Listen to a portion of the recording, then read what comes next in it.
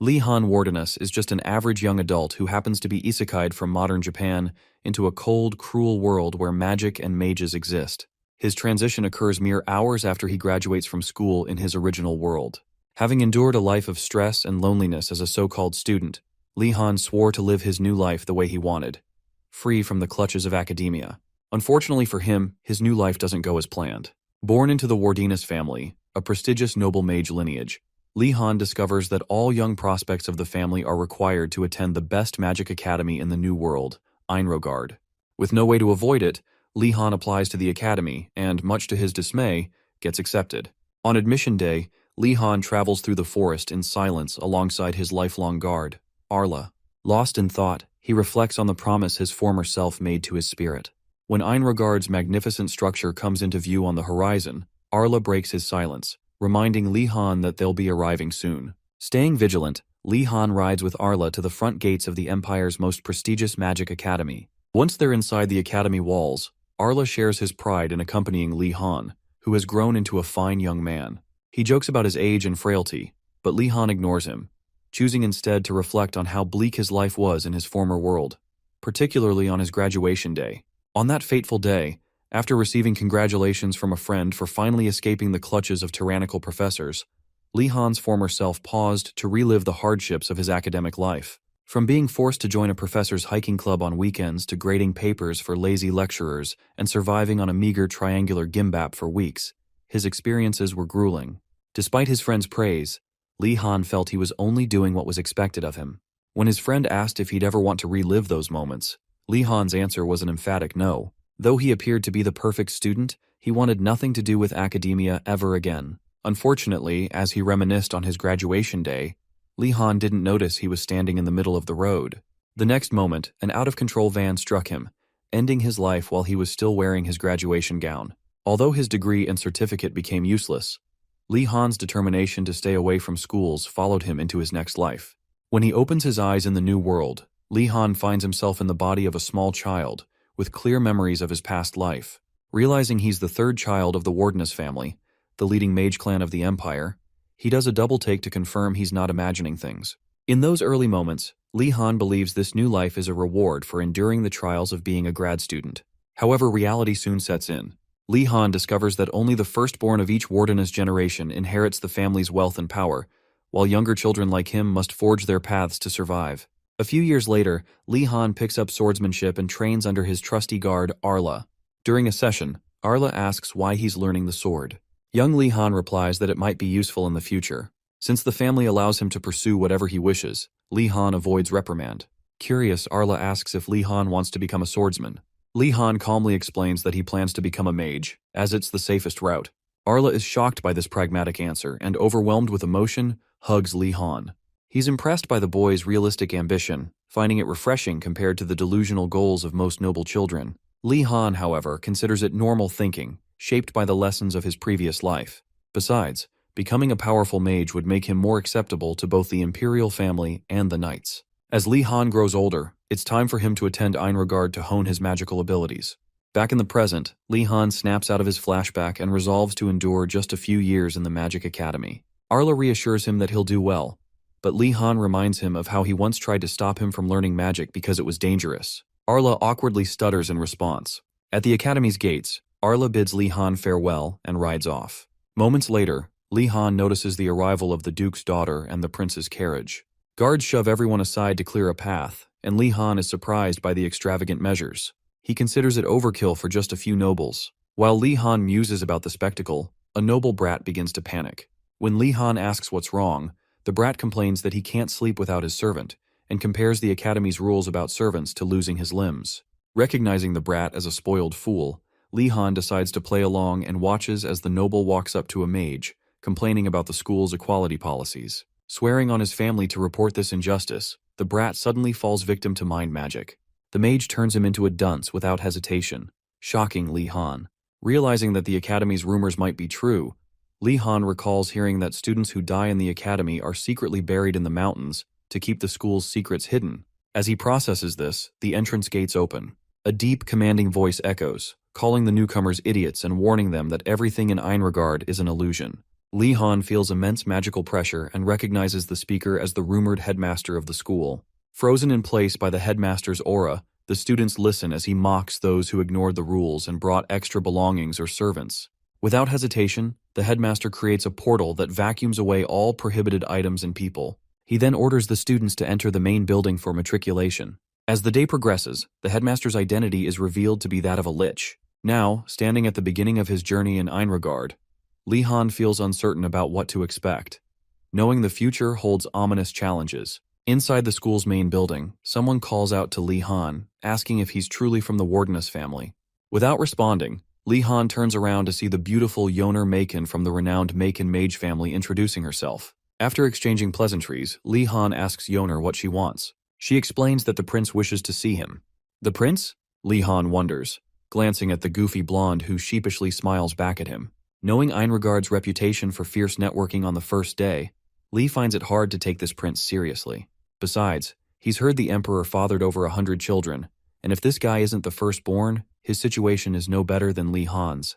Given that the emperor has refused to support his lesser offspring, Li figures the prince might be even worse off than himself. After all, everyone here hails from prominent families, making the royal family's position weaker in comparison. Yoner snaps him out of his thoughts, asking if he's coming with them or not.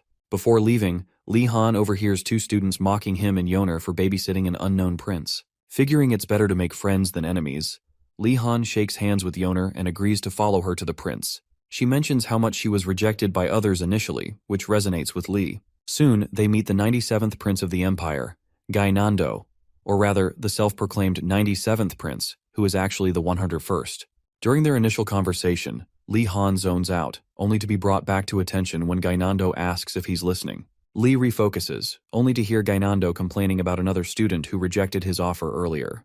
Despite finding Gainando childish, Li humors him by fueling his ego. However, Gainando's responses confirm just how immature and insecure he is. To make matters worse, Gainando grows jealous of another student talking to Ardenart, the 44th princess of the imperial family. Unlike Gainando, Ardenart exudes elegance and grace befitting royalty, making it natural for others to gravitate toward her. Gainando asks Li Han to confront the student on his behalf, but Li advises him to behave like a true noble and avoid bullying people. Gainando argues that he's not a bully and asks for Li's suggestion. Li offers two options: forgive them or challenge them to a duel. Realizing how extreme a duel would be, Gainando decides to forgive his half-sister Ardenart for doing nothing. Later, Yoner finds Li patting Gainando's head and commends him for putting up with the prince's nonsense, something she admits even she couldn't manage. Curious, Li asks why she continues to babysit Gainando despite being just a relative. Before she can answer, the headmaster Lich appears out of nowhere, commanding everyone's attention. Li Han observes the headmaster and speculates on what he might have lost to become an undead Lich. The headmaster begins by asking the freshmen why they think they're called Ironheads. Ardenart guesses that it's because their symbol is steel, earning her sarcastic applause and fake dormitory points from the headmaster. When she asks if there's a point system, Lich admits there isn't and warns the students to learn how to see through lies. The headmaster reveals that the freshman symbol is actually iron, launching into a speech about the qualities of steel and its utility. After catching them in another lie, he chuckles before delivering the real insult. Their symbol is steel because their brains are empty. The mocking shocks Li Han, who notes that the headmaster's overwhelming magical power prevents anyone from talking back. To Li's surprise, he manages to move his arm despite the dense magical pressure. This realization encourages him to adapt to the environment. Noticing Li Han's movement, the headmaster is surprised but doesn't comment. For his final prank, the headmaster opens a large door to reveal a grand dining hall filled with food. He invites the students to feast and recover from their travels. Without hesitation, the noble brats rush to their seats, eager to devour the sumptuous spread of cheese, butter, fried chicken, and charcoal-grilled fish. But just as they're about to dig in, the food vanishes, and the headmaster reappears, mocking them for not paying attention. At this moment, Li Han realizes that the headmaster must have lost a significant part of himself to become such a cruel and twisted creature. The headmaster declares that Einregard's primary goal is to produce great mages by fostering a driving force: desire. He distributes each student's uniform, a loaf of commoner's bread, and a rice ball. The meager rations prompt Gainando to complain, calling it excessive. The headmaster sarcastically encourages his attitude and reminds the students that if they want better food, clothes, or equipment, they'll have to obtain it through magic. The academy's rule is simple: they must fend for themselves. Soon after, one of the students considers contacting someone outside the academy to smuggle in supplies for him to use. Unfortunately for him, Headmaster Lich overhears him whispering his plan to a friend and encourages him to continue with such a foolish attitude. Following this, the headmaster informs the first years that they are prohibited from leaving the school grounds and are also not allowed to ask their seniors for assistance. With that, the headmaster concludes his matriculation speech and wishes the greenhorns well. After the headmaster leaves, Li Han reflects on how every school seems to have eccentric professors. Even in his previous life, the professor in the next-door lab during his graduate studies had the same crazy look in his eyes as the headmaster, the eyes of insanity. Just then, Ganando shows up, complaining to Li Han about the unfair treatment they're receiving at the academy. Based on how much the prince is whining, Li Han concludes that Headmaster Lich is still better than the professor he knew. At least here, they've been provided with food, board, and clothing, which is more than he could say for his old school. At this point, the spoiled prince throws a tantrum at Li Han for not taking his complaints seriously. Due to the Wardeness family's focus on magical research rather than social standing, little is known about them, even in noble circles, leading to many misunderstandings. Gainando, believing Li Han must have lived in poverty, notes that his maids eat better food than what the school provides. Offering to help, Gainando invites Li Han to his house sometime, to which Li Han, clueless, thanks him. Moving on, Li Han suggests they head to their dorms to secure a room before it's too late. Although Einregard accepts students based on talent, regardless of status, they still divided the dormitories into 4 sections to prevent disputes between the noble brats. The first dorm, the vainglorious Blue Dragon's Tower, is for those with noble dragon blood, primarily the royal family and highly reputable nobles like Li Han. The second dorm, the eternally burning Phoenix's Tower, houses those who have given everything to the divine flame, disciples from various religious orders. The third dorm, the lightning-biting White Tiger's Tower, is reserved for the bloodline of knight families who are prepared to walk the path of both knight and mage. Lastly, the omniscient Black Turtle's Tower is for those with endless patience. Peasants, servants, slaves, clowns, homeless bums, merchants, and newly rising low nobles are placed here. Members of the last dormitory are typically of lower status and often looked down upon, which can leave them in low spirits. However, Li Han sees them as great business partners for his future empire. The smug look on his face as he surveys the commoners causes them to feel uneasy about his intentions. In Li Han's mind, though, he knows that befriending these commoners is essential for gaining real-life business experience.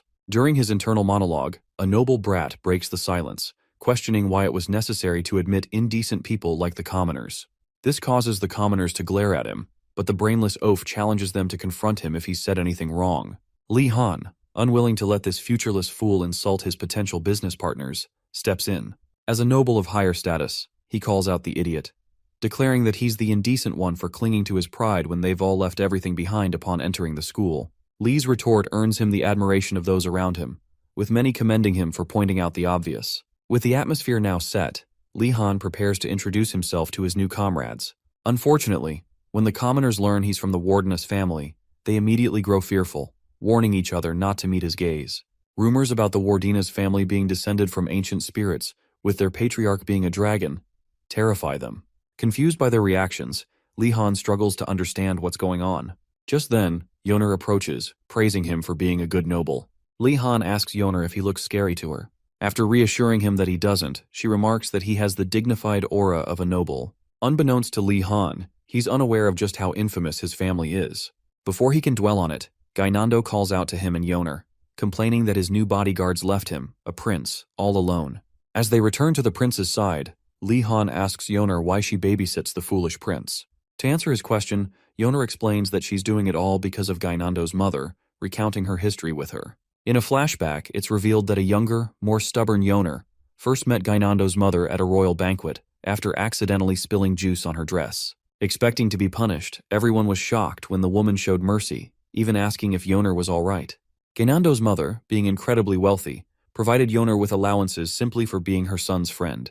Li Han quickly deduces that if that's the case, he too should become friends with Gainando to earn his mother's favor.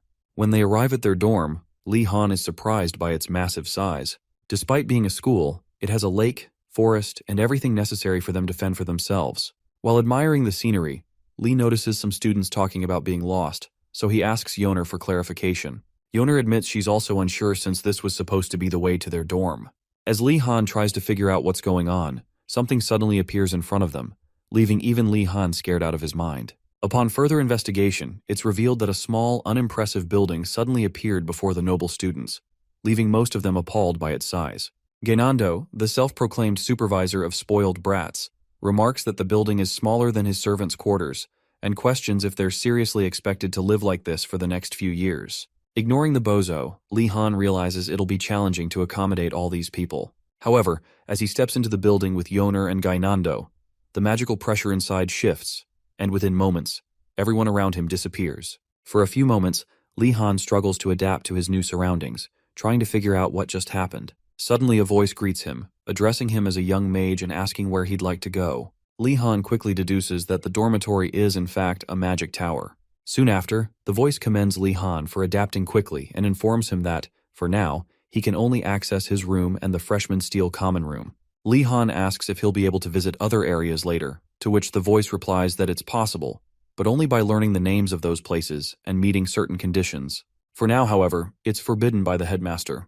Frustrated by yet another restriction imposed by the headmaster, Lee Han orders the voice system to take him to his room, and it complies. After settling into his room, Lee Han picks up a book titled About Einregard, and soon understands why it's the only mandatory subject in the entire school. According to the rules, every first-year student must attend all classes for a month before they're allowed to choose their subjects.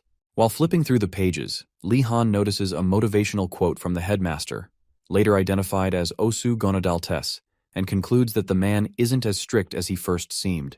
In fact, Lee Han finds Einregard far easier than the grueling grad school experience in his past life.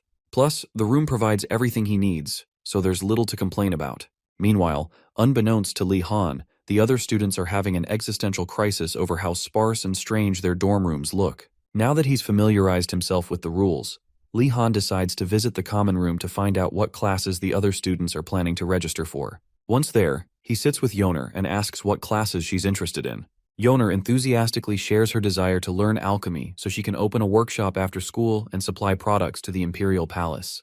Impressed, Lee Han compliments her ambition, and Yoner asks if he wants to join her. Not wanting to discourage her, Lee Han carefully explains that running an alchemy business isn't easy, and he'll need to think about it. In the Empire, such a venture requires cutthroat tactics to succeed, and Lee Han has no intention of making his life harder. Instead, he decides to focus on stable subjects. Yoner, curious, asks what subjects Lee Han is interested in. He carefully considers his response. His main goal is to take subjects with less competition and easier grading, aiming to become a civil servant for the Imperial Palace eventually. However, saying something mundane to someone as passionate as Yoner might discourage her. To avoid this, Lee Han tells her he plans to take all the classes for a month before deciding, so he doesn't make a rash choice. Just then, Gainando rushes toward them, dread written all over his face, yelling for their help because he thinks someone has broken into his empty room. Hearing his baseless cries, Yoner and Lee Han ignore the fool and continue their discussion. The next day, Lee Han and his classmates attend their first class, Understanding the Basics of Magic. The subject is mandatory for first years, with classes held separately for each dormitory. On their way to the classroom, Lee Han notices the other students looking sullen and asks Yoner what's wrong. Yoner explains that most of them are hungry and can't sleep properly because their beds are uncomfortable. Surprised, Lee Han wonders if their situation is that bad. He recalls a particular moment from grad school when his buddy offered him a protein bar as their only food for the day. Back then, their schedule had no breaks, and eating protein bars was the norm. On one such occasion, his friend promised that the professors would treat them to a feast once the schedule was over. Lee Han had jokingly sworn to kill him if it turned out to be ramen. Of course, when the time came, it was the same old cup noodles and triangular kimbap as always. If he had managed to survive that, this situation would have been a cakewalk. Finally, the students arrive at the classroom for their first lecture. Relieved that the room is on the first floor, their relief quickly turns to shock when they open the door and find a troll, dressed in clean clothes, standing at the podium. Trolls are notorious for being ferocious and tyrannical monsters, so seeing one in a classroom is beyond their expectations. Without hesitation, the troll welcomes them and urges them to take their seats. Once the students are seated, the troll introduces herself as Garcia Kim, a half-troll, and reassures them that, while she understands their fear, there's no need to worry. She doesn't eat people unless she's very hungry. While Garcia is obviously joking, the students believe her for a moment. Eventually, she regrets making the joke and begins her lecture. Before diving into the lesson, she explains that most of the magic skills they'll learn in her class won't be practical until they become adults, because magic is inherently dangerous. However, as seeds of mages who bear the nickname Steel, Her lectures will introduce them to the fundamentals of magic and help each of them identify the element that best suits them. As they embark on this journey, Garcia promises to be their compass and urges them to start with the basics. Her first question to the class is, "What is magic?" Almost immediately, the teacher's pet, Ardenart, stands and confidently provides an answer. Pleased with her response, Garcia praises her and elaborates, explaining that magic is the act of borrowing both magical and mana power from the origins that shape the world. Everyone admitted to the school should have the ability to sense magic power and recognize it. More importantly, using magic requires more than awareness. It demands the precise combination of magic and mana power to achieve the desired results. Garcia continues, explaining that while magic often relies on incantations, reagents, or specific movements, the core of magic lies in one's will.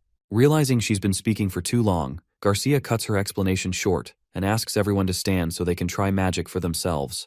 She instructs them to take out their staff and focus on gathering their magic power. As they follow her instructions, she advises them to maintain control over their magic power while imagining an image of light. For Yoner, controlling magic power feels particularly challenging, as if she's trying to rein in a wild horse that could throw her off at any moment. As the students concentrate, Garcia tells them to complete the spell by shouting a short incantation. "Oh, light!" She reassures them that using short incantations helps them maintain focus. Li Han, who has been paying close attention, carefully lists the steps to cast and attempt the spell. Predictably, he doesn't succeed on his first try, but he manages to create a faint, unstable light on his wand. Soon the other students follow suit, with Yoner, Ardenart, and even Gainando successfully producing light. However, Gainando's magic quickly spirals out of control, forcing Garcia to intervene to prevent him from harming himself. Following the incident, Garcia sternly warns the class to focus on controlling their magic power, emphasizing that failing to do so could lead to serious consequences. She reassures them that it's her job to prevent such accidents and encourages them to continue practicing as long as they have magic power. After the second attempt, many of the noble students begin complaining, and about a third of the class gives up entirely. Garcia knows that Illuminate is the most basic spell, but even so, mastering it requires at least a month of practice. For now, the students will have to discover this reality for themselves, as she can't spell it out for them. Undeterred, she encourages them to attempt the spell a third time. By the end of this round, half the class is exhausted and gives up. The cycle repeats, with more students dropping out each time, until the sixth attempt, where only one student remains standing, Li Han. Before trying the spell for a seventh time, Li Han signals Garcia, apologizes for interrupting, and asks if he can continue practicing since he's the only one still trying. Garcia is stunned, wondering how he's managed to survive 7 attempts. Even if he had abundant magic power, most students would have depleted their mana reserves by the 5th attempt. Garcia takes a moment to explain that magic power, known by different names among various tribes, is the core energy source for mages. Since magic power is consumed with each spell, inexperienced young mages often run out quickly. The fact that Li Han is still standing after 7 tries is extraordinary, and something she needs to investigate. She asks for his name, and Li gives it, omitting his family name, Wardenus, which impresses her. Garcia invites Li Han to the podium and asks him to give her his hand. When he complies, Garcia assesses his mana reserves and is overwhelmed by what she senses, a vast ocean of mana that makes her feel as though she's drowning. Noticing the alarmed look on her face, Li Han asks if something is wrong. Garcia quickly regains her composure, denies any issues, and urges him to visit her after school. Li Han nods and returns to his seat. Resuming the lesson, Garcia reassures the class not to feel discouraged by their rapid mana depletion. With practice, they will learn to reduce their mana consumption and naturally increase their reserves. However, she cautions them against over-practicing, as it could lead to injury. Wrapping up, Garcia reminds the class not to take her jokes about eating students too seriously and concludes her first lecture. Later that day, Li Han visits Garcia's office to find out why she wanted to see him. Garcia explains that she's already heard about him from the headmaster. That's right, the eccentric lich had already snitched on him. Even so, Garcia reassures Li Han not to worry. Although the headmaster may seem crazy to the average person, he has a kind heart. Another lesser-known fact about the headmaster is his sharp eye for talent. He always notifies professors about new students. Over the years, his comments about freshmen have been limited to 1 or 2 average remarks about troublemakers and prospects. But this year, his focus is squarely on Li Han. According to him, Li Han possesses great foolishness, a term used in the East to describe someone with immense wisdom. So, despite the seemingly insulting phrasing, the headmaster likely means that Li Han has the potential to achieve greatness in the world of magic. Having experienced Li Han's immense mana firsthand, Garcia is curious about what kind of student he will become, and feels she can expect great things from him. After giving her a moment to finish her train of thought, Lee Han calls her attention back to the present, waiting to answer his earlier question. Knowing she can't simply divulge everything the headmaster has said, Garcia instead tells him she wanted to meet because of his exceptional mana reserves. While Lee Han already knows this, he feels disappointed, suspecting there must be more to it. Just then, Garcia continues, explaining that his mana is so vast that she can't even estimate its limits. Lee Han stands there stunned. Garcia elaborates that the amount of mana one possesses is a form of talent.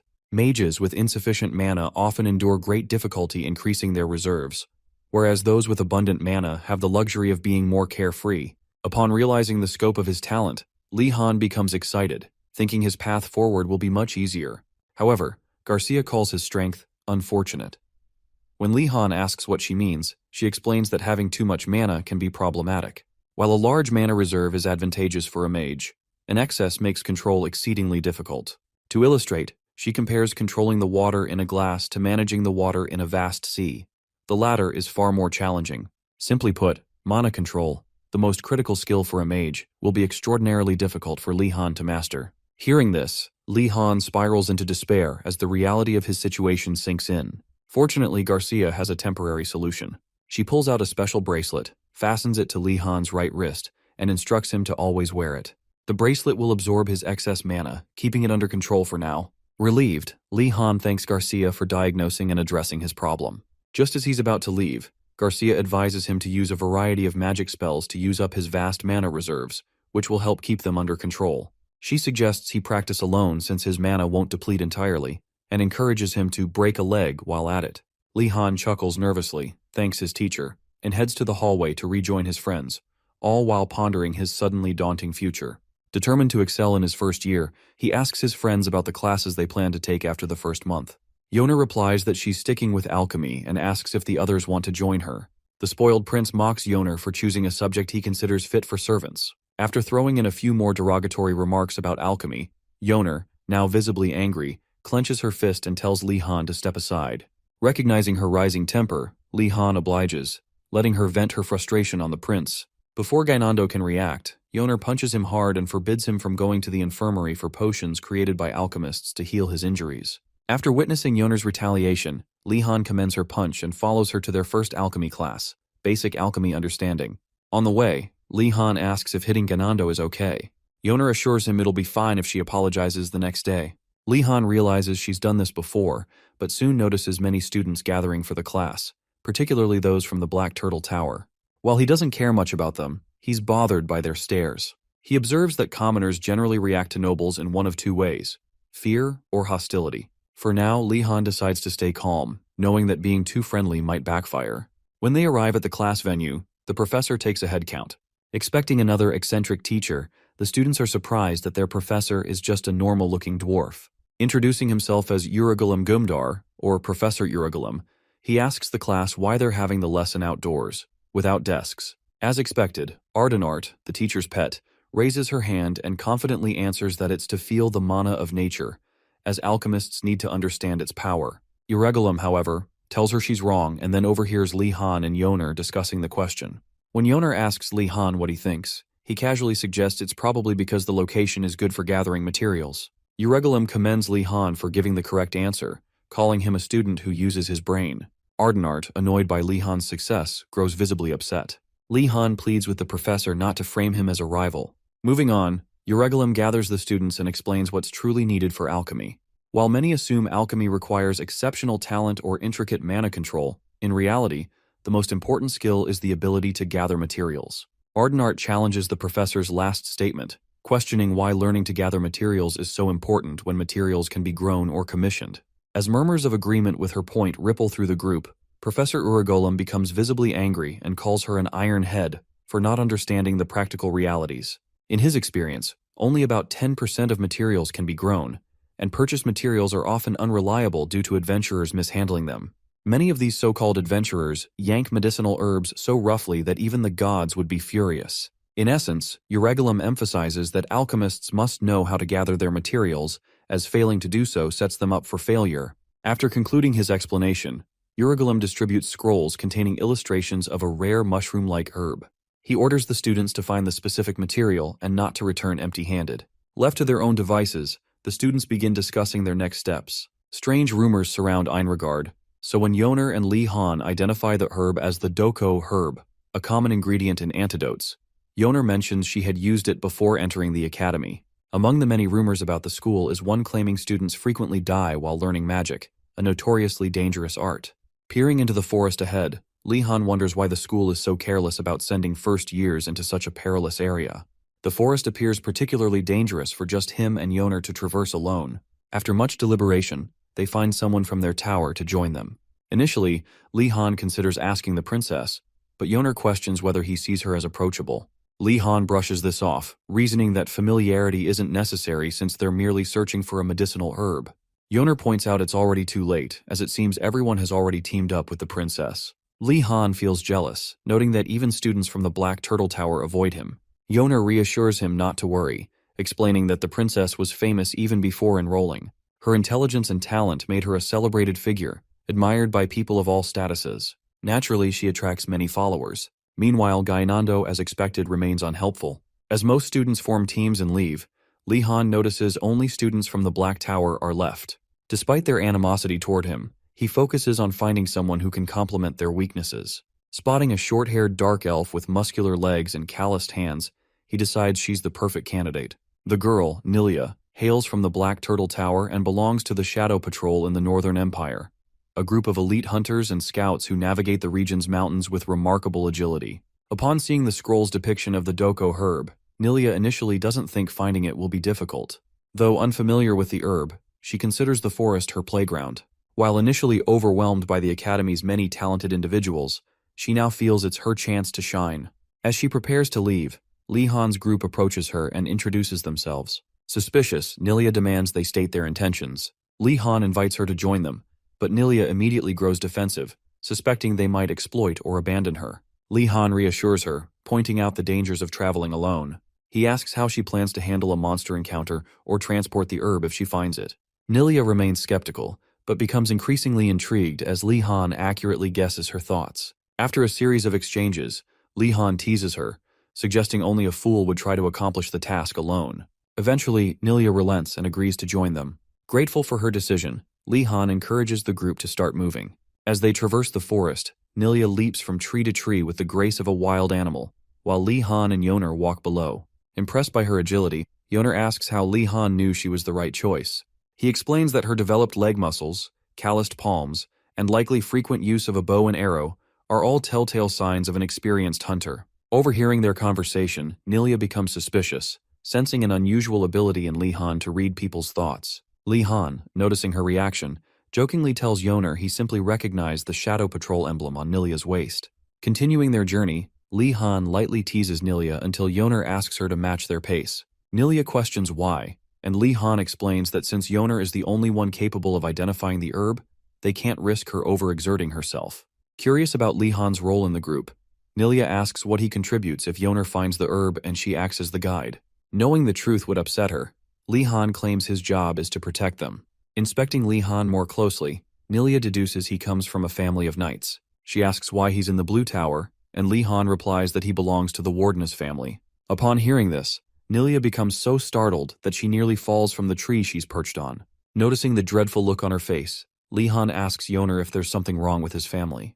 Yoner reassures him, explaining that it's normal for famous noble families to be surrounded by crazy rumors. However, the Wardeness family is particularly infamous. Some believe the Wardeness patriarch is a dragon who burned entire hordes of undead with his breath during the Undead Frenzy incident. Others claim the Wardeness made contracts with ancient spirits to gain their unparalleled magical talent, losing their emotions in the process. There's even a story of a Wardeness mage destroying an entire city during a riot. Hearing Yoner's explanation, Li Han realizes the world sees his family as monsters who leave destruction in their wake. But is it so wrong for Grand Mages to intervene during major incidents? Yoner reassures him that such rumors don't matter and advises him not to dwell on them too much. Meanwhile, Nilia notices the pain on Li Han's face and concludes he's not as emotionless as the rumors suggest. Tired of the somber mood, she urges them to keep moving. After walking a few more miles, Nilia spots something unusual ahead and stops the group to investigate. They discover massive monster footprints. Judging by the shallow impressions, the creature tried to avoid leaving traces. Nilia's inner scout gets excited, marveling at how well trained the monster must be. Yoner, however, feigns interest, and Nilia quickly catches on. Apologizing for rambling, Nilia tells Yoner it's fine if she isn't interested in her observations. Surprisingly, Li Han shows genuine curiosity and asks Nilia for more details. Taken aback, Nilia questions if he's serious. Li Han assures her there's nothing wrong with his interest. Nilia comments that someone from a prestigious family like his isn't expected to admire such crude crafts, but warns him to stay alert. She explains that not only is the creature large, but it's impossible to predict what else might be lurking nearby.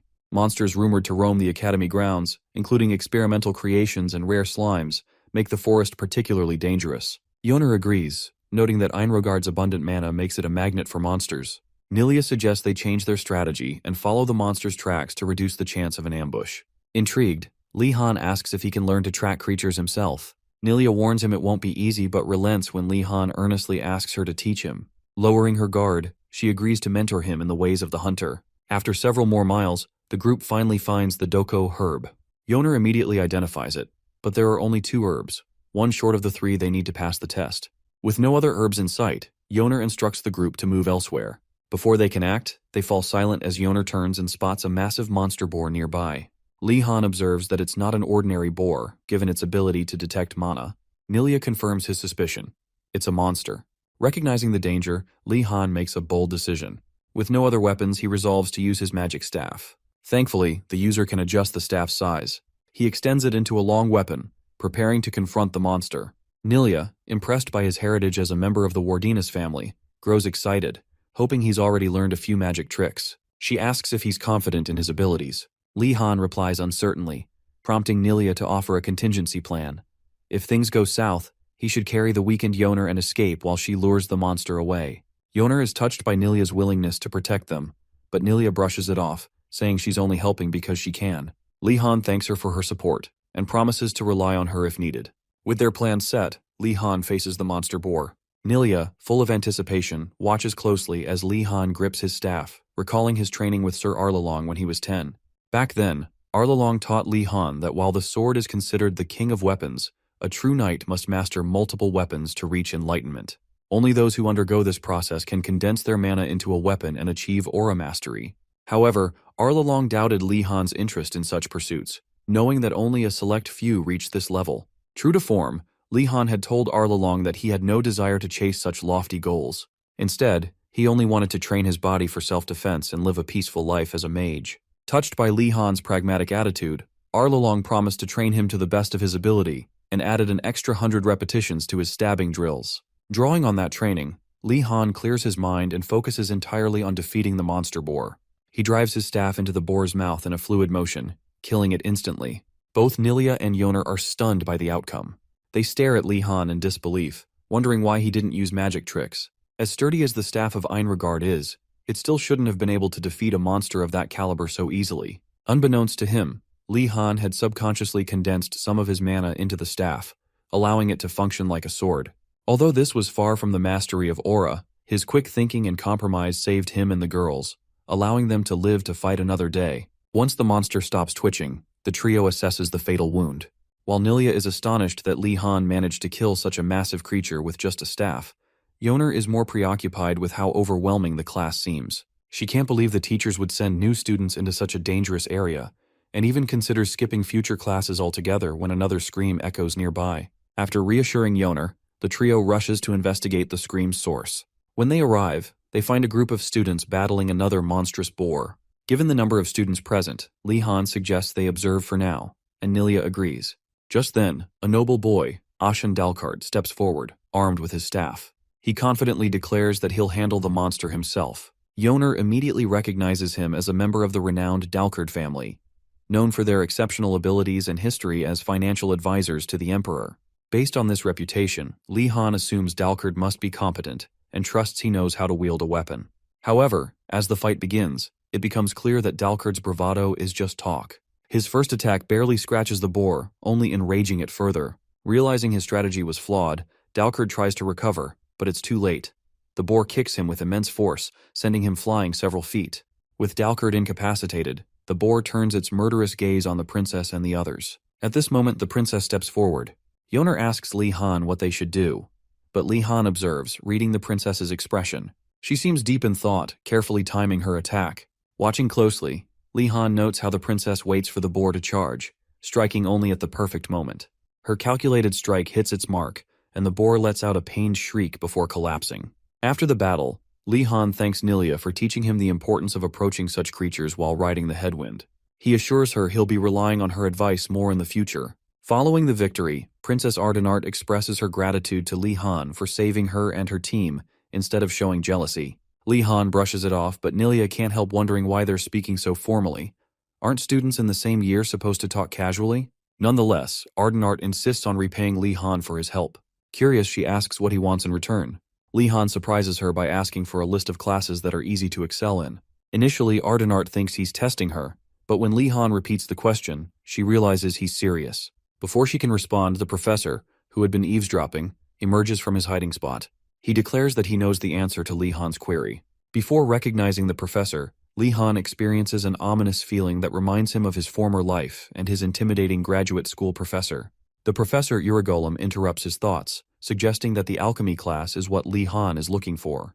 Calming himself, Li Han responds that success in alchemy should be achievable with passion and dedication. Intrigued by Li Han's enthusiasm, Uragolem promises to help him develop the passion and love he speaks of. However, Li Han notices the envious glares of the other noble students who resent the professor's interest in him. Undeterred, Li Han informs Uragolem that he still wants to explore other options. Taking the hint, Uragolem wraps up the class for the day. Unfortunately, other groups weren't as lucky. They encountered no boars. Nonetheless, their experience sufficed for the lesson. Just then, sporting a black eye, Ashan confronts Uragolem, accusing him of intentionally leading the students into danger. Uragolem explains that the purpose of the exercise was to expose the students to various scenarios they might face while gathering herbs, whether to fight, flee, dodge, or hide, as an alchemist should be prepared for all possibilities. Upon hearing this, Yoner questions whether they still need to submit the Doko herb, given the danger they endured to collect 3. Uragolem, surprised that any group managed to find the herb, praises their efforts and rewards them by passing all 3 students. He also mandates that Li Han join his alchemy class. Inwardly, Li Han feels trapped, but he resigns to this new reality and tells the professor that he'll do his best to take the class as learning alchemy is his dream. After hearing everything Li Han said, Uragolem begins to see him as mature, far more grounded than someone his age typically would be. Having killed the boar monster and obtained the Doko herb, Uragolem rewards Li Han with a special privilege. He grants Li unrestricted access to his cabin in the forest for the remainder of the semester. Initially confused, Li Han imagines being overwhelmed with endless chores, but Uragolem clarifies. The cabin, he explains, is stocked with the one thing new students desire most: food. While they might not appreciate it now, Uragolem assures them that after a week of eating the school's subpar meals, they'll sing his praises. Li Han weighs his options and realizes how hard it would be to survive on the bland food provided by the school, especially since the noble children have their tower with better provisions. With Uragolem's cabin boasting fresh ingredients, including spices and vegetables foraged from the forest, Li Han concludes he's essentially been given a semester-long buffet pass. His frown shifts into a smile as he shakes Uragolem's hand, declaring that alchemy is the best. Uragolem, amused, replies that he's already growing fond of Li Han, feeling like they're kindred spirits. However, the cheerful mood doesn't last long, as Uragolem releases the injured boar back into the forest. The noble brats whine about the grueling practical work, swearing never to attend the class again. Meanwhile, Li Han suppresses his annoyance at the school and focuses on the immediate task, managing rations. Accompanied by Nilia and Yoner, Li Han heads to Uragolem's cabin. After setting the boar carcass aside, he wonders if he can butcher the animal alone. Noticing the dread on his face, Yoner offers to help, provided she gets some meat in return. Li Han, suspicious of the look on her face, asks if she'll be okay. Yoner reassures him, while Nilia questions whether he will butcher it himself, pointing out that nobles typically avoid such tasks. Li Han stands and asks her teasingly if she's vegan or just hates meat. Embarrassed by the question, Nilia decides to prove her worth by demonstrating her hunting skills. With Nilia's expertise as a hunter and Yoner's family background in handling materials, Li Han concludes they can manage the task together. Soon after, Uragolem returns with the necessary equipment and hands it to them. Armed with the tools, Li Han takes the lead, skillfully butchering the boar. Even Nilia is surprised by his proficiency, assuming he is too noble to handle such work. Once the skin is removed, Li Han separates the lean meat and hangs it on wooden branches. He urges his companions to save the intestines to make sausages later, reasoning that every part of the animal should be preserved given their uncertain circumstances. While the meat is smoking, Eurygalum visits them and commends Li Han's foresight. Opting to smoke the meat as a preservation method shows excellent survival instincts, especially for someone who has only been at the school for 3 days. Eurygalum marvels at how far Li Han has come in such a short time. When the smoking is complete, Li Han casually asks the professor for bread and butter, claiming he must be hungry. Unable to refuse, Eurygalum obliges, bringing out the finest ingredients from his pantry. Before long, the outdoor table is laden with delicious food and jams. Everyone digs in, savoring the meal. Yoner compliments the professor on the jam, noting how it elevates the tender, smoky meat Li Han prepared. As they enjoy the meal by the flowing spring, Eurygalum encourages them to eat their fill, reminding them they won't get such high-quality food often. For the first time in days, the trio relaxes, enjoying their companions and the professor's presence. Afterward, Li Han and Yoner package the leftover smoked meat into rations and discuss what to do with it. Unable to eat more, Nilia suggests sharing it with the other students in their tower. Misunderstanding her intent, Li Han and Yoner assume she wants to sell the meat. Nilia clarifies that she never said that, but Li Han points out that most of the Blue Dragon's tower students are wealthy enough to pay, and it wouldn't hurt to make some money. As Li Han and Yoner congratulate themselves on their plan, Nilia shakes her head, baffled by how nobles think. Unaware of their goals, she asks if they plan to sell the meat. Li Han asks if she wants a share of the profits, but Nilia insists she only wants to give it as a gift to her friends. Li Han shrugs and tells her to do as she pleases, but warns she might regret not capitalizing on the opportunity. Yoner chimes in, claiming friendships might fade, but riches are forever. Exasperated, Nilia tells them to stop, while Eurygalum, silently observing, realizes the trio are talented yet troublesome individuals. Despite the impending headaches he anticipates from them, he decides he's ready for whatever chaos they bring. When Li Han and his friend Yoner return to the vainglorious Blue Dragon's tower, a strange tower usually isolated from the main grounds and surrounded by the fresh scent of the forest, they immediately start barbecuing some of the meat they brought from Eurygalum's cabin. Their goal is to let the savory aroma fill the entire dormitory and draw in potential customers. About 30 minutes into their plan, the other noble brats begin to smell the familiar scent of roasted meat. At first, they're confused, as it's a smell they didn't expect to encounter while enduring their struggles. But soon enough, Li Han calls everyone over, inviting them to try his barbecued meat. Almost instantly, the students gather around their makeshift restaurant, asking questions about what's going on. Li Han reassures them and grabs their full attention, announcing that they've prepared everything for everyone. However, before letting them dig in, he informs them that the food will cost 2 silver coins per person. Despite the price, no one complains. Good food is a luxury they're eager to enjoy again. Before long, the noble brats sit down and devour as much meat as they can, savoring the tenderness and spice. As Li Han and Yoner watch their customers eat, they tally up their sales and are pleasantly surprised by how many plates they've sold, even after tripling the price. Then again, the students have no other choice. They're too clueless to figure out how to obtain meat themselves. In other words, it's a win-win situation for both sides. Around that time, Gainando finally recovers from Yoner's punch and gets back on his feet, his stomach growling loudly, and he wonders what all the commotion outside is about. It doesn't take long for him to catch the irresistible scent of barbecued meat, so he heads outside to investigate.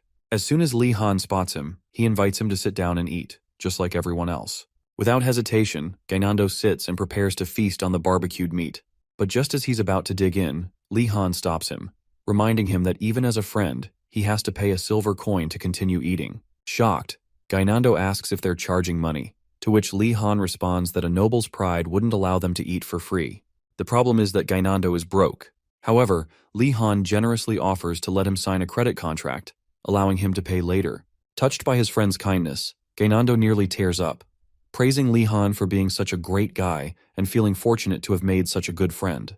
As Gainando obliviously signs the contract, thinking he's hit the jackpot, Li Han and Yoner keep quiet and let him enjoy his meal in peace. With that, the good day comes to an end, and everyone heads to bed satisfied. The next morning, the students from the Vainglorious Tower gather in the same classroom for their basic magic personality education class. Many of the nobles wonder why they're required to take such a class when they already see themselves as perfect. Li Han can barely stand the arrogance of these fools but maintains his composure, refusing to get worked up over their nonsense. Suddenly, the headmaster appears out of nowhere, welcoming the students to his class. When they realize the headmaster is also the personality education professor, they're immediately filled with fear, careful not to say anything that might provoke him. The headmaster, noticing how well-fed they all look, scolds them for taking over a month to find food. One of the foolish nobles speaks up, asking if the headmaster expected them to find food on their own. But before he can continue, the headmaster silences him, informing the students that he's relieved their empty heads finally figured out how to get decent food. Internally, the headmaster recalls how the Blue Dragon's tower has always been the slowest to find food, with the Black Turtle's tower being the fastest and the White Tiger's tower the second fastest. The Blue Dragon's tower, composed mostly of privileged nobles, often struggles with tasks like these, as they've never faced any real hardship. However, this year the headmaster is impressed with how quickly they've adapted. He's well aware that Li Han is the mastermind behind their success and makes eye contact with him, acknowledging his leadership. From the moment he saw Li Han during matriculation, he knew he was different.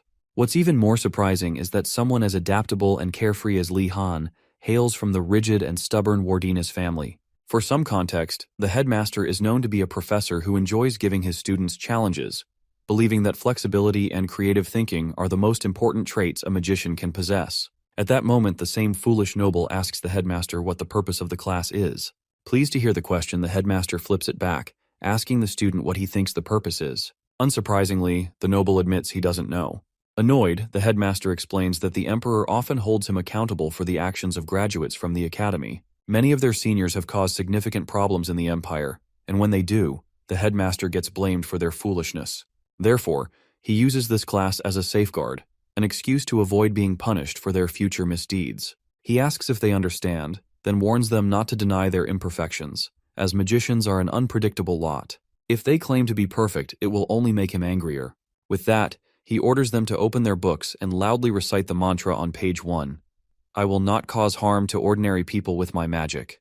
Li Han stands there, dumbfounded, wondering if this class could truly fix the rotten personalities of his fellow nobles. Eventually, the headmaster grows tired of the students' chatter and orders them to stop, expressing his hope that the class will help them develop kinder personalities. Moving on, he asks for 2 volunteers to assist him. Immediately, everyone averts their gaze, sensing something suspicious in his request.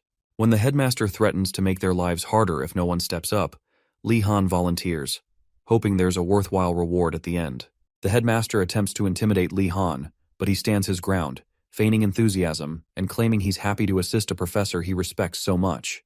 The headmaster easily sees through the lie but doesn't press the issue, knowing Li Han is only in it for potential benefits. As the professor speaks, Li Han realizes the headmaster has already figured out his true motive. Just then, Gainando, thinking Li Han is making a terrible mistake, calls him out, asking if he understands what the crazy headmaster has planned for them. Before he can continue, another noble interrupts, explaining that Li Han is sacrificing himself to protect everyone else from trouble. Touched by this supposed act of selflessness, Gainando decides to step up for his friend. Unfortunately, his cowardly legs refuse to cooperate, and before he can act, someone else volunteers. The headmaster identifies the second volunteer as Ashan Dalkard, a member of a family known for its proficiency with documents, and immediately makes a snide remark about his name. As Ashan responds, Li Han recalls him from the monster boar incident and wonders if Ashan has the same goal in mind as he does. When Ashan finishes speaking, he turns to Li Han and explains that this is his way of repaying him for his previous help. Li Han tries to dissuade him, but Ashan boasts about his family's skill in calculations, giving the headmaster the impression that the 2 boys are on good terms. However, the headmaster abruptly cuts them off, assigning them the task of copying down all the student safety rules by the next class. Both Li Han and Ashan are left dumbfounded. Later that evening, the boys stay behind after class to get a head start on their task. After hours of writing, Ashan snaps, his rage boiling over. He swears never to forgive the headmaster for this bullshit, especially since he knows he could have completed the task in an instant using magic. Li Han watches Ashan's outburst, silently hoping he doesn't collapse from the stress. Reflecting on the situation, Li Han suspects the headmaster deliberately gave them this tedious task to encourage them to use magic once they become too frustrated to continue manually. Unfortunately, they lack even basic magical skills, like illuminate, so using magic to write seems impossible. At that moment, an idea strikes Li Han. He reasons that the headmaster, if he has any shred of conscience, must have left them a hint somewhere. Ashan notices Li Han's sudden silence and asks what he's doing. Li Han replies that he's looking for anything that could help them solve their predicament. Ashan hesitates, asking if such actions might be considered stealing. Li Han argues that since they weren't given explicit rules, searching for a solution in the headmaster's hall shouldn't count. Realizing the logic, Ashan agrees, rationalizing that occasional stealing is fine if it's necessary. They decide to split up and search the room for clues. After scouring the hall without much success, Li Han stumbles upon a drawer glowing with a green light. He calls Ashan over, sensing mana emanating from it. Curious, they open the drawer, only for the headmaster's lich head to pop out, laughing at their supposed stupidity. Though Li Han recognizes it as illusion magic, he remains cautious, expecting further tricks. The headmaster's pre-recorded message plays, mocking them for resorting to this method and joking that it would be embarrassing if they had waited too long to think of it. Finally, he provides them with instructions for using first circle magic scrolls, specifically basic control, urging them to learn it as soon as possible. With that, the message ends, leaving the boys to figure out the rest. Furious with the headmaster's teaching methods, Ashan throws a tantrum and suggests filing a complaint. Li Han, ignoring him, begins studying the papyrus scroll. When Ashan presses him further, Li Han asks if he thinks complaining to the crazy headmaster will work. Realizing the odds are slim, Ashan drops the idea and reluctantly joins Li Han in practicing basic control. After repeated failed attempts to lift a single feather pen using magic, Ashan exhausts his mana and collapses, leaving Li Han to press on alone. Despite the apparent simplicity of magic, Li Han understands its complexity. Mana is delicate and gathers differently for everyone. Determined, he focuses intently, treating this as a life-or-death situation. After reciting a few motivational mantras to himself, Li Han attempts to move the feather pen one last time. To his amazement, it moves. Both boys stare in shock, realizing they've made their first breakthrough in magic, and Ashan gets scared of Li Han Wardness's power.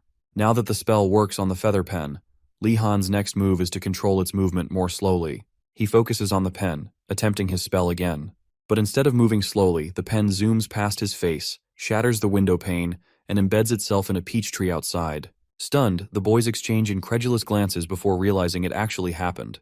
To make sense of the incident, they consult the papyrus scroll and discover they need to solve two key challenges to master basic magic control. First, they must complete the spell. Then, they must maintain their focus to control the object.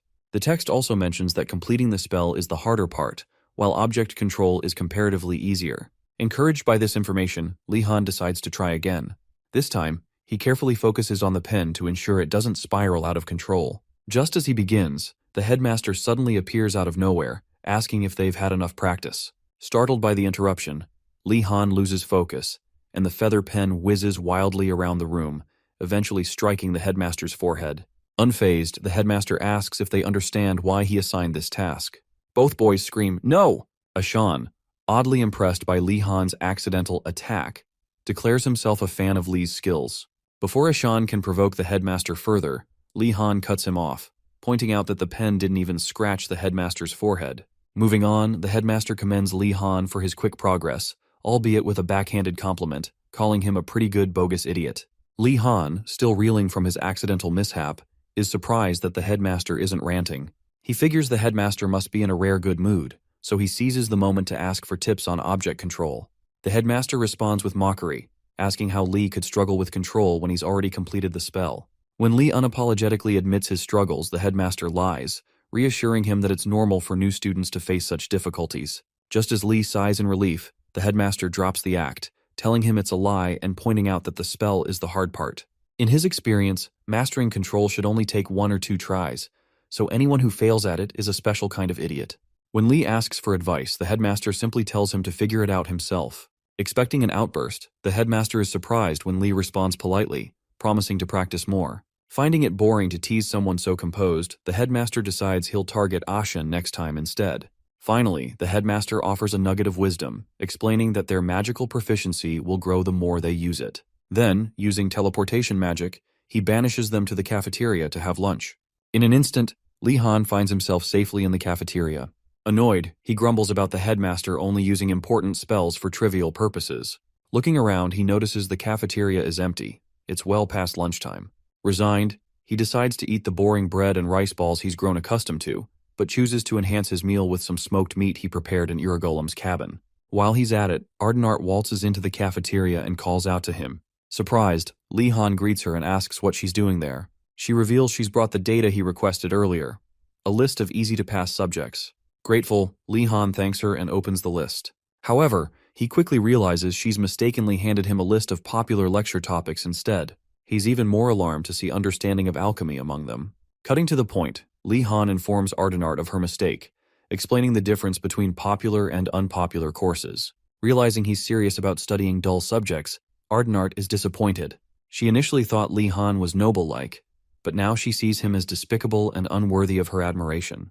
Reluctantly, she retrieves the correct list of unpopular courses and hands it over. Glancing at the new list, Li Han immediately understands why these topics are unpopular. The first, basic swordsmanship, is unappealing because no one at a magic school wants to learn sword fighting. The second, repeated practice of basic magic battle, is disliked because most students are more interested in research than combat. However, none of that matters to Li Han. His goal is to learn skills that will help him protect himself. Happy with the list, Li Han thanks Ardenart, who promptly leaves. The next morning, Li Han heads to the first lecture on his list, alone. His friends, Gainando, Ashan, and Yoner had all refused to join him, and he understands their reluctance. In matters concerning professors and lectures, Li Han knows there's no such thing as consideration. Professors don't care about their students, nor do they care about their fellow lecturers. This is why Li Han opts for a subject he cares little about so he can focus on more important ones. Steeling himself with this mindset, Li Han arrives at the entrance to the school's basement, where his next class is held. Though the staircase leading down appears ordinary, Li Han senses something ominously wrong with the place. Over time, warnings have circulated among Imperial students about the dangers of entering magic towers. Though they may look ordinary from the outside, once inside, escape becomes nearly impossible to clear. Even as a child, Li Han would read horror stories about people trapped forever in such towers, using them as cautionary tales. One night in his youth, young Li Han asked Arlong whether the stories about magic towers were mere fairy tales. Back then, Arlong admitted that while the tales might be exaggerated, there was truth to them. Anyone who enters a magic tower is unlikely to leave. In fact, Arlong added grimly, they might die before they even realize it. The once cheerful Li Han quickly sobered, breaking into a nervous sweat. Now older and a student at Einregard, Li Han has come to see his school as the final form of a magic tower.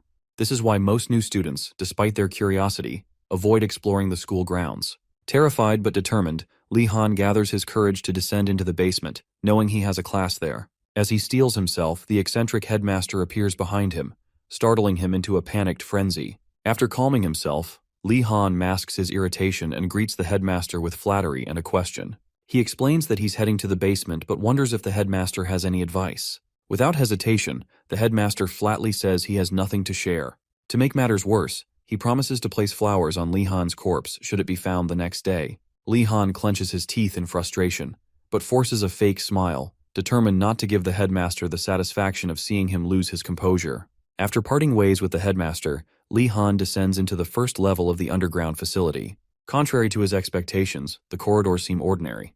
When he reaches the classroom entrance, he overhears two students chatting about the class. Briefly, he feels relieved that he might not be alone, but the feeling vanishes when one of the students realizes they've made a mistake.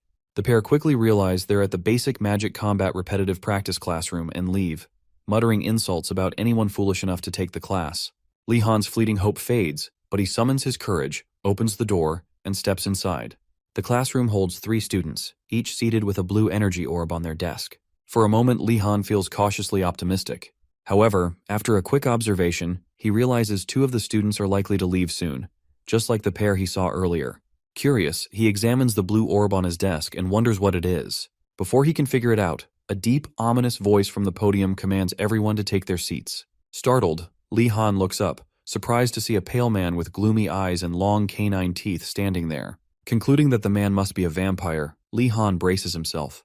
The man introduces himself as Bloody Greg, the professor for the class, and begins the lesson. He explains that the blue orb is made from a material called Spirit Star Stone. This ore is highly sensitive to mana. As constellations emit divine power, the stones absorb it and transform. For demonstration, Greg instructs the students to infuse their mana into the orb. Li Han hesitates, doubting his abilities after previously struggling with the Illuminate spell. Yet to his surprise, he succeeds on his first try.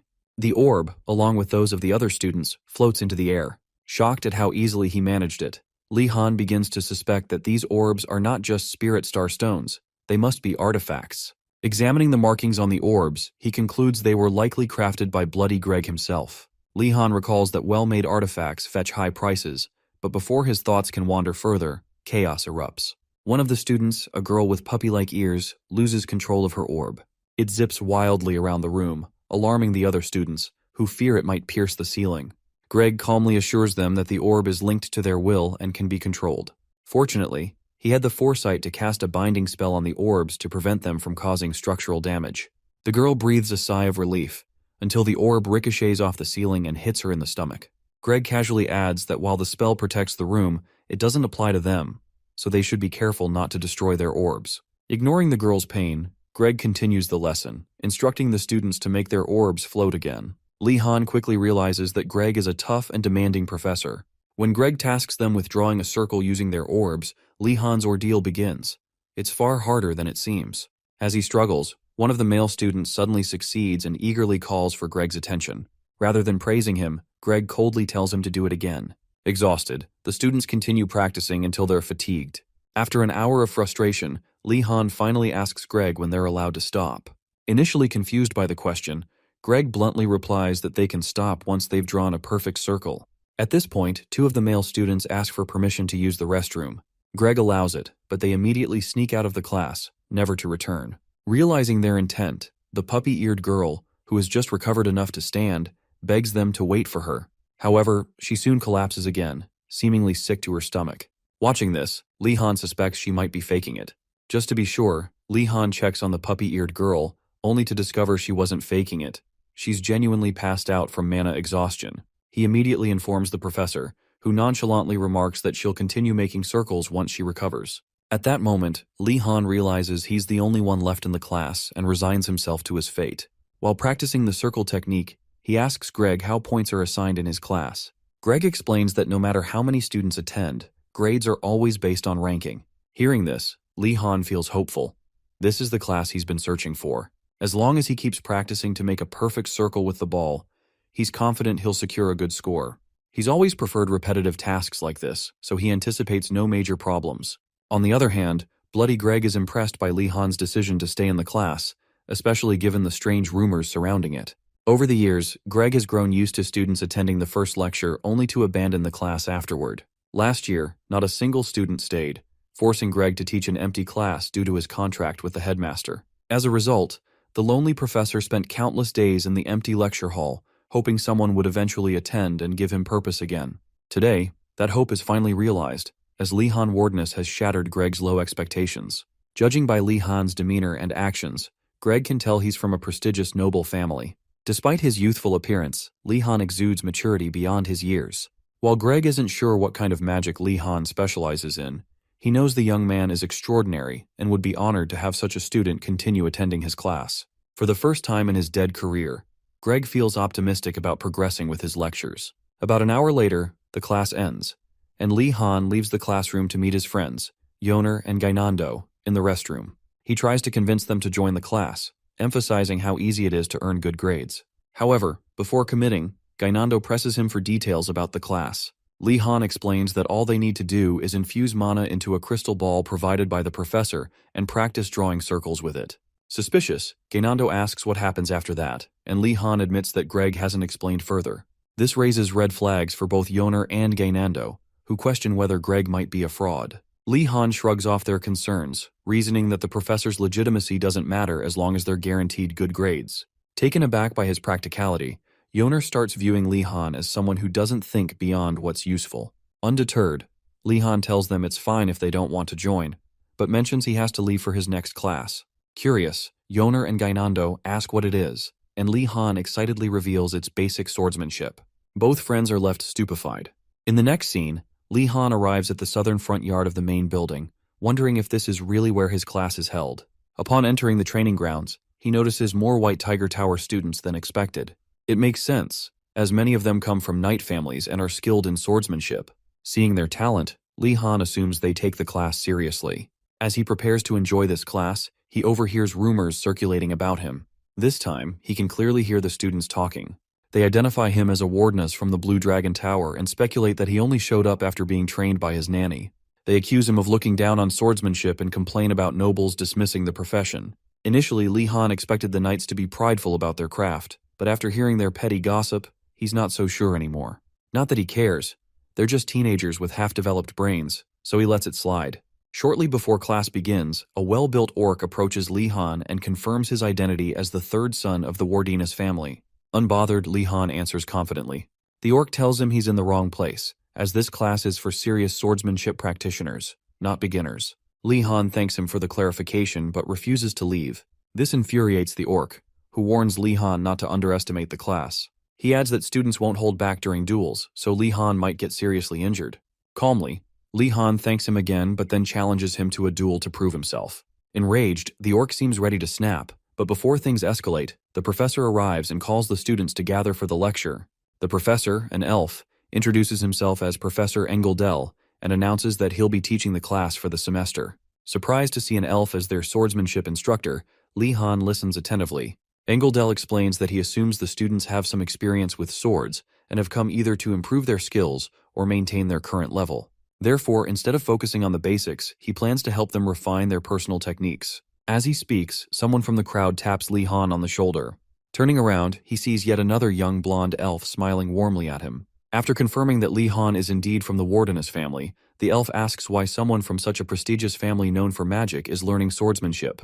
Li Han casually explains that it's simply easier to earn points since fewer people take the class. Although this isn't the answer he expected, the elf decides not to press further and agrees to disagree.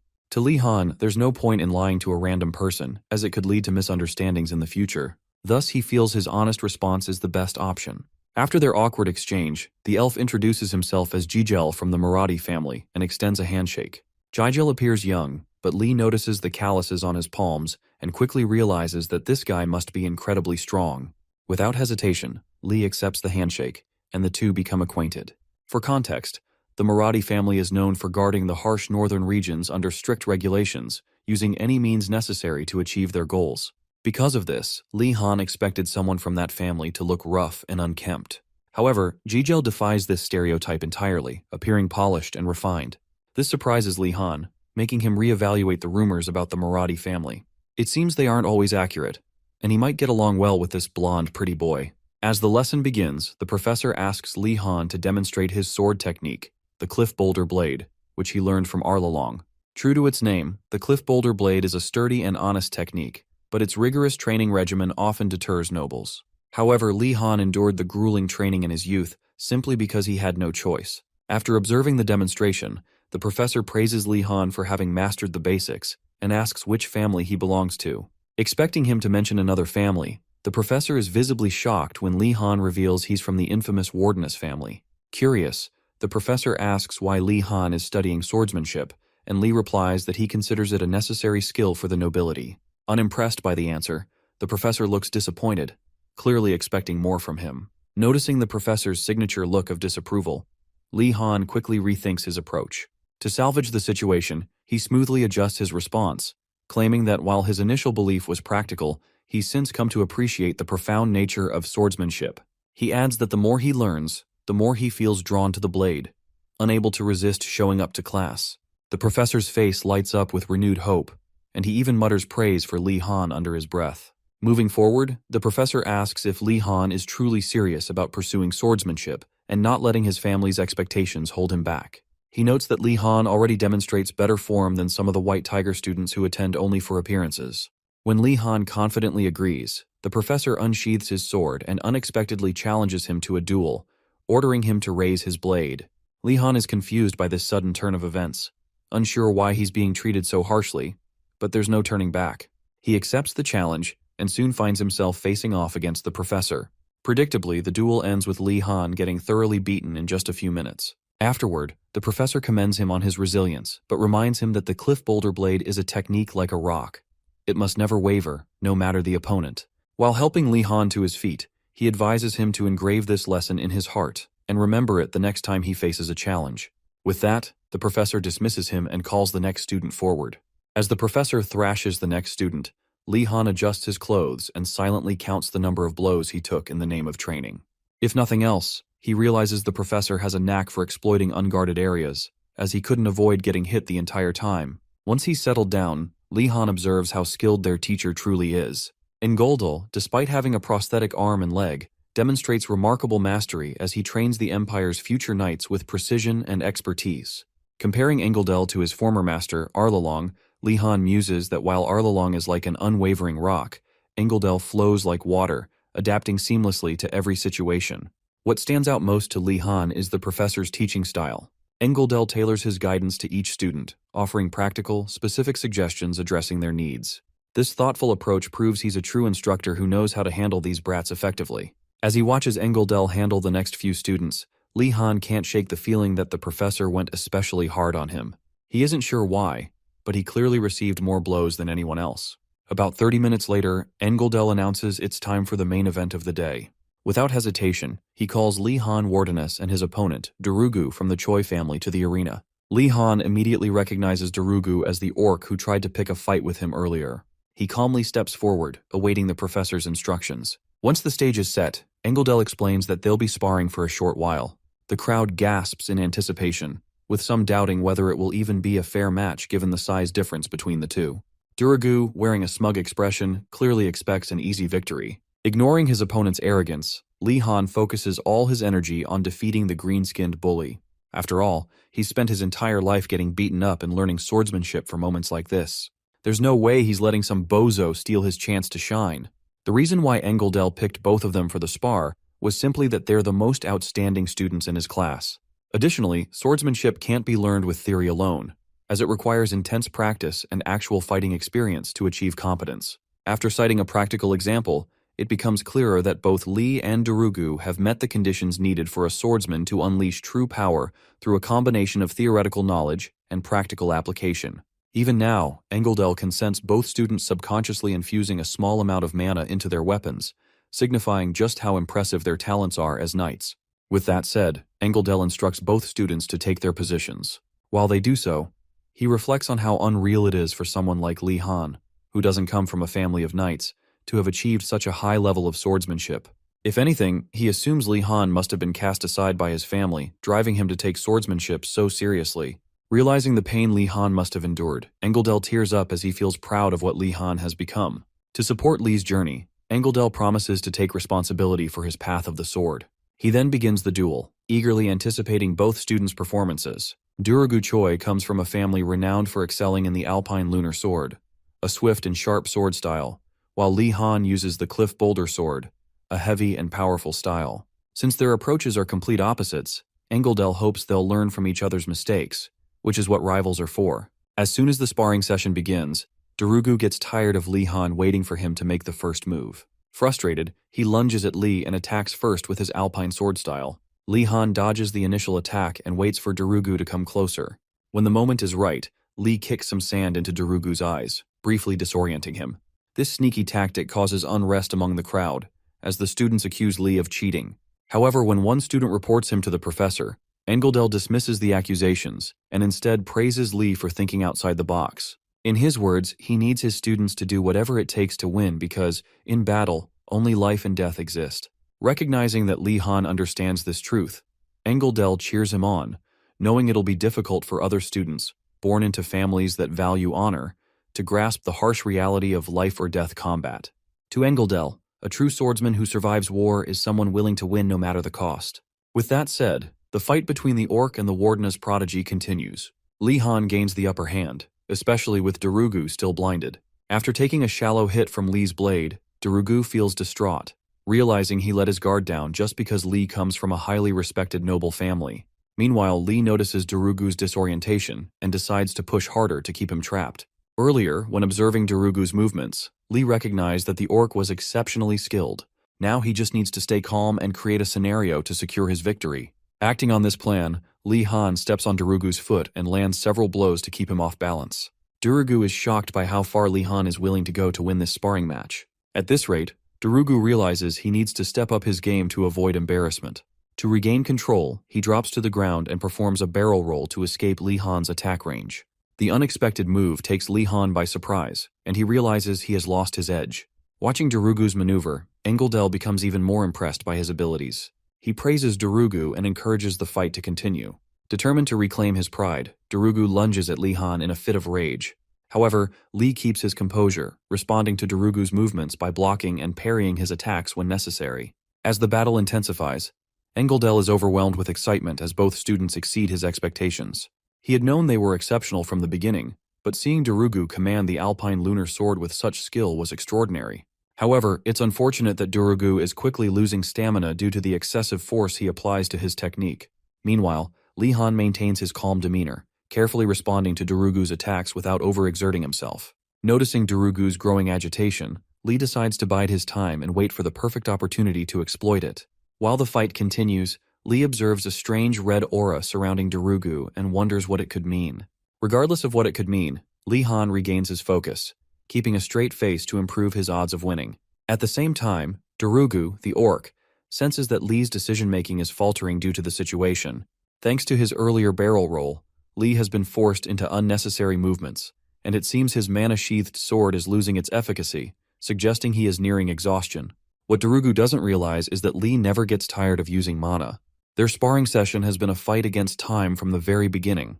With that in mind, Darugu continues overexerting himself, attacking Lee with all his might in an attempt to drain what he assumes is the remainder of Lee's stamina. Over time, however, he grows confused as Lee's defense only becomes stronger. He wonders if the problem lies in the amount of force he's putting into his strikes. Observing Lee's poker face again, Darugu is suddenly overwhelmed by the sense that he's been outplayed by the Wardena's prodigy. In his mind, it feels as if he's been in Lee's hands, playing into his trap from the very start.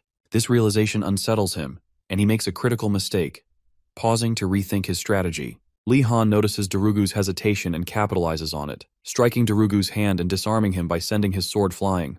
With Darugu defenseless, a sweat-covered Lee Han gently places his wooden sword against Darugu's throat, signaling to the referee that he has won the sparring session. To conclude the class, Engeldel stops the fight and announces Lee Han as the winner. Shortly afterward, he calls both students forward and subtly expresses his disappointment in Darugu for losing his composure at such a critical moment and effectively digging his own grave. However, Engeldel acknowledges that Darugu is still a teenager, and it's somewhat expected for him to struggle with the oppressive feeling of losing.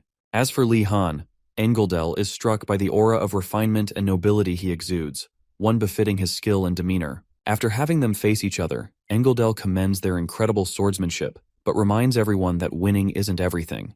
The victor must remain humble, while the loser must use defeat as motivation to improve. Engeldel then orders them to bow to each other as a sign of respect. While bowing, Lee Han senses that Darugu might not let things end peacefully. Preparing for a potential sneaky attack, he braces himself to counter. To his surprise, Darugu takes the loss gracefully and even apologizes for his earlier behavior. He accepts Lee Han as a fellow classmate, leaving Lee shocked to encounter someone so mature. Initially suspicious of Darugu's intentions, Lee observes further and concludes that Darugu is genuinely accepting his defeat. With that, the two shake hands and reconcile. This display of sportsmanship elicits applause from Engeldel and the other students, who clap for several minutes until their palms grow sore. Once the lecture concludes, Engeldel dismisses everyone to their dormitories. By nightfall, Lee Han finds himself at the center of brewing trouble. The elf he met earlier in Engeldel's class, Jijel Murati, gathers a group of White Tiger Tower students and surrounds Darugu in a quiet corner near their tower walls, a secluded spot where no one will see them. Jijel mocks Darugu for his earlier humiliation at the hands of the Wardena's prodigy, questioning if he truly intends to accept defeat without seeking revenge. Darugu maintains that he lost because of his shortcomings, but others in the group try to shift the blame onto Lee Han, accusing him of cheating and attempting to convince Darugu that the loss wasn't his fault. As the noise escalates, Jijel interrupts, declaring that none of it matters now. According to him, Darugu's failure has disgraced their tower's honor, and the Choi family must take responsibility for this shame. When Darugu asks what kind of responsibility he means, Jijel reveals his plan. They will ambush Lee Han in the woods when he's alone. Disgusted by the proposal, Darugu questions Jijel's sense of honor as a noble. Jijel dismisses him as a coward, arguing that only winners get to talk about honor. Despite murmurs of discontent among the other students, none dare to openly challenge Jijel. Standing by his principles, Darugu refuses to take part in the scheme, declaring that he lost fairly and won't resort to underhanded tactics. Jijel calls him a coward again and asks for another volunteer to take his place. A student with a wide nose steps forward, volunteering eagerly, and Jijel accepts him into the plan. As Jijel and the group prepare to carry out their ambush, Darugu grows increasingly uneasy. Though his pride demands he stay out of it, he can't bring himself to let Lee Han face such unfair odds alone. Determined to make things right, Darugu rushes to find Lee Han in the forest and warns him about the impending attack. When he arrives, however, he witnesses a shocking scene. A high-speed object flies past him, and he sees several of his tower colleagues already lying on the ground, defeated. The remaining students, infuriated by Lee Han's strength, hurl insults at him, calling him a bastard for daring to beat them. Meanwhile, Lee Han stands poised for battle, warning them to come at him if they're ready to die. Nothing makes sense to Darugu as he watches the chaos unfold, leaving him stunned and wondering what exactly is happening. A little while ago, before Darugu's arrival, 3 bozos from Marathi confronted Li Han in his usual spot, vowing to ensure he would never attend another swordsmanship class. Unfazed, Li Han wonders why they're going to such lengths to prove a point and quickly concludes it's not just about the class. Either way, he finds them annoying and decides to chase them off. With that, he makes a menacing face and asks if they truly know which family he comes from. The goofballs, however, refuse to be intimidated by his family name, even calling him cowardly for trying to scare them away. Judging by their misplaced confidence, Li Han suspects there must be some sort of support network or mastermind pulling the strings. Thinking ahead to the cleanup that would follow a fight, he figures they must be foolish to think their actions would go without consequences. He then asks them to reveal the mastermind behind the ambush, guessing it might be someone from a powerful family. To avoid snitching, one of Jijel's diehard fans tells the others to shut up and not let Li Han trick them. He then orders the group to surround Li, blocking his escape route. While Li knows a 3-on-1 fight is too much for him to handle, he remembers Arlalong's advice to prioritize his safety and run when necessary. Unfortunately, his escape path is cut off, forcing him to come up with another plan. Spotting a few stones on the ground, Li realizes they're the perfect size for him to cast the basic control spell he learned in the headmaster's hall. With that knowledge, he chants the spell, causing several stones to float in midair. This sudden display of magic frightens the 3 attackers, who never expected Li Han, a wardeness, to wield such magic. Satisfied his plan is working, Li Han smirks and doubles down on the intimidation, hoping to scare them off entirely. Moments later, he points his wand at the group's ringleader and accidentally launches a stone at high speed. The impact sends the ringleader collapsing to the ground, leaving both Li and the other 2 students stunned by what just happened. Realizing how out of control he is, Li vows to work harder on his training to prevent similar mistakes in the future. Meanwhile, the remaining 2 students mutter something about Li's attack before deciding to stand their ground. To keep up his bluff, Li suspends himself mid-air, maintaining a poker face, and dares them to come at him if they wish to die. At this point, the 2 decide it's not worth it, grab their unconscious ringleader, and retreat. With the confrontation over, Darugu steps out of hiding. Li, still on edge, asks if he's there to fight as well. Having seen Li's capabilities, Darugu quickly denies it and sits by a campfire to explain the situation. When Li learns that Jijil Marathi is the mastermind behind the ambush, he begins to understand the way of life in the White Tiger Tower. Unlike his own Blue Dragon Tower, where camaraderie and cheerfulness thrive, the White Tiger Tower operates on a strict hierarchy, often forcing its members to act in their master's interests. As Darugu explains, Li draws Jijil's face on the ground to jog his memory. He recalls the elf's face and feels a pang of disappointment, as he initially thought Jijil was a nice guy. Realizing Jijil's actions contradict his appearance, Li speculates about his motives and concludes that Jijil is merely playing his role in a larger scheme. Darugu, noticing Li's divided attention, calls him back to reality and continues explaining. Li finds it strange that they approached him in such a manner, but Darugu sheds light on the situation. He explains that as a member of the Wardeness family, Li is a powerful political tool. Moreover, if Jijil were to defeat someone like Li, especially as a first year, it would greatly elevate his own reputation and influence. Angered by Jijil's intentions, Li shares Darugu's frustration. To avoid future confrontations, Darugu advises Li to be cautious, as it's clear that the White Tiger Knights will continue harboring negative feelings toward him, especially with his rising success in swordsmanship classes. Jijil, being a skilled manipulator, will undoubtedly exploit those feelings. Their meeting ends shortly after, and Li Han returns to his tower, contemplating Darugu's parting words. Darugu had advised him to avoid classes attended by White Tiger Tower students, as it would reduce Jijil's opportunities to act. While the advice seems reasonable, Li Han refuses to follow it. Firstly, classes like swordsmanship are hard to come by, and secondly, the very idea of being dragged into their petty politics offends his pride. Determined to strike back in his way, Li injures himself and heads to the common room. There, he gathers everyone's attention and claims he was attacked by White Tiger Tower students simply because he's from the Blue Dragon Tower. The room falls silent for a moment before erupting in rage. The students rally behind Li, calling the knights bastards for targeting him. One student even suggests alerting everyone upstairs, as the White Tiger Tower dared to mess with their savior, Wardeness, not someone like Gainando. Surprised by their passionate response to his lie, Li watches the students gather weapons to retaliate. Alarmed by how quickly the situation spirals, Li tries to calm them down, insisting there's no need to escalate matters. However, one student reminds him of the debt they owe him for saving them from starvation with his meat. If this is how they repay him, so be it. As the chaos escalates, Li begins to feel guilty. realizing he has inadvertently sparked a war between the towers. Soon, the students divide into two groups, each determined to destroy the White Tiger Tower.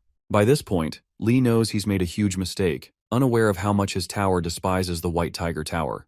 Just as the mob is about to march out, Ashan steps forward, urging everyone to wait and listen to him. He then addresses the crowd, cautioning them against acting rashly, as the White Tiger Tower houses students from families of knights, and points out that a reckless approach would almost certainly lead to their defeat. Lee Han, impressed by Ashan's rationality, applauds him and supports his point. However, Ashan interjects before Lee Han can explain his plan, suggesting they would have better odds if they lay low and waited before attacking the White Tiger students. Predictably, the other students agree with Ashan's suggestion and begin preparations based on his idea. Lee Han feels disappointed in himself for expecting more from a group of enraged students. Nevertheless, he knows he can't let a battle unfold based on his lie. He calls the room to order and tells them he doesn't want revenge taken on his behalf, as this matter concerns his honor as a noble. He declares that he will resolve it himself. One of the students questions how he plans to handle the White Tiger students, reminding him of their cunning and pettiness. Lee Han takes a deep breath and appeals to their noble status, asserting that stooping to the level of the White Tiger students would disgrace their bloodlines. Placated by this reasoning, Ashan and the other students calm down and listen. Seeing their change in demeanor, Lee Han tells them to remain vigilant and keep their weapons nearby in case the White Tiger students attack. Since their rivals are more likely to act as a group, he advises his peers to be prepared to defend their tower if needed. This plan satisfies the vengeance-driven students, who agree to band together and stay ready for confrontation. Having diffused the immediate threat of mob retaliation, Lee Han disperses the crowd so everyone can return to their rooms. While leaving, Lee overhears two students discussing their next class with the White Tiger Tower students and mentioning that they've already mastered illumination magic. This catches Lee Han off guard, as he wonders if he's the only one who hasn't yet mastered the spell. Determined to catch up, he spends the entire night practicing without any sleep. The next morning, Yeoner wakes early, startled to find a visibly exhausted Lee Han sitting in a corner, greeting her. Concerned, she asks him what's wrong, and he explains that he spent the night practicing magic. Yeoner then asks if he received permission to practice the spell, and Lee casually replies that he did. He shares what he overheard from the two students the previous day, but Yeoner dismisses it, questioning why he's even bothered by it. Ignoring her remark, Lee notices Gainando arriving unusually early and tries to greet him, but Gainando ignores him and heads toward the fireplace. At the fireplace, Gainando pulls a sausage kebab from his coat and places it near the fire. Lee quietly sneaks up behind him, reassuring him that no one will steal his food. Startled, Gainando asks when Lee arrived in the room, and Lee explains that he's been there since Gainando walked in. He also advises Gainando to check his kebab so it doesn't burn. As Gainando tends to his food, Lee glances around the room and asks Yeoner why everyone looks so downcast. Yeoner explains that everyone is hungry, and that they've only made it this far because Lee sold them food. Realizing the dire situation, Lee decides to prepare more rations, knowing their stash is running low. However, he's unsure how to deal with Professor Urigalim's strictness about sharing resources. Curious, Yeoner asks if there's a way to create an opening to take supplies, but Lee hasn't come up with a solution yet. An hour later, the Blue Dragon and White Tiger students gather in Professor Garcia's classroom for their Basic Magic Understanding class. Although Professor Garcia cares deeply for her students, she quickly notices the animosity between the two towers. Within just a week at the academy, hunger has strained everyone's patience, and the rivalry between the towers has further fueled tensions. Despite her efforts to prevent conflict during class, the competitive atmosphere remains palpable. According to the headmaster, competition is supposed to strengthen students, but Garcia privately disagrees and wishes for harmony among them. To regain control, she orders everyone to sit down, and the students comply.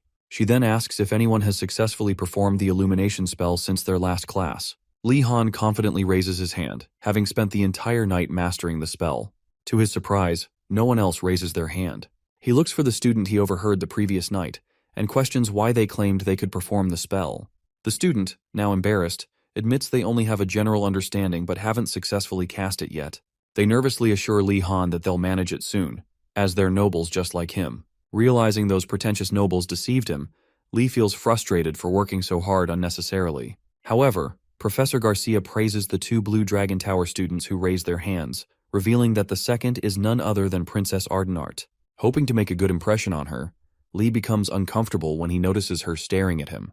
Confused by her intense gaze, Lee asks Ashan about it. Ashan explains that the princess seems to believe strange rumors about him. Intrigued, Lee asks what rumors, and Ashan, visibly annoyed, reveals that she thinks Lee is more focused on getting good grades than pursuing genuine knowledge. Lee acknowledges the truth of the rumors, but ensures Ashan remains unaware of his real priorities. Ashan, on the other hand, expresses his disappointment in the princess for believing such an absurd rumor. However, Lee Han reminds him that it's a free world, and the princess is entitled to believe whatever she wants. Impressed by Lee's words, Ashan slams his hand on the desk and praises Lee for being the most hospitable person he's ever met. Right there in class, Ashan spirals into a delusional rave, muttering nonsense about the children of their tower coming from great families, with Lee Han being the noblest of them all. After thanking his father for sending him to this school to meet someone like Lee Han, Ashan tearfully proclaims that Lee Han is a good guy. Lee, just as confused as anyone else would be, ignores him and continues focusing on the lesson. Soon after, Lee Han and the princess are called to the podium to demonstrate the illumination spell they claim to have learned. Both manage to cast the spell perfectly, impressing Professor Garcia and the entire class. Garcia commends them for being the first students to successfully perform the spell within the first week of learning it. While she praises them, she notices the dejected expressions of the other students, who failed to learn the spell in time. She encourages them not to be discouraged, reminding them that illumination magic is the most basic form of magic and an essential first step in understanding how magic works. As Garcia motivates the class, Lee observes that the students aren't paying attention, too busy bickering among themselves. Once Garcia finishes speaking, she instructs the students to calm down and return to their seats. Despite her orders, the Blue Dragon and White Tiger Tower students continue exchanging insults. Garcia notices some Blue Dragon students bullying the White Tigers and, hoping to shift their focus, announces that they'll be learning elemental magic for the semester. Hearing this, the class becomes excited about studying something more dynamic in their first year. Garcia explains that mastering illumination will naturally help them gain a foundational understanding of magic. She then introduces the fundamentals of elemental magic, explaining that it consists of core elements: water, fire, earth, wind, darkness, and more advanced attributes like gravitational magic. These elements serve as the foundation for all other magical disciplines and are crucial for assigning attributes to artifacts. To illustrate the importance of mastering even basic elemental magic, she compares it to understanding mathematical operations and emphasizes that mastering it will earn them respect across the continent. After her explanation, Garcia moves on to practicals. She announces that the students will test their affinity for the basic elements to determine which suits them best. Excited murmurs ripple through the class, with many students hoping they'll excel at fire magic. Garcia calls the class to order and conjures lit candles on every desk. She instructs the students to use their knowledge from previous lessons to create fire, not just light, this time. Before they begin, she warns them to be cautious, as fire is far more dangerous than light. To demonstrate, Garcia chants an incantation and conjures a massive pillar of fire, which captivates the noble students. Even Lee Han, who tries not to react too enthusiastically, can't help but admire how cool magic looks. Afterward, Garcia asks if the students are ready to try the spell. As expected, they dive in immediately, many struggling and nearly injuring themselves in the process. Lee Han, however, stays calm and contemplates why the professor provided candles. Recalling the mantra about visualizing objects close to him, he gains the confidence to attempt the spell. As he focuses his mana, Garcia notices it spiraling out of control and quickly intervenes, stopping him before he can proceed. She announces that Lee Han will be prohibited from practicing fire magic for now. When Lee asks why, Garcia explains that learning fire magic is too dangerous for him at his current level. Reflecting on her words, Lee remembers how intensely bright the illumination spell he cast earlier was, and realizes that if he couldn't control light, creating fire could lead to disastrous consequences, potentially even an explosion. To avoid such risks, Garcia advises Lee to practice water magic instead, as it's much safer. She encourages him to revisit fire magic once he's developed finer control over his mana. Although frustrated at first, as he views fire magic as much cooler than water magic, Lee eventually reconsiders. He acknowledges that while fire and lightning magic are powerful and offensive, water magic offers its own versatility. For now, at least, he'll have access to drinking water wherever he goes, which is a small consolation. Resigned to his fate, Lee begins his water magic practice. Meanwhile, Ashan, sitting nearby, envies Lee for receiving special instruction from the professor. Lee glares at him and with a forced smile tells him to shut up. Shortly afterward, Lee Han stares at the bowl of water on his desk and commands it to surge as he points his wand at it. His first attempt fails, but Lee, eager to learn fire magic as soon as possible, tries again and again until he finally succeeds on his third try. Infusing enough mana into the water, he transforms it into a large globule of pure liquid that floats in mid-air, much to the amazement of everyone in the classroom. When the rest of the students realize Lee accomplished what they couldn't in just 3 tries, the entire class erupts in surprise. Garcia praises Lee Han for his success and announces to the class that he has a natural affinity for the water element. Everyone, except the White Tiger students and Princess Ardenart, applauds him for a job well done. To keep jealousy at bay, Garcia reassures the other students that there's no need to feel impatient just because they haven't succeeded yet. She explains that each person's elemental affinity is closely tied to the environment in which they grew up. For example, someone raised in an area with strong winds would likely have an affinity for wind, while someone raised in a blacksmith's forge would lean toward fire. She emphasizes that the more familiar one is with an element, the easier it becomes to imagine and control it. Hearing this, Lee Han finds his own affinity for water odd since he was neither raised near water nor lived on a fishing boat. Thinking back to his past life, he remembers being waterboarded by his crazy professors in grad school and concludes that this might be why he has a natural connection to water. As he concentrates on keeping the water globule afloat, he notices someone glaring at him from the back of the room. Turning around, he sees Princess Ardenart giving him a death glare. Annoyed by her antics, Lee loses focus and tries to catch her in the act, but the moment he does, the water globule bursts and drenches him. Garcia chuckles at the mishap and warns Lee not to get distracted next time. With a flick of her wand, she dries him off. Touched by her gesture, Lee calls Garcia the light of the school and asks how long he's supposed to keep the water globule suspended. Garcia replies that normally he should maintain it until he runs out of mana, but since that's unlikely for him, she cheerfully suggests he hold it up until the end of the lesson. Lee Han is shocked, suspecting that Garcia might be punishing him under the guise of teaching. As she walks away, he weakly calls her back for help, but she ignores him and moves on to assist other students. At that moment, Lee reflects on the eccentric nature of the academy he's attending. If Garcia can be a professor here, she's probably as unhinged as the rest of the staff.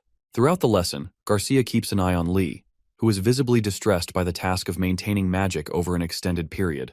A mentally exhausting exercise. Garcia, aware of how demanding it is, believes that Lee needs rigorous training to gain better control over his mana. His ability to create such a large water globule in just 3 attempts reveals an exceptional talent, and combined with his seemingly infinite mana reserve, she sees the potential to refine him into an extraordinary mage. After offering him some encouraging words, Garcia leaves Lee wondering if all the professors at this school are completely insane. When the lesson finally ends for the week, everyone returns to their dorms. A few days later, Lee visits Uregolem's cabin and helps him tend to his garden. While working, Lee shares his frustrations from Garcia's class, asking Uregolem for advice. Uregolem listens patiently as Lee recounts how Ardenart succeeded in fire magic. Yoner discovered his affinity for wind, and poor Gainando nearly set his staff on fire during practicals.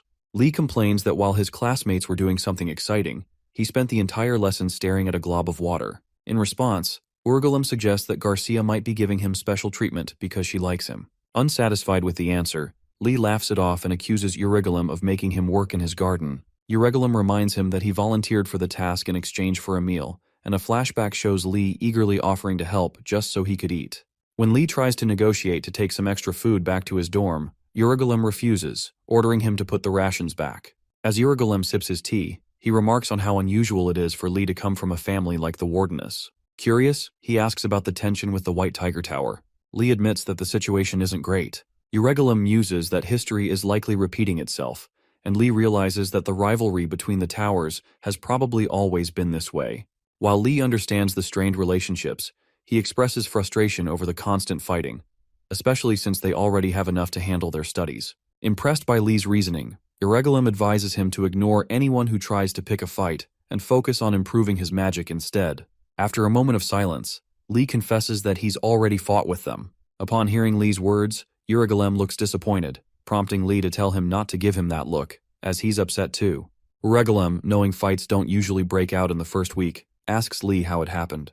When Lee explains that the White Tiger students picked a fight with him during swordsmanship class, Uregolem chokes in disbelief and demands to know why Lee was in their territory in the first place. Lee replies that he's free to choose his electives, and eventually, Uregolem calms down, realizing the damage is already done. He warns Lee to be careful, as the White Tiger students are skilled fighters, unlike Lee, who is a magician at heart. Lee then mentions that 3 of their best fighters attacked him at once. Uregolem, disgusted by their foolishness, silently stands up. Confused, Lee asks where he's going, but Uregolem simply tells him to stop working for the day and come inside for some food.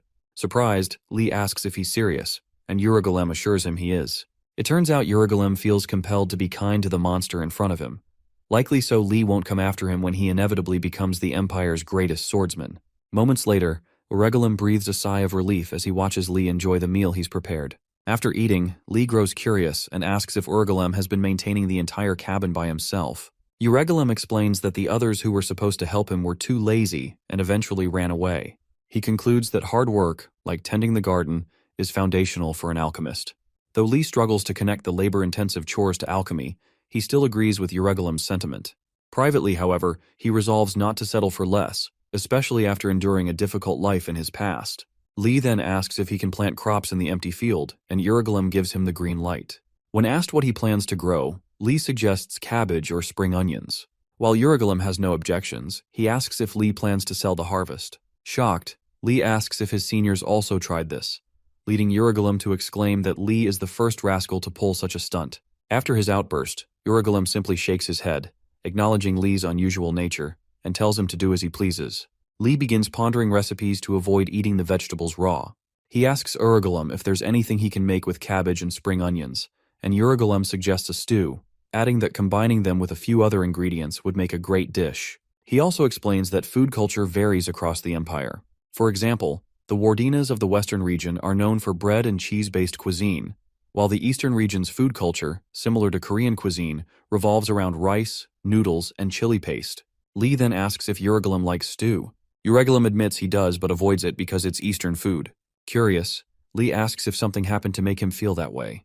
Urigalim explains that his distant elderly relatives live in the East, and whenever they see him, they nag him for being broke and not visiting more often. Pretending to understand, Lee wonders just how strict the people of the East must be. After venting, Urigalim asks Lee about his weekend plans.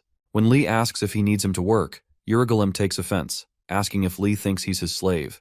At that moment, Lee reflects on how useless his grad school professors were in his past life, forcing him to do mandatory lab work on weekends. Changing the subject, Urigalim tells Lee he probably won't have time to come to the cabin and then asks what he thinks the starving students will do. When Lee suggests they might set the school on fire, Urigalim dismisses the idea as extreme. Instead, he explains that students backed into a corner always find a way to survive. He predicts the Black Turtle Tower students will search for fruit, the White Tiger Tower students will hunt, and the Blue Dragon Tower students, despite being talented, will likely take their time before reacting. This year, however, Urigalim expects things to be different with Lee around. Finally, Lee asks about the Phoenix Tower students. Urigalim explains they're not ones to be swayed by hunger, as they are disciples of the Order and rely on prayer during grave situations. Although Lee is impressed by their faith, it's not a path he wants to take. With that, Lee decides he'll go hunting with his friends over the weekend. If another fight breaks out, he plans to ensure he has more allies than his opponents next time. Hearing this, Urigalim scoffs and asks Lee if he's trying to avoid fighting with the tigers because they might act differently than he expects. Lee counters by asking what Urigalim thinks they might try to do. Urigalim responds that they might attempt to escape the torture of the Magic Academy. Lee, giving no immediate reply, reflects on the impregnable fortress that is the Magic Academy, surrounded by castle walls reinforced with magic. Despite its defenses, he knows some students try to escape every year. Honestly, he can't blame them. It's only natural to long for the necessities of life they're missing: new clothes, proper shoes, good food, and freedom from the Academy's oppressive environment. Noticing Lee's distracted expression, Urigalim snaps at him, accusing him of daydreaming again. Snapping out of it, Lee listens as Urigalim explains that the White Tiger students are usually the first to attempt to escape each year because they're so simple-minded. Lee then asks if anyone has ever successfully escaped. Realizing that even if he tells Lee about past successes, it won't stop him from trying, Urigalim gives up and says Lee can do as he pleases. Suffering more as a youngster will only make him stronger. Just as Urigalim turns to leave, Lee assures him he has no intention of running away. Urigalim, irritated, tells him to say that again after wiping the drool off his face. In the next scene, Darugu Choi is cornered in a dimly lit room by three cloaked figures.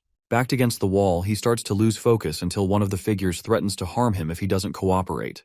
Darugu, already suspecting the cloaked figures are Lee Han and his friends, scoffs and tells them there's no need to go that far. Realizing their cover is blown, Lee removes his hood and asks how convincing their charade is. Gainando, the third cloaked figure, is shocked to discover that Lee Han knows the person they were supposed to intimidate. Darugu, unimpressed, calls them ridiculous, likening them to small squirrels trying to threaten him. While Gainando throws a tantrum over being called a squirrel, Lee calmly pulls back the curtains, letting sunlight into the room, and tells Gainando to relax. Yoner, the second cloaked figure, asks why Lee is going to such lengths for Darugu. Lee explains that he initially avoided being friendly with Darugu to prevent the White Tigers from getting the wrong idea about him. Lee then asks Darugu if the White Tigers already have a negative impression of him. Darugu, impressed by Lee's strategic thinking, confirms his suspicions, admitting that friendliness would likely cause misunderstandings. Lee brushes it off and declares that Darugu will now serve as his spy in the White Tiger Tower. Darugu, offended by the dishonorable title, protests, but Lee reminds him that he once promised to report Muradi's actions to him. Still, Darugu insists on a more dignified title. Gainando, who has been quiet for a while, asks why Darugu hates being called a spy so much. Darugu glares at him, effectively silencing him. Lee intervenes, reframing the role as one of honor and justice. Instead of calling him a spy, Lee solemnly dubs him the internal informant, emphasizing the noble duty of fighting injustice from within. The dramatic title resonates with Darugu, who finds it sufficiently dignified. Pleased with the rebranding, Darugu agrees to the role, and they shake hands. Watching Lee effortlessly win Darugu's support, Yoner feels uneasy, wondering what dark lessons Lee has inherited from his crooked family. With the deal sealed, Lee shifts focus to the real reason he gathered everyone so early on a weekend, planning their escape from the academy. Yoner and Gainando are thrilled by the idea, but Darugu is shocked to hear such audacious words from Lee. Darugu asks if Lee is serious, and Lee, anticipating this reaction, prepares to present the 10 reasons he's thought of to convince him. Before he can begin, Darugu admits he's surprised Lee is also considering escaping, just like he is. Lee concludes that while Darugu might come from a knight family, at heart, he's still a noble. He knows the White Tiger students, having never experienced true hunger, are struggling more with the starvation they now face. Meanwhile, in the White Tiger Tower common room, tensions rise as several students, fed up with days of starvation, suggest hunting to humble the prideful Blue Dragon Tower students who flaunt their magic. The room grows chaotic until Jijel and his minions arrive, bringing order with an important announcement. Once the room quiets down, Jijel acknowledges that hunting is a good idea, but questions whether it will be easy in the nearby forest. He reminds them that the monster boar Wardeness killed last week was released by Professor Urugolem. If they hope to hunt similar creatures, they'll have to venture further into unfamiliar terrain. The knights grumble about their lack of familiarity with the forest, and one of them asks Jijel if he has an alternative plan. Smirking, Jijel promises he'll find a way to get them out of the academy so they can eat meat without risking their lives. His colleagues get hopeful after hearing Jijel's plan, but one of them asks if it has a high success rate. Jijel assures the Nimrod that he's already figured out a way out in his head. If they want, they can tag along, as he doesn't intend to keep the plan to himself. However, if they choose to follow him, they must agree to make his commands the top priority. If any one of them does something reckless and ruins his plan, he promises to punish them. With that, Jijel wishes his colleagues good night and left the common room to return to his dorm. After listening to Jijel's conversation with his colleagues, Darugu rushes back to Li Han and reports everything. Having heard all about Jijel's speech, Li Han asks Darugu if it's possible for him to join the plan if he listens to Jijel. Darugu and the others are shocked to hear this, so they ask if he's seriously considering it after what happened between them the last time. In response, Li Han says Jijel wouldn't be that concerned over such a trivial matter. After observing the expressions of his partners in crime a little longer, Li realizes he's been bluffing the whole time. Realistically, things just got more complicated. Initially, Li Han planned to take his time finding a way out, since escaping the academy would be difficult, given the professors' personalities. But now that Muradi claims to know a way out, Li needs to extract that information from him. Knowing Muradi, Li recognizes that he's not as naive as Gainando. He's a smart and cold leader who won't hesitate to use the students in his tower for his own purposes. So, if Muradi says he can escape, he must be serious, and Li needs to figure out how he plans to do it. With this in mind, Li decides to take a calculated approach. Without hesitation, he instructs Darugu to follow Jijel and find out his escape plan. Shocked, Darugu protests, asking if Li is serious about giving him such a task. Li asks if he has a better idea, and Darugu admits the idea feels a bit dishonorable. Understanding, Li tells Darugu to consider that they are in the middle of a confrontation. He then reminds him of the famous saying, "Know your enemy, know yourself," and while patting his shoulders, explains that this is just a tactic to uncover the enemy's plans before they backfire. By this point, Darugu is worried about how persuasive Li has become recently. Is it because of his face, or is he just imagining things? Darugu wondered. Either way, now that he's heard what he needs, Darugu agrees that it's a tactical move, and Li Han happily tells him to start monitoring Jijel Muradi from that day on. Lee instructs Darugu to come to him immediately when he figures out the plan and to report every single detail. He further inflates Darugu's ego by calling him an incredible warrior and an honorable internal informant before pushing him out the door. As Darugu leaves, Lee reminds him to begin his mission immediately and wishes him luck. Darugu confidently assured him to leave it to him and promised to return with results soon. After closing the door, Lee sighs with relief, having managed Darugu for now. Moving forward, he needs to think about the escape plan. But before he can, he's confronted by his confused friends, Yoner and Gainando. They jokingly ask if he's learned brainwashing magic before joining the academy. Lee can't blame them. He knows how persuasive he can be when he wants to be, but he assures them he hasn't learned any manipulation magic yet. Hours later, Lee Han gathers his friends, Darugu, Yoner, Gainando, and Nilia, for their first meeting about the escape. Nilia, who hasn't been briefed on Lee's plans, flares up and confronts him for being foolish enough to think he can leave the academy. She had initially thought he was just going on a hunt. Understanding her reaction, Lee Han tells her not to worry because he has a plan. Remembering the family Lee Han comes from, Nilia figures he probably does have something in mind, as he's different from the others. When she asks him to explain his brilliant plan, Lee reveals that Jijel is the mastermind behind the escape, and says they're all going to follow him and copy what he does. Disappointed by such a poorly thought-out plan, Nilia tries to talk some sense into Lee. Yoner, having already figured out what's at play, signals to Lee to go along with her tactic and asks if their plan will succeed without Nilia's help. Picking up on the hint, Lee quickly responds that there's no way they can do it without her. Realizing the game, Lee flatters Nilia by telling her that their plan heavily relies on her tracking abilities and hunter's instincts. Seconds later, their ploy works as Nilia blushes, unsure of what to do. With Yoner and Lee continuing to make things up on the spot, Nilia reluctantly agrees to help, feeling that she's the only one capable of making it work. After reviewing their plans one last time, Lee Han disperses his group, instructing them to reconvene later that night. When night falls, Jijel, his friends, and the honorable knights gather at their meeting place to finally execute their escape plan and leave the hellish school once and for all. Encouraged by his peers' support, Jijel feels more confident and urges them to follow him to freedom. Pulling out a rusty papyrus sheet from his coat, he reassures himself that as long as he has the map, he won't fail. In a flashback to a month before Jijel started at the magic school, the young elven noble knight is seen ordering his servants to search the family estate's library for any literature that might help him at school.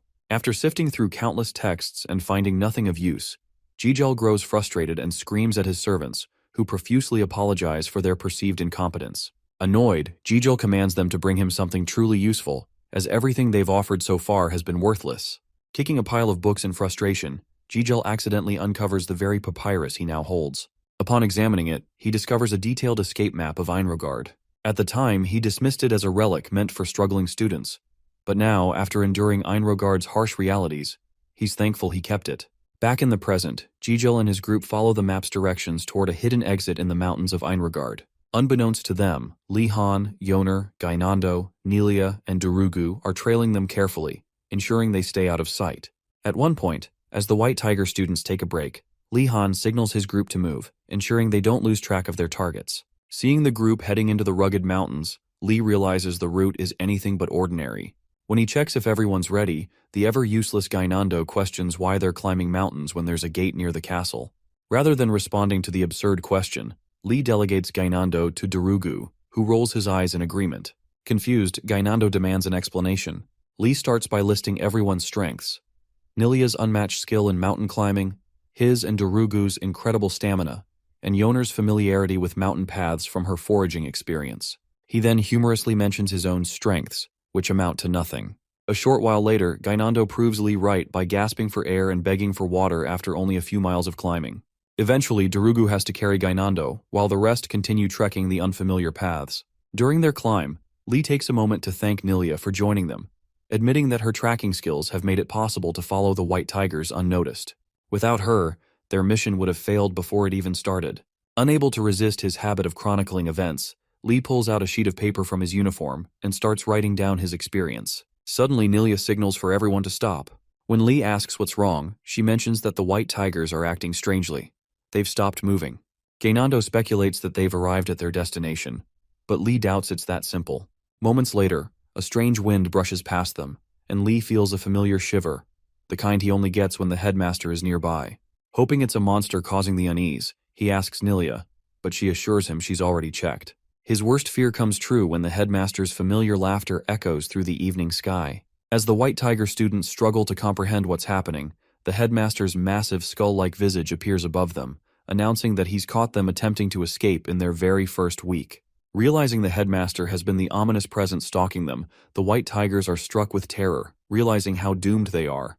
The headmaster recognizes the map in Jijel's hands and reveals that it's one of the fake maps he distributes to deceive future students. Shocked, Jijel demands clarification, but the headmaster, upon learning that Jijel obtained the map before entering the academy, destroys it. He warns the students against trusting maps of unknown origins, explaining that they could be treasure maps or traps set by an evil lich.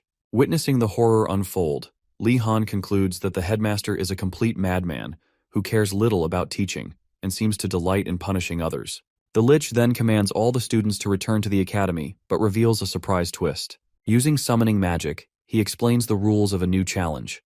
The students must evade the pursuers he's about to summon and safely return. They're allowed to use any means necessary to defeat the pursuers, but if they're caught, they'll be guilty of attempting to escape. If they avoid capture, however, no charges will be filed. Shortly after laying out the challenge rules, the White Tiger students scatter, running for their lives as the pursuers begin their relentless hunt. Meanwhile, a terrified Nilia screams at Lee Han, demanding he stop standing still and start running.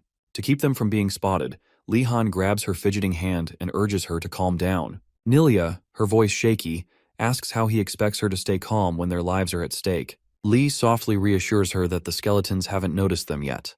Besides, he adds, even if they get caught, they'll only be sent to the punishment room. Horrified, Nilia gasps and explains that she's heard rumors about the punishment room being filled with torture devices and that no one ever escapes from it. Lee, unfazed, mutters a dismissive comment and leaves her in Yoner's care while he continues observing the skeletons. As they roam the area, Lee racks his brain, trying to devise a plan to get them out of there undetected. Not far away, the White Tiger students prepare for battle, forming a basic combat formation to face the skeletons head-on. Realizing that escape is futile, they muster their courage and decide to fight for their honor and knightly code. Observing from a distance, Lee wonders why anyone would care about honor or a code in such a dire situation. Durugu then appears behind him, claiming to have a solid plan to escape. In Durugu's mind, the plan involves uniting with the White Tigers to combine their strengths and break through the encirclement. However, before he can explain, Lee misinterprets his intent, assuming Durugu means to use the White Tigers as a distraction while their group escapes. The others quickly agree to this plan, leaving Durugu to question why he even bothered. As Lee continues watching the skeletons, he realizes they need to break through the weakest part of the encirclement. Despite the tigers buying them time, there's still no opening. After a moment of deep thought, Lee looks up and notices something odd. The headmaster is still summoning more pursuers from the nether. Initially, Lee had thought the headmaster's challenge offered a genuine chance to escape, but now he suspects the lunatic never intended to let anyone succeed. On further reflection, Lee considers that this might be the headmaster's way of making the challenge as grueling as possible. With no clear way out and the tigers already being captured one by one, Lee considers surrendering. Just as he's about to give up, it clicks. The skeletons' disinterest in their side of the forest must mean they don't even know Lee's group is there.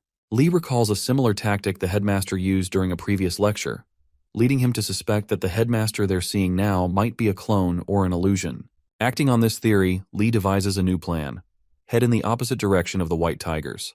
He quickly gathers his group and urges them to climb higher up the mountain.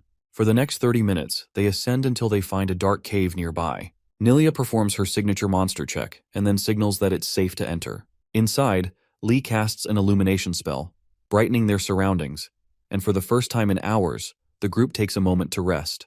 As they settle, Yoner asks if the skeletons will follow them into the cave. Nilia reassures her that the skeletons don't seem to be chasing them. Durugu, however, reminds them of the real issue: how long the summoned skeletons will persist. He insists that charging through the encirclement might have been the better choice. Lee counters, explaining that the skeletons' sheer numbers made such a charge impossible for their small group. With the immediate danger behind them, Lee pulls out some sausages and urges everyone to eat. When Nilia realizes her water bottle is empty, Lee uses water magic to create drinkable water and fills her bottle. Awed by the beauty and convenience of water magic, Nilia remarks on how useful it would be for hunting.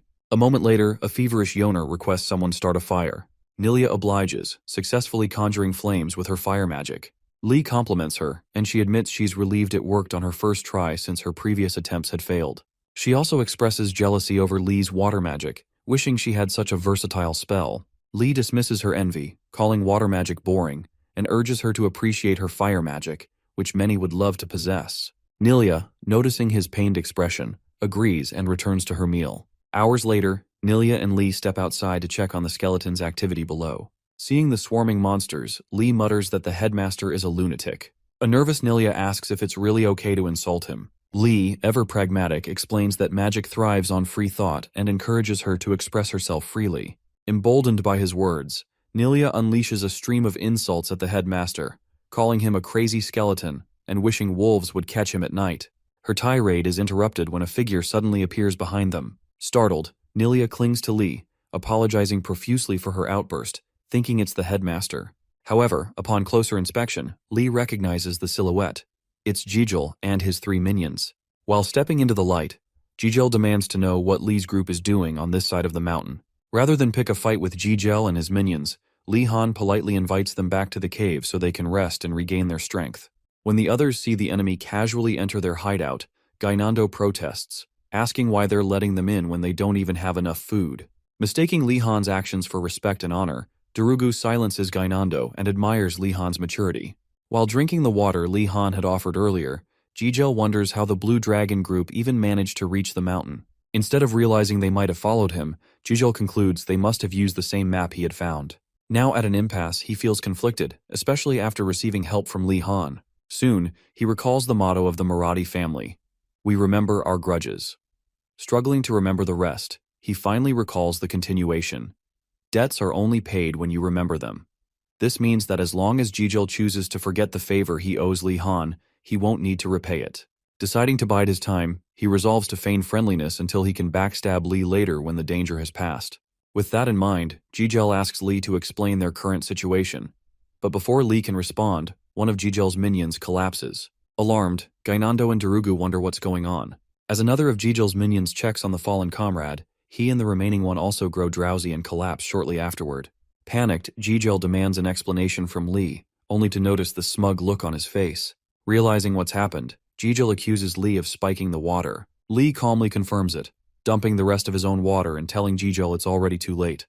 The drug should take effect any second now. Despite making empty threats, Jijil soon succumbs to the drowsiness and falls asleep. With phase 1 of his plan complete, Lee mentally checks it off his to-do list.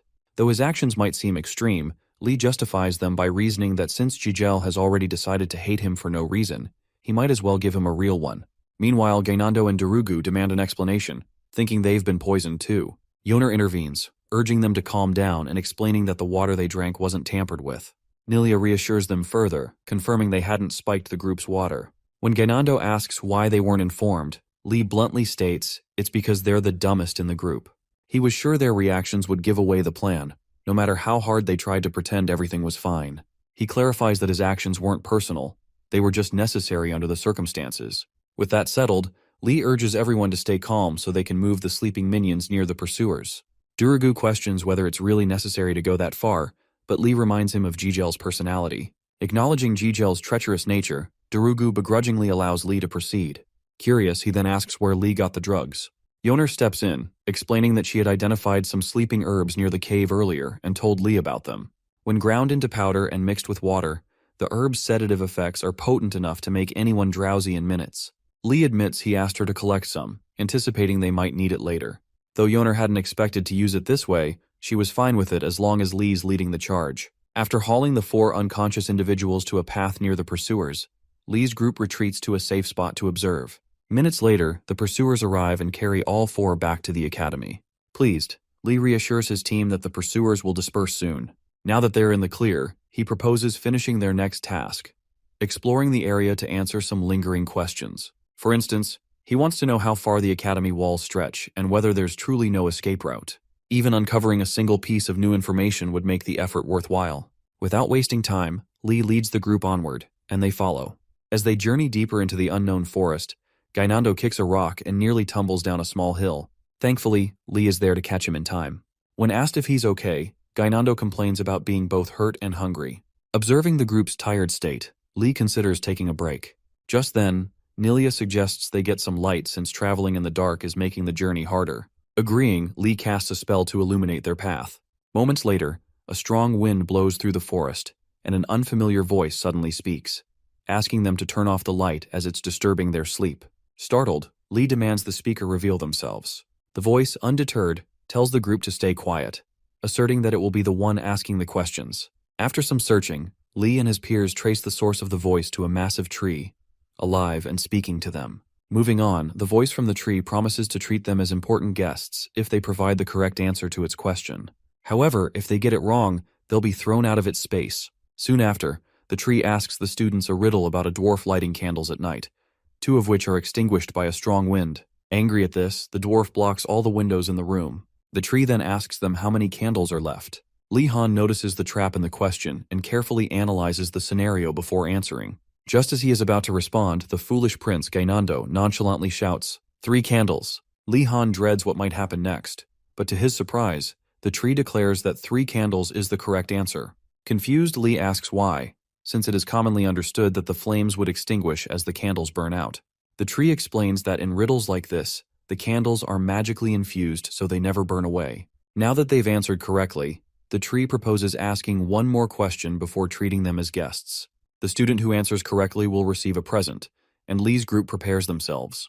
For the second question, the tree describes someone who is huge in the morning, shrinks at noon, grows larger in the afternoon, and disappears at night, only to repeat the same cycle daily. Who is this person? The tree asks. This question isn't as straightforward as the first, so the group takes time to think. Eventually, Lee suggests that the answer might be a shadow and asks the tree if it's correct. To no one's surprise, he's right, leaving his peers wondering how he figured it out. Lee explains that he had heard the same riddle before in his previous life, making it an easy guess. The riddle is famously one that the king of Thebes, Oedipus, had solved. Although the story changes slightly with each retelling, humans tend to provide similar answers. As Lee reflects on the connection between the riddles of his past world and this one, the tree commends his intelligence and opens a pathway to welcome the students. When Lee and his companions enter the inner forest, they are shocked and delighted to see beautiful spirits decorating the space. The tree offers Lee a green drink to refresh himself after the journey. Lee sniffs the drink and notes that it smells like vegetable juice. After thanking the tree, he drinks it without hesitation and immediately feels his muscle fatigue melt away, much like drinking cold water after hours of trekking under a hot sun. While Lee enjoys the drink, the others remain hesitant to take even a sip. Once Lee finishes, the tree collects the cup and asks if he likes the drink. Lee says it was delicious and asks how to make more. Before sharing the recipe, the tree requests Lee's name. Lee introduces himself properly, but the tree insists on knowing his family name. When Lee mentions Wardenaz, the tree becomes visibly frightened and apologizes for its earlier reaction, explaining that rumors about his family caused its behavior. Seeing that Lee introduced himself without relying on his family name, the tree assures him that he is destined to become a great mage. The tree then asks what they are doing so far from school, especially at night. Lee Han and Gainando nearly spit out their drinks at the question, and Lee nervously claims they were simply enjoying a night stroll. Suspecting the truth, the tree asks if they're trying to leave the academy. Since it's only their first week, the tree questions whether they're truly prepared to escape. Lee admits they have personal reasons and asks the tree spirit for advice. The tree reveals that there is a way out of the academy, but new students can't escape through it. Lee then asks how far the walls stretch. The tree explains that no one knows for sure because dangerous magic surrounds the walls, and anyone who touches them recklessly would suffer immense pain. Realizing that escaping by finding the end of the walls isn't feasible, Lee considers other possibilities. Despite this, the tree advises against any escape attempts for now, warning that though things are quiet now, monsters will awaken in a few weeks. Lee thanks the tree for the information, but the tree is surprised to see him still deep in thought. Curious, the tree decides to observe him further and moves on to present his reward. Soon after, the tree conjures an artifact, reminding Lee of Garcia's lessons about artifacts being essential tools for magicians. Although most new students are dissatisfied with what the academy provides, this night marks the moment Lee becomes the first student to receive a new staff from the Dryad tree spirit. Soon after giving Lee the staff, the tree asks for his thoughts on its best creation. Lee remarks that the staff feels warm and full of life. At that moment, the tree spirit realizes Lee isn't an ordinary boy. The staff it gave him possesses a spirit that should have been impossible for someone his age to detect. Recognizing Lee's potential, the tree assures him he will uncover the staff's true power as he uses it. Impatient, Lee asks the tree to explain the staff's powers to save time, but the tree insists there's no need, as the answers will come naturally. While Lee grumbles, the tree notes that his talent and temperament reminded of a wardeness lunatic it met 100 years ago. Convinced Lee is a true wardeness, The tree anticipates a bright future for him. At dawn, the tree tells the students to prepare to return to the academy. Wasting no time, the dryad tree uses magic to eject the students from its space and warns Lee Han not to use his magic in the vicinity, as it is too strong and could awaken the nearby trees.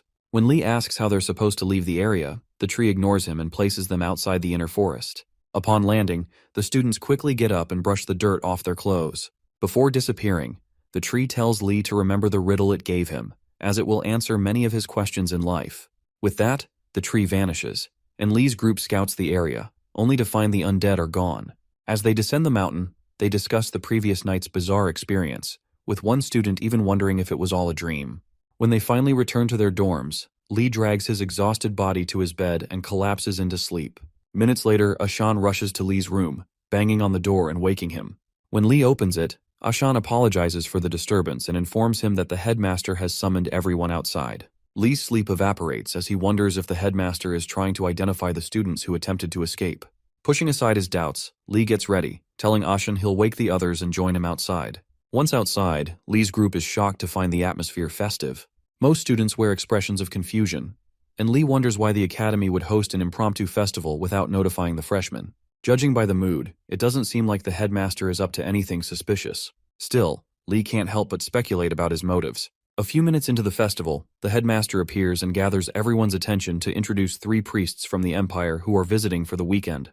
After the introduction, the headmaster encourages the students to applaud, which they do. However, Lee finds it odd that such a grand reception is being held for 3 imperial priests. Deciding to stay alert, he resolves to observe the situation carefully. After the applause, one of the priests thanks the headmaster, Osugonadaltes, for honoring them despite his busy schedule teaching students.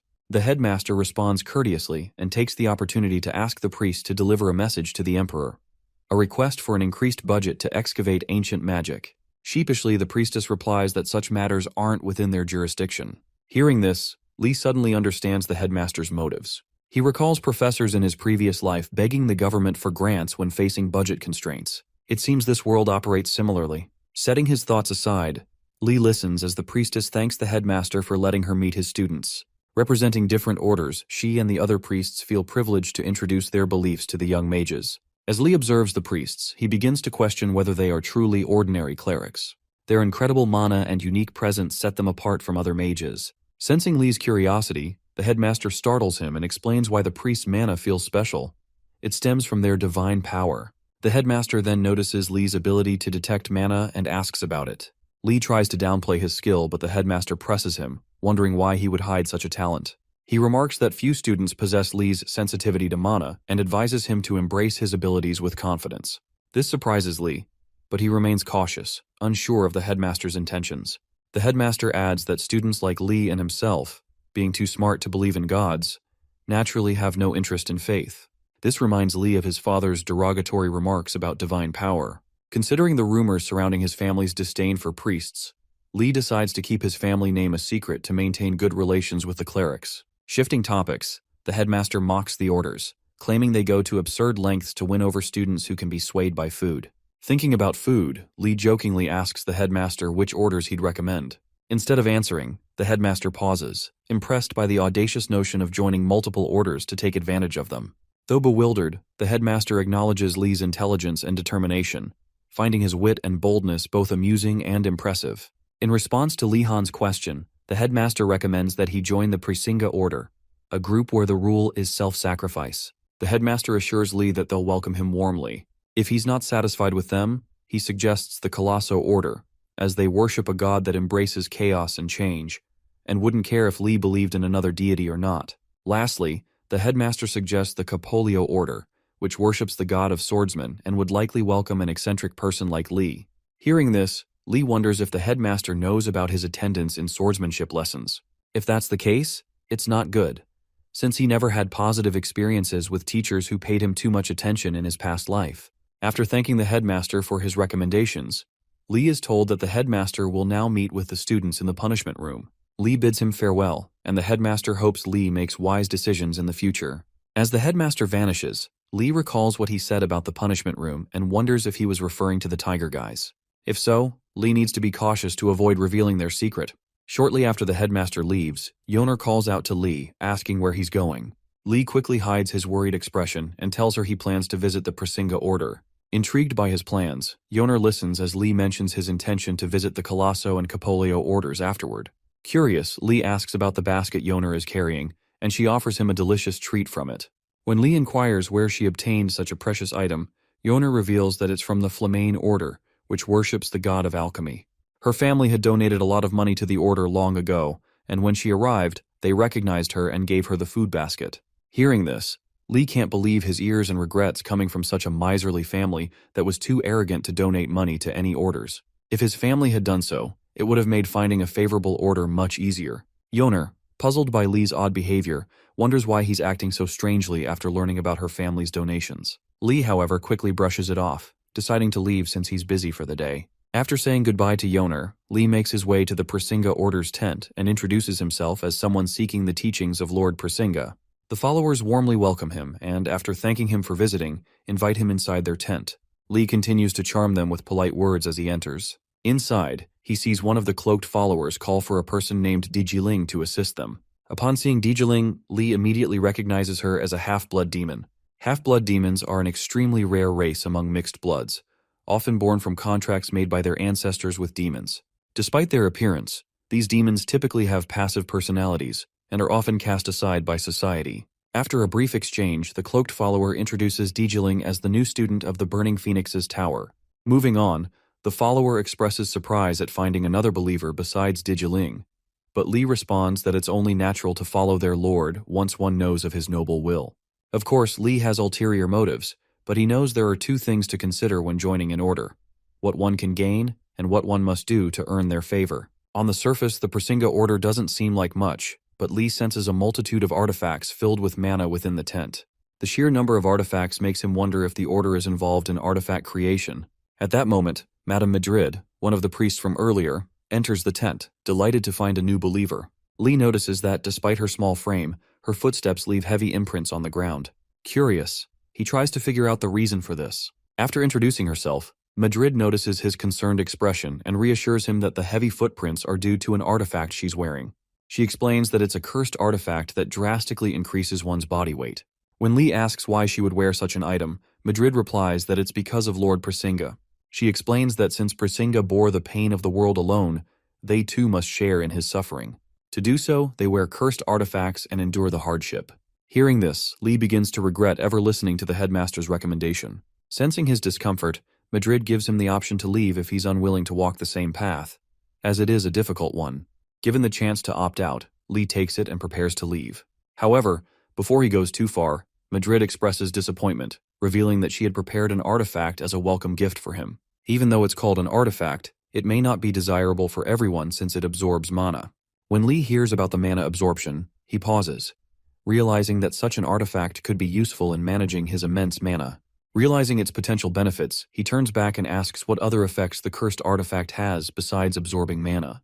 If it has one curse, there are likely other functions, and Lee wants to know them all before accepting it. Madrid, confused at first, proceeds to explain the original effect of the cursed item. Just like action and reaction, there are cases where a strong curse enhances an artifact's effects. Examining the artifact Madrid is wearing, it appears to be afflicted with the curse of increased weight. However, its effect is equally powerful, known as increased divine power. Following this logic, Madrid explains to Lee that his artifact has invisibility magic. Still, she notes that its more significant drawback is its excessive absorption of the user's mana. As she continues listing its disadvantages, Lee Han politely interrupts her, expressing his readiness to accept the consequences.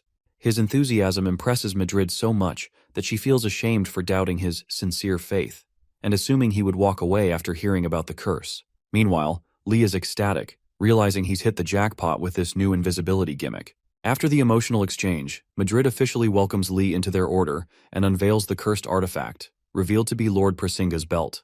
The purple glowing belt is presented in a box, and Lee promptly puts it on. Observing him, the two cloaked followers suspect that, as a new believer, Lee might struggle with the artifact's negative effects.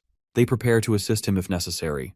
However, to their shock, nothing happens when Lee dons the belt. Instead, he eagerly asks how to activate the invisibility magic. Hearing the followers' murmurs of disbelief, Lee turns to Madrid and asks if there's an issue he should be concerned about. Madrid, snapping out of her surprise, chuckles and reassures him that everything is fine. She directs him to the guide inside the box for instructions on activating the invisibility spell. Inwardly, she marvels at how fortunate they are to have been sent such an incredible new brother by their lord. Lee finds the spell guide inside the box, reads through it, and chants the incantation to activate the belt's power. Instantly, he vanishes, leaving Madrid and the followers astonished. Elated by the artifact's impressive effect, Lee marvels at how well it works, especially given the strong curse attached to it. After savoring the thrill of invisibility, he chants the cancellation spell and reappears, startling everyone. Now confident in the artifact's capabilities, he begins to wonder if its cursed effect is even noticeable, as he hasn't felt any adverse impact yet. He reasons that if the effects are this mild, he might as well try wearing more cursed items. With this in mind, he asks Madrid for additional cursed artifacts. However, Madrid, after a dramatic pause, advises him against pushing himself too hard and insists it's too soon for him to take on more cursed items. Despite his best efforts to persuade her, she refuses. Later, during a class on the Order's teachings, Lee ponders how useful the belt will be in helping him escape the academy. His thoughts are interrupted as Madrid concludes her lecture for the day. After thanking her for her teachings, Lee reflects on what he's learned and concludes that anything is possible as long as one is willing to equip a cursed item. Before letting him leave, Madrid offers him a food basket, explaining that she thought he might need it. Touched by her thoughtful gesture, Lee is nearly moved to tears and expresses his gratitude. As he reaches for the basket, Dijiling suddenly approaches and offers him her food basket as well. Confused, Lee asks why she's giving it to him. Dijiling explains that as a servant of Prasinga, she doesn't require such extravagance. Madrid tries to call her back, but Dijiling departs shortly after.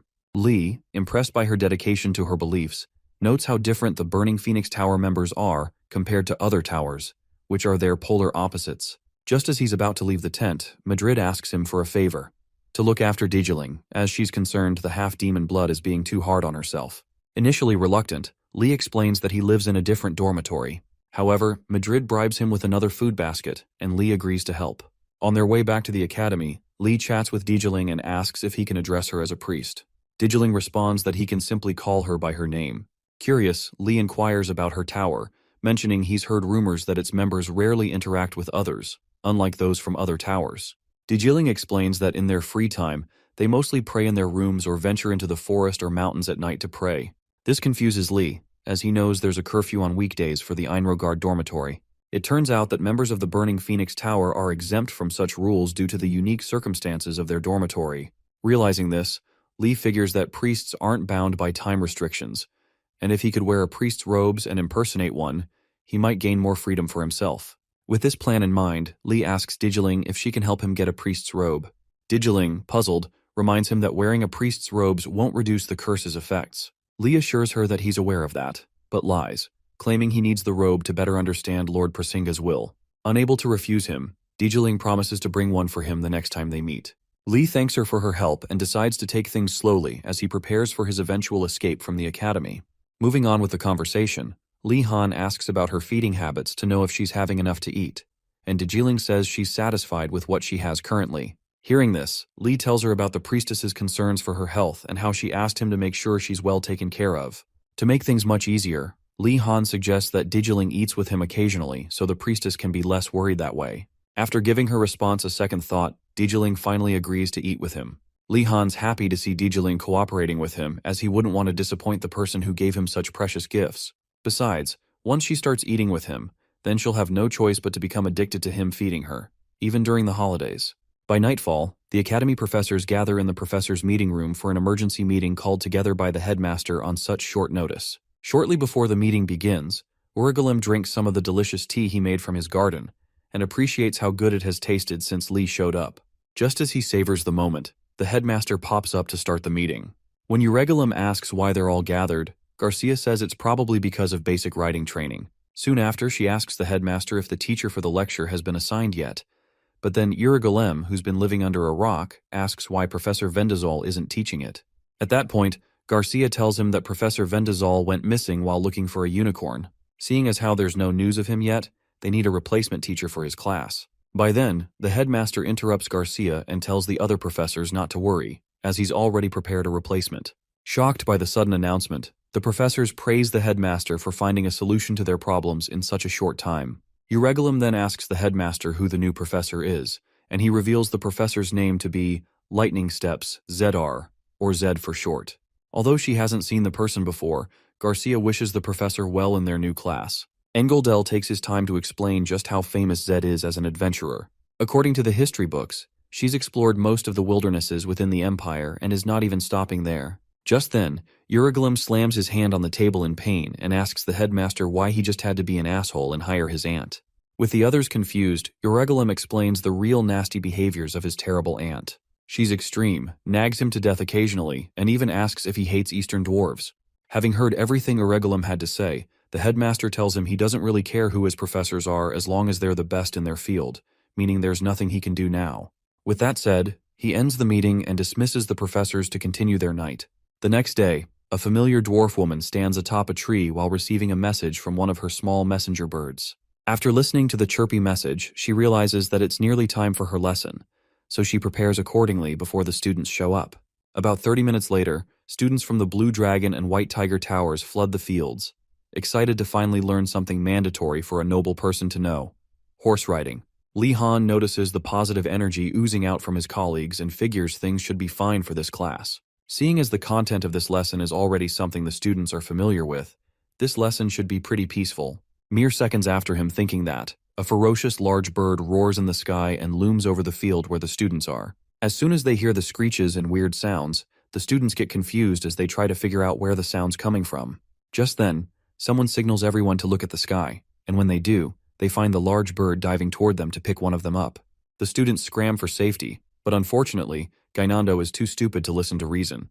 So he gets caught by the bird with its feet and is flown somewhere else. Realizing that Gainando's been taken, Li quickly takes charge, urging everybody to calm their balls, crouch low, and avoid moving so they don't attract its attention. Once they're past that, he starts thinking of how desensitized he is to things like this happening, almost as if shit like this doesn't surprise him anymore. Seconds later, the bird is back for its next victim, and Li Han starts wondering where the bird is from.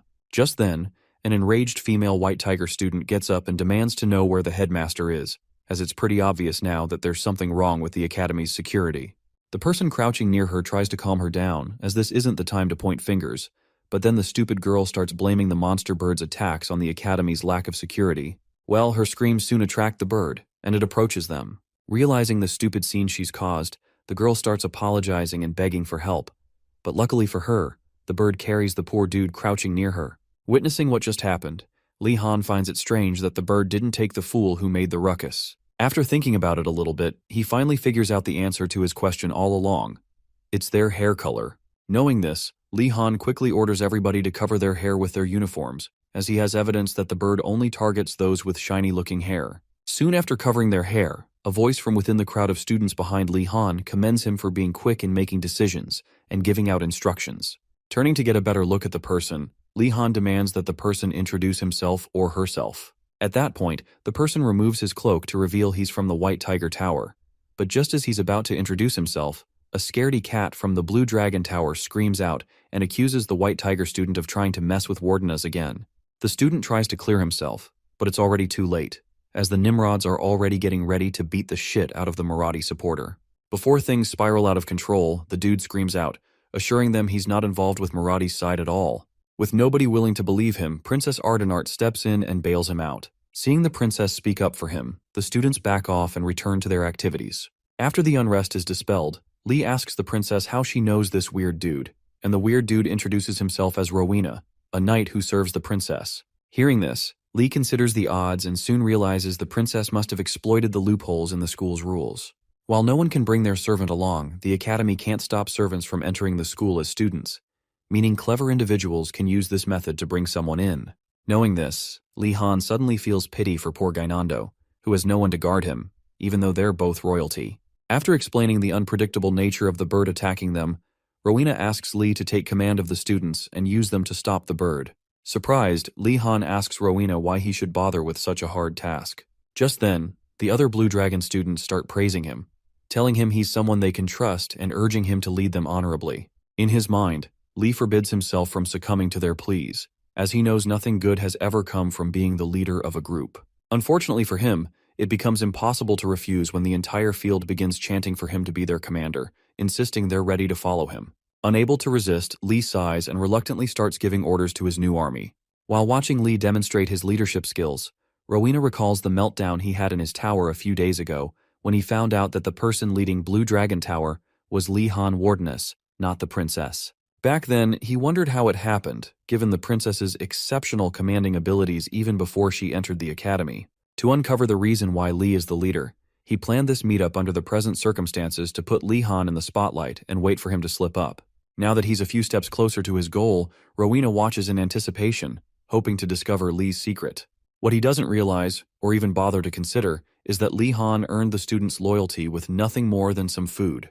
Before enacting his plan, Lee asks if anyone has a shiny object. Someone soon hands him a mirror, which Lee collects. He then faces the reflective part of the mirror toward the sky, baiting the monster bird to come for it.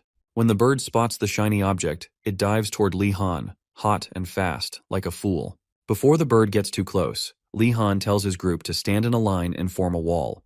When they do, Lee Han hides behind them and urges them to wait for his signal before making a move. As the bird gets close enough, Lee Han steps out, casts the illuminate spell using his new staff, and scares the bird away. Shortly afterward, the students finally breathed a sigh of relief, thanking Lee Han Wardeness for surpassing their doubts and achieving great success. Even the White Tiger students have no choice but to acknowledge Lee Han's greatness after the brave stunt he pulled. Before getting too happy, Lee asks everyone what they think will happen to Gainando and the other guy who got abducted by the bird. Just then, Lee hears the sounds of struggling in the nearby trees. Soon enough, both Gainando and Silverhair fall and are caught by the other students. As for the scared bird, it flies back to its master, Zed, who pets it, and finally agrees to head to the lecture field with it. Once she's ready, she jumps from the tall tree she was perched on and lands with a stomp. She then introduces herself to the brats, who are as confused as anyone seeing a weirdo jump from a tree and say hi. Lee Han thinks about how strange it is for her to appear out of nowhere and wonders if the earlier charade with the bird was orchestrated by her.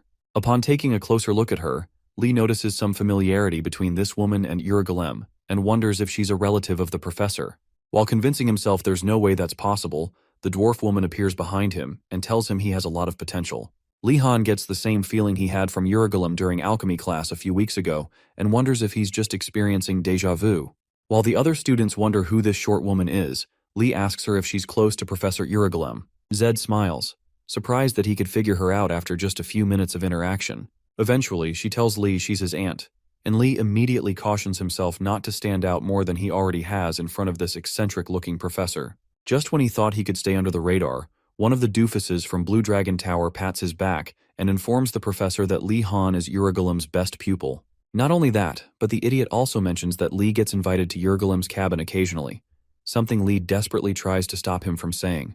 Upon hearing about Lee's familiarity with her nephew, Zed asks Lee to confirm if it's true. Switching his mission to at least making a good impression on the professor, Lee admits that the student is right. At that moment, the monster bird returns and lands, and Zed calls the student's attention to begin the lesson. For starters, she introduces herself as Light Spears Zedar, and explains that their real teacher, Professor Vendazol, went missing while searching for a unicorn, so she's filling in for him. Once she finishes her introduction, the glazing begins as the students recall all the remarkable things she's done in the past, like defeating Vehomoth and exploring the Spirit's Crater, an achievement no one else has managed. To kick off the class, Zed asks the students to guess why she brought a Thunderbird to class. For context, the Thunderbird is a massive monster with aggressive tendencies and the ability to control lightning, thunder, and whirlwinds, hence its name. Lee racks his brain to figure out her reasoning, but then a student asks if the goal of the semester is for them to ride the Thunderbird. Zed laughs her arse off and tells them they wouldn't be able to ride such a monstrous bird even if they had a decade to try, so that's not the reason. She then asks Wardeness to take a guess. Lee suggests it's to see how they respond when they encounter a dangerous monster. Rowena scoffs at his lazy attempt, dismissing it as wrong, but to Lee's surprise, Zed confirms it's the correct answer. She finally understands why Urugulem likes him. Moving on, she explains that there's no telling what types of dangers students might encounter while traveling, so they need proper training. Not to worry though, as she assures them the core of her class is simply riding. For now, they will head to the stables, with Wardenas managing the students and helping with future lessons. At this point, Lee has no choice but to accept his new reality. On the way to the stables, Zed explains that the horse is the most basic riding animal in the Empire, and says anyone who can't ride a horse will struggle to learn to ride anything else. To ride more difficult animals, they first need to master horse riding. As the lesson progresses, Lee notices his colleagues getting bored since they're already familiar with horse riding. At one point, Zed pauses and smiles warmly at Lee. If there's one thing Lee knows about professors smiling, it's that they only do it when they have something evil in mind. Suspicious, he warns Yoner to be careful, suspecting the lesson won't just be about horse riding. When they arrive at Einregard's stable, Zed warmly welcomes them to check out the amazing horses housed there. The students admire the fine, pure-blooded horses and ask if they'll get to ride them. Zed replies that a good horse must be earned. She rummages through her bag, pulls out a cup of sticks, and instructs the students to draw one to determine the order for choosing their horses. After the draw, Gainando gets to pick first. However, when the other nobles complain about the foolish prince going first despite knowing nothing about horses, Gainando fires back with some derogatory remarks and rushes to pick one of the angriest horses in the stable. Yoner and Lee immediately notice the aggression in the horse's eyes, but Gainando ignorantly declares that a horse must be big and strong to be worthy of him. Thinking the horse is bowing to him, Gainando approaches to pet it, only to be whacked in the face by the horse's strong jaw. Within seconds, Gainando lands on the stable floor, bleeding from his nose and mouth. Thankfully, he'll survive. But the nobles he insulted earlier get the last laugh. One of them, thinking he knows how to pick a gentler horse, approaches a smaller, lighter one and pets it. Unfortunately for him, the horse bites his head, leaving him begging for help. Soon after, a student from White Tiger Tower begins bragging to the Blue Dragon students about their arrogance. However, as he attempts to control his horse, he ends up running around the stable, chased by the aggressive beast.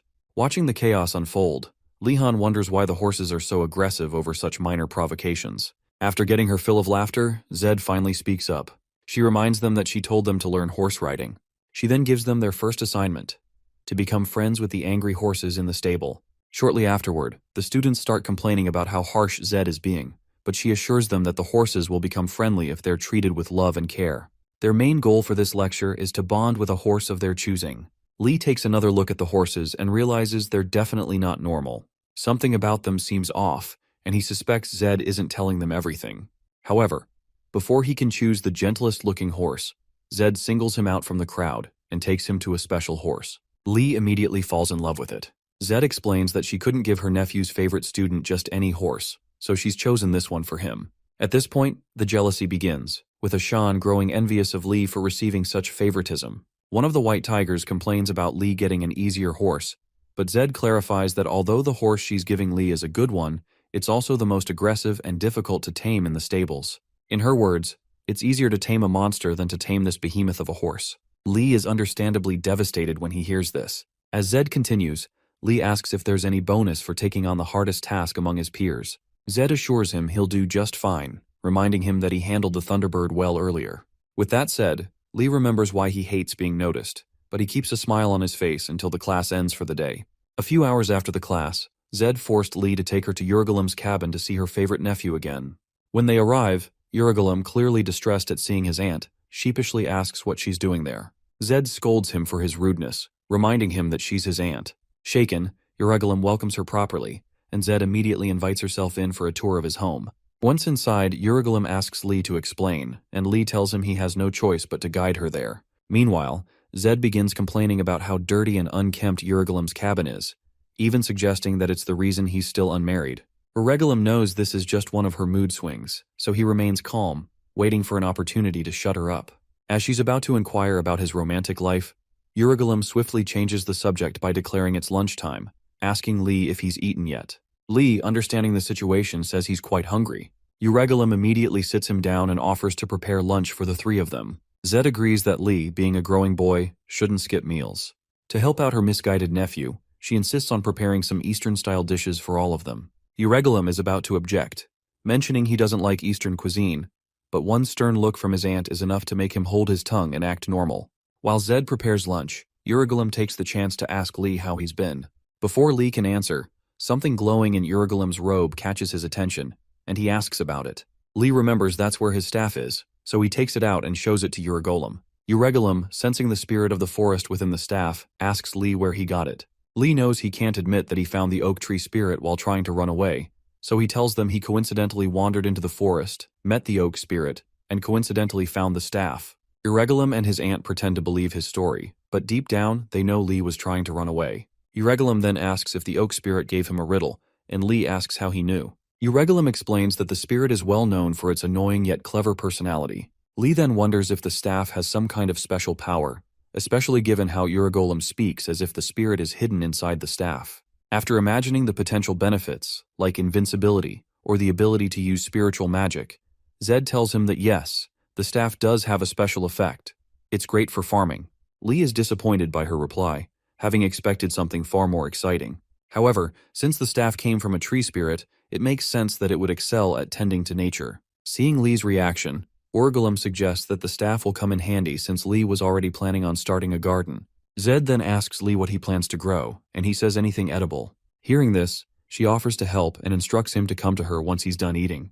After lunch, Zed takes Lee outside to plant some potatoes in the garden she made for him. She advises him that potatoes and sweet potatoes will be useful, and although it will take time until harvest, Lee will be grateful later. Lee agrees with her and tries to stay optimistic, as it's the right attitude for farming.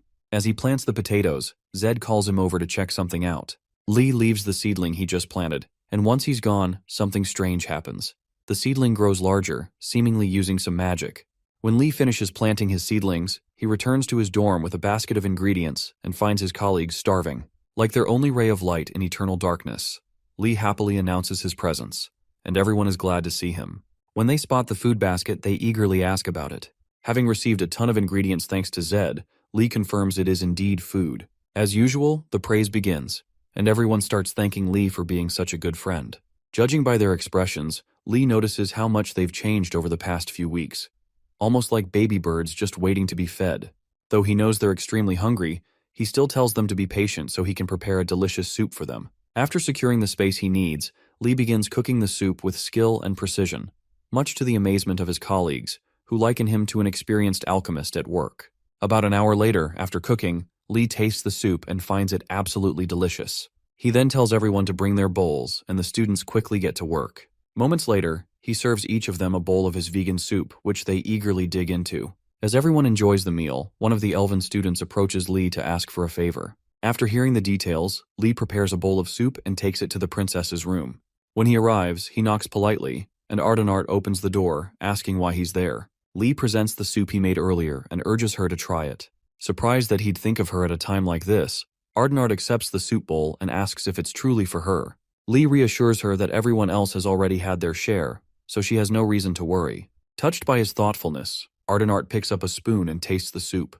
Judging by her reaction, Lee guesses she must have been very hungry. After tasting it, Ardenart thanks Lee and promises to repay him for the favor before closing the door. Soon after, Lee heads back downstairs and finds the elf who requested the favor, alongside another student, both eager to hear how the princess reacted. Lee tells them she loves the food, and they are overjoyed, expressing gratitude for having someone like Lee around. The elf then asks Lee to continue delivering food to the princess in the future, and offers to pay him double the silver coins, just like earlier. Realizing how important the royal family is, Lee quickly agrees to help whenever they need him. In the afternoon, Lee attends his basic battle magic understanding class, with Bloody Greg as his professor, and continues trying to form circles with the Starstone Orb. After watching Lee fail repeatedly, Greg grows concerned. Although mentoring students isn't his duty, he realizes the potential loss if he lets go of someone with Lee's mana reserves. Clearing his throat, Greg asks Lee if he has any questions. Excited to finally get his attention, Lee asks Greg to explain what the training is all about. Confused, Greg asks if Lee has actually read the lecture description. Realizing his question might have been too basic, Lee rephrases it, asking how this training relates to battle. Greg pauses for a moment, making Lee anxious, then finally admits that the question is so obvious that he struggles to explain it simply. He picks up a pen and says he could kill Lee with just that pen. Startled, Lee grows uneasy at the ominous tone of Greg's example. Greg explains that mastering higher circle magic isn't as crucial in combat as understanding how to use simple tools effectively. He adds that rotating the Starstone sharpens Lee's wits and amplifies his projection magic. While drawing on the board, Greg elaborates that inexperienced mages often fail under the chaotic conditions of battle. Heat, noise, and bloodlust can overwhelm them. But a mage with solid fundamentals will thrive even in extreme situations. To prove his point, Greg throws the pen at Lee, causing a controlled explosion in the safest part of the room. Once the spell ends, Lee is shocked to see that nothing was damaged. He realizes Greg must have combined two spells to create this effect. Greg suddenly appears behind Lee, finishing his explanation. Amazed, Lee expresses his shock at how effortlessly Greg performed such powerful magic. Now that Greg has clarified the lesson, Lee confirms he's satisfied and thanks him. As Greg walks back to his seat, Lee finally starts seeing his teacher in a new light. Initially, he thought Greg was simply slacking off during lessons, but now he realizes that everything Greg has done holds some deeper meaning. With this new perspective, Lee concludes that there's more to gain from this class than just academic results. Encouraged, Lee tells Greg about his past experiences using low-level control magic to manage his mana, and how he failed to control it properly the last time he used it in the headmaster's office. Hearing this, Greg suggests that Lee might have more mana than he realizes. Lee agrees, noting that many others have told him the same. However, in his mind, Lee is impressed that Greg was able to recognize this so quickly, concluding that the professor might understand his mana problem. Anticipating a practical solution, Lee steps closer to Greg, subtly hinting for him to try something. Catching the cue, Greg tightly grips Lee's hand and uses a technique called mana drain. As the ominous purple miasma fills the room, Lee recognizes the spell as a high-circle magic used to absorb the mana of a target, a technique both powerful and dangerous. Shocked by Greg's recklessness, Lee begs him to stop, but Greg firmly tells him to stay still. As Greg taps into Lee's mana reserves, he becomes overwhelmed by the sheer amount of mana and collapses. Panicked, Lee asks if Greg is all right, and the professor quickly gets back up, assuring him that he's fine. Greg explains that he attempted to reduce Lee's mana to make it easier for him to control, but failed miserably because the mana exceeded his expectations. Greg elaborates that when someone has more mana than their vessels can handle, they naturally lose control and collapse under the pressure. Fortunately, as a seasoned professor at Einregard, Greg knows his limits and escapes unharmed. Still, Lee is left wondering just how much mana he holds if someone as skilled as Greg is overwhelmed. Accepting his situation, Lee remarks that there doesn't seem to be a way to solve his mana problem. Greg, however, assures him otherwise. He asks if Lee has ever tried using low-level control magic to send an object flying toward himself. When Lee says no, Greg explains that the key is instinct. He clarifies that while it may seem like Lee has lost control, his will and the object's will are inherently connected, and that connection can be controlled through instinct. Thinking back to a past incident, Lee realizes this explanation accounts for what happened that day. Greg emphasizes the power of instinct, noting that it can greatly enhance Lee's ability to control his mana. Encouraged by Greg's words, Lee begins to understand why Greg is considered an expert in magic control. With new methods like this, Lee feels hopeful about his potential. At this point, Greg picks up a few Spirit Star balls and tells Lee to get ready. Though confused, Lee listens as Greg explains that he'll be throwing the balls at him and expects Lee to use low-level control to defend himself. Before Lee can protest, Greg hurls one of the blue balls at his chin. Startled, Lee dodges on instinct, wondering why he ever enrolled in such a dangerous academy. After about an hour of this chaotic training, Greg takes a break and commends Lee for finally grasping the control techniques they discussed earlier. Exhausted, Lee thanks Greg for the lesson, though he silently questions his own judgment in trusting professors at this insane school. Amused, Greg helps Lee to his feet and modestly claims that Lee resolved the issue himself. Smiling faintly, Lee tells Greg not to flatter him. Once Lee regains his footing, Greg pulls out an iron ball the same size as the Spirit Star ball and asks Lee to try moving it using low-level control. As Greg tosses the iron ball, Lee uses his new staff to command it with his magic. Unsurprisingly, the ball obeys his will. To test Lee further, Greg orders him to guide the ball in specific directions, and Lee follows through successfully. Satisfied with Lee's progress, Greg suggests continuing training with the iron balls instead of the Spirit Star stones. When Lee mentions that he still can't draw a circle with the Star Stone, Greg urges him to apply the same technique he just used with the iron ball. Following the advice, Lee tries again and, to his surprise, finds it much easier to control and swirl the Spirit Star Stone. Seeing Lee's progress, Greg explains that powerful experiences like this directly improve a mage's growth. He adds that since the Star Stone is a support tool designed for unskilled mages, Lee no longer needs it. Instead, Greg instructs him to draw circles with the iron ball and promises more advanced trials as Lee's skills improve. Flabbergasted by all the jargon Greg just spouted, Lee remains silent. Greg, on the other hand, shares his perspective on the battlefield. There are two types of people: those who freeze up in danger and those who react quickly and powerfully. Based on today's training, Greg is convinced that Lee belongs to the latter group, meaning he has the potential to become a great battle mage. Having made this determination, Greg resolves to teach Lee more efficiently in future classes. Once Greg's class is over, the tired Lee Han joins Digiling in the yard and asks if she's had to wait for long. Digiling urges him not to worry as she doesn't wait too long. More importantly, she asks him to tell her what caused the gloomy look on his face, but then Lee tells her not to worry about him either. Moving on, she gives him the priest robe he asked her to get for him in their last meeting, and Lee thanks her right after collecting it. To thank her for helping him, Lee tries to give her some food he reserved for her, but then Digiling refuses to collect the delicious food, so she doesn't disrespect her Lord Pritzinga, who's suffering that instant. Lee figures it won't be that easy to help Digiling, so he comes up with a plan. In the meantime, Digiling tells him to give that food to someone who needs it, as just tea is sufficient for her. Lee then asks if he may make tea for her, citing that he's heard that priests usually prefer green tea or coffee that's not sweet at all. Unable to refuse his request, Digiling allows him to make tea for her, and Lee decides to make something very different. After setting up the fire, Bro concocts and decocts every ingredient available for his strange tea recipe in an attempt to open her eyes to a new taste. When Digiling notices something fishy with Lee's signature tea-making technique, she gets up and demands to know what he's making. Lee remains calm and tells her the recipe he's using is a secret recipe from his family. He then asks if she has a problem with his family's recipe, and poor guilt-ridden Digiling says no. Even when she's about to complain about the sugar he's putting in, Lee asks her again if she thinks his family's secret technique is wasteful. Digiling throws a cute little fuss and tries to exonerate herself from the manipulative Lee Han. Tired of getting guilt-tripped by this evil mastermind, Digiling stops bickering and tells Lee Han to just give her the tea once it's ready. Lee Han obviously appreciates her silence and pours her his special milk tea when it's done before urging her to try it. Digiling checks the tea out, unsure of what to expect, and then takes a sip out of it. Strangely enough, she finds the taste to be subtly sweet, a little spicy, and refreshing at most. In her words, it's a fascinating taste that she's never tasted before and she likes it. Judging by the smile on her face after drinking the tea, Lee could tell his plan worked. Moving on to phase 2 of his plan, he immediately begins making the next tea. This time, however, he mixes sugar, nuts, cocoa powder, milk, and corn powder into boiling water to create a Wardena's special cocoa tea. Before tasting the second tea, Digiling notices the thickness and asks Lee if this is a soup. Well, Lee tells her it's a special tea that contains the traditions of his family. Digiling, who's heard enough, tells him to stop talking, and then tastes the tea. Upon noticing the look on her face, Lee gets sketchy and figures the taste must feel like she's being reborn in a whole new world of flavor.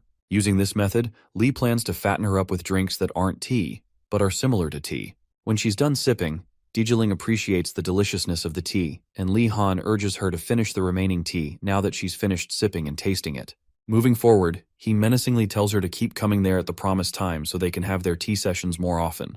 Digiling tells him to stop talking like a villain before agreeing and thanking him for the tea. As soon as their tea meeting is over, the two part ways to get to their various towers. By nightfall, Lee Han puts on the priest's robe Digiling gave him earlier and hides in a corner till all the students are inside their towers and the curfew begins. Once he's sure everyone's safely back inside their towers, Lee decides to head off into his POIs in the middle of the night under the pretense of praying as, to everyone who sees him, he's just a young priest who's full of faith. Anyway, when he gets to the entrance of the school's main building, Lee cautions himself to keep on his toes to avoid any traps that might be lurking around.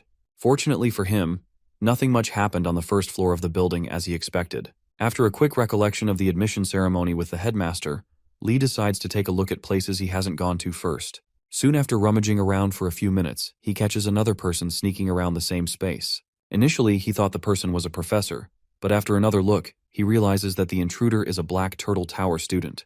After observing a little longer, Lee realizes the student isn't emitting any noticeable presence while moving and deduces that it's due to his trained footwork. Mice beastmen are typically ostracized in the Empire because of stereotypes labeling them as thieves or vagrants. However, this one seems different, with his intentions appearing clear. Recognizing that their objectives might align, Lee stealthily approaches the unsuspecting mouseman, presses a wooden stake against his neck, and warns him not to make any noise if he wants to live. The startled mouse student freezes and turns to see the smiling face of the man who just scared him out of his wits. Lee's intimidating introduction was necessary to ensure cooperation and avoid discovery. Now that the tension has eased, the Beastman expresses his shock, admitting he initially mistook Lee for a professor. Relieved to learn that Lee is just another student, he calms down. Lee apologizes for the scare and properly introduces himself, asking for the best man's name. The mouseman from the Black Turtle Tower introduces himself as Ratford, a professional thief affiliated with the White Crow Group. Ratford explains that, although his fellow students don't openly ostracize him, he can feel they avoid him. To prove his worth to his tower, he decided to locate the school's storage room for daily necessities. After a long search, he finally found the door to the storage room. As for the key he holds, Ratford reveals he crafted it using the tricks he learned from his group before arriving at the school. Impressed by Ratford's resourcefulness, Lee examines the key and commends him for his skill. Ratford admits it took him sacrificing all his rest time to make the key. Otherwise, he'd still be stuck at square one. Now that Lee knows more about Ratford, Ratford turns the tables and asks who Lee really is. Judging by Lee's physique and confident demeanor, Ratford guesses he must be from the Tiger Tower. Lee chuckles and reveals he's actually Lee Han Wardenus from the Blue Dragon Tower. Hearing the name Wardenus, Ratford is understandably alarmed. Lee reassures him not to be scared and proposes they work together, arguing it's better than moving alone. Ratford hesitates, skeptical about collaborating with someone of such high status. However, Lee points out that they're already working together at that moment. Reluctantly, Ratford agrees, and Lee urges him to hurry up to avoid wasting time. Lee asks if Ratford has managed to open the storage room door yet. Ratford replies that he hasn't, suspecting the door is protected by magic. Lee studies the keyhole pattern and asks Ratford to step aside. Pulling a shiny key from his robe, Lee inserts it into the lock and, to Ratford's astonishment, successfully opens the door. Dumbfounded, Ratford asks where Lee got the key. Lee explains he stole it from the headmaster's drawer during an after-class event in the headmaster's hall with Ashan weeks ago. Although he hadn't mentioned the key to Ashan, Lee had also found a message from the headmaster at the time. It hadn't occurred to him then that the key would be useful now. With the door open, Lee warns Ratford that traps are likely ahead. Ratford cautiously opens the door, revealing a pathway leading underground. Unfazed, Lee urges him to proceed, but Ratford's sharp ears pick up strange sounds below. He asks Lee to wait while he investigates. After listening carefully, Ratford reports hearing voices, almost as if people are working underground. Lee deduces that this must be how external supplies are transported into the school. The school has likely been using secret underground tunnels for years to discreetly deliver goods. Lee tells Ratford they need to move quickly to explore the area before dawn. Ratford hesitates, questioning the wisdom of the idea, but Lee ignores him and starts descending the stairs. Ratford reluctantly follows. As they descend, Ratford complains about the thick darkness engulfing the stairwell and tries to create light. Lee stops him, cautioning against drawing attention to themselves. Since the headmaster hid this place, Lee reasons it's only natural he would make it difficult to navigate. Ratford acknowledges Lee's point, but can't help wondering who this clever companion is. Ratford recalls rumors from his tower about a student who overshadowed the prince and princess with his power and charisma. The same student supposedly subdued a thunderbird with a single spell, and is said to be the Blue Dragon Tower's strongest member. Could those rumors be true? Ratford wonders. Lee notices Ratford dawdling and urges him to keep up. When they finally reach the basement, Lee suspects the floor itself is the storage facility, and advises Ratford to proceed carefully. However, as soon as they step out of their hiding spot, the room suddenly lights up, flames spreading all around them. Confused and alarmed, Lee finds himself at a loss for what to do next. As Lee tries to figure out why the candles were suddenly lit, he hears unfamiliar footsteps approaching. Wondering if the person is the keeper of the storage, Lee keeps his movements quiet so he can observe the visitor before acting. To his surprise, the visitor stops by a large shelf of provisions and starts counting the newly delivered items to the school's storage room. Realizing the school is strict about keeping their inventory airtight, Lee knows he needs to leave before they get caught. Just as he tries to keep Ratford from panicking, the visitor approaches and demands they reveal their identities. Lee freezes, unsure of what to do, but eventually calms himself to handle the situation. For a moment, he considers using light magic to blind the visitor and escape, but when he looks at the visitor's face, he realizes the man has no eyes. For context, it's said that when someone loses a certain sense, another sense develops to compensate. Even if that's true, it should be impossible for the visitor to find Lee and Ratford, as they made no noise and hid in a place filled with other scents, making it difficult for him to detect their scent alone. While Lee wonders how this weirdo found them, it's revealed that although the man can't see, he has a special ability that helps him sense mana-filled creatures in the 3D space around him. Having detected 2 desperate mana sources, he focuses on Lee's enormous mana and tries to measure it. As expected, he experiences the same strange effect that hit Greg when he tried using the mana drain on Lee during their last class. Since the visitor can't see their faces, he assumes the owner of this vast mana reserve is the headmaster. He apologizes to Lee, thinking he's the headmaster, and returns to his work. After he leaves, Lee is even more confused that he walked away without asking further questions. Now to address the elephant in the room. Why did the visitor mention the headmaster? Did he mistake Lee for the headmaster? With no clear answers, Lee shifts his thoughts to what the visitor meant by amount of mana earlier. Ratford, finally finding the courage to speak, asks Lee what just happened. Lee explains that the man detected them via their mana and confirms that this academy is indeed a tough place. Thankfully, the situation is resolved for now, so he pats Ratford on the back and urges him to keep moving. As they leave the storage room, Lee warns Ratford not to touch anything on the shelves, as they have someone tracking the inventory. For now, they plan to find the passageway these items came through and follow it outside. Moments later, Ratford's keen ears pick up movement from all directions, and he informs Lee. Lee compliments him on how well he's adapting, despite it being his first time in the underground space, and Ratford thanks him for the praise.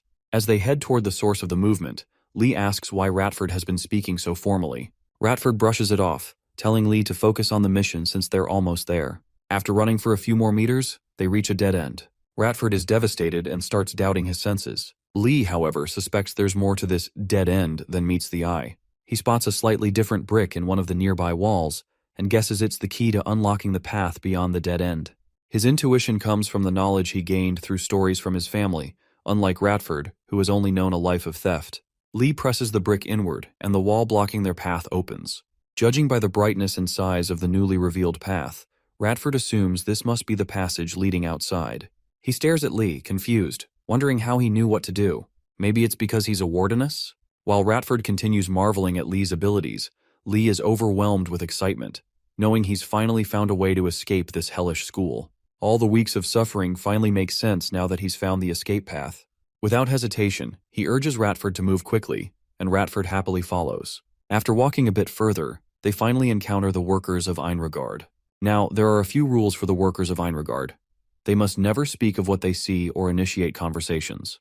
They aren't allowed to question anyone coming from the passageway, even if they're a priest or a student who just emerged. Moments after revealing themselves, Lee tells Ratford that the workers seem strangely disinterested in them, but Ratford suggests maybe they didn't even notice them. In any case, Lee figures they don't need to worry about the workers being suspicious. He walks up to one of the carriage handlers and asks if they can leave by riding the horse carriage. Since the workers are almost done, one of them invites Lee and Ratford to get inside and rest. Once they're comfortably seated and the carriage starts moving, Lee reminds himself to stay calm, as everything has gone smoothly so far. His only concern is Ratford's intense staring, which is making him uncomfortable. With no one speaking, Lee starts to wonder if the world outside is even tougher than he thought. Einregard, being a symbol of the Empire and the mages, undoubtedly has many enemies lurking in the shadows. Not only do political forces gather there, but many important items also come and go. Lee figures all of this must be why the workers seem so anxious, though he's still not convinced about the part where they trap students inside and refuse to let them out. Once the carriage finally exits the academy grounds, it suddenly stops, and Lee wonders why. When he peeks out to investigate, he sees someone he never expected to encounter. As it turns out, Professor Garcia is standing just a few meters away from their carriage, talking and sorting things out with the handler. Lee wonders if she has already caught him, but then again, he figures that can't be the case. Just then, Ratford, his voice shaky, tells Lee that there's a professor right outside their carriage. Lee quickly ducks back inside, making sure Ratford stays silent, as he doesn't believe she knows they're there yet. For now, he tells Ratford to get his act together and quietly observe the situation with him. After calming Ratford down, Lee focuses on figuring out why she's there so late at night. It turns out the headmaster tasked her earlier with delivering an artifact to the Imperial officials outside the academy. Before handing over the artifact, Garcia opens it and sighs, complaining about how troublesome it is to pass off artifacts every damn time. Before long, she turns to the other handlers and flashes them a smile, one that utterly terrifies them. Their reactions break her heart, as all she's trying to do is be friendly. Just then, one of the rabbit beastmen picks up a warning signal coming from a few carriages down. Immediately, he arms himself and urges his partner to do the same. Initially, Garcia assumes they are reacting to her smile, but the rabbit beastman quickly clarifies that he's hearing emergency warning sounds from the vanguard up ahead. Garcia instantly shifts to high alert, preparing to fight whatever is coming. Meanwhile, the head of the vanguard orders the disguised imposters causing the commotion to reveal their identities, warning them that this is their last chance. In response, the imposters lie, claiming to be merchants passing through. Knowing full well that they are lying, the vanguard leader calls them out and even points out the hidden weapons on their backs. Realizing they've been exposed, the imposters commend the academy's porters for being sharp, and while removing their disguises, ask if they are combat mercenaries or soldiers. Ignoring them, the vanguard leader orders his team into formation and commands the archers to fire crossbow rounds at the imposters. However, the imposters quickly erect a defensive barrier, blocking the incoming arrows. One of them chuckles, mocking the vanguard for thinking they weren't prepared. The soldiers, seeing how effortlessly they blocked the attack, realize these aren't ordinary bandits and demand they reveal who they really are. At that moment, the lead imposter calls the vanguard fools for helping mages who are bringing the empire to ruin. He gives them a chance to drop their weapons and surrender, claiming they can still save the empire. That's when the vanguard soldiers finally understand. They are dealing with the anti-magic group, an extremist faction that rejects magic and spreads terror. As the enemy leader's patience runs out, he and his minions leap toward the vanguard, vowing to execute them in the name of the Twilight Dawn Squad. Thankfully, before the bloodthirsty bastards can reach the soldiers, Garcia erects a barrier of order, blocking their path.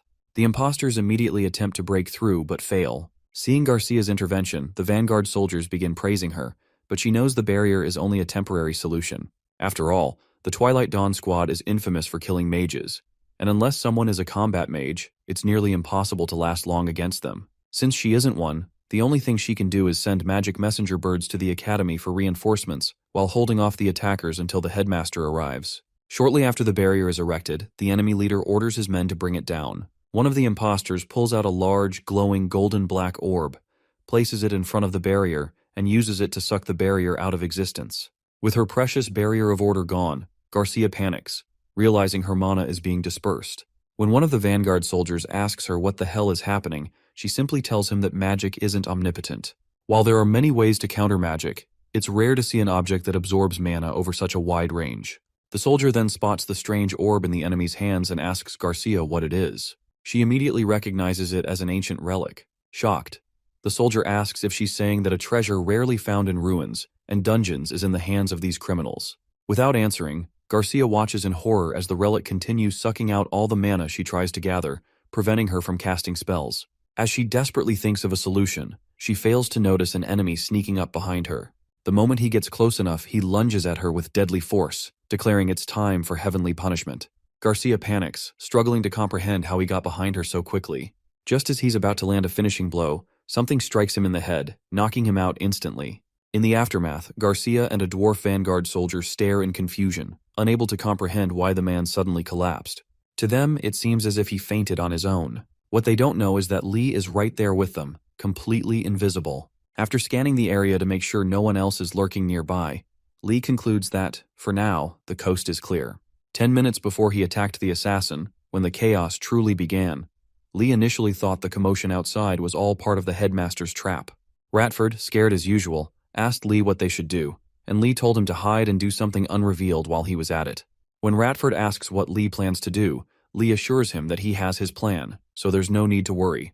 In his mind, Lee knows the anti-magic organization, the Twilight Dawn Squad, will pose a bigger problem in the future, especially if he doesn't help stop them now. To prevent that, he activates the invisibility spell on his cursed belt and rushes to the battle scene to help out however he can. Moments after knocking out the bastard who tried to kill Garcia, Lee remains invisible, leaving Garcia and the dwarf vanguard warrior wondering what just happened. Soon after, he calls out to the professor, telling her who he is. When she asks where he is, he explains that he's using invisibility magic. Since there's no time for idle chatter, Lee asks Garcia for orders. Garcia knows this is the time for action, so she orders everyone to hold their weapons and stand guard. She's already requested reinforcements from the academy, and they'll arrive soon, but until then, she tells Lee to stay hidden. Around that time, the archers fire another round of arrows, but unfortunately, it doesn't help much. With the attackers charging from all sides, Garcia instructs her men to hide and avoid getting injured. As the enemy skillfully deflects and counters the arrows, Lee is shocked at how extraordinary their movements are. He's sure they're all martial arts masters who need a good beating. Lee asks Garcia why she isn't using any magic, and she explains that her mana was absorbed by an ancient relic. After a moment of thought, she asks how Lee is still able to maintain his invisibility. Before he answers, Garcia figures it out herself. If she's correct, Lee's mana is endless, like the sea. This is a huge advantage for her, so she asks him to lend her some mana. Lee willingly gives her a large amount of his mana, allowing her to regain her power. With this new strength, she summons Petra's indestructible spear, which Lee sees as powerful magic, and uses the devastating power of the spear to crack the glowing golden ball that the enemy calls an ancient artifact. The resulting explosion is so loud and bright that even the enemy retreats momentarily to escape the blast radius. As Garcia starts to feel her mana returning, she tells Lee to step back so she can handle the rest. For her next attack, she summons the flesh-eating lightning wolf to devour the enemies, sending them running to avoid being electrocuted. While the attack unfolds, Lee senses something off with Garcia's mana. Although faint, it seems her mana is still flowing elsewhere. After investigating further, Lee realizes the relic is still active, slowly draining Garcia's mana. He immediately informs her, causing her to become distracted. At that moment, the enemy fighters who had ambushed her earlier surrounded her and lunged, trying to prevent her from launching another attack. Garcia realizes they must have gotten close while she was focused on the relic, but now, she's running out of time and needs a miracle to save herself from their blades. Just as she's about to give up, Lee, still invisible, hits one of them in the head with his staff, leaving the others wondering why their comrade fell despite nothing being around.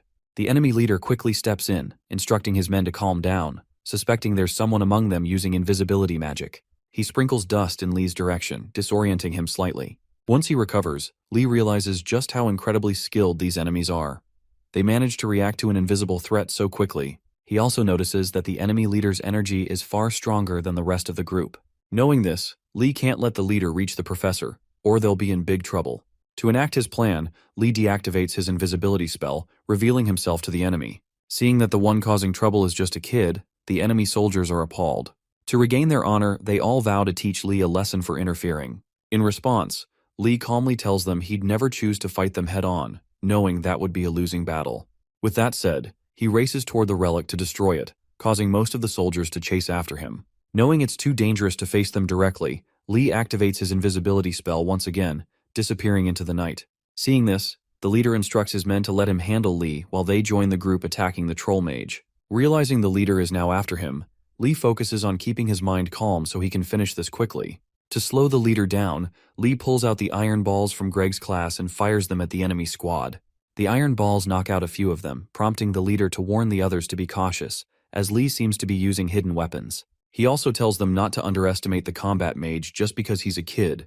They should go all out. At this point, Lee realizes how different this situation is from the lessons he's used to. It almost feels like his brain is burning from the intensity, but he knows he has to focus. Any lapse in concentration could cost him his life. To keep himself steady, Lee reminds himself to follow a rhythm: shoot out the iron ball, retrieve it, rotate, and repeat. However, as he overthinks his actions, he experiences a sharp pain in his head, followed by a sudden nosebleed. With the enemies still hot on his trail, Lee Han wonders if the nosebleed he had earlier was caused by insufficient mana. However, after considering his abundant mana, he realizes that's not the case. He then questions whether the bleeding was a result of overworking his mind. With no clear answers, Lee decides he can't let this charade with the enemy drag on any longer, especially now that the relic has fully activated again. For now, he needs to stop them from moving. To do this, he infuses his metal balls with magic again and sends them toward the enemy leader. To his surprise, the leader slices the metal balls in half and catches a whiff of Lee's blood nearby. Although Lee is still invisible throughout the fight, the leader orders his men to follow the scent of blood heading toward the relic. As the soldiers charge toward his supposed location, Lee, now close to the relic, abandons his mission to destroy it. He picks up a wounded soldier's sword and makes a preemptive strike on one of the smaller foes. Thankfully, he manages to land a successful blow, injuring one of the enemies. However, the leader immediately recognizes the wound as being caused by a sword. While he wonders if Lee Han has changed weapons, two of his men alert everyone on the battlefield that someone is nearby. To avoid being struck by the invisible mage, one of the enemies sprinkles something called glittering dust around the relic. Lee barely dodges the dust by a hair's breadth, but some blood from his nosebleed touches the dust, making it visible. Lee takes note of this effect. Just as he's about to give up on destroying the relic, Lee Han remembers something and decides to use it against the enemy. Since he needs time to prepare, he vanishes again. Moments later, the enemy forces notice a trail of Lee's blood staining the ground. Upon hearing this, the leader instructs them to deal with the mage calmly. However, as he follows the scent of blood again, the leader realizes that it has now mixed, which concerns him. Soon after, they hear sounds around them, and the leader quickly calls the group to order, knowing Lee is nearby. Seconds after they form up, Lee strikes down two of their core members in one attack.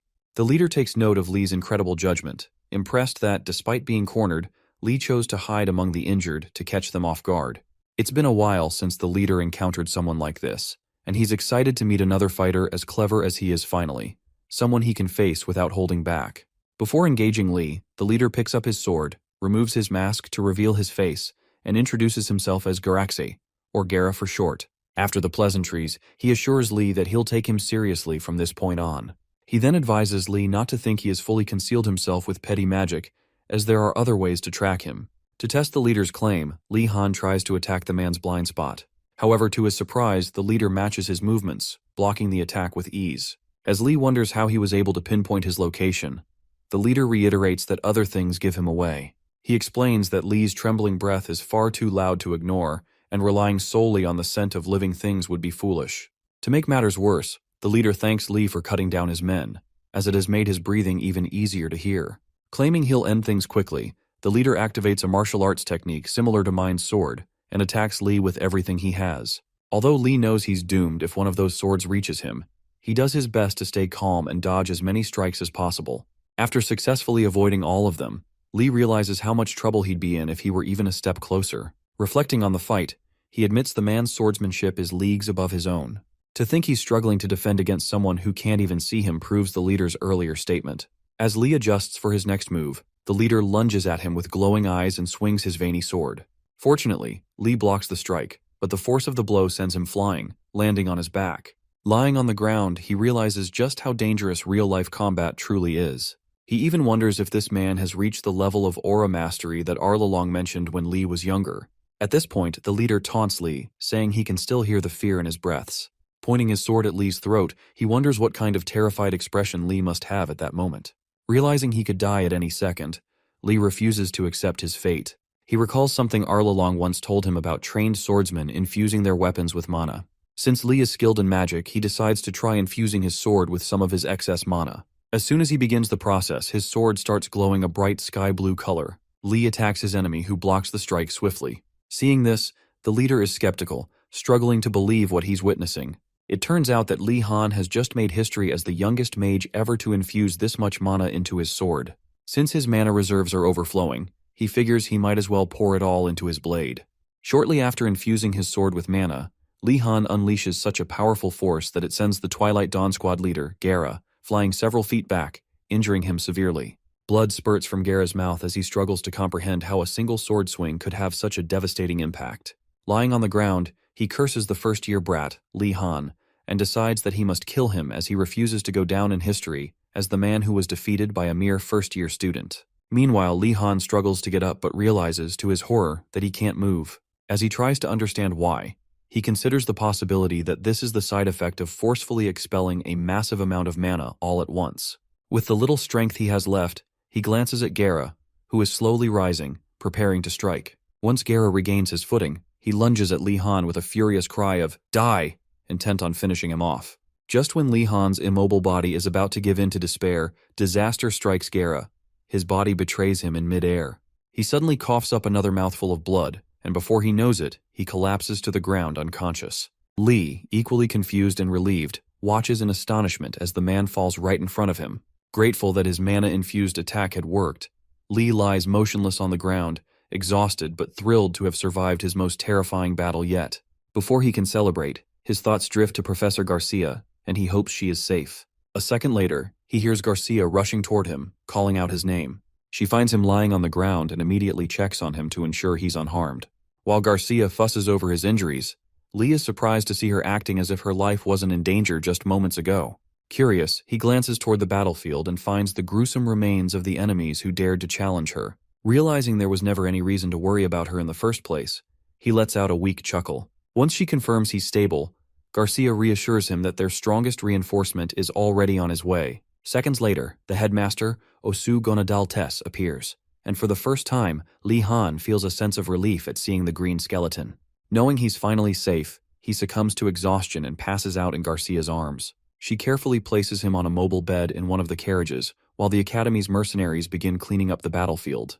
Turning to Garcia, the headmaster apologizes for putting her in such danger, admitting that he should have anticipated the Twilight Dawn Squad's ambush. Garcia, however, reassures him that it wasn't his fault. At that moment, Bloody Greg arrives and immediately confronts the headmaster, calling him negligent for not foreseeing this attack. The headmaster, irritated, orders Greg to be quiet and instead instructs him to identify one of the captured men. Greg, noticing the diversion but playing along, identifies Garrixe, or Gaara, as the leader of the enemy squad.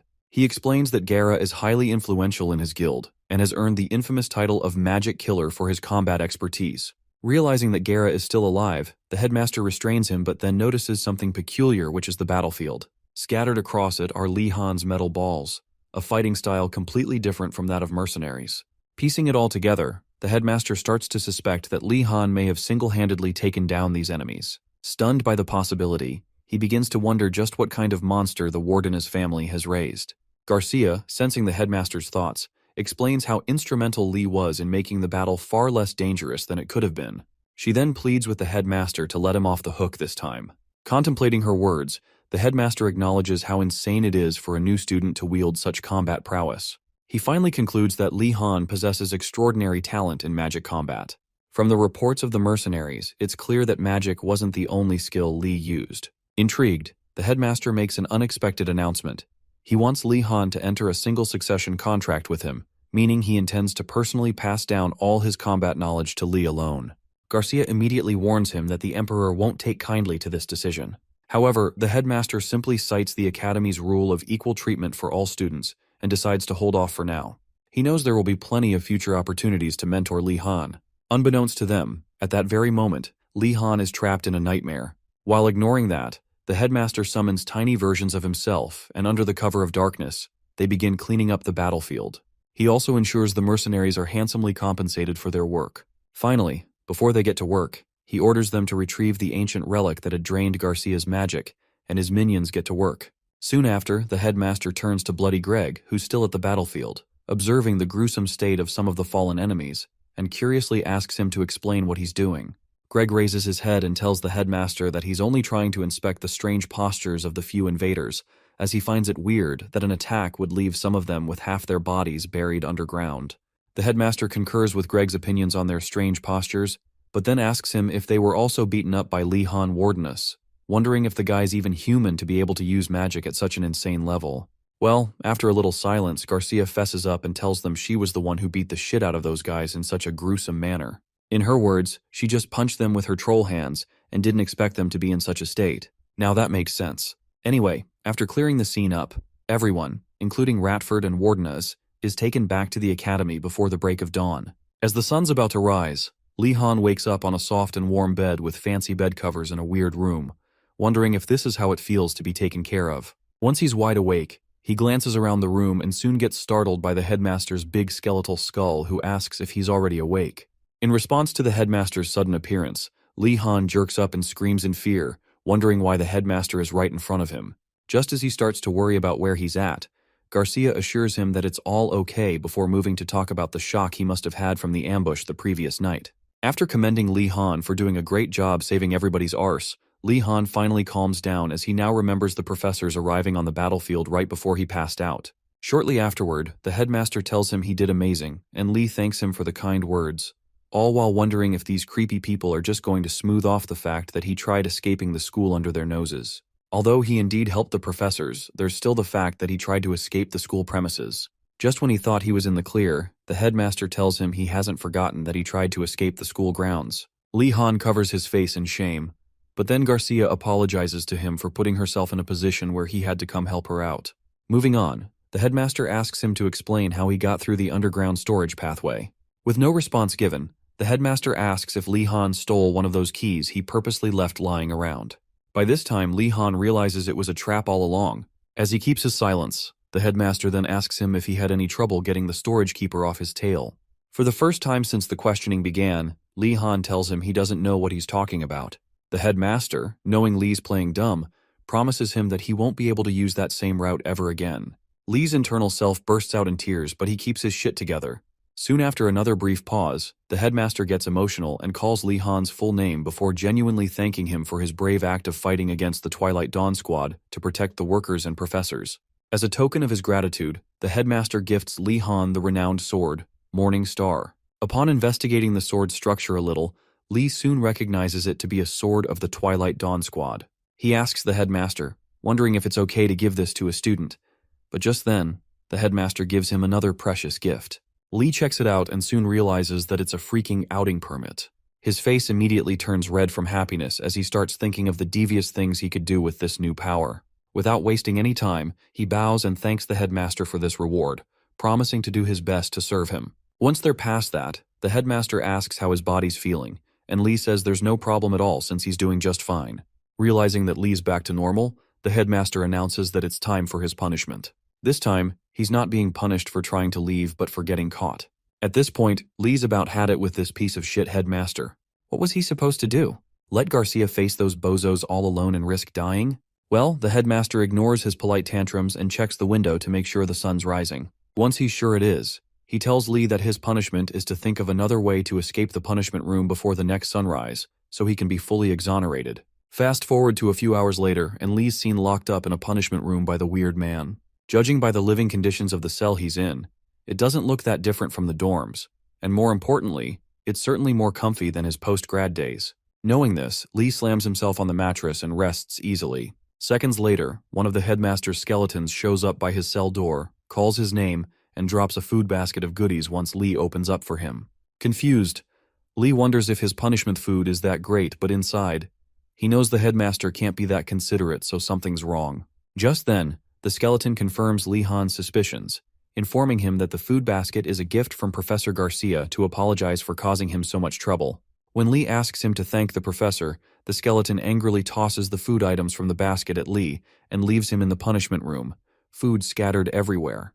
Eventually, Lee cleans it all up and makes himself a decent meal. After eating and sipping his tea, Lee reflects on his fierce fight against Garricksay. Remembering how dangerous the encounter was, he considers himself lucky to have survived. Had it not been for Greg's combat lessons, the impossible might have happened, and they'd be holding a funeral for him. On top of that, he realizes he's now able to make a perfect circle with his metal balls, showing his progress in Greg's teachings. In the end, Lee validates Professor Greg's words about learning faster and better in extreme situations, but he's not thrilled that he had to nearly die to understand what Greg meant. Resting his head on the table, Lee admits he was just lucky this time and cautions himself to be more careful when using mana in the future. If he doesn't, he might end up dying ridiculously and becoming the laughingstock of the entire school. Tired of his self-reflection, Lee raises his head and looks for something fun to do in the punishment room. After scanning the room, he notices the suspicious book the headmaster gave him before his punishment and recalls the headmaster saying it would keep him busy. Lee becomes unsure of what to do with the book, suspecting it could either be a trap or a gift. His inner voice battles over whether to read it or not. His devilish side says the headmaster's book is a gift, while his cautious side warns him it's likely a trap. Thinking it over, Lee remembers that the headmaster is technically an undead being, not human, so it's probably a trap. However, just as he's about to look away, the book opens on its own, and, in a flash, the words start ripping themselves from the pages via magic and attaching to Lee Han's head. Moments later, Lee feels knowledge flooding into his mind, leaving him wondering what the headmaster is trying to teach him. The headmaster's skull face soon appears before him, ordering Lee to say the name of the magic he's now thinking of. Confused, Lee struggles to understand the headmaster's cryptic instructions, but one phrase suddenly pops into his mind. He blurts out, "Arrogant steps of Gonadal Tess." Upon hearing this, the headmaster grins, pleased that Lee Han guessed correctly. After the familiar green skull disappears, Lee finds himself suspended in mid-air, his chair and book slamming down onto the floor and table, respectively. He too drops onto the ground, left sitting in disbelief, wondering if the headmaster put a spell on the book. Tired of overthinking the situation, Lee lies down, smiling at how unpredictable his life has become. Although he can't use the new knowledge right away, he finds it fascinating that magic can be learned so quickly. As he munches on an apple from the basket, Lee muses over the headmaster's antics and assumes there isn't any deeper reason for what happened. Lee remains unaware that the headmaster wanted to teach him personally, but was opposed by the other professors. Nevertheless, Lee Han refuses to stress over the details and continues staring at the ceiling. Suddenly, he hears a faint tapping from the adjacent punishment room. Curious, he wonders if he imagined it. When the tapping repeats, he realizes someone is hitting the wall and wonders if there's someone next door. After a brief pause, the person asks what grade Lee Han is in. Lee replies that he's a first-year student, and the person responds by saying he must be working hard. When the stranger introduces himself as Gold, Lee's eyes widen in shock, recognizing the nickname used by fourth-year students. Startled, Lee nervously greets him, wondering why a fourth-year student is in the punishment room. If he remembers correctly, fourth years are allowed to move freely off campus, so why would a senior end up in the punishment room? Lee's curiosity and tension grow as the conversation continues. Before judging the poor fella, Lee Han considers his own situation and realizes he's in no position to talk about anyone else. So, when the guy asks how he ended up in the punishment room, Lee admits that he got caught trying to sneak out of the academy. Surprised by his response, the fourth-year student comments on how this new batch of students is acting much faster than previous ones. However, Lee cuts the small talk and formally asks the kind sir to explain how he ended up in the punishment room. Feeling a bit cringed out by Lee's overly polite tone, the fourth-year student tells him to speak casually since they're all just mages after all. Adjusting his tone, Lee asks again why he's in the punishment room. The fourth-year student, now intrigued by Lee's personality, answers his question, explaining that he was punished for failing a test. Shocked, Lee asks if the punishment isn't too harsh for such a minor offense, but the guy simply says it's a common occurrence. He elaborates, saying that magic tests require specific materials, and he failed because he didn't gather them in time. To make up for his tardiness, he snuck into the headmaster's secret vault and stole the reagents he needed for the test. Though successful in stealing them, he got caught in a trap and ended up in the punishment room. At this point, Lee realizes the guy is basically a thief, but he doesn't dwell on it too much. After all, common sense seems to fall apart at this academy. More importantly, Lee figures that if he doesn't want to end up back in the punishment room, he should ask the fourth-year student for information on other escape routes. Making his decision, he tells his neighbor that the underground route is unusable for now, and asks if he knows of any other ways to escape the academy. After a brief pause, the fourth-year student indirectly implies that he won't share such valuable information for free. Realizing the unspoken demand for a bribe, Lee calls for the skeleton guard patrolling the cells, causing his neighbor to panic, assuming Lee is about to rat him out. Moments later, the guard knocks on the neighbor's cell door, and he starts sweating, fearing his punishment will be extended. To his surprise, however, the guard simply hands him a few sweets, a breadstick, and a jar of jam, saying they're edible gifts from Lee Han. Still confused, the fourth-year student musters the courage to ask how Lee managed to pull this off while being locked in the punishment room. Smiling, Lee tells him to just enjoy the treats. Before touching them, the Black Turtle fourth-year student is impressed that Lee was able to get food while being punished, and starts wondering just who the hell he is. After contemplating his next move, he finally decides to tell Lee everything. However, before spilling the details, he clarifies that the information is only a rumor he heard from seniors and has never personally tested. Lee figures he's not in a position to be picky, so he agrees to listen. The next day, he and Yoner, who only got dragged into this because she wanted to tell him about a lecture, visit the stables to investigate the validity of the neighbor's information. On the way, Yoner silently wonders how Lee can still be worrying about homework after experiencing such a major incident. Without questioning it, she follows him to the stables. At the stable's entrance, Lee pauses to recall exactly what his neighbor had told him. According to the fourth-year student, there's a hidden stable at the top of the academy hills, rumored to house flying beasts that professors often ride. It's also said to be where officials keep their messenger eagles for sending royal letters. Because these beasts have been blessed, they can freely enter and exit the academy grounds. Even if the rumor is true, Lee knows that sneaking in and successfully riding one of the creatures won't be easy. However, his chances of success aren't zero, so he decides to give it a shot. As he opens the stable doors, he finds two Black Turtle students, who immediately freeze in fear upon seeing him. Recognizing their terrified expressions, Lee tries to talk to them, but they quickly turn their backs and ignore him. Frustrated, he tells them to drop their habit of judging others based on family names. Yoner, who knows that their reaction is due to his reputation rather than his family name, remains silent and hopes Lee can move past the disdain. Just then, Ratford calls out to Lee and bows deeply while greeting him with Sir. Embarrassed, Lee desperately tries to get Ratford to stop acting so formal. Even after asking him to speak casually like before, Ratford insists that doing so would be disrespectful. In the end, Ratford says speaking formally is just more comfortable for him, so Lee should adjust.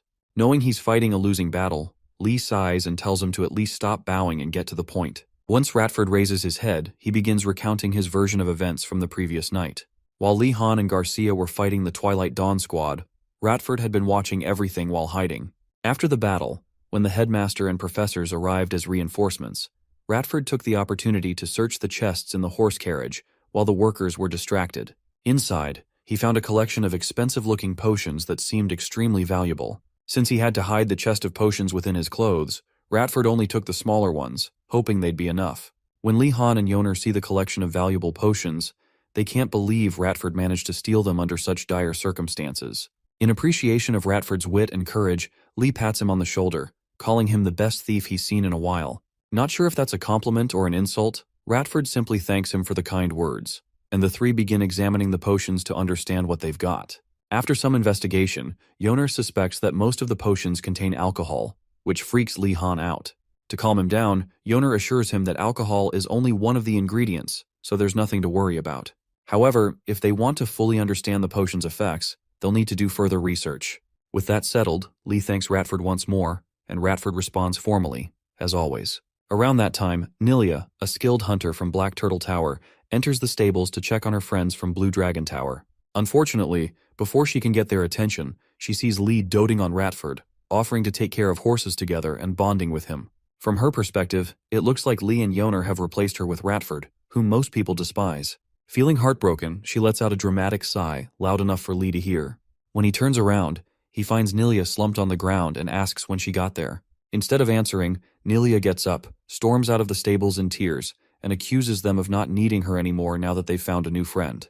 Shocked by her reaction, Lee and Yoner exchange confused glances, wondering what the hell she's talking about. Eventually, they calm her down and explain the situation. Thankfully, Nilia realizes she misunderstood and relaxes.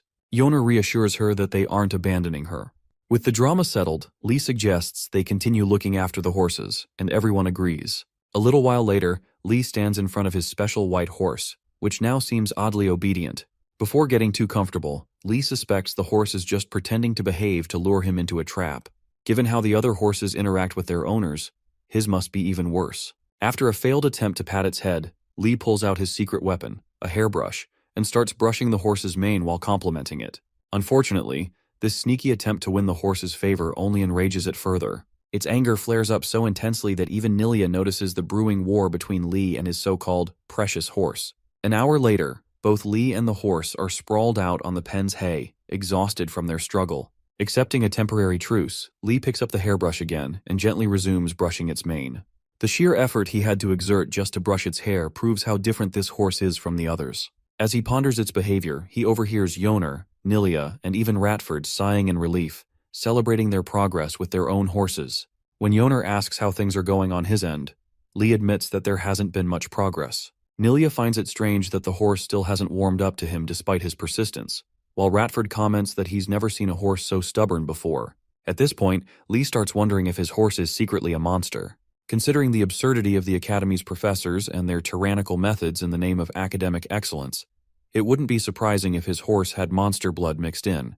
Before his conspiracy theories spiral out of control, he forces himself to stop overthinking and accepts that maybe he's just not as skilled as his friends. Meanwhile, at Urigalem's cabin, Professor Urigalem tells his aunt, Zed, how hard the new students are working in the stables. Zed responds confidently, saying that while she deliberately chose horses with terrible tempers, they will eventually warm up to the students who put in real effort to tame them. However, if anyone mistreats their horse, like using a whip, they'll have a hard time ever earning its trust. After laughing maniacally, Zed casually mentions Li Han. Since he's diligent, she believes he should be doing fine. However, she also reveals that the horse she assigned to him is actually Griffin, her flying bird monster, disguised as a horse. She admits it's difficult to handle, but if Lee persists with patience, cleverness, and a little luck, Griffin will eventually accept him. Hearing this, Urigalem chokes on his drink and accidentally spills it all over Zed. Furious, she demands to know why he reacted that way. Struggling to process what he just heard, Urigalem stammers and asks if she really transformed Griffin into a horse and handed it to a first-year student. Realizing she's been caught, Zed tries to gaslight him, insisting he must have misheard her. Not buying it, Urigalem demands she be honest with him. Seeing no way out, Zed sighs and finally admits the truth. As it turns out, Griffin is actually a monster with the head and wings of an eagle and the legs of a lion. Naturally, it's a species known for being picky and arrogant, making it difficult to tame. Although the bird's personality can differ depending on the region, one thing is certain: taming such a wild creature is not something a first-year student should attempt. Knowing this, Urigalem is furious and confronts his aunt for her reckless decision to give his best student, who was already recovering from an injury, a monster bird to tame. However, Zed refuses to be scolded by someone younger than her and snaps back at him for raising his voice. Urigalem, unfazed, demands to know why she transformed a griffin into a horse. Zed assures him that it's completely safe since she altered its physical traits to resemble a horse's. Before long, their argument escalates into full-blown shouting, which soon turns into a chaotic brawl, with them throwing things out the window in frustration. Meanwhile, Li Han finally takes his horse outside the stables for a walk, relieved that it has calmed down. As they walk, he notices a strange belt and 2 ankle rings around the horse's neck and forelimbs, oozing purple miasma. He also realizes that, much like himself, the horse dislikes unnecessary fights. When the horse gives him a subtly irritated response, Lee chuckles nervously, acknowledging that it must have far more mana than he initially expected. This realization raises a disturbing question. Could this horse actually be mixed with a monster, or is he just overthinking? Observing the cursed artifacts draining the horse's mana, Li Han concludes that their consumption rate is too low. He needs to find a way to increase it before the horse ends up being more powerful than him. After walking for several dozen meters, the horse finally stops. Lee asks if it wants to rest, and judging by its calm demeanor, he's just happy it's finally communicating with him after being so aggressive earlier. If anything, he'd say they're finally becoming friends.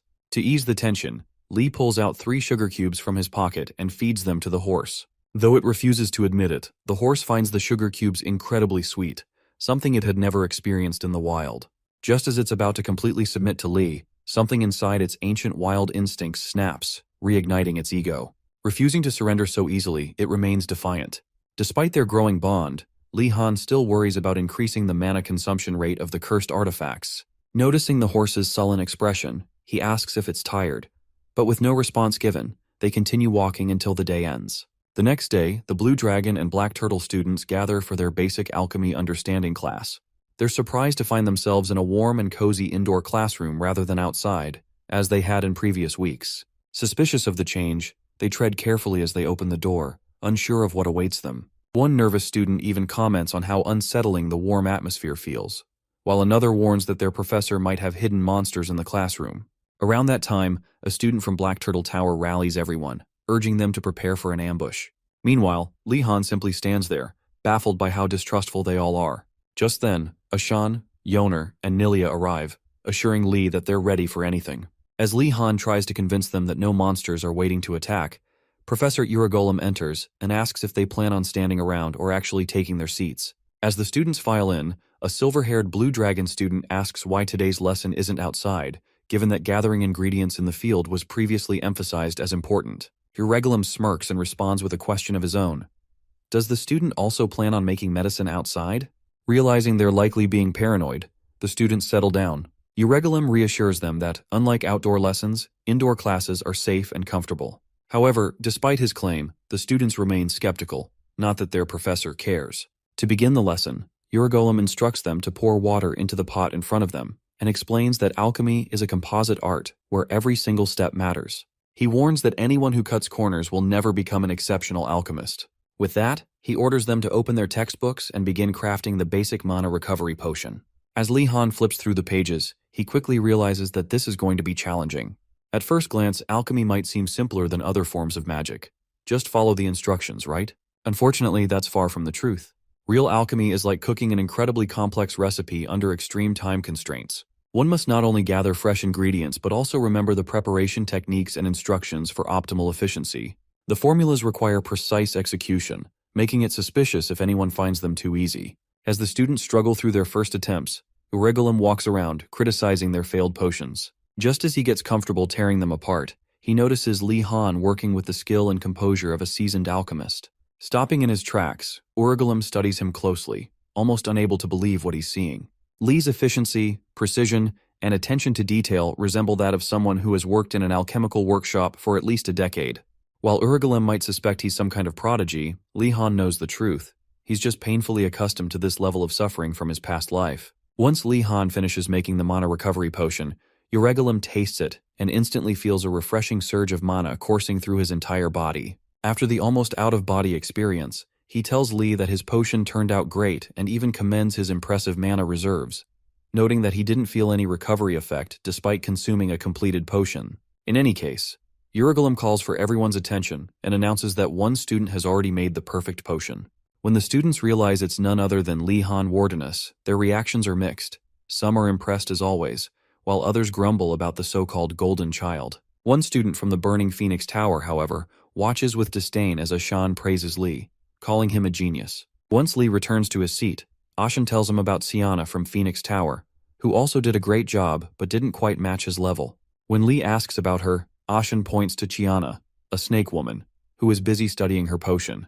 Lee also notices a necklace bearing the crest of the Flamane Order and recalls what Yoner once told him about them. If he remembers correctly, the Flamane Order worships alchemy, and their priests are all exceptional alchemists, meaning Siana is naturally gifted as well. As Lee and Siana exchange glances, an awkward silence follows. Eventually, Siana puts on a fake smile and asks if he's really from the Wardenus family. Once she confirms he is, she politely introduces herself, and Lee urges her to speak casually, all while wondering how his potion turned out better than hers.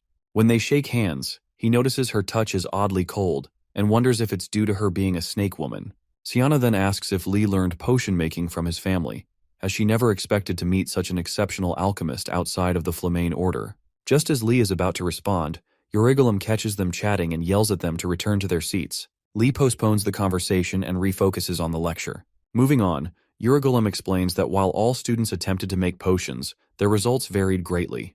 He advises them not to get too discouraged or overconfident, as this is just the beginning of their journey into the vast world of alchemy, filled with complex and strange wonders. At that moment, Lee Han wonders how the professors at this academy are so good at demotivating their students. As if the lesson itself wasn't exhausting enough, Urugulum assigns them homework. They must create a low-grade spirit-befriending potion by next week. To ensure they take the assignment seriously, he also announces that there will be a test on it. After drawing diagrams on the board, Urugulum explains the potion-making process and tells them that the basic ingredients are in their drawers. At this point, Nilia finds it odd that he didn't just make them figure out the production method on their own, but Yoner, her seatmate, reminds her that he is a professor and that they are just first years, so it makes sense. However, when Yoner opens her drawer, her smile quickly vanishes. Nilia asks what's wrong, and Yoner reveals that they're missing a single crucial ingredient, the spirit-befriending herb. Hoping it's easily accessible, Yoner asks Urugulum where they can find it.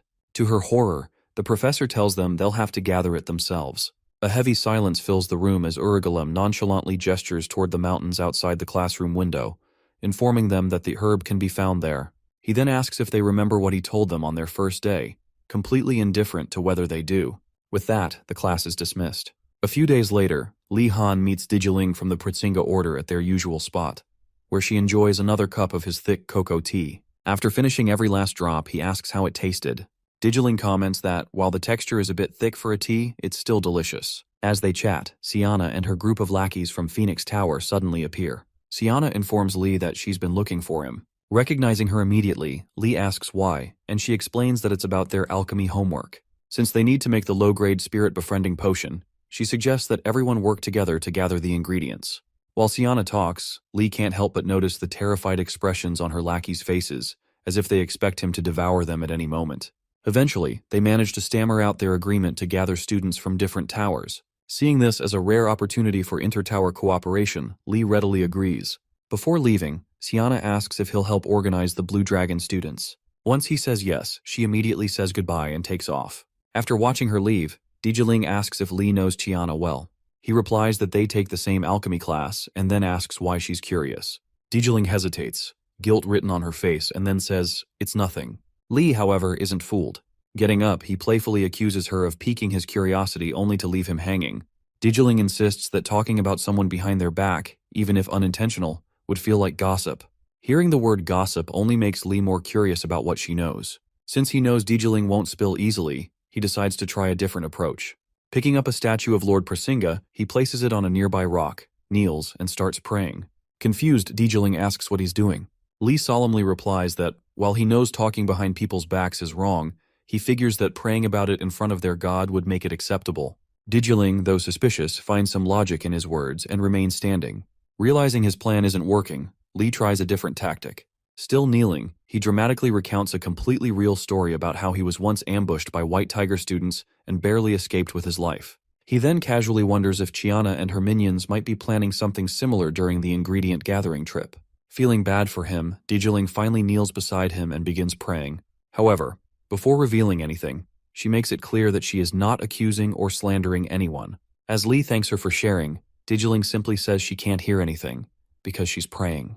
Lee stares at her, completely bewildered, before finally realizing that she's pissed. Anyway, Digiling continues muttering her prayers. After talking about how the Burning Phoenix Tower's priests are good and honest people, she moves on to mention that many of them haven't abandoned their material desires yet. Even though jealousy and a spirit of competitiveness do no good for one's faith, conflicts still arise within the holiest tower in the entire school. Just last week, at the Burning Phoenix Tower's dormitory, a student made fatigue recovery potions and shared them with everyone in the tower. As soon as the students drank the potion, they instantly felt their fatigue disappear, and many commended the guy for doing a great job. One of them even joked, saying that this fatigue recovery potion was better than the ones Kiana made. Mind you, Siana was just around the corner, listening to them joke around. So, when they asked Chiana herself what she thought of the guy's potions, she pretended to be humble, saying that she was far too inexperienced to be compared to anyone yet. Up until that point, nothing happened. But the next day, Siana made the exact same type of fatigue recovery potion and presented hers for everyone to drink. Thinking nothing of it, the students drank her potion and instantly felt the same effects. They all commented on how refreshing it was and how it made their fatigue disappear. Chiana ignored their remarks and walked off with a fake smile on her face. The following day, and even the day after that, Siana continued offering potions just like that priest had. Each time she asked for their opinions in a menacing way, and each time she received the recognition she so desperately craved. Once this odd attention-seeking stunt became too much, the priests finally realized that something was wrong. A few days ago, one of the priests finally told Siana that she was the best, and only then did she stop making potions to distribute daily. Having heard everything Dijiling just confessed, Li Han remains silent for a moment before concluding that Siana is definitely competitive. Just when he thinks he's heard enough, Dijiling continues her story, revealing that shortly after that incident, Siana did the unthinkable. Although the priest who made the potion and Siana had stopped competing, one day, while passing through the tower's hallway, Siana ran into the priest. He called out to her, praising her potions. Dijiling says she watched as Siana completely ignored the poor guy and walked past him like he was nothing. Still in prayer posture, she tells her lord, and apparently Li Han, that Siana definitely ignored him on purpose. Li Han remains calm, wondering why she held such a grudge. More importantly, he wonders how she must feel about him after the compliment he received in the alchemy classroom, especially if she reacted this way over such a small matter. Around that time, Dijiling finishes her prayer to Lord Prasinga, and Li Han begs her to tell him more. Dijiling, who still thinks Li Han wasn't listening because she was praying, insists she was only praying and doesn't know what he's talking about. As she gets up to continue with her day, Li Han just kneels there, realizing that given the situation, he needs to be more careful in alchemy class. Little does he know that more trials await him in the days to come. During their basic magic temperament lesson with the headmaster a few days later, the headmaster himself instructs them to love one another and live harmoniously. After emphasizing that their personal desires don't matter, he presents their homework for the week. Each tower is to retrieve the flag he has placed in their designated new students' lounge. The flags bear their respective tower symbols, making them easy to identify. They have until the next lesson to retrieve their flag. With that, he dismisses the class. As the Blue Dragon Tower students return to their dorm, one of them speaks up, questioning how this assignment is supposed to be a temperament lesson when the headmaster is clearly just encouraging them to fight.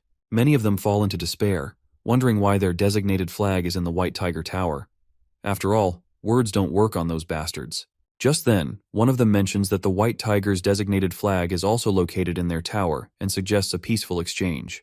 However, the others quickly dismiss the idea, convinced that the knights are just barbarians who don't care about honor and would never agree to a trade. With nothing left to do, most of them start giving up, reasoning that it's just one homework assignment and won't kill them.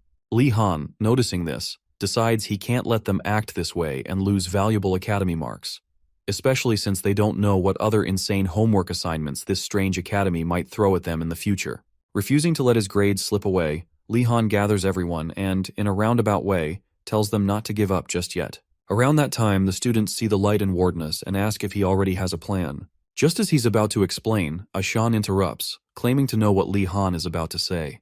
According to his subpar deductive skills, there's a 95% chance that Li Han is suggesting they infiltrate the White Tiger Tower. When Li Han confirms he's not wrong, the other foolish students instantly rally around him, praising his bold decision. They eagerly promise to participate in his plan. As if that wasn't enough, they immediately appointed Li Han, the one who came up with the plan, to lead the raid. At that moment, he realizes these bozos just don't want to do any thinking at all. Eventually, he agrees to be their leader, and the students raise a battle cry, vowing to make those White Tiger bastards pay. The next day, as the sun rises, Li Han strolls through the yard, thinking about the impending deadlines for the homework given by both Uragolem and the headmaster. At this point, he has no idea which task will be more difficult, but for now, he needs to attend Greg's class and worry about the rest later. Just as he steps into the classroom, Greg closes his book and immediately accuses him of being 11 seconds late. Despite how ridiculous his professor sounds, Lee still apologizes and lies that he had to take care of a horse. Greg ignores his apologies and tells him that he's the one losing out for being late. Lee puts on a fake smile, clearly pissed off, and wonders if these professors ever learn to speak so curtly from the same place. Getting past the small talk, Greg starts the class by telling Lee to immediately send the iron ball in his possession. Lee takes one of the balls out and makes a perfect circle with it. Impressed by how far Lee's come, Greg realizes that he did learn something new from his recent life-and-death fight. Not only that, but Lee's control has improved much faster than expected, and he seems to understand things a little now. Anyway, Greg tells him his skill isn't bad and urges him to bring the ball back. Lee thanks him, psyched that the coldest professor he's ever seen would give him a rare compliment that early in the morning. Soon after, Greg tells Lee to give water magic, a skill he's learned, a try. Lee obeys the professor and immediately conjures up a water globule, which he then suspends mid-air. In his mind, Lee credits Professor Garcia's teachings for his success in maintaining the water's form, acknowledging her indirectly for this impressive feat.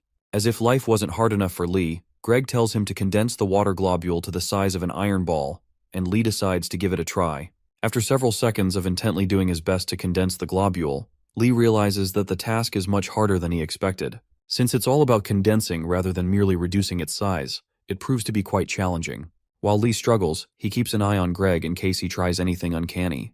Within a few seconds, he notices Greg picking up one of the iron balls from his desk and wonders why he's doing that. Shortly afterward, Greg infuses the ball with momentum and shoots it at Lee's exposed self. Lee suddenly realizes the danger he's in and, in a split second, transforms his water globule into a makeshift water shield that blocks the high-speed iron ball. After surviving the first attack from his crazy professor, Lee pauses briefly before spotting Greg picking up another ball.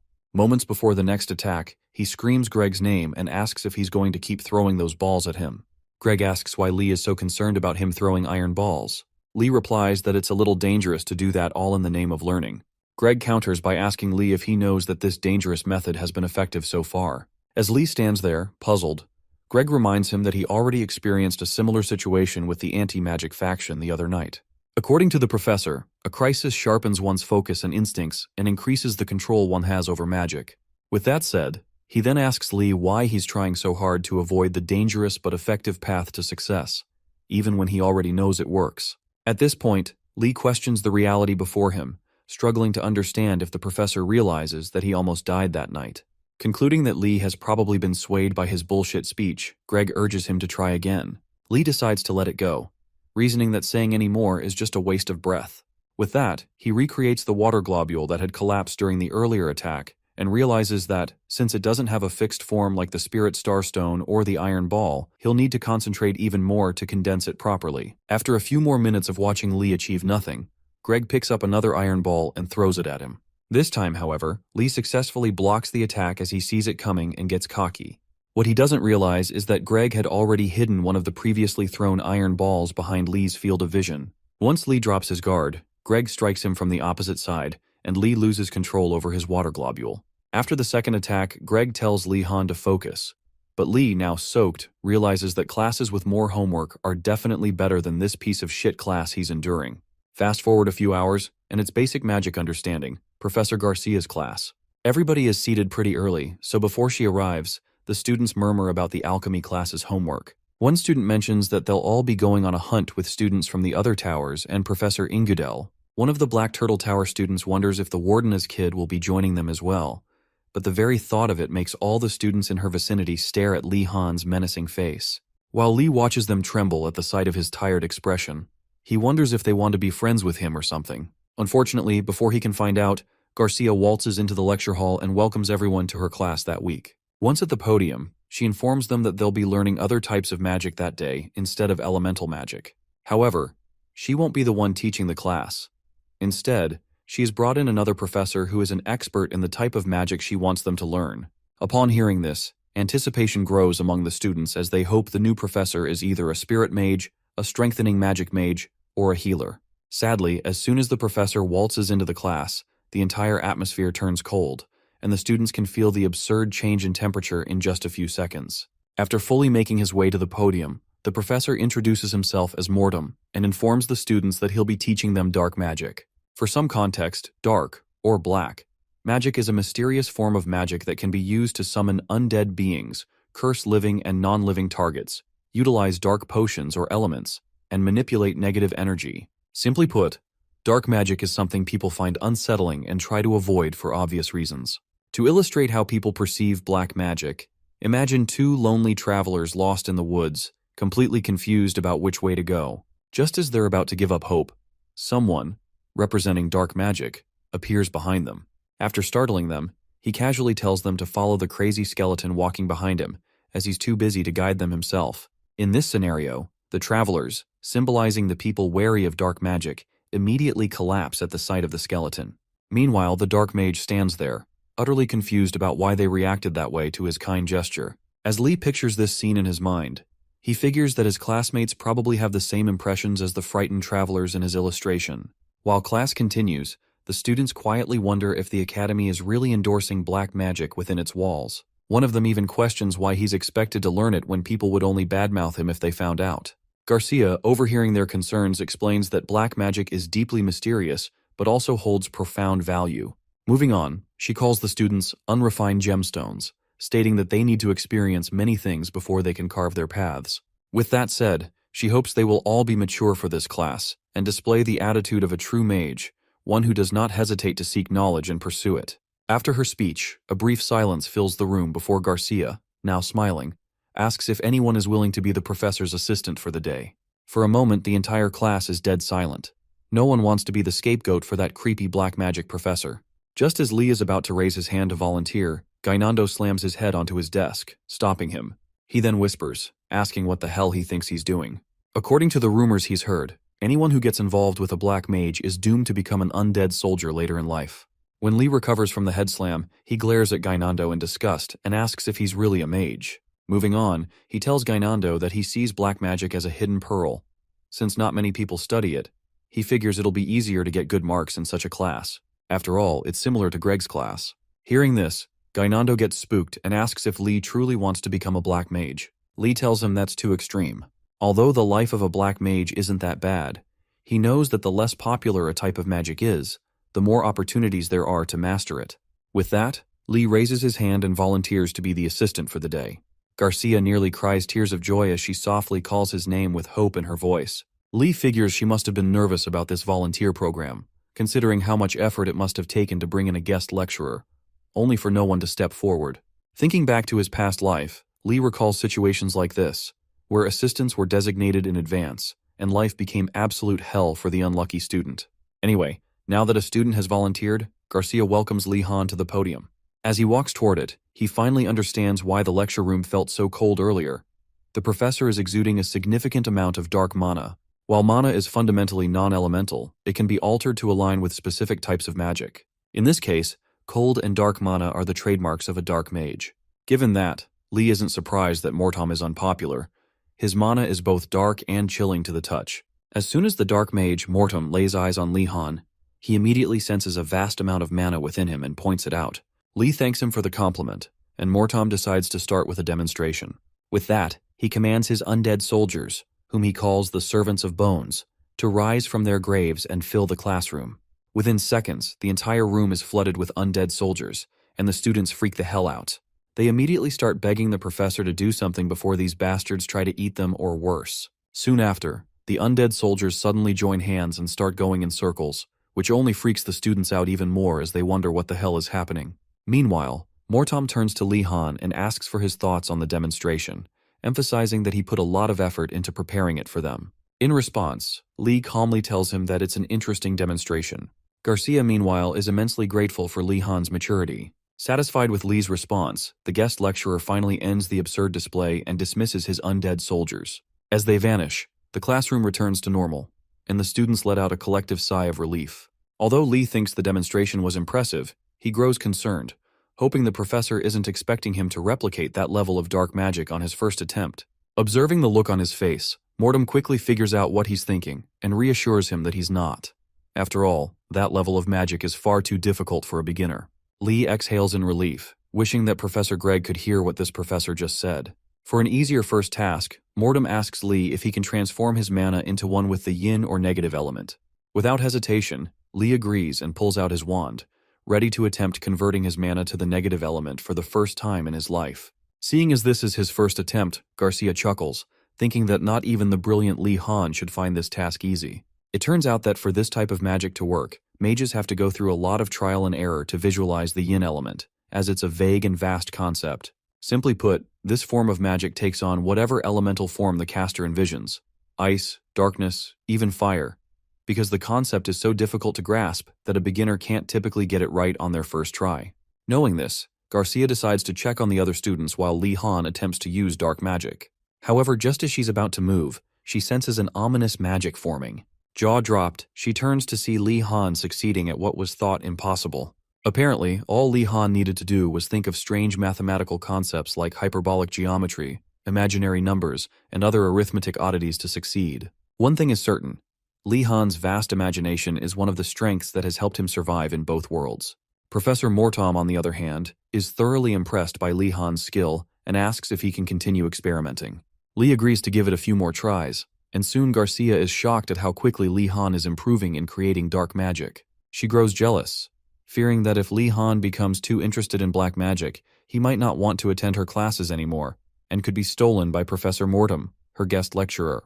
Before her irrational thoughts take over, she snaps out of it and decides to observe the situation more closely before jumping to conclusions. After gathering and converting enough mana to the yin element, Li asks the professor when he should start. However, intoxicated by how well Li is doing, Mortom urges him to continue gathering and converting mana until he can't anymore. The crazed look on Mortom's face tells Li that the professor has become consumed by anticipation. Meanwhile, Garcia is excited to see Mortom so enthusiastic for once, but starts to grow concerned as Li's mana conversion is already affecting the other students. Attempting to halt the mana conversion, Garcia asks Professor Mortom what the next step of the lesson is.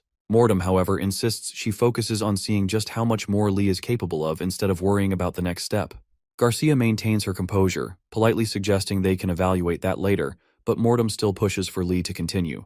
At this point, Garcia switches tactics, firmly ordering the professor to proceed to the next step immediately. Afraid of what she might do, Mortom stops Li's conversion and instructs him to swing his staff in a specific manner and chant the incantation paralysis to use up the excess yin element he's gathered. This incantation is a low-rank paralysis curse in black magic, causing a sensation similar to a muscle cramp. When Li asks whom he should cast it on, since curses need a target, the professor tells him to cast it on him. Li Han is taken aback for a moment, considering how he's always wanted to use magic on a professor. Still, he asks if it's truly okay, and Mortom urges him to hurry before the yin element escapes the room. Deciding not to worry about the consequences, Li points his wand at Mortom and prepares to speak the incantation.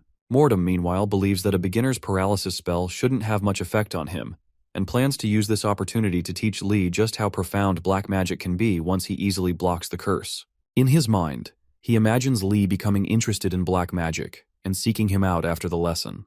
What Mortom doesn't realize is that Li is pouring every bit of yin element in the room into the spell, and even Garcia notices that Li is gathering far too much mana for a basic incantation. When the moment comes, Li chants paralysis, letting all the yin element mana flow directly into the professor.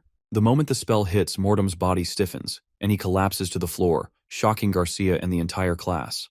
Panicked, Li rushes over to help, calling out the professor's name as he lies immobile on the ground. As the situation unfolds, Li imagines his future as a professor killer, realizing his life is probably over. Thankfully, before things spiral further, Mortom cancels the curse's effects and gets back to his feet, leading Li to believe the professor must have been faking his collapse. Without addressing the scare, Mortom turns to the class and asks if they now understand what a low-rank paralysis curse looks like. Receiving no response, he turns to Li and tells him he did well. Li thanks him, concluding that Mortom was just acting to lighten the mood. As Garcia watches the duo interact, she notices something strange. The enormous amount of mana that hit Mortom should have caused some damage, given that he didn't use any defensive measures. To confirm her suspicion, she asks if Mortom was hurt when he fell. The professor casually replies that he wasn't. However, when he turns his back, Garcia observes a subtle movement in his right hand and realizes the truth. Mortom hadn't been acting when he collapsed. He genuinely couldn't withstand a new student's curse. For now, she stays quiet and lets Mortom continue speaking with his new favorite student. Mortom tells Li that he has talent in black magic, and Li thanks him for the compliment. However, as if that wasn't enough, Mortom repeats the same words, but this time in a weirder manner. Li assumes he must be saying it sarcastically and starts wondering if he's actually bad at dark magic. He's still a first-year student, so it's perfectly fine for him to be a little rusty, especially since this was his first attempt. At that moment, Garcia calls for everyone's attention and explains that black magic is far more diverse than what they've seen today. If anything, low-ranked curses are the easiest and most effective to learn. She assures them that once they master these spells, they'll be extremely useful, not just for threatening someone, but also for self-defense. She concludes by emphasizing that the best way to counter a particular type of magic is to learn it yourself. Finally, she asks the students if they're willing to put in the effort to study various types of magic, and they all respond enthusiastically. As soon as Li returns to his seat, Garcia activates a spell, mass teleportation, instantly transporting the entire class to one of the school's training grounds near the main building. In a split second, Li Han finds himself sitting on the gravel outside. Since he doesn't immediately understand how he got there, he takes a moment to assess his surroundings. After a quick scan, he realizes they've been teleported to the training grounds near the main building. He gets up, dusts himself off, and prepares for whatever comes next. Once the students regain their composure, Garcia acknowledges their surprise and explains that she brought them here because they need more space to practice. She instructs them to spread out across the training grounds and begin practicing. As soon as she finishes her briefing, the tense atmosphere from earlier disappears, and the students grow eager to start. Lee Han notices the sudden shift in enthusiasm and credits Professor Garcia for successfully lightening the mood. After letting the students chatter for a while, Garcia calls them to attention again and tells them to pair up. Eventually, Lee Han partners with Gainando, and they begin sparring after reciting the practice mantra. The session's rules are simple. Each student will take turns casting a curse on their partner, allowing them to experience it firsthand.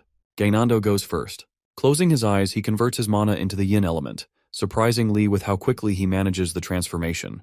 Given how much trouble Gainando had with other elements, Lee wonders if he might actually be talented in black magic. However, after watching him for a few more moments, Lee concludes that Gainando probably just got the hang of it because this particular magic is relatively easy. A few meters away, Professor Mortem also notices Gainando's unexpected success in yin element conversion and grows curious about what he'll do next. Once Gainando has gathered enough mana for the low-grade paralysis spell, he chants the incantation and directs the energy toward Lee Han.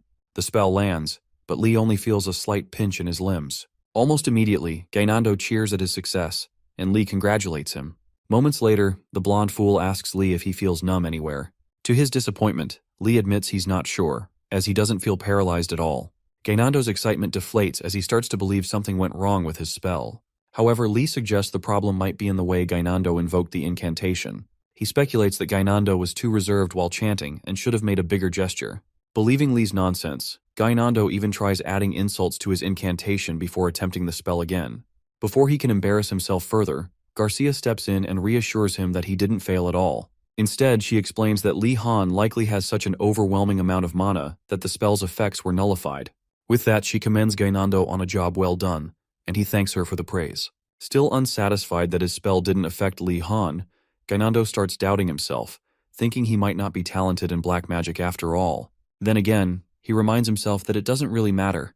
He won't be continuing this class for much longer anyway. Now that it's his turn to be on the receiving end, he braces himself as the practice session continues. For his attempt, Lee Han focuses on control, restricting his mana usage to the bare minimum. Once he gathers what he deems sufficient for the spell, he chants the incantation and directs the energy at poor Gainando. Seeing how effortlessly Lee casts the spell, Professor Mortem marvels at the simplicity of his incantation. Typically, the longer an incantation is, the easier it is for a mage to cast the spell. However, shortening an incantation, especially for a first-year student, is no easy feat. Even though the curse is low-ranked, Mortem finds it hard to believe that Lee managed to condense the spell so efficiently on his very first day learning black magic. As the curse flies toward him, Gainando instinctively assesses the incoming mana, and instantly realizes it's too powerful for him to handle. Just as the spell is about to hit, he reflexively dodges it and lets out a scream so loud that the entire training ground thinks someone has died. After a moment of silence, Lee and Gainando stare at each other before Lee scolds him for dodging when he is supposed to take the hit. Gainando scrambles to his feet and insists that he dodged purely on instinct. It wasn't his fault. Hearing this, Mortem is taken aback. Not only was Gainando abnormally fast at converting mana into the yin element, but he also detected and reacted to the negative element mana with uncanny precision. Intrigued, Mortem begins wondering about the blonde boy's name, suspecting that his talent might be that of a rare genius, one that only appears once every 10 years. After about an hour, the class ended without any major incidents. Throughout the session, everyone hurled curses at each other and even enjoyed receiving curses from their classmates. Before dismissing the students, Garcia asks them to give a round of applause to Professor Mortem for helping make the class enjoyable. After watching the class clap for her colleague, Garcia asks the students if they've become more interested in black magic. There's a brief silence, so Garcia whispers to Mortem, encouraging him to say something to make black magic appear more appealing. Clearing his throat, Mortem asks the students if they now understand the allure of black magic, as it seems like a few of them are starting to show some interest. However, the silence lingers, and soon murmurs break out, with many students asking their friends if they're genuinely interested in pursuing black magic. Gainando, meanwhile, mocks Mortem, calling him ridiculous for thinking anyone would want to dive into black magic. But when the professor points to him and asks him to visit his workshop later, Gainando panics, wondering what he did to deserve such punishment. While the other students tease him, The professor turns to Lee Han and invites him to join Gainando at the workshop as well. Lee Han realizes that if he's focused on getting good grades, pursuing black magic might not be a bad idea, so he accepts the invitation. The other students accuse Gainando of getting Lee Han dragged into this because of his stupidity. Gainando doesn't take it lightly and threatens to bring the teasing students along if they don't leave him alone. After letting the bickering go on for a minute or two, Garcia orders everyone to stop before dismissing the class. Concerning a mage's workshop, it can be thought of as a research lab where students work tirelessly on topics that interest the professor. While this might sound unusual to some, Lee confirms that the reality is exactly like that. No exaggeration. Even back when he was at home, Lee Han had heard stories about such places, which seemed as dreadful as the grad schools from his previous life. As he and Gainando approach Mortom's workshop, he wonders if this type of hell exists in every world. Thankfully, since he's just a first-year student, today's visit should be a simple consultation, which is usually hassle-free. Facing the door, Gainando nervously asks Lee what he did to deserve being singled out by the professor. Lee reassures him that it might not be because he did anything wrong, but Gainando insists it must be because he annoyed the professor, as he believes all black mages are easily irritated.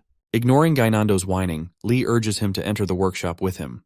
They knock once, and the door opens immediately. Upon entering, they notice the eerie atmosphere in the dimly lit room, with Gainando trembling and questioning why the door opened by itself. Tired of his friends shivering, Lee tells him to calm down, but soon realizes that the room is filled with black smoke, making it hard to see anything. Meanwhile, Mortom, in his office elsewhere in the building, notices their arrival and orders his servant Dire to bring the boys to him. Dire hesitates, reminding Mortom that the headmaster instructed him not to interact with new students. Mortom suddenly recalls the headmaster's words and asks Dire if he can bring the students up discreetly. However, Dire, unimpressed by Mortom's suggestion, reminds him that it hasn't been long since he was released from the punishment room. Mortom, pretending to understand, orders Dire to retreat into the shadows and dispels the black smoke, revealing a warmer and brighter office and workshop. Once the smoke clears, Gainando and Lee are surprised by how normal the interior of the workshop looks. They quickly notice the bone furniture, which they know is highly prized among black mages. Shortly after, they find Mortom seated across from them, welcoming them to his workshop. After the formalities, both boys sit down, with Lee wondering if Gainando realizes the furniture is made of bones. Mortom gets straight to the point, asking the boys if they know why they were called there. Gainando confidently says yes, but before he can come up with a silly explanation, Mortom interrupts, explaining that both Gainando and Lee have shown talent in black magic. Surprised, Gainando mumbles something incoherent, prompting Mortom to ask him to repeat it. Embarrassed, Gainando quickly goes silent, but he begins reflecting on Mortom's statement about his talent. Rather than taking it maturely, he whispers to Lee Han, asking if he heard that he's exceptionally talented. Exhausted by his antics, Lee tells him that Mortom never said they were that exceptional.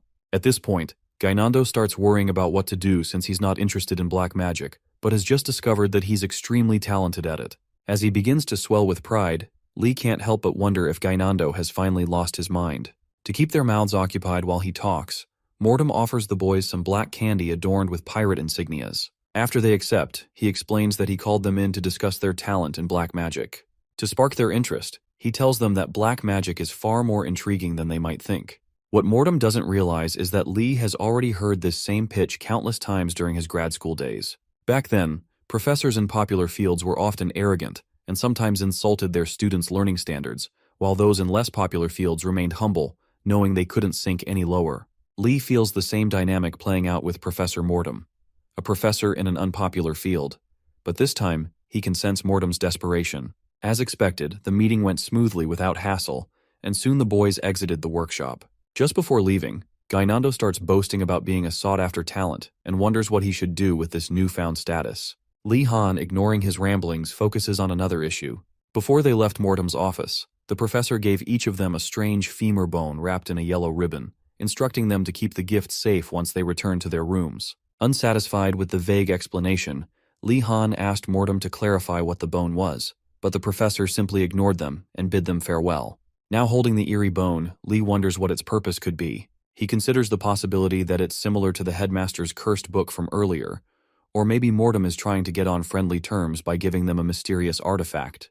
His imagination runs wild, even humorously considering that it could be a couple's gift from Mortom. Thankfully, Lee quickly dismisses the ridiculous thought and refocuses. Gainando then urges him not to tell Yoner what happened at the workshop, especially about the gift. Lee, confused, recalls the time Yoner punched Ganando for bad-mouthing alchemy on their way to the first class, and realizes Ganando is likely worried about being teased for his earlier comments. To keep him quiet, Lee agrees not to tell Yoner, as long as Ganando doesn't mention anything either. Ganando praises Lee for being a good friend, while Lee silently decides to tell Yoner everything after their first class the next day, since she's their friend too. Fast forward to the next day, Lee Han attends swordsmanship training with the other White Tiger Tower students. Under the hot sun, they endure rigorous training led by the elven professor Engeldel. As the session intensifies, Engeldel encourages his students to keep running without rest, reminding them to synchronize their breathing with their mana flow, circulating it through their bodies to maximize their strength. The students do their best to follow his guidance, although circulating mana is an advanced skill that most of them struggle with. However, Lee Han seems to manage just fine, keeping pace with the professor. While running, he asks Engeldel for advice about something he needs to do in the mountains. Surprised, Engeldel sternly tells him to abandon the idea. When Lee asks if the mountains are that dangerous, Engeldel warns that they are not only filled with dangerous monsters, but also contain unknown threats, even ones the professors aren't aware of. Venturing into the mountains without assistance, he says, is unwise, and only fools would do so. Lee Han explains that he is required to go because their homework requires them to gather ingredients from the mountains. Realizing this is an assignment from another professor, Engeldel softens his stance and admits that the situation might be different.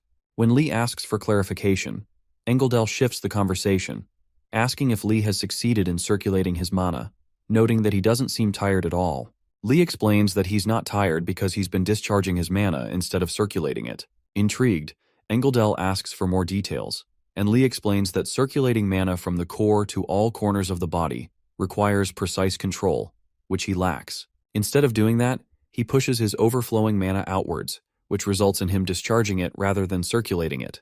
Engeldel, recalling a similar technique from the battle with the Twilight Dawn squad, realizes that while most would collapse from mana depletion, Lee's seemingly infinite mana reserves allow him to endure and discharge his mana instead of circulating it. In response, Engeldel acknowledges Lee's method, but insists that during his class, Lee should focus on learning to circulate mana. Lee agrees, though he still wonders about the hidden dangers in the mountains. Engeldel then adds that with Lee's abundance of mana, it will take even more effort to complete the circulation process. Lee's suspicion is confirmed when Engeldel announces he'll be increasing Lee's training. While the other students take a break, Engeldel orders Lee to run 10 more laps, causing Lee to snap internally. Trembling with frustration, Lee sarcastically tells the professor he likes the idea, all while wondering why these professors are so insufferable. Before starting round 2 of Lee's special training regimen, Engeldel informs Lee Han that he'll tag along when he goes to gather materials in the mountain. Confused, Lee reminds him that he just said it would be fine since it's just for homework. However, Engeldel insists that he simply enjoys taking strolls, so there's no need to worry about him being a disturbance. Though Lee doesn't fully understand the sudden interest in the trip, he still agrees to let him come along. In truth, Engeldel knows the mountain path is dangerous, even for students on school assignments, so he decides to accompany them just in case something goes wrong. Later that night, Lee and Yoner arrive at Urigolem's cabin in the woods, only to find a handwritten letter from the dwarf, explaining that he's out tending to some matters. He urges them to take whatever they need but warns them not to take too much. After reading the letter, Yoner suddenly realizes something and asks Lee if he invited her on this trip just because of the many alchemical tools in Urigolem's cabin. Without hesitation, Lee flatly says yes and moves on to open the chest that Ratford stole from the shipment on that fateful night. Now that it's in his possession, Lee wants to examine the uses of the potions he acquired, but since he isn't as knowledgeable in alchemy as Yoner, he needs her help. With a chuckle, Yoner tells him she's also curious about what they are, so she'll be happy to assist. Before they check out any potions or gather supplies, Yoner glances out the window and notices the beautiful garden Lee Han cultivated a few weeks ago. Intrigued, she asks Lee about it. Though uninterested, Lee confirms that he planted those seedlings, though it'll take at least a few more months before his first harvest. Since he isn't looking outside, he has no idea that the seedlings he planted weeks ago are already fully grown. At that moment, Yoner informs him that the plants appear ready for harvest. Perplexed, Lee asks her to explain, and when she points to the garden, he finally looks outside. To his shock, the shrubs he planted just weeks ago are now fully mature. Bewildered, he frantically searches for a reasonable explanation. Then, it clicks. He remembers the suspicious-looking watering can and assumes the professor must have added an accelerant to it. However, this assumption is incorrect. The watering can is completely normal. What Lee doesn't realize is that the true cause of this unnatural growth lies in the new staff he keeps inside his uniform. Unaware of this, he wrongly accuses Urigalim of tampering with the crops. Regardless, since the plants have matured, they decide to harvest them. Yoner insists on handling it, and after finishing the harvest, she happily collects all the alchemical tools she needs. Before leaving, they write a note updating Urigalim on the state of his cabin. The next day, a tired Lee Han and Yoner sit in the Blue Dragon Tower's common room, surrounded by potion bottles and litter. Lee realizes they were so engrossed in testing the potions that they stayed up all night without noticing.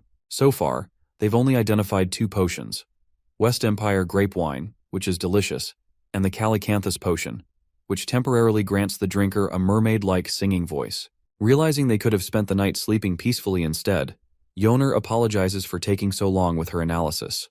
However, Lee assures her that her results are impressive. Just then, Ashan arrives, looking well-rested, and greets the 2 exhausted students. After some small talk, she asks if they're ready to gather materials. Lee responds that they're half-prepared. According to his weekend plan, Saturday will be spent returning from the forest with the rest of the students, while Sunday will be for leaving school grounds using his headmaster-certified outing permit.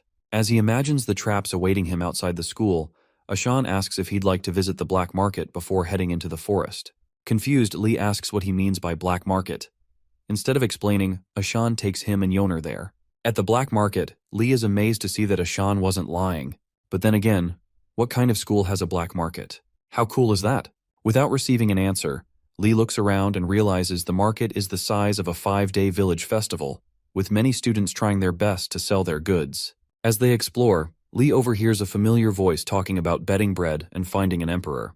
Curious, he follows the voice and finds Ratford organizing a betting game where players must guess which of 3 cards holds the emperor. If they guess correctly, they double their bet.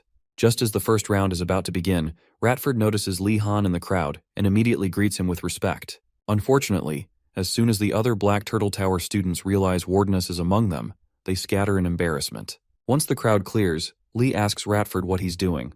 The Mouse Man explains that he's simply gathering bread, the currency used in the black market. Currently, 5 loaves of bread equal 1 quill pen, and 10 loaves can buy a sugar cube the size of a matchbox. Thanks to Lee Han, the Blue Dragon students have enough food, but the other towers are struggling to survive. As they continue exploring the market, Yoner becomes interested in some items and gets distracted, leaving Wardeness alone. Realizing he's now on his own, Lee takes a closer look around. Though food is scarce, there are still plenty of useful goods. The daily necessity items seem decent, but the most surprising thing is the sheer number of artifacts available.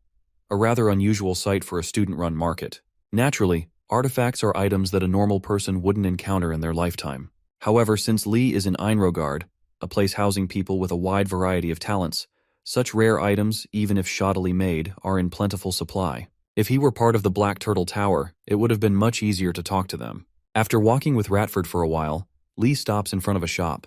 Ratford, who has already vetted the store Wardeness is standing in front of, tells him there's nothing of use there and asks what he's looking for. Lee fancies a plain white cape and inquires about it.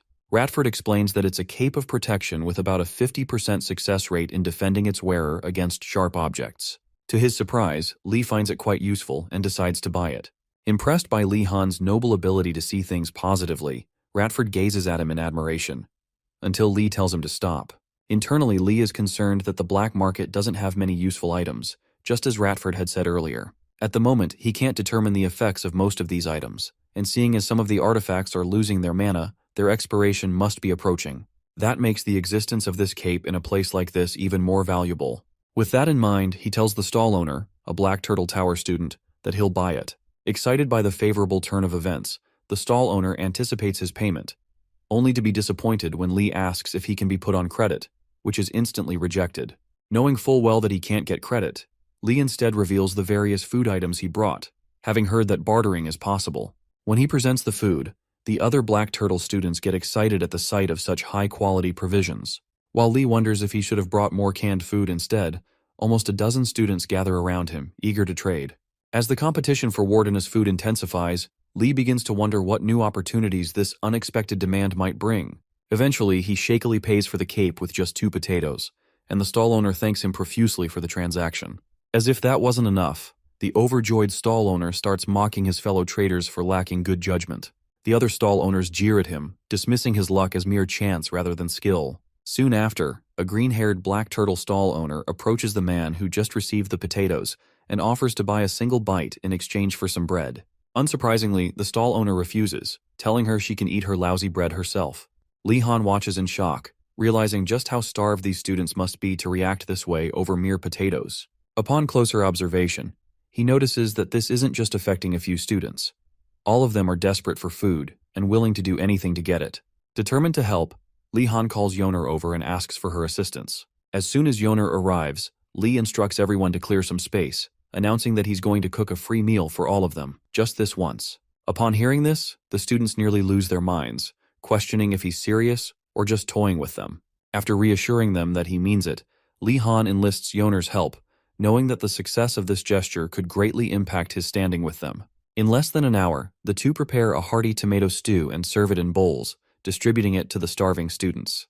Many of them drink the soup straight from the bowl, leaving Lee Han and Yoner staring in astonishment, realizing just how hungry they truly were. Lee figures that although these ingredients were valuable to him, helping them now is the right decision. Building good relationships with the Black Turtle Tower students, who usually fear him, could prove beneficial in the future, especially since he'll be working with them to gather materials soon. If he can change their perception of him, he stands to gain significantly in the long run. Once the students finish their meal, they express their gratitude by gifting Lee Han various items from their stalls.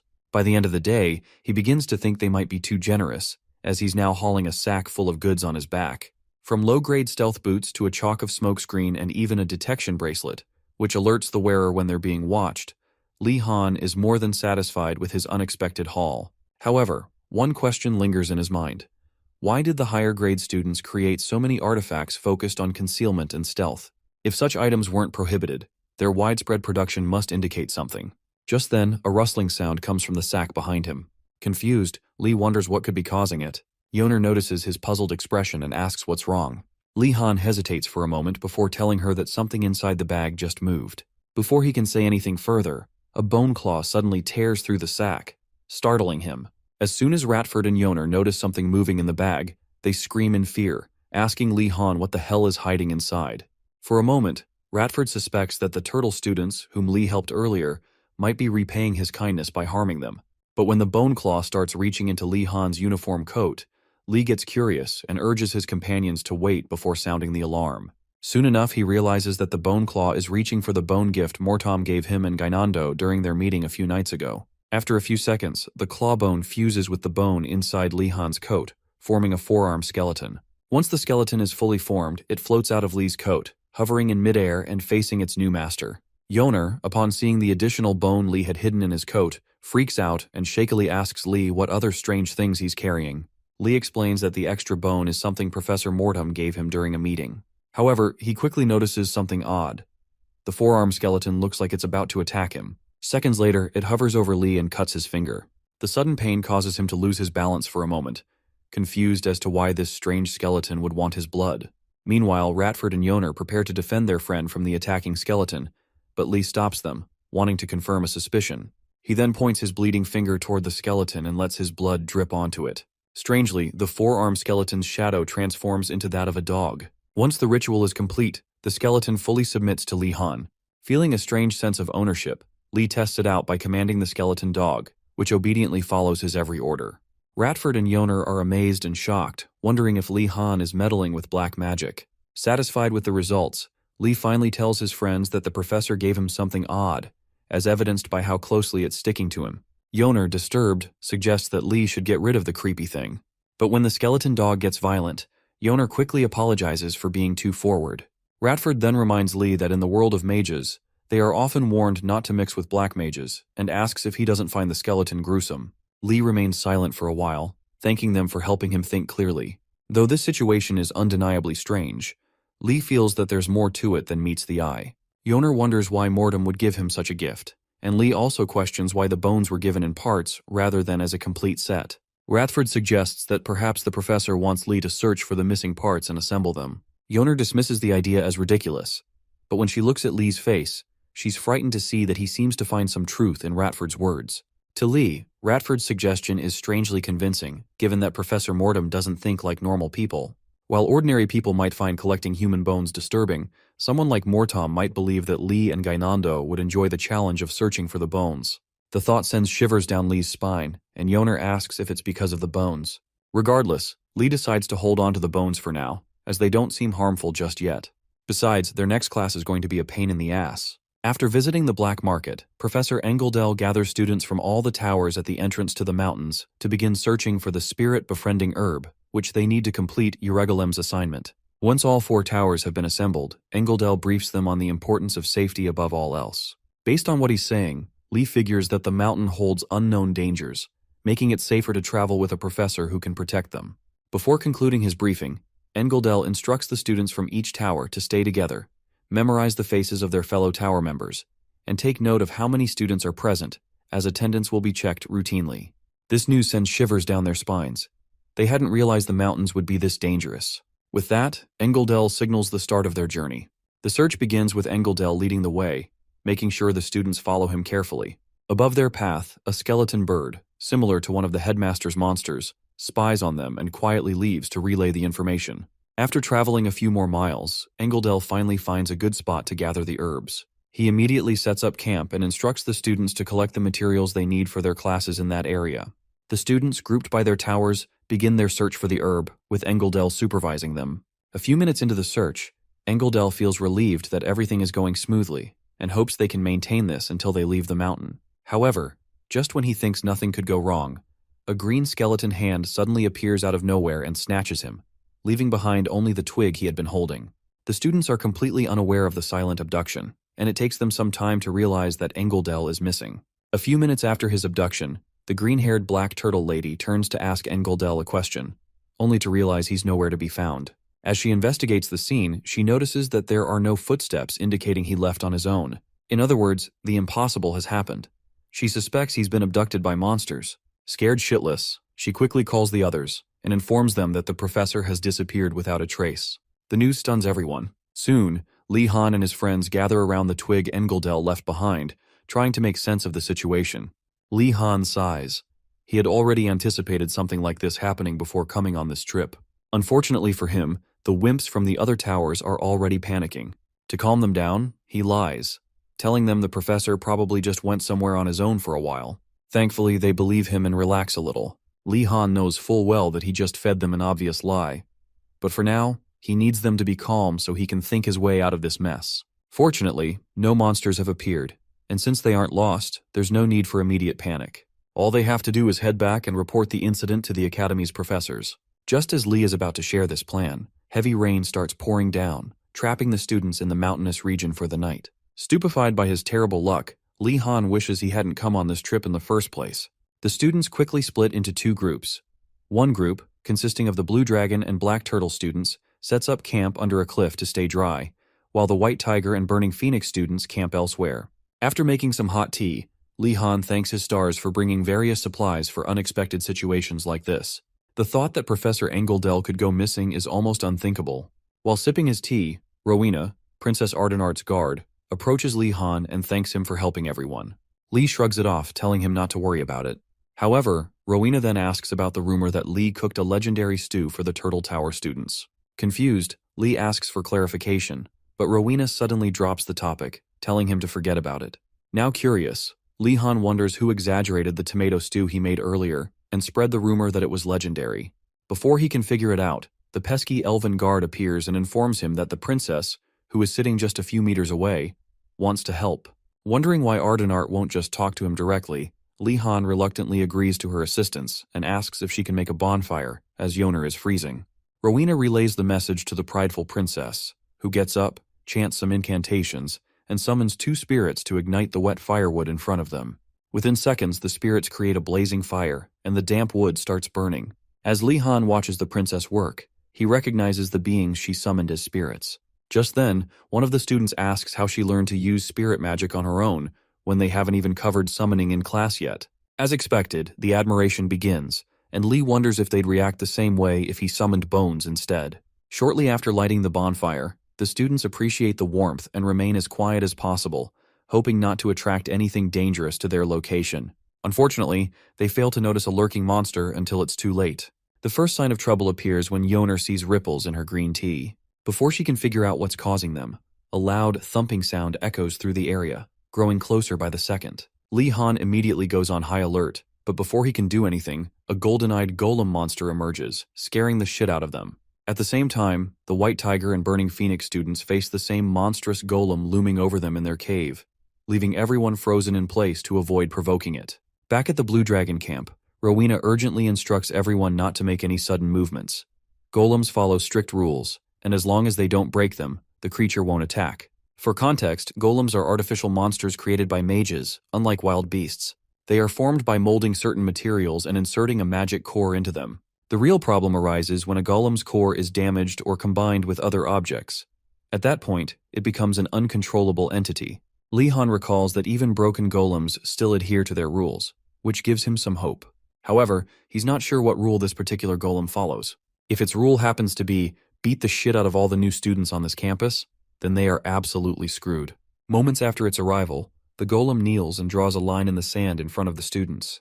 Confused, they wonder if the golem is warning them not to cross the line. Lee Han, however, becomes curious about what would happen if someone crossed it. Determined to find out, he prepares to test it out himself. Seeing how risky Lee's actions could be, Ashan jumps in to warn him not to act foolishly. Lee assures him he's not planning to cross the line himself. He knows how dangerous it is. Instead, he takes out the forearm skeleton he's been carrying in his coat, which unsettles everyone with its creepy appearance. After explaining that it's a summoned monster he came across, Lee commands it to cross the golem's line. The skeleton obeys and steps just beyond the line. As soon as the golem notices this, it smashes the forearm skeleton to pieces, confirming for Lee Han that the golem attacks anyone who crosses the line. Ashan, scared out of his mind, asks if this means they're trapped there forever and desperately looks to Lee Han for guidance. Ignoring Ashan's panic, Lee watches his forearm skeleton begin reassembling itself. Once it's fully restored, he praises the bone for a job well done and orders it back to him. Rowena, having just witnessed the skeleton revive moments after being destroyed, wonders if all summoned monsters can regenerate that quickly. Normally, resummoning a monster requires a lot of mana and time, so it's clear that Lee Han is hiding something. Before Rowena can figure out what, a few Blue Dragon students behind him start arguing and blaming each other. Seeing how unproductive this is, Rowena rushes over to calm them down, but one of the angry students tells him to be quiet since he's not from their tower. With the chaos escalating, Nilia approaches Wardenus, asking him to stop the quarreling students. After delivering the message, she notices Lee Han is lost in thought. She calls his name repeatedly until he snaps out of it and asks him what's on his mind. Lee apologizes for zoning out and tells her that he thinks he's found a way out of their situation. The bickering students overhear him and immediately start looking at him with admiration, amazed that he might have found a solution. Disgusted by their sycophantic attitude, Lee Han tells them that he believes the golem is actually a trap set by the professors. This revelation shocks the students, who express their disbelief and ask if Lee is serious about his accusation. Meanwhile, Professor Engeldell is seen suspended in midair, held captive by the headmaster's undead magic restraints. Frustrated with being imprisoned just for helping the students, he demands to be released immediately, calling it preposterous for a fellow professor to be kidnapped. At that moment, the headmaster and Professor Urugalem appear, asking Engeldell to calm down and listen to their reasoning. Reluctantly, Engeldell allows them to explain. The headmaster explains that with someone as strong and dependable as Engeldell by the students' side, they would miss the opportunity to grow on their own. Hearing this, Engeldell can hardly believe what he's hearing, wondering if the headmaster is serious. Unfortunately, he is. The headmaster tells him that one day he'll understand their approach. Though reluctant, Engeldell agrees not to interfere with the students' homework. However, he asks what the headmaster will do if an unexpected situation arises in the mountains. To his dismay, both the headmaster and Urugalem tell him that the students will have to face any obstacles on their own, without external help. Realizing that further discussion is pointless, Engeldell resigns himself to their decision, but warns that he'll step in if things get too serious. The headmaster agrees and releases him from the restraints. As he does, he tells Engeldell that he hopes he'll one day understand the joy of watching others grow. Annoyed, Engeldell snaps back, telling him to shut up, and asks Urugalem what they've placed in the forest. Urugalem steps forward and reveals it's nothing too dangerous, just a bull that's been enhanced with potions. If everything goes as planned, the bull will be more aggressive than usual, but it shouldn't be a serious threat. Satisfied with this information, Engeldell jokes that a bull is nothing compared to a golem, and the headmaster laughs along. Back in the pouring rain, the students are still staring down the golem, discussing Professor Engeldell's potential involvement. One of them suggests that he might be working with Professor Urugalem, and they all agree that the professors are being unfair. Nilya then asks the most important question, what do we do now? Lee Han replies that nothing has changed. First, he suggests they need to deal with the golem, but upon seeing the defeated looks on their faces, he quickly changes course. Encouraging them to stay positive, he reminds them that every trap has a solution, they just need to find it. His words boost their morale, and they begin to realize that if the trap is carefully planned, there must be a way to solve it. Shortly after preventing further disaster, Lee Han remembers something he's been wanting to test out. As the students brainstorm the golem's weaknesses or ways to distract it, Nilya turns to ask Wardenus for his opinion, only to realize he's nowhere to be found. Panicked, she quickly informs the others that Lee Han is missing. Shortly after realizing Lee Han has disappeared, the entire campsite is thrown into silent panic. Some students wonder if he was kidnapped, while a green-haired girl suggests sneaking past the golem to find him before he gets eaten. Yoner, the only one thinking rationally, tells them to wait and points toward Lee Han, who is standing beyond the line in the golem's territory. To their shock, they see Lee Han dangerously close to the golem. Ashan shouts at him to get away before he gets crushed, but Lee Han ignores him, instead pausing to wonder why the golem isn't reacting despite his presence beyond the line. Frustrated, Ashan demands an explanation. How did he get so close without them noticing? Lee Han flatly states that he used invisibility magic to slip past the line. While the rest of the students were panicking, Lee conducted a simple experiment to see the golem's reaction if he turned invisible. Fortunately, the golem couldn't detect him, allowing him to cross safely. Not only that, but he also discovered something new. Once past the line, the golem no longer paid attention to him. After explaining that his invisibility comes from an artifact, Ashan and the others marvel at his ability to create artifacts and use invisibility magic already. However, Lee quickly corrects them, explaining that the artifact was given to him by the Prasinga Order when he joined during the festival. Their admiration turns to shock. Ashan immediately questions why he's involved with such a place, but Yoner cuts them off, reminding them that's irrelevant right now. The real issue is that they can't use the Prasinga Order's artifacts themselves, meaning they need to find another way out. Ashan suggests that Lee Han go ask a professor for help, but Lee dismisses the idea. This is another trap set up by a professor after all. Instead, he has already thought of another method. With that, he pulls out one of his iron balls and swings it around, reasoning that if this is a test, then it must be solvable by a first-year student. He orders his peers to target the golem's core, as it's the key to stopping it. If they follow his instructions precisely, they should be able to take it down quickly. Without hesitation, Lee Han attacks the golem's head with his iron ball, landing a direct hit on its golden eye, its core. Ashan and the others cheer for his successful strike, but Yoner notices something is off and asks if Lee is okay. Lee, now tense, realizes that the moment his iron ball struck the golem, his connection to it was severed. If his usual attack won't work, that means the golem, a monster powered by its core's mana, must have a built-in defense against such methods. Refusing to give up, Lee Han decides to try a different approach. Gripping his staff, he invokes the incantation, Arise. Meanwhile, Professor Engeldell sits with the headmaster, visibly worried about what will happen if the students get hurt. The headmaster, noticing his unease, assures him that things were much worse back in his student days. Unimpressed, Urigalum sarcastically asks if those days were ancient times. The headmaster ignores the jab, instead remarking that this group of students is particularly talented and should be able to handle most situations. Skeptical, Engeldell remains unconvinced. The headmaster then reminds him that Wardenus is with them, urging him to stop worrying and enjoy his tea. He adds that Lee Han has already studied magic from his personal grimoire, so he's more capable than they think. Both professors react with shock. Did the headmaster really just say that? In his defense, the headmaster insists he's not the only one who gave Lee personal lessons. Professor Greg did as well. Urigalum, annoyed by the headmaster's attempt to shift blame, clarifies that both he and Greg only teach first-year students. However, the headmaster argues that Greg has advanced far beyond that level. Urigalum prompts him to elaborate, and the headmaster explains, Greg was teaching three-circle magic. To perform this level of magic, one must complete 3 circular processes. For context, 1-circle magic covers basic elemental spells, while 2-circle magic allows for the manipulation and maintenance of those elements. 3-circle magic, however, enables a mage to control both 1- and 2-circle spells simultaneously. If a mage can handle these steps separately, they're not far from becoming a true 3-circle magician. Back on the battlefield, Lee Han conjures a water ball, fully aware that it's weaker than his iron ball and difficult to maintain in shape. Despite this, he stays calm, analyzing how he can use this tactic to defeat the golem. He reasons that, despite how insane the professors can be, they aren't entirely irrational, meaning there must be a way to win. Before he gets lost in thought, Yoner calls out, asking what he's doing. She then asks why he's spinning the water ball in that manner. Lee suddenly realizes he's been spinning it unconsciously. He's done it so many times before that it's second nature. Just then, it clicks, and Lee Han figures that if he rotates the water ball fast enough, it will gain greater piercing power. Excited, Lee Han compares it to a bullet, one that will tear through the golem with ease, and gets ready to test it out. After infusing more mana than necessary into the small water ball he conjured earlier, Lee Han finally manages to create a large water ball after multiple tries. Just as he's about to launch his attack, Yoner calls out, asking why the water ball is now as big as the golem itself. This question leads the students to doubt Lee Han, wondering what on earth he's been learning. Some students worry about leaving him alone in such danger, while others fear the golem will fly towards them if he messes up.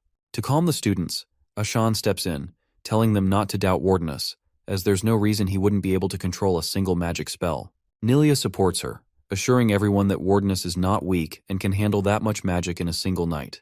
Their reassurance lifts the spirits of the group, and they regain hope in Lee Han. Meanwhile, Lee Han, feeling the pressure of the situation, remembers the old sayings passed down among young mages. Magic is a completed formula and word, and meddling with it carelessly can invoke its wrath. His current magic, a higher-level process usually reserved for later years, is not something first years should be learning. However, Lee Han has an infinite supply of mana, so he ignores the usual formulas and keeps infusing mana to maintain the water ball's rotation. Unfortunately, the water ball couldn't maintain its shape with so much mana, growing larger instead. As the size increased, the rotation power decreased, leading him to continue the cycle of pouring in mana, making it grow even larger.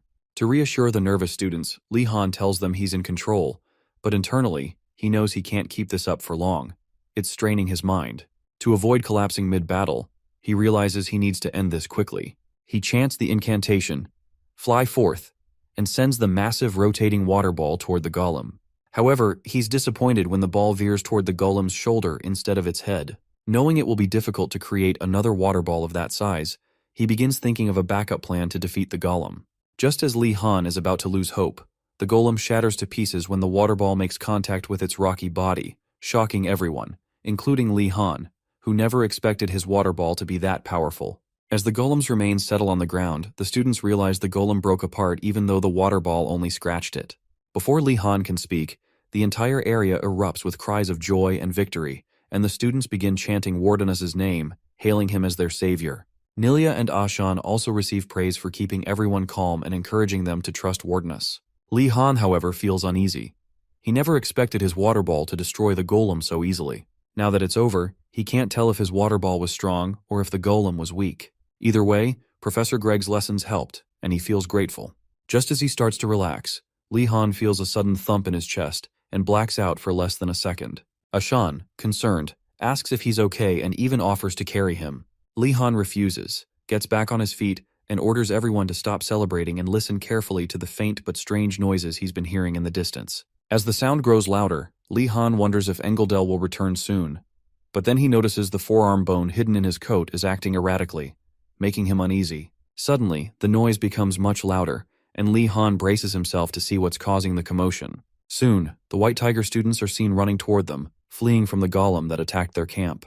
Lee Han frowns in frustration, sighing at how useless they are. Nilia quickly reminds him that now is not the time for sighing. They need to split up and distract the monster to buy time. Everyone scatters, but Wardenus chooses a more dangerous path. Before he leaves, Rowena calls out, asking if he can use the water bullet magic again, the one he just used. Confused, Lee asks what Rowena means. It turns out that Umidajus, an Empire mage famous for water magic, is believed to have inspired the technique, and Rowena assumed Lee named his water bullet after him. Lee Han explains that it takes too long to set up, so they still need to get out of there quickly. Once Rowena and the others are out of sight, Lee Han activates his invisibility spell and pulls out chalk artifacts he had bought from the black market earlier that day. He invokes an incantation, causing the chalk sticks to fly in different directions, dispersing to create a smokescreen that blocks the golem's line of sight. With phase 1 of his plan complete, Lee Han, still invisible, moves closer to the golem's legs and strikes it with his sword. Taking out part of its leg, he hopes the golem will topple over, as it will struggle to maintain balance with such a large amount of mass. Before Lee can get his wish, a White Tiger student is suddenly yeeted from the golem's upper body, landing safely in Lee Han's arms. At the time, Lee Han was still invisible, so the student has no idea what or where he just landed. After a brief pause, Lee Han asks if he plans to keep staying in his arms, and the student panics upon hearing a voice coming from nowhere. Eventually, he scrambles out of Lee's grasp and asks if he is the infamous Lee Han Wardenas. Confused, Lee Han asks how he knows it's him, and the student replies that only Lee Han would do something this crazy. With that, he thanks Lee for saving him from the fall, but before they can say anything else, the golem attacks. Lee Han quickly gets them out of danger just in time. Observing the massive crater left in the ground by the golem's previous attack, Lee Han asks how the student managed to get inside the golem in the first place, considering how difficult it should have been to bypass. In response, the student explains that he used the mud-dissolving potion that Siana always makes. Although Lee Han never knew such a potion existed, he thinks he might be able to use it to defeat the golem again, if things go well. He asks the White Tiger student for the potion, but unfortunately, the useless son of a gun admits that it's all gone. Lee Han quickly disregards him and instead wonders why the golem isn't attacking anymore. After scanning the area, he notices the golem moving in the opposite direction and wonders why. Then, he hears the desperate cries of an injured student calling for help from that direction. Realizing the golem is targeting the wounded student, Lee Han freezes, mind racing. There's not enough time to reach the golem before it gets to the student. He needs to stop it immediately, right freaking now. While searching for a solution, Lee suddenly remembers Professor Garcia's warning from her second class. She had told him that because of his immense mana reserves, he should never use fire magic, as it would be too destructive. Lucky for him, he needs destruction right now. Without hesitation, Lee Han raises his staff and chants the incantation, Burn! A massive flame erupts from his staff, engulfing the towering golem in an inferno. The fire wraps around its body, consuming every part of it, including its core and lifeline. The White Tiger student who had witnessed everything stares in disbelief. He can't believe Lee Han Wardenas just obliterated the humongous golem with a single fire spell. Normally, applying heat to dirt would harden it, but in this case, the dirt wasn't packed well, so the fire caused it to break apart instead. Watching this unfold, the White Tiger student finally understands why his tower's members fear Lee Han so much. Meanwhile, Lee Han just stands there, stunned by the overwhelming power of his own magic. At that moment, he fully grasps Professor Garcia's warning and realizes he has been acting like a fool for complaining about restrictions. Just as Lee prepares to move on, the other White Tiger students rush toward him, lifting him and giving him a proper knight's praise for saving their hides. After their cheers die down, one of the students, who doesn't recognize him, asks for his name. However, the moment he sees Lee Han's face and coat, recognition dawns on him, and he immediately alerts his friends. The group's admiration turns into suspicion as they demand to know why Lee Han is there. As his fellow tower members bombard Lee with pointless questions, the student he saved earlier steps in, defending him. He explains that Wardenas did nothing but help, defeating the golem and saving both him and the injured Burning Phoenix student. Another student calls the rescued guy by his real name, Batrick, and asks why he's limping. Batrick replies that he only sprained his ankle a little and that he'll be fine. Realizing the guy's name is Batrick, Lee asks him to help clean up the area while he goes to check on something at his campsite. Batrick agrees, and Lee Han returns to his camp. After ensuring that no one is missing, Lee finds Yoner and asks how she's holding up, considering there are quite a few injured students from the Tiger Tower. Yoner reassures him that the Phoenix students, especially Xiana, are skilled in first aid and making painkillers and blunt injury potions. Hearing this, Lee Han suddenly gets nervous. If Xiana is such an amazing person, then she just might poison him since he ranked first ahead of her. Just when he thinks he can finally catch a break from all the problems plaguing his life, the devil herself, Xiana, calls out to him, offering him some of her healing potions so he can recover after taking out the mud golems. Lee Han immediately grows suspicious. This can't be a coincidence, not one bit. As Xiana urges Lee Han to try the potions, he sees an opportunity to get on her good side, knowing she's an attention hog. Yoner is just about to warn Lee not to drink the potions when he grabs one from the box, opens it, and gulps it down. Right after drinking, Lee begins his flattery, telling Xiana and everyone around that this amazing potion is the best thing he's ever tasted. He asks Xiana if she really made it herself, and wonders how someone like her could have something so valuable all the time. In reality, the potion didn't taste great, but Lee Han needed to make a big deal out of it to flatter the attention seeker, hoping she'd stop beefing with him. Thankfully, the plan works. Xiana smiles and pretends to be modest, acting like she doesn't enjoy the praise. Eventually, she offers Lee the rest of the potions, and he downs them all until he feels he's had enough. After his ordeal with Xiana, Lee Han and the other students begin descending the mountain, having found the last ingredient they need to complete their assignment. On the way down, Lee Han reflects that while the assignment was exhausting, at least his earlier performance won him the affection of not only Xiana, but the other Phoenix students as well. A win in his book. Yoner, who has been walking behind him the whole time, finally asks if he's somehow indebted to Xiana. Confused, Lee asks her to explain, but before she can continue, he brushes it off, telling her to keep walking down the mountain. About an hour later, the students get closer to the base of the mountain. At one point, a white tiger student spots two figures approaching and alerts the others. Upon closer inspection, they recognize Professors Urigalum and Engeldel. While Urigalum seems pleased to see the students, Engeldel is more concerned about their well-being. He rushes toward them, asking if they're all okay. Unfortunately for Engeldel, the students now feel he abandoned them when they needed him most, so they're not exactly warm in their reception. They stare at him in disgust, thinking about the things they'll do to him and the dwarf beside him once they're stronger. While Engeldel grows increasingly uneasy, Urigalem notices the look in their eyes and comments that it seems they've learned their lesson. Engeldel tries to coax his partner into showing more empathy toward the students, but they coldly respond that they've learned something valuable from the experience. Urigalem then begins praising alchemy and warns the students to stay vigilant since danger can strike at any moment.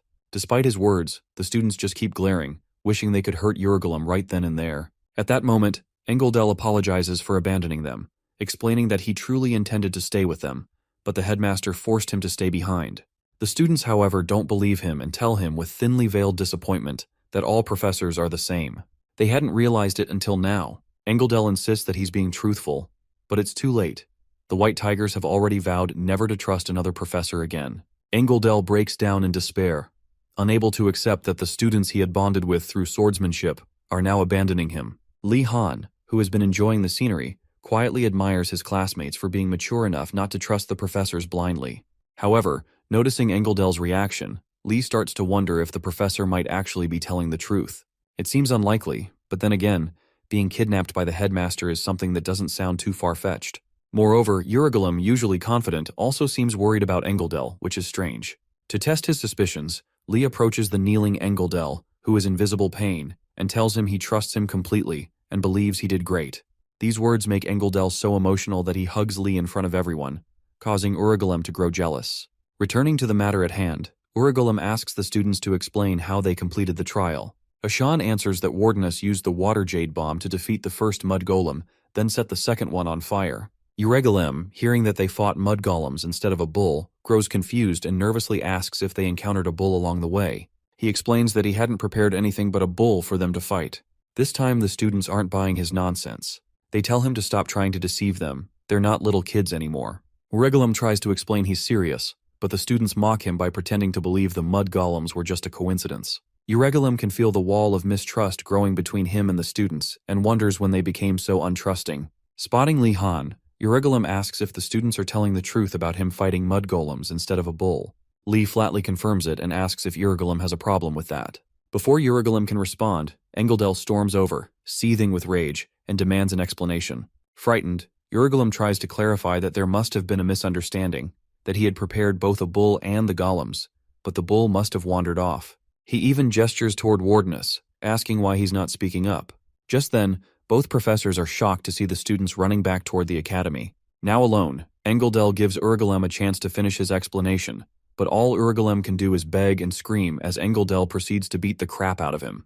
That afternoon, Li Han and his classmates spend their time in the library, racking their brains over books on alchemy and other subjects. As they struggle to understand the material, frustration builds. One student dramatically complains that someone as noble as him shouldn't have to deal with such nonsense, while others grow angry over being tasked with solving the state's financial issues. As the complaints grow louder, the nobles collectively decide they need something sweet to calm their nerves. In moments like this, they all rush to Li Han's unmanned candy basket shop, sitting in one corner of the library, and buy sweets worth a silver coin to satisfy their cravings. Apparently, Li Han was too lazy to tend to the shop himself, but so far it has been working out better than he expected. Once they've had their fill, one of the nobles gets cocky and taunts the others, asking if even the easiest assignment is too hard for them. He boasts that this task is mere dessert for him after completing the alchemy assignment. As the others give him attention, the fool begins exaggerating the events of that night, making some students skeptical about the truth of his story. Li Han, sitting in a corner and observing the scene, figures that the skeptics probably think they won't go through the same struggles he did. Just then, Yoner notices him spacing out and quickly calls him back to reality. Snapping back to his senses, Lee resumes stirring his alchemy assignment potion. Alongside his classmates, he follows every instruction written in the pamphlet by Urigalem himself. However, as time passes, more and more students fail to create the spirit-befriending herb. Something feels off. Li Han knows alchemy is a precise craft, where even the smallest variation can lead to failure. Yet this time, every single student is failing. While he understands that the task is supposed to be difficult, it almost seems as if the instructions are wrong from the start. Given the nature of the incompetent professors in this god-forsaken school, Li suspects that might be the case. Without another word, he stops what he's doing and storms out of the library. Yoner calls after him asking what's wrong. Li Han tells her he just had an idea, then asks what she thinks about the possibility that Professor Uragulum gave them incorrect instructions on purpose, forcing them to figure things out on their own. His words send a wave of realization through the students, and they suddenly start brooding over the implications. Now aware of their predicament, the students erupt into another tantrum, cursing Uragulum's twisted logic and complaining about how unfairly difficult the task is. But Li Han knows this isn't the time for complaints. They still need to finish the assignment, even if they plan to beat up the professor later. To confirm his suspicions, he hands Yoner an alchemy book and asks for her opinion on the given instructions. After checking the ingredients, Yoner frowns and tells him that one of the components they've been given isn't correct. That confirms it. This is a trap.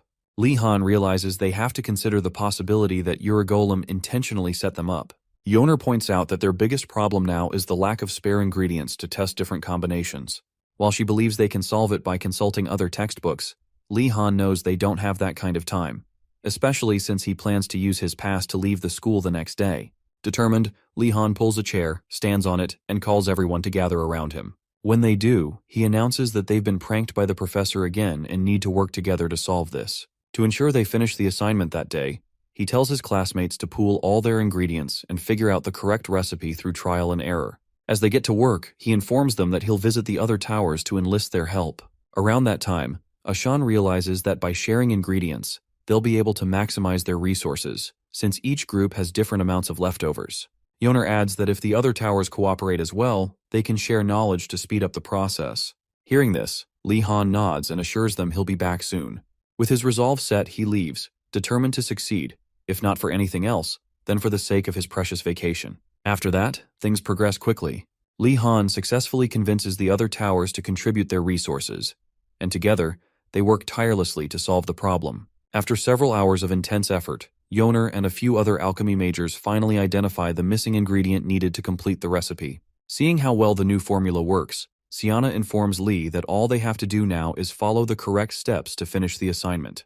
Pleased with their progress, Li commends everyone for their hard work. Just then, a green-haired student from the Black Turtle Tower comments on the irony of them coming together again.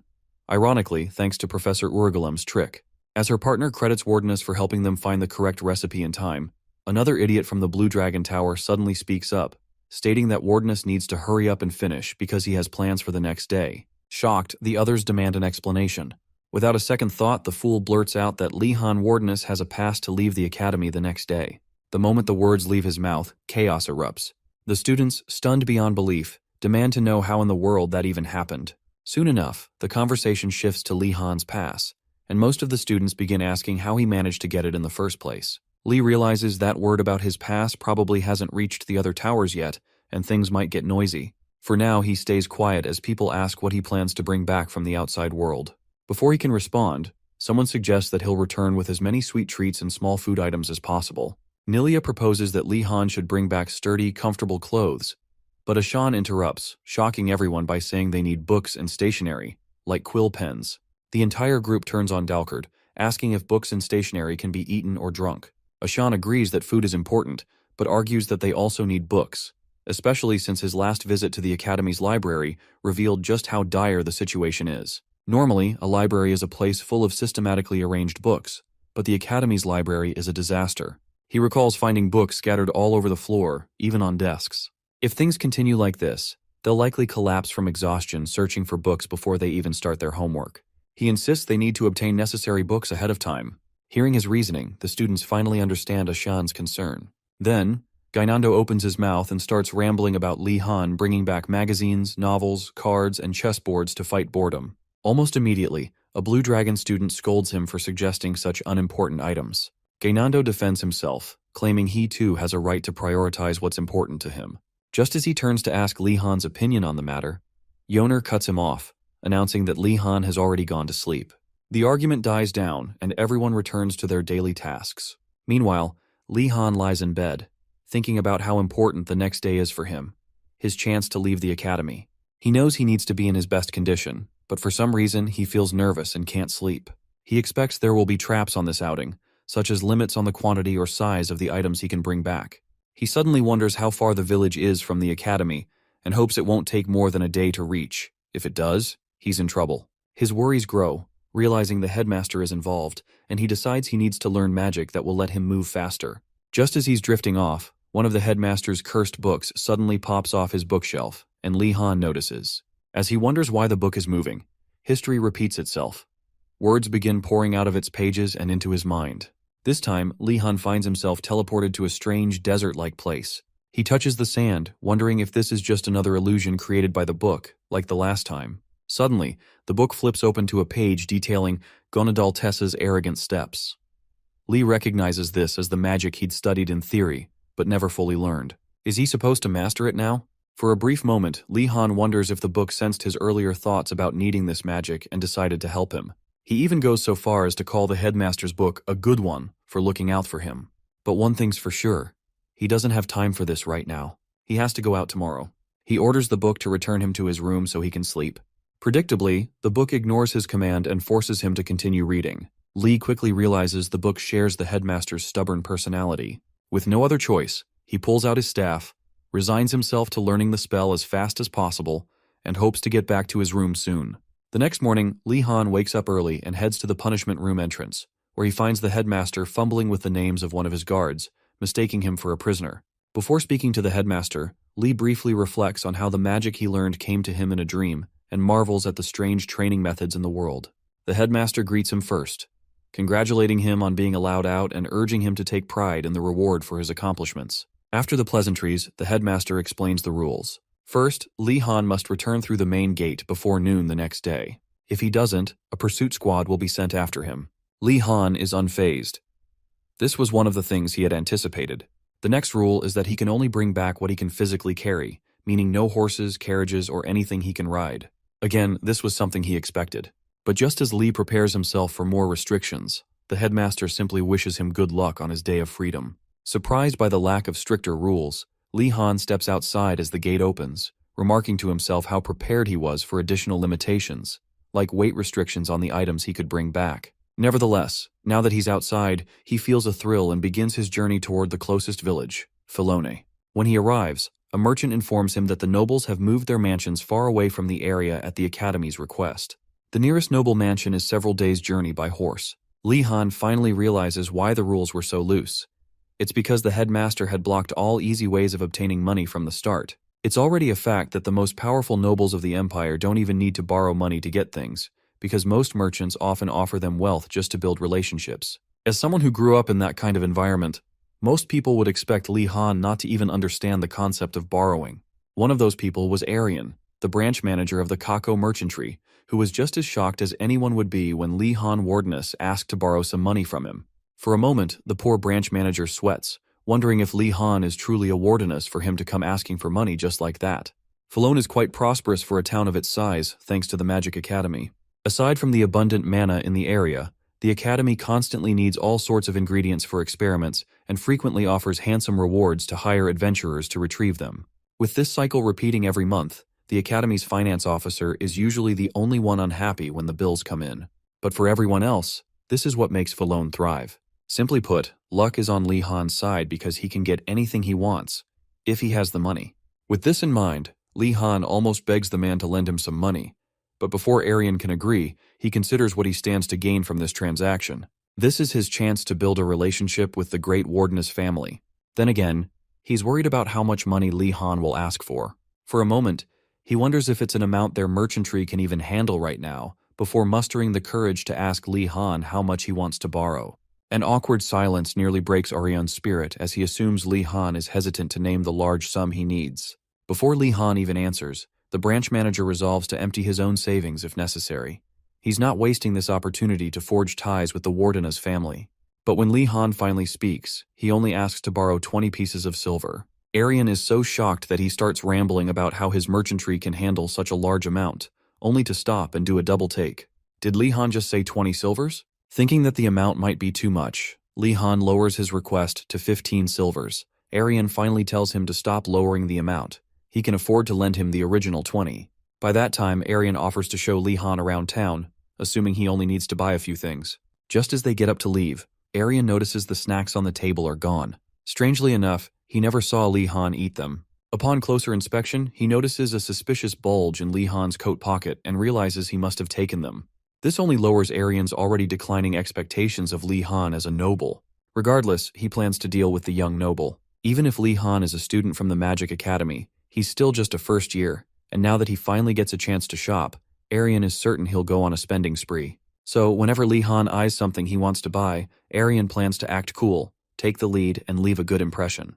Unfortunately for him, Lee Han is the complete opposite of a spoiled brat. Instead of splurging, he takes the lead, requesting food merchants to give him items that are easy to store, like canned goods, rather than bulky food. When he reaches the clothing merchants, he asks for thick and sturdy fabric instead of fancy clothes. As for the paper merchants, he instructs them to fill his order with cheap yet durable paper. Before leaving, he even asks if they have any illusion magic books that can deceive the eyes of magic professors. Hours later, Lee Han has Arian and another man carrying his purchases while he fills out his shopping list and searches for any remaining supplies he might need.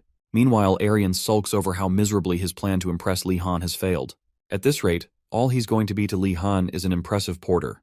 Despite that, he can't deny how extraordinary Lee Han's negotiation skills are, especially for someone from a noble family. Soon after, Lee Han tells them he's bought almost everything he needs before asking if they can take him to the stable. Confused, Arian reminds him that he can't ride within the academy's vicinity, but Lee Han tells him not to worry. He's going there for a different reason. After walking a few dozen meters, Lee Han and his group finally arrive at a Moor stable, the largest stable in Falon. Without wasting any time, he steps inside and greets the owner, who is busy cleaning up. At first glance, the owner immediately recognizes Lee Han as a Magic Academy student. Curious, he asks what Lee Han is looking for. Before responding, Lee Han takes note of the impressive rides in the stable, expected of the biggest stable in the area. Then, flatly, he asks the stable owner if people have ever traveled directly from his stable to the academy. Shocked, Amor asks how Lee Han knows that. Without answering, Lee Han simply listens as the owner confirms his suspicions, explaining that they have had merchants and adventurers contracted to the academy, as well as the Emperor's messenger, who rests there during his travels. Handing Lee Han a stool to sit on, Amor then asks why he's so interested. Lee Han carefully chooses his next words before finally making an offer. He'll pay the stable owner handsomely if he can help arrange something on a certain date to facilitate his escape from the academy grounds. It is then revealed that Lee Han only visited the stables to plan his next method of escape. Having established that Lee Han is just a first-year student, Amor is impressed by his boldness. Even among the tribes that live in the Empire's harshest regions, very few are as daring as Lee Han. This audacity intrigues the stable owner, making him consider helping Lee Han with his escape. However, he warns the young noble that pulling it off will be no easy task. Although he expected such a response, Lee was still shocked to hear it from the stable owner. However, he keeps his mouth shut and listens to whatever Amor has to say next. Moving on, Amor tells him that he has helped a few visitors enter the academy before and has witnessed how strict the identification checks are. If anything, the process seems even stricter for him, especially since he is an outsider, which is understandable. Before Lee can spiral into despair, Amor reassures him that there is still a way. Patting Lee on the shoulder, he explains that the plan will only work if Lee has a flying mount that he can ride within the academy. Confused, Lee asks him to elaborate. Amor reveals that he discovered by sheer luck that the academy does not conduct strict identification checks on insiders leaving the grounds, only on those entering. He believes this is because the identities of those leaving are already confirmed. Hearing this, Lee suddenly remembers the night he fought the Twilight Dawn squad. Right after the battle, the people there only discovered that the professor had been present much later. This realization makes him trust Amor's words more than he usually would. As their conversation continues, Amor warns Lee that if he tries to leave alone, he will get caught. However, if he leaves with him, he could disguise himself as either a professor or an errand boy accompanying him. With that said, Amor asks for Lee's thoughts on the plan. While Lee acknowledges that it is a solid plan, he is still concerned about obtaining a flying mount within the academy that does not already have an owner. Just as he concludes that he might have to steal an ownerless mount, Amor immediately warns him against such an act, reminding him that stealing an animal is wrong. Lee hurriedly lies that he had no such intention, and soon realizes that the academy's stables are likely filled with traps as well. Shortly after, Amor offers Lee some corn tea and asks what he plans to do now that he understands both the risks and the rewards. Although there are still many factors that make him uneasy, Lee figures he has no other choice but to go along with the stable owner's plan. After gulping down the entire cup of tea, he tells Amor that he is in. In response, Amor tells him that he will be at the academy at midnight 2 Saturdays from now. By then, Lee must bring his flying mount to the top of the academy tower's stable and prepare to leave for good. Satisfied with his meeting with Amor, Lee Han bids him farewell and heads out of the stable toward his next destination. In the next scene, Arian and the other big guy chase after Lee Han through town. Arian desperately begs him to stop, warning him that there are no useful shops in the direction he is heading. Still running, Lee Han shouts back that he must visit this particular place. If the items are too heavy for them to carry, they can wait for him at the town's entrance. Just as Arian is about to say something else, Lee Han disappears into the distance, leaving him frustrated. He simply cannot understand why a Magic Academy student would want to visit an illusion store. Shortly after leaving Arian and the other man behind, Lee Han arrives at the store. He steps inside and asks the attendant, a lady sitting beside a table, if this is truly the workshop of Valderin, the illusion mage. The lady assures him that he is in the right place and invites him to take a seat. Once he sits down, she asks why he has come. Sensing his hesitation, the lady encourages him to speak freely. Internally, however, she struggles to remain composed while wondering why a Magic Academy student is at her shop. After all, she is only a 3-circle mage, meaning her abilities are roughly equivalent to those of a 2nd or 3rd year student at Einregard. She cannot fathom why a Blue Dragon student would seek her out when there are far more accomplished mages at the academy. Just then, Lee Han finally responds. He explains that the tower he wants to enter is protected by magic designed to keep intruders out. Since illusion magic is closely related to security, he figured she might be able to help him crack the code to bypass the barrier. The lady instantly realizes that he must be talking about a tower within the academy, making his request sound even crazier. From his appearance, he seems like a first-year student. Yet not only has he already escaped the academy, but he is also planning to break through a high-level security barrier. Seriously impressed by his audacity, she predicts that Lee Han will become an exceptional mage. She notes that most great mages admire those who break the rules to create new ones. Regardless, she explains that there are countless types of intruder prevention magic, so many that even experts do not know the full extent of them. Rather than feeling discouraged, Lee Han only becomes more determined. He asks if there are any shortcuts, perhaps a way to destroy the detection magic entirely. At first, the lady assumes he must be joking, but when she sees the seriousness in his expression, she pauses and asks if he truly means it. When Lee Han confirms that he does, she tells him that it is currently impossible. Even if he understood the structure of the security magic, dispelling it would be far too difficult. If he wants to forcibly destroy it, he would need an enormous amount of power, enough to disrupt the very foundation that supports the magic. Upon hearing how complex the task is, Lee suddenly gets up, slams his hand on the table, and begs the lady to tell him how to do exactly that.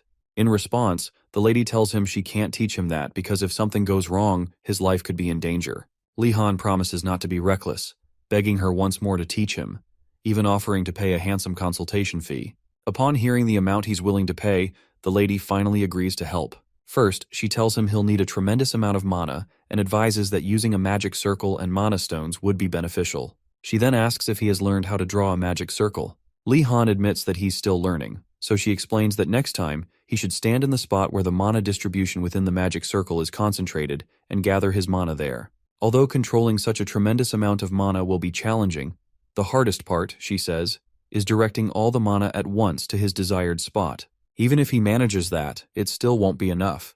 The mana must flow with the force of a surge breaking through a dam, not just like a steady river. After her makeshift lecture, Lee Han still doesn't fully grasp the complexity of the magic. The lady notices the worried look on his face and asks if he thinks the task is too difficult. Contrary to her expectations, Lee Han assures her that it doesn't seem tough to him at all. As expected, the lady realizes his arrogance is preventing him from truly understanding the danger. Given that he's a student at Einrogard, she assumes he must have been exceptional in his hometown, which explains his confidence.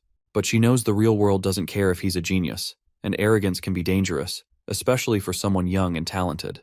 To teach him a lesson, she takes out some moonlight stone powder, throws it into the air, and chants, "I desire the moon, and draw upon the water."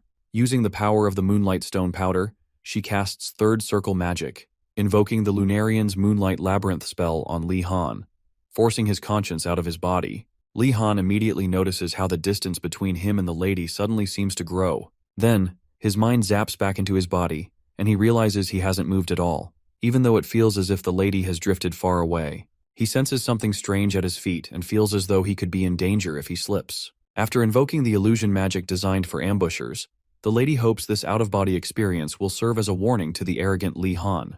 She warns him not to move, and just as she is about to explain what she did, Li Han tells her he knows he'll fall into a labyrinth if he loses his footing.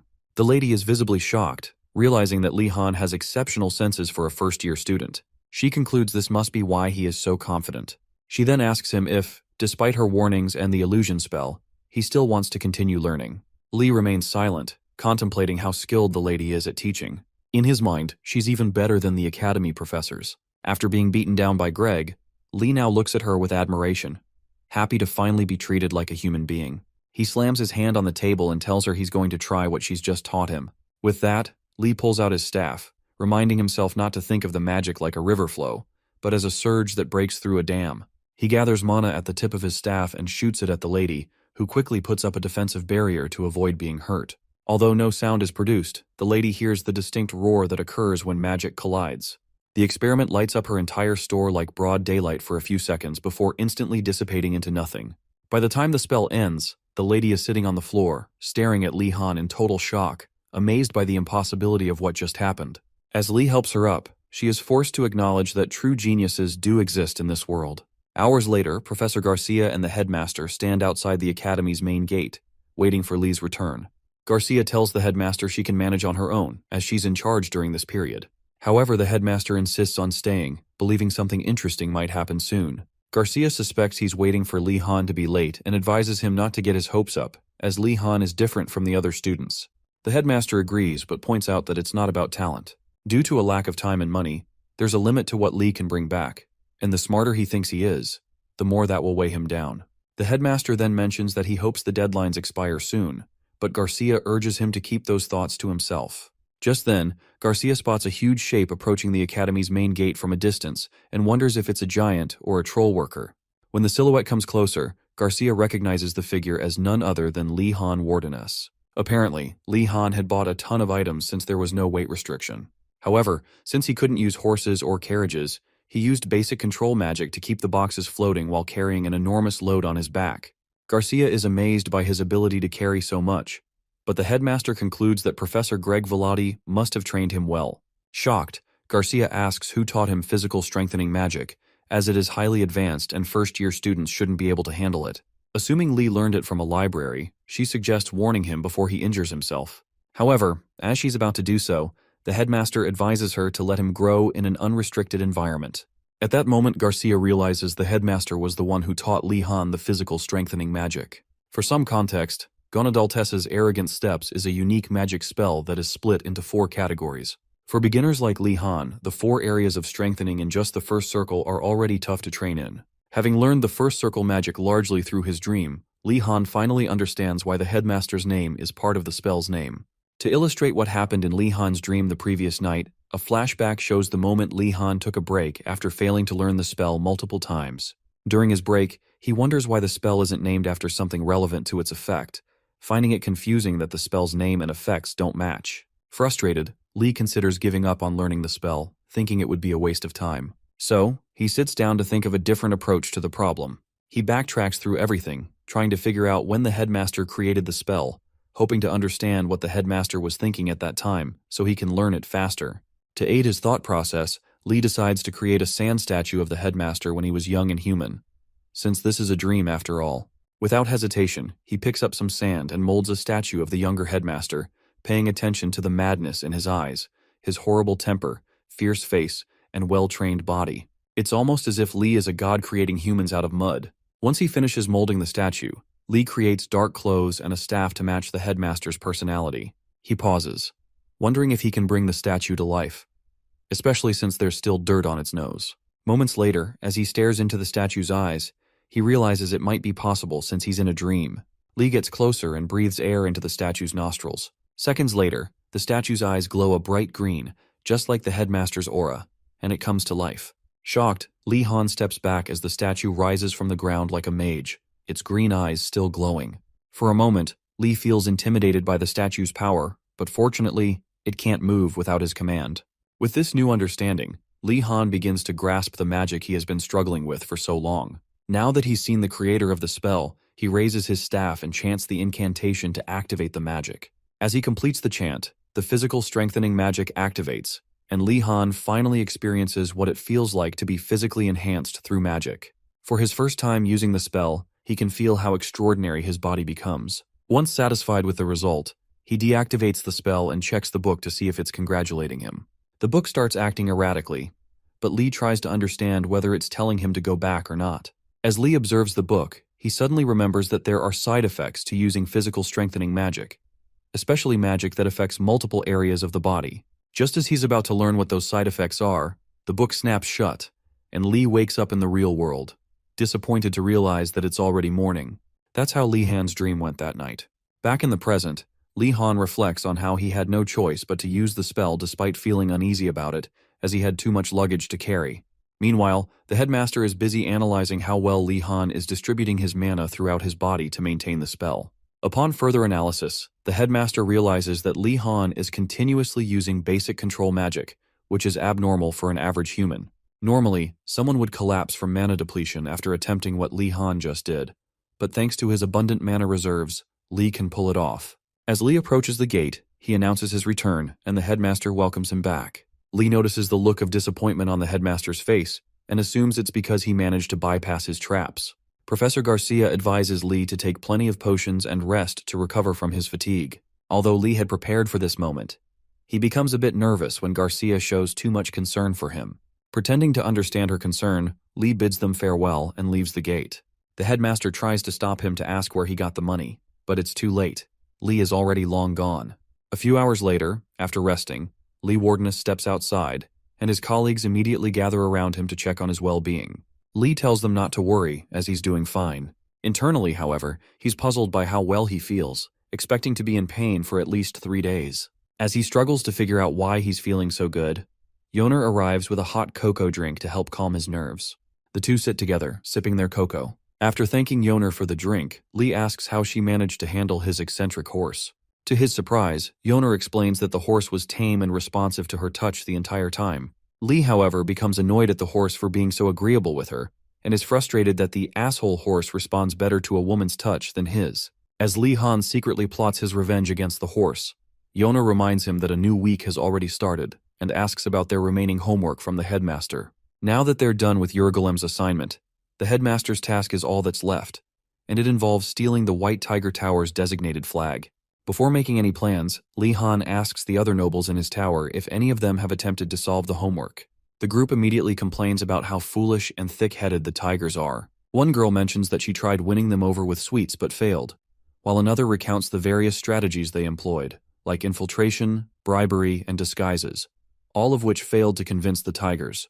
Despite the complaints, Li Han is relieved to see that his colleagues haven't been sitting idly by. Just as he's about to devise a plan, Gainando speaks up, asking why they can't simply cooperate with the tigers and exchange flags. The others immediately shout at him, reminding him how the tigers tried to bully Wardenus in the beginning. Before a fight can break out, Li Han calms everyone down, asking them to wait while he finishes planning their ambush on the tower, which seems like their only option at the moment. The group leaves, saying they're counting on him, while Gainando is left behind. Gainando still insists on asking Li Han if exchanging flags wouldn't be a better idea since the tigers seem trustworthy to him. Curious about his reasoning, Li Han questions why Gainando sees them that way, noting that it's rare for Gainando to offer his opinion on matters like this. Gainando explains that earlier, the tigers were friendly and even gave him bread and milk to ease his hunger. This revelation sets off alarm bells in Li Han's mind, as he wonders why those bastards would give someone like Gainando food. It quickly dawns on Li Han that the tigers are likely bribing Gainando to set a trap for the rest of them. While initially considering Gainando a poor target for them, Li Han suddenly gets an idea. He calls Gainando over and whispers something to him. Once he's done, Gainando smiles, thanks Li Han for finally understanding him, and leaves to carry out Li's instructions. Li Han smiles at Gainando's naivety, considering the first phase of his plan complete. In the next scene, Jijel Muradi and a group of White Tiger students are painting their tower's insignia on a plain white piece of fabric. After finishing, one of them asks Jijel if they need to exchange the fake flag with the yellow guy they talked to earlier. Jijel confirms the fake flag looks convincing enough and agrees. Around that time, one of their teammates rushes in, excitedly telling Muradi that Gainando fell for their trap and will meet them in front of the academy by noon the next day. The group praises Enrago for doing a good job, though Jijel remains suspicious. Another student notices Jijel's unease and asks what's bothering him. Jijil confides that he's not sure Gainando can be trusted, finding it strange that everyone in Blue Dragon Tower, including Li Han, agreed to the trade based solely on Gainando's suggestion. He asks Enrago if he's certain Li Han agreed, but the others urge him to trust Enrago this time. Annoyed, Jijil wonders why his teammates are so simple-minded. He suppresses the urge to scold them and, instead, chooses to play it cool, ultimately complimenting Enrago's efforts. After all, even if their plan fails, they won't lose anything since they're exchanging a fake flag, so Jijil feels at ease. By nightfall, Li Han, Yoner, Ratford, and a few other nobles from Blue Dragon sneak toward White Tiger Tower, ready to ambush them and steal their flag. When they arrive, Ratford expresses his honor at being called to help personally, and Li Han mentions they needed the perspective of a professional thief. Just then, Yoner panics, and when Li Han asks what's wrong, she says they should have invited Nilia too. Realizing how insecure Nilia can be if left out of important tasks, Li promises to explain the situation to her later. For now, his focus is on executing the plan. Li Han reminds everyone that thanks to Gainando, the Tigers have let their guard down. He explains that the plan is for him and Ratford to infiltrate the tower first, while the others wait for his signal. He knows the nobles likely have no experience with ambushes, so he instructs them to remain quiet until he confirms access to the tower.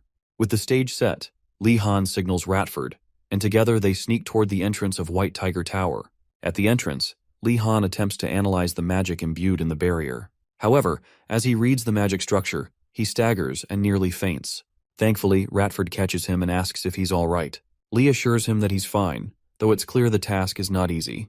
Ratford suggests they try another approach, but Li insists on continuing, knowing that the only obstacle left is the magic blocking the entrance. In the summoned monster's greenhouse near the academy, a senior student dozes off while recording information about one of his experiments. Seconds into his nap, his colleague catches him sleeping on the job and wakes him to prevent a summoned monster from escaping under his watch. Once fully awake, the student resumes his work, promising to pay more attention. However, as soon as his colleague leaves, he starts dozing off again, unaware that the container holding the summoned vine monster in front of him is slowly breaking apart. Back at the entrance to White Tiger Tower, Li Han infuses his staff with mana and begins his first attempt at breaking down the magic barrier securing the tower. Ratford, standing beside him, can feel the immense amount of mana Li is expending, even without intentionally trying to sense it, and marvels at how incredible Wardeness is. As for Li Han, he puts everything he has into disabling the barrier and succeeds after a few seconds. Meanwhile, in his quarters, the headmaster senses the barrier being broken. Initially, he assumes that the anti-magic bastards have returned to harm his students. However, one of his servants quickly calms him down, explaining that the ones responsible are actually the academy's new students. Realizing this, the headmaster figures they must be attempting to complete the assignment he gave them the previous week. He immediately suspects that the one capable of such advanced magic is none other than Wardeness. Curious, he asks his servant about the status of the other security spells beyond the entrance. The skeleton servant reports that most of the defense magic has been halted by a single student. This revelation shocks the headmaster, who never expected Li Han to disable so many layers of security at once. While he wonders just how hard Li Han has whacked his security system, Li Han himself orders his colleagues to rush into the tower now that the door is open. As his teammates rush inside without hesitation, Li Han notices the security magic slowly regenerating and marvels at its strength. He realizes they must act quickly. If the magic fully recovers, they'll be in serious trouble. Moments after they enter, a white tiger monster materializes from the candles along the corridor walls, captures Gainando, drags him back to the entrance, and flings him outside, leaving the rest of the group to advance deeper into the tower. Seeing this, some students hesitate, worried about Gainando, but Li Han urges them to focus. He warns that if they don't hurry to the common room, the trap and security spells will recover, making their mission significantly harder. Upon arriving, the nobles pause for a moment, admiring how different the tiger's common room is from their own. They find it both fascinating and bizarre. However, Li Han and Ratford quickly remind them of their mission, finding and stealing the flag before it's too late. To speed up the search, they split up and scour the room. Li Han briefly considers how lucky they are that no one is around to stop them, but before he can celebrate, someone suddenly calls his name. Turning around, he sees Darugu standing there in his pajamas, looking shocked and demanding to know what Li Han is doing in his tower so late at night. Darugu explains that he came down because of the noise and asks how they managed to get inside. Seizing the opportunity, Li Han tricks Darugu into looking behind him. The moment Darugu turns, Li Han knocks him out cold with an iron ball, leaving him unconscious on the floor. As one of the nobles makes an unkind remark about Darugu, Yoner questions whether it's okay to treat a friend this way. Li Han reassures her that he's actually doing Darugu a favor. If the other tigers find him knocked out, they won't suspect him of helping the blue dragons, meaning he won't get into trouble. He adds that this way, Darugu also won't end up feeling isolated, like Nilia. Though Yoner appreciates Li Han's thoughtfulness, she still doesn't understand why he compared Darugu to Nilia. Just then, Ratford calls out, announcing that he's found the flag. However, there's a problem. There are multiple flags, all identical. Li Han frowns, realizing it's too dark to distinguish the real flag from the fakes. With no time for careful examination, he orders one of his silver-haired teammates to take all the flags so they can escape as quickly as possible. The moment the student picks up the flags, the candles in the room flare to life, triggering a trap. Suddenly, white tiger monsters appear from all corners of the room, capturing several Blue Dragon students. While this happens, Ratford manages to gather all the flags and informs Li Han. After praising Ratford for his quick work, Li Han shouts for the group to make a run for the entrance, hoping they can escape before getting caught. Around that time, Rowena and another White Tiger Tower member descend the stairs to investigate the noise coming from downstairs. Apparently, the other guy had complained to Rowena about hearing sounds from within their tower. Though Rowena didn't believe him, since outsiders shouldn't be able to enter the White Tiger Tower due to its security, he still followed the guy downstairs just to prove him wrong. Just as they approach the resting room, the last surviving Blue Dragon students suddenly rush past them, fleeing from the White Tigers. Rowena, scared shitless, immediately recognizes them by their Blue Dragon Tower uniforms. Seeing Rowena and his companion on the stairs, Li Han assumes they've finally been caught. However, before Rowena can react, he spots Princess Ardenart among the so-called criminals and calls out her name, hoping she'll stop. To his dismay, the princess ignores him. Just when Rowena thinks the situation couldn't get any weirder, the magical white tigers zoom past him, continuing their pursuit of the intruders. As he watches the tigers capture a few of them, confusion sets in, and he yells at the top of his lungs, "What the hell is going on here?" His voice echoes into the sudden silence that follows the chaos. Moments later, after dashing across the common room, Li Han, Ratford, Yoner, and a few other Blue Dragon students finally reach the White Tiger Tower's entrance. Just as Li is about to be caught by one of the tigers, he makes a last-minute leap, barely escaping its grasp before landing outside the tower. After surviving the rough landing, he looks back and sees the entrance door slam shut. He exhales in relief and tells his exhausted colleagues, who are panting like goats, that they've finally made it out. Their relief is short-lived as they hear White Tiger students from inside the tower waking up their peers, preparing to hunt down the Blue Dragon bastards. Instantly, Li Han realizes they're not out of the woods yet, and then urges his tired comrades to pull themselves together, warning them that the tigers are coming. Before they arrive, he orders the stronger students to carry those who are too exhausted to run so they can get out quicker. Li Han himself picks up Gainando, who had been yeeted out at the beginning, hoisting him onto his shoulder before taking off. As he's being carried, the clueless Gainando, still half-conscious, mumbles something about being in a carriage and groggily tells Li Han, whom he calls the coachman, to slow down. Annoyed by the spoiled brat's nonsense, Li Han snaps at him, telling him to get his shit together because he is not a damn coachman. Soon the White Tiger Tower's entrance flings open and a group of furious students charge toward the stragglers. Seeing this, Li Han realizes that, at their current pace, they'll be caught in no time. Thinking quickly, he tells Ratford that they'll need a distraction. For a moment, Ratford worries that Li Han is planning to use Gainando as bait, but Li Han reassures him that he won't go that far. Around that time, Anrago angrily calls out to Li Han, accusing him of betraying Darugu, who had trusted him to be honorable. Seizing the opportunity, Li Han decides to clear Darugu of any suspicion. He coldly tells Anrago that Darugu is nothing more than a pawn to him, mocking the orc for believing in him. Enraged, Anrago loses his temper and charges at Li Han, but before he can reach him, Li Han chants the Surge incantation, summoning heavy water restraints that pin Anrago to the ground. As Anrago struggles against the weight of the cuffs, all he can do is curse Wardenus for being a piece of shit. Before the White Tigers lose track of the fleeing Blue Dragons, 3 more students arrive, only to find Anrago already restrained. They glare at him for going down so honorably and make sure he's okay. Meanwhile, Gainando, being his usual insufferable self, starts taunting the White Tigers, claiming that they'll never win against Wardenus. Fed up with his nonsense, Li Han tells him to shut up and stay still while he pulls off a stunt to keep their pursuers at bay. Without hesitation, Li Han warns the White Tigers not to come after them, claiming that he can cast his magic as many times as he wants, and that they won't be able to dodge his attacks in the darkness. Inwardly, however, Li Han knows they need to get away before more White Tigers show up, as his threats will only work if the tigers don't attack in overwhelming numbers. Just then, Anrago yells for his comrades not to worry about him, and demands that they make Darugu's enemy, Li Han, pay for his betrayal. At that moment, Li Han regrets not knocking the bastard out when he had the chance. But it's too late now. All 4 White Tiger students get back on their feet and surround him. Seeing this, Gainando nervously asks if they're screwed. Annoyed, Li Han tells him to shut the fuck up while he grips his staff and prepares for battle. Just before the fight begins, he rapidly formulates a strategy. He'll use his water ball and sword to attack and defend before making a break for it after blinding their opponents. Before he can execute his plan, however, Gainando suddenly shouts, warning them to be careful of something behind the White Tigers. Predictably, the Tigers dismiss his warning, assuming it's just a cheap trick. But within moments, a familiar vine monster emerges, its tendrils wrapping around all 4 White Tigers.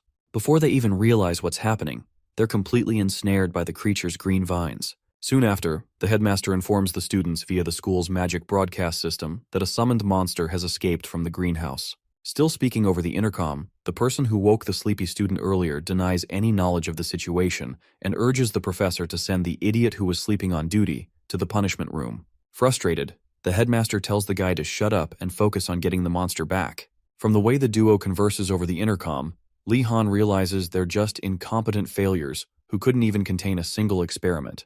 Turning around, Li Han sees all 4 Tiger students still ensnared in the vine monster's tendrils, and knows now isn't the time to get emotional. He starts thinking of what to do, fully aware that he can't fight the monster while hauling Gainando's dead weight. Moments later, the vine monster extends its tendrils to attack Li Han, who is defenseless. Luckily, Garcia arrives just in time, using her magic to cut through the attacking tendrils. Shocked, Li Han turns to see who his savior is, and gasps when he realizes it's Professor Garcia. Without wasting any time, Garcia tells Li Han to get behind her so she can attack freely. Before the next wave of tendrils, she comments on how surprised she is that another summoned monster has escaped from the greenhouse and warns Li that the week ahead will be tough for the new students. After her brief speech, Li Han resists the urge to wonder how the monsters escaped and instead points to the vine monster, telling the professor that it took his friend. Garcia instructs Li Han to give her a moment before activating her wide-range magic, slicing through every one of the vine monster's tendrils, holding the tigers down. Once the attack is over, Li Han asks Garcia to explain what happened.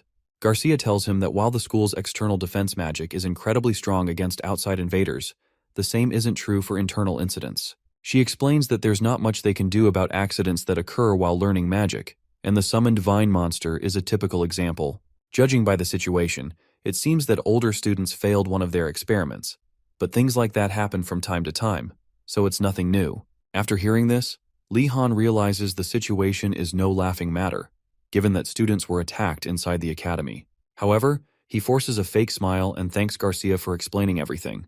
Moving on, he asks if the other summoned monsters that escaped earlier will be dealt with soon. Garcia assures him not to worry too much, as the monsters will be caught within a month. However, she warns him to be very careful while walking around the academy until then, so he doesn't fall victim to them. Internally, Li Han freaks out, frustrated by how casually Garcia talks about the monsters roaming the academy for an entire month. Then again, he figures professors will always be like that, and maybe this is their way of showing concern. The next morning, the headmaster makes another announcement, warning students to be extra cautious since the summoned monsters are still loose in the academy.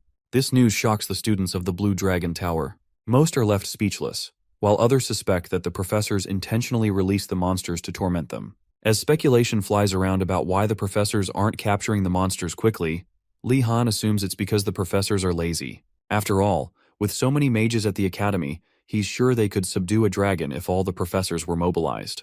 Professors often make students clean up their mess, but now, what happens when the mess is created by the students themselves? Li Han ponders the obvious answer before deciding to drop the thought and focus on something more productive. He tells everyone to stop chatting and prepares to cook breakfast. Moments later, Li Han whips up a nice meal for everyone, having Yoner serve the nobles some of the good stuff. As he serves, Li Han mentions that he made something special because he knows everyone must be tired, especially after what happened the previous night.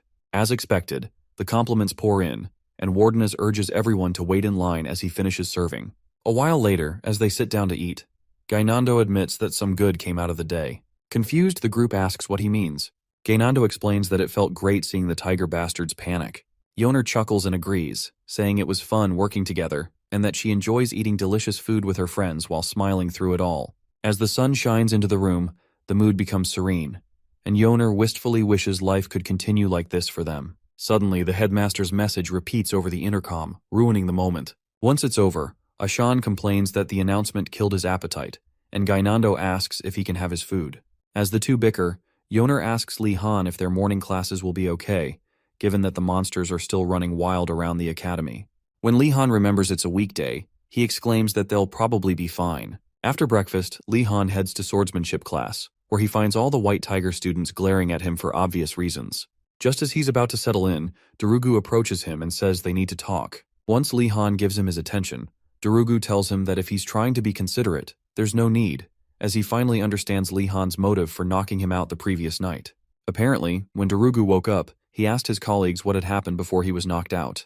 The angry fools told him that not only did the Blue Dragon students barge into their tower to steal their flags, but Li Han also used and discarded him in the process. With that said, they urged Darugu to join them so they could protect him from future attacks like that. However, after hearing their version of the story, Darugu immediately understood that Li Han had played the villain for his sake. Now in the present, Darugu tells Li Han that they can't truly be friends if he's always afraid of what others will think. He insists that Li Han shouldn't make himself look dishonorable again just for his sake. Touched by Darugu's words, Li Han decides to leave things as they are, even though he still feels there's nothing honorable about stealing flags and knocking someone out. At that moment, one of the Tiger students calls Li Han out for trying to deceive Darugu. The others quickly rush in, standing between them to prevent Darugu from talking to that bastard. Indifferent to the commotion, Li Han figures that Darugu is now under the protection of his colleagues. Soon after, Professor Engeldel, the swordsmanship instructor, arrives and greets the students. After the usual pleasantries, he expresses his surprise at waking up to find summoned monsters roaming the school. Since classes must continue, he says he thought hard about how to turn the situation into a learning opportunity. Hearing this, Li Han grows anxious, sensing that the conversation is heading in a bad direction. Engeldel then announces that, after careful consideration, he decided to capture a loose summoned monster so his students could fight it for practice. At this point, Li Han can't believe how wrong the professor's logic is. Shouldn't he be ensuring there are no loose summoned monsters in the first place? Just as he's about to protest, one of the Tiger students agrees with the professor, arguing that they'll never defeat summoned monsters if they keep retreating out of fear. Upon hearing this, Engeldel admits that he was going to reconsider the idea if anyone had objected. But, just as he expected, his talented students think differently. He then turns to Li Han for approval, and, caught off guard, Li Han instinctively agrees with the professor's brilliant idea, only to regret it immediately. To begin the training session, the students are instructed to form teams of 3 by drawing lots. Those with the same number will be grouped.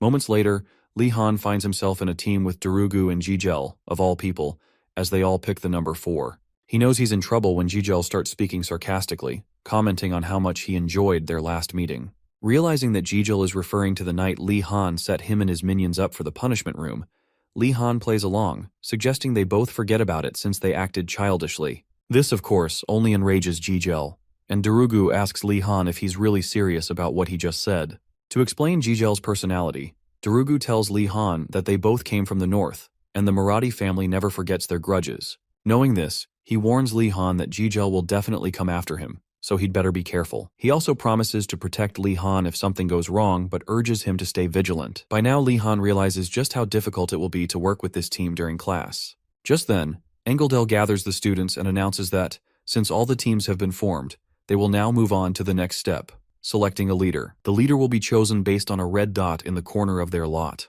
Once chosen, the leader will give instructions, and the other 2 teammates must follow them while fighting the summoned beast. Hearing this, Li Han feels a sense of dread, fearing the worst. He checks his paper and, relieved, sees that he isn't the leader. Hoping for the best, he asks Darugu if he has the red dot. Unfortunately, Darugu doesn't, meaning their team leader is Jijel. Li Han's fears are confirmed, but he plays it cool, telling Jijel to make sure his instructions are clear so he doesn't get backstabbed. In response, Jijel smirks and tells Li Han that he's looking forward to working with him. As the silent bickering between the two continues, poor Darugu finds himself caught in the middle. Even though he's not a knight and is usually afraid of other things, this situation scares him the most. A few seconds into their stare-down, a random student raises a question, asking the professor to tell them the nature of the summoned beast they'll be fighting.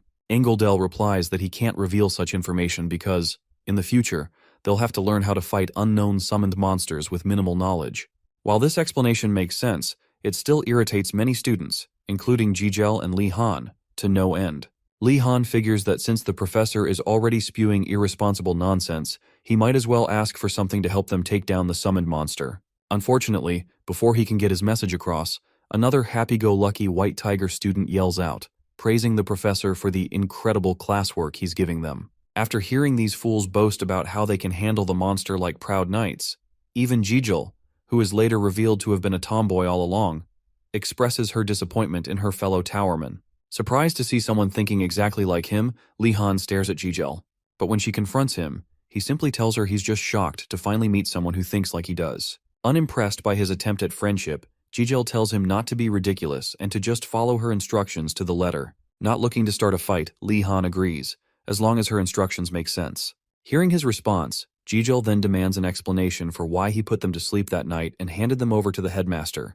As Li Han reminds her that they weren't on the same team back then, Darugu interrupts the two and tells Li Han to stop talking. Li insists he's only trying to clear up the misunderstanding, but Darugu warns him that some misunderstandings can't be resolved, knowing full well that Li Han is only going to make Jijil more irritated. As Li Han, Darugu, and Jijil reach the entrance and open the door, they find the inside of the building nearly pitch black. Seeing this, Li Han realizes that Engeldel must have set it up for them to fight the monster in a dark environment. But that's not happening, at least not for them, as he immediately illuminates the room with magic, making Jijil jealous of his impressive skills. Seconds after the room lights up, the trio hears strange sounds from the darkness ahead. Soon enough, the summoned monster appears, a spirit bull with parts of its body covered in hard spikes. The creature continues making its eerie grunts as Jijil, recognizing it by its appearance, identifies it as a spirit bull. Li Han adds that it's a unique one. While assessing the bull's magical composition, Li Han detects an energy radiating from it, a clear sign of a strengthening magic potion. This makes him wonder if the bull is the same one Urigalim sent after them during their trip to the mountains. But then again, he concludes that can't be the case. At that moment, Darugu notices Li Han zoning out and quickly asks what he's thinking about. Li Han assures him it's nothing and tells himself to get his act together so he can focus on what to do next.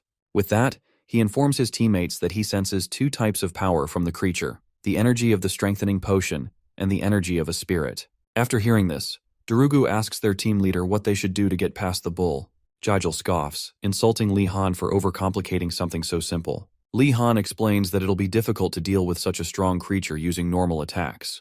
Jijil then asks if either of them knows how to infuse their weapons with mana, fully expecting both of them to say no. To her dismay, however, both Li Han and Darugu say they can do it. She wonders how Li Han, despite not coming from a knight family, can pull off such a technique. In any case, Li Han takes charge, suggesting they split up and attack from different angles. Since that's the only logical plan, Jijil agrees, but then asks Darugu who he thinks should be at the center, pointing out that whoever takes that position will receive the brunt of the bull's attacks. When Darugu doesn't respond, Li Han smugly suggests that the team captain should take the center position. A furious Jijil immediately flips him off, leading Darugu to conclude that he's the only adult in this team of children. To settle the dispute like normal kids would, Darugu suggests they decide with rock, paper, scissors. The match is played, and soon enough, the three take their formation, Li Han standing in the center, after apparently losing to Jijil earlier. The strategy is simple. They will split into three directions and approach until the spirit bull reacts. Once it does, the center member, Li Han, will focus on running away while the other two attack and, if possible, subdue it. Li Han knows that escaping will be the hardest part, as attacking the bull will make things significantly easier. Moments later, the bull gets angry, releasing an aura so intense that even Jijil and Darugu feel its pressure. As for Li Han, the sheer amount of mana being released tells him that this creature won't go down easily. So rather than just approaching, he decides to strike first. With that, he chants the incantation, Surge and Move, conjuring a water prison that restricts the bull's movements. Darugu immediately praises Li Han for his impressive move, only to pause when he realizes that the water prison seems to be forcing the bull in a certain direction, towards Jijil. A little while ago, when Jijil was assigning positions, she made plans to drive the bull toward Li Han. Unfortunately for her, Li Han somehow anticipated her plan and did it first. As the bull charges toward her, she wonders if Li Han had the same idea. With no time to ponder it, Jijil concludes that if she's going down, she's not going down alone. She runs behind Li, causing the bull to charge at both of them. Unimpressed by her failed attempt to be clever, Li simply chants the incantation to activate his invisibility belt and instantly vanishes. Shocked, Jijil, who didn't know he could disappear, frantically wonders where he's gone. Before she knows it, the bull is dangerously close, and she realizes it's now or never. Like a brave swordsman, she unsheathes her wooden sword and manages to land a light strike on the bull's neck. But even she knows the attack wasn't deep enough to injure it, as the damage is nullified almost instantly. With nothing left to lose, Jijil takes her stance, infuses her weapon and body with mana, and waits for the bull to make one final charge. She hopes this will be her chance to bring it down. As the bull charges toward her, just as she's about to land the knockout blow, something invisible slams into the bull's side, knocking it over and rendering it unconscious for a few seconds. While Jijel and Darugu stand there, confused about what just happened, Li Han drops the invisibility spell of his cursed Persinga belt and reappears with a broken wooden sword. As the sword's remains dissipate into thin air, Li Han thinks to himself that it was bound to break. It was just a wooden sword infused with mana, after all. Upon his reappearance, Darugu asks Li Han how he managed to take the monster down in one hit. Li Han tells him not to worry about it, and insists they need to escape before the bull wakes up. Realizing the truth in his words, Jijel, angry at Li for using her, and Darugu, too scared to look back, both make a run for the exit. As they flee, Darugu asks Li Han if it's okay to leave things unresolved with Jijel, and Li replies that it's fine, since they probably won't be in the same group again after this lesson. A short time later, they reach the exit and finish the lesson. Afterward, the last group completes the training session, and Li Han wonders if the swordsmanship lesson is over for the week. Soon enough, Engeldel calls the students to gather. Before the professor says anything, Li Han ponders how the other groups managed to escape the bull safely, considering his group had members who could infuse their swords with mana. With no answers, he stays quiet and listens to the professor. After praising their efforts, Engeldel highlights the accomplishment of one team that actually managed to subdue the bull, unlike the others, who simply ran away. At that moment, Li Han realizes they were never required to subdue the bull at all. Reflecting on the professor's initial instructions, he remembers that Engeldel never mentioned defeating the bull, not even once. Jijel, on the other hand, becomes even angrier when she overhears classmates whispering, asking if she was the one who defeated the bull. Moving on, the professor asks the students to share their thoughts after facing a monster. The others give their cowardly opinions, most saying the bull was much faster and stronger than they expected. Engeldel says that's to be expected, given that they're just beginners, but adds that by running away, they should have realized there's no need to be afraid. After sharing some sage advice about defeating fear and swordsmanship, Engeldel tells them that the key is to calmly analyze their opponent. Once they recognize they can't win, they should strategize a way to escape. With that, the professor expresses his gratitude for their efforts in learning lessons that words alone cannot teach. Before concluding the session, Engeldel informs the students that he'll keep the current groupings going forward, as he's noticed the synergy between group members is better than he expected. Upon hearing this, Li Han, Darugu, and Jijel almost fall into despair. Li Han turns to Darugu and asks if he should apologize to Jijel for what just happened. Judging by the state she's in, Darugu advises Li Han to use him as a mediator for now. After the lesson, Li Han heads to his next class, Basic Understanding of Alchemy, in the Horned Beast Tower. There, he finds Yoner and Nilia getting ready for their classes. When Yoner sees Li Han, she's surprised to find two other nobles clinging to him like bodyguards. Curious, she asks him about it, and Li Han explains that these two bozos offered to protect him after his swordsmanship lesson. One of them adds that any location outside of their tower is basically a war zone, so they're just doing their best to protect their star boy, Li Han. They're convinced the monsters and tigers are making plans to come after him, and they need to be there to protect him at all costs. Yoner, unimpressed, tells them that Li Han could easily beat up anyone who tries to attack him. But before they can respond, Siana suddenly appears with a box of potions and agrees with Li Han, pointing out that they're in a precarious situation. Upon seeing Siana, Li Han immediately showers her with flattery, demonstrating his excellent ass-kissing skills. Siana, pleased with the attention, offers him some potions she made to repel monsters. Watching the scene unfold, Nilia turns to Yoner and asks if Li Han owes this girl something. Soon after, Professor Urugulem arrives and orders everyone to take their seats. Once the students are settled, he asks if they've completed their potions. They all answer affirmatively while silently dreaming of one day pulling Urugulem's beard off his face. From his seat, Li Han notices the looks on his classmates' faces and wonders what dangerous schemes they must have planned for the poor professor. Urugulem, however, is slightly surprised to see that all the students have completed the assignment. But after hearing from a Phoenix student that they worked together to get it done, he commends them for their effort. He then informs them that successfully making a low-grade spirit befriending potion proves they are now beginner alchemists. Naturally, he reminds them that their potions aren't perfect. To demonstrate, he opens a random vial, places it close to a plant, and lets the potion's essence flow into it.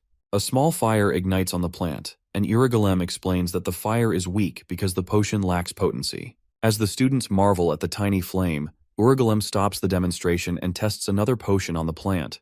This time, the fire is noticeably larger. Shocked, he checks the name tag on the vial to see who made the potion and finds Lihan Wardenus written on it.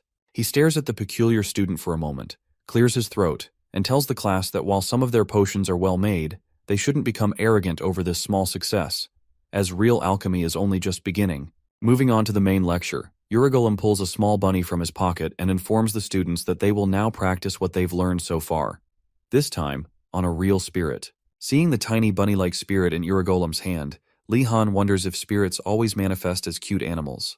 Meanwhile, the forearm bone hidden in his coat tingles with curiosity, and he gets a glimpse into yet another reason why black magic isn't widely practiced. Continuing his lecture, Irregulem introduces the spirit as Mr. Rabbit, an ice spirit he frequently uses.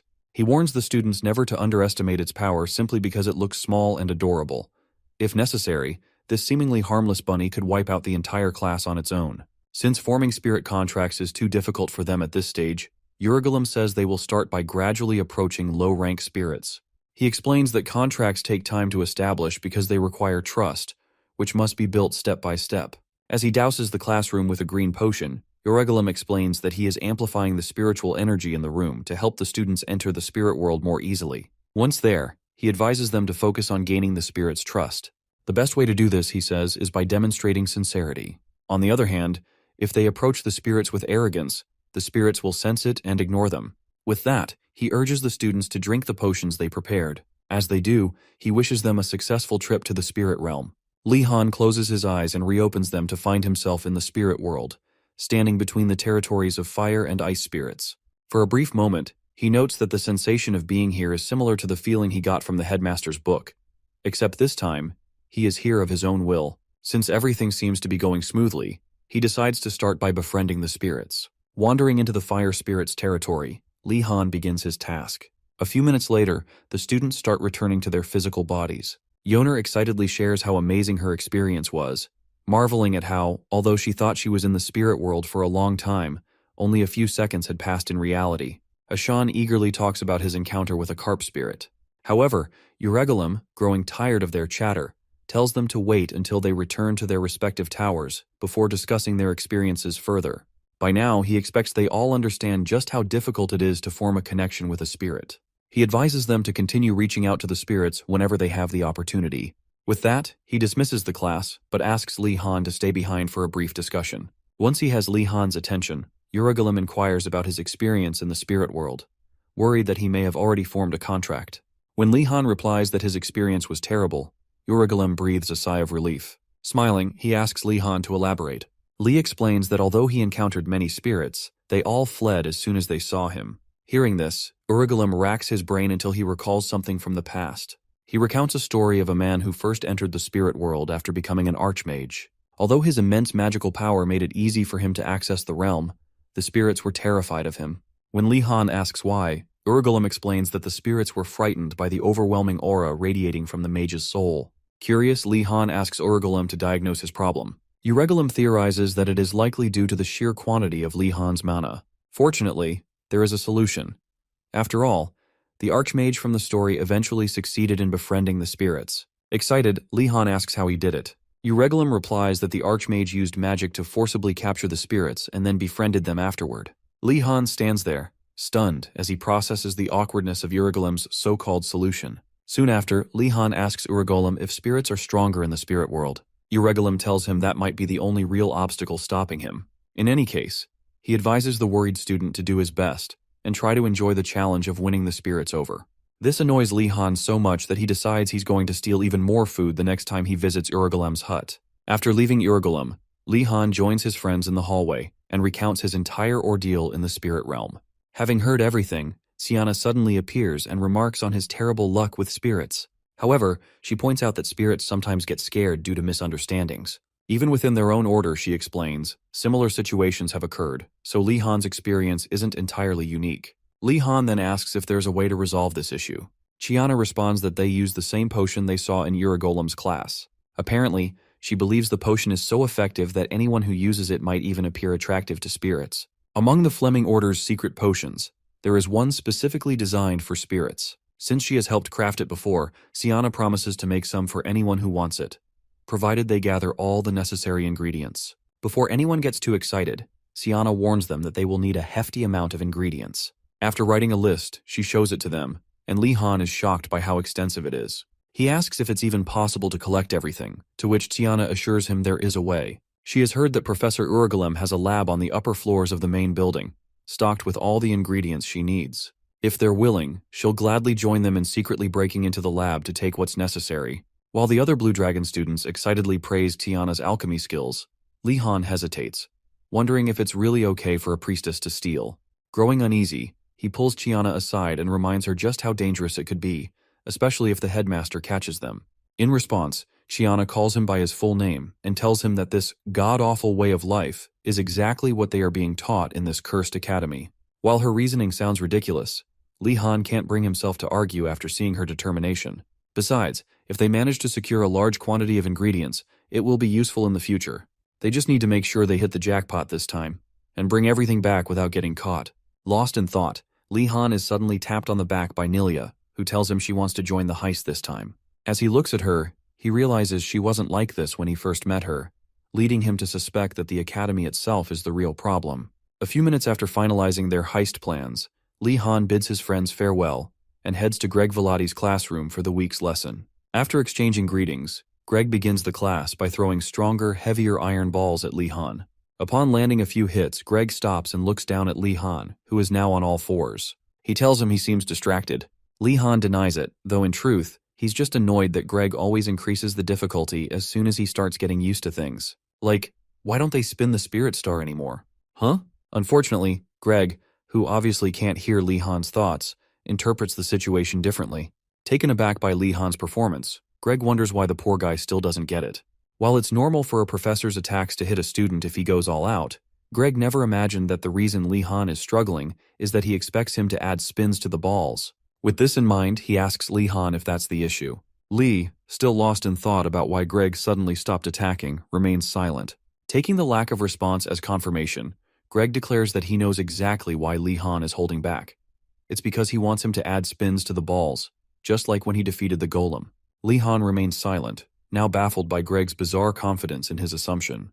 Dismissing Lee Han's silence as stubbornness, Greg tells him not to be hasty and warns him against being overly ambitious. Moments later, it is revealed that, for the first time, Professor Greg Velati has put himself in Lee Han's shoes and devised a dangerous yet effective way to push him forward. He intends to make Lee Han truly understand the dangers ahead, so that he can properly earn both the title and respect of being called a mage. Upon reaching this conclusion, Greg murmurs something to himself.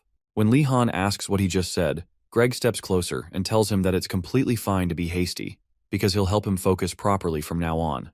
For some reason, that sentence terrifies Lee Han. Realizing that Greg has already made up his mind, Lee Han desperately tries to talk him out of whatever the hell he's about to do. But Greg is determined. He needs Lee Han to understand that the moment he steps onto the mage's path without proper preparation, he could die. To hammer this lesson home, Greg increases the density of the iron balls and launches another one. Lee Han barely dodges it. Standing there, shell-shocked, he realizes that he only avoided the attack by sheer luck. As if that wasn't enough, Greg hurls another iron ball at him. This time, Lee Han sees it coming and quickly erects a water shield just in time to stop the projectile from putting a hole in his chest.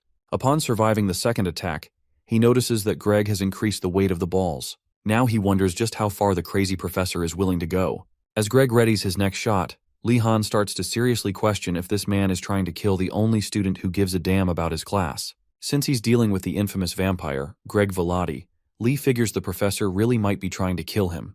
Now that it's come to this, Lee decides to take the professor out first, a thought that's been on his mind for a while. Without warning, Greg launches the next iron ball and Lee instinctively dodges it.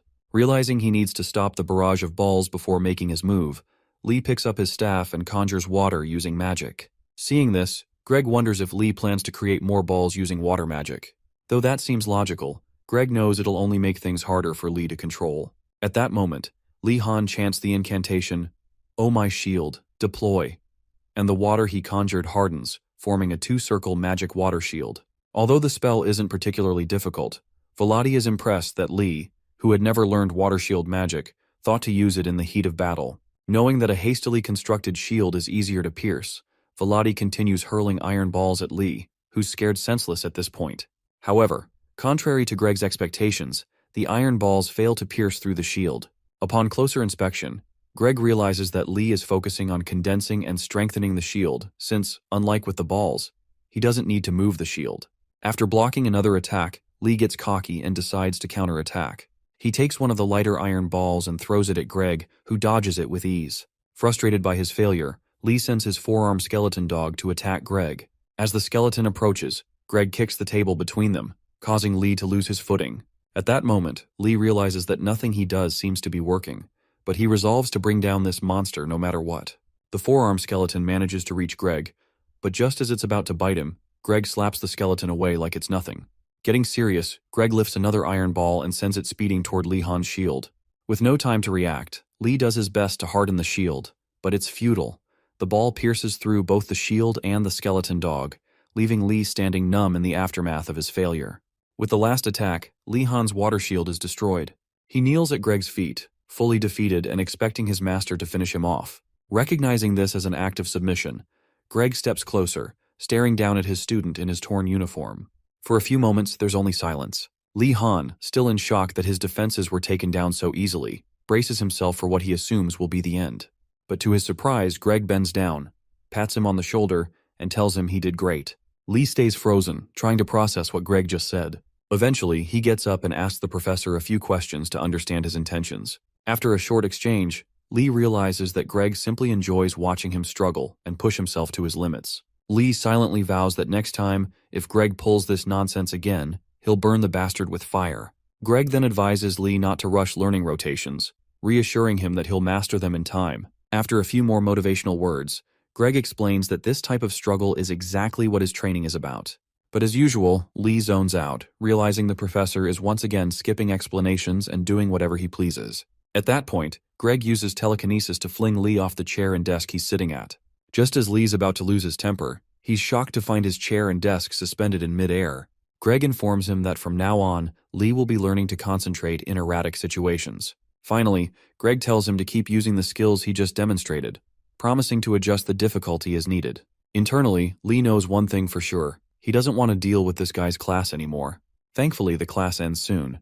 But by nightfall, a tired Lee Han visits Uragolem's cabin and startles Zed, Uragolem's aunt, who is busy singing and tending to the garden. Seconds after spotting the exhausted student, Zed becomes worried and asks Lee why he looks half dead. Lee replies that it's nothing, explaining that he just had a very intense class with Professor Greg Volati that day. Growing even more concerned upon hearing that he's attending Volati's class, Zed asks why he would do that. But before Lee can figure out what she's implying, she falls silent and changes the subject, asking if he has any questions about the lessons he's taking at the academy. While they walk toward a nearby stream, Lee asks if it's possible to get flying beasts in the academy. Surprised by his question, Zed asks why he's interested in something like that. Lee lies, saying it's just out of academic curiosity. At that moment, Zed realizes Lee doesn't know that the white horse she gave him to tame is the griffin that attacked them earlier. She tells him that the academy, known for having everything one can think of, certainly has flying beasts if he looks hard enough. Lee then asks if it's possible to tame a monster if he happens to find one, and Zed responds that it would be difficult, even for experienced tamers like her, as taming wild monsters is no easy task. After a brief pause, Lee boldly asks Zed to teach him how to tame monsters when they're both free, expressing his desire to succeed under her guidance. Surprised by his motivation, Zed agrees to teach him but warns him that the lessons will be very tough, urging him not to regret his decision. With that said, Lee Han happily accepts her condition and goes to bed content. The next day, Lee Han and his colleagues attend Professor Garcia's class, Understanding Basic Magic.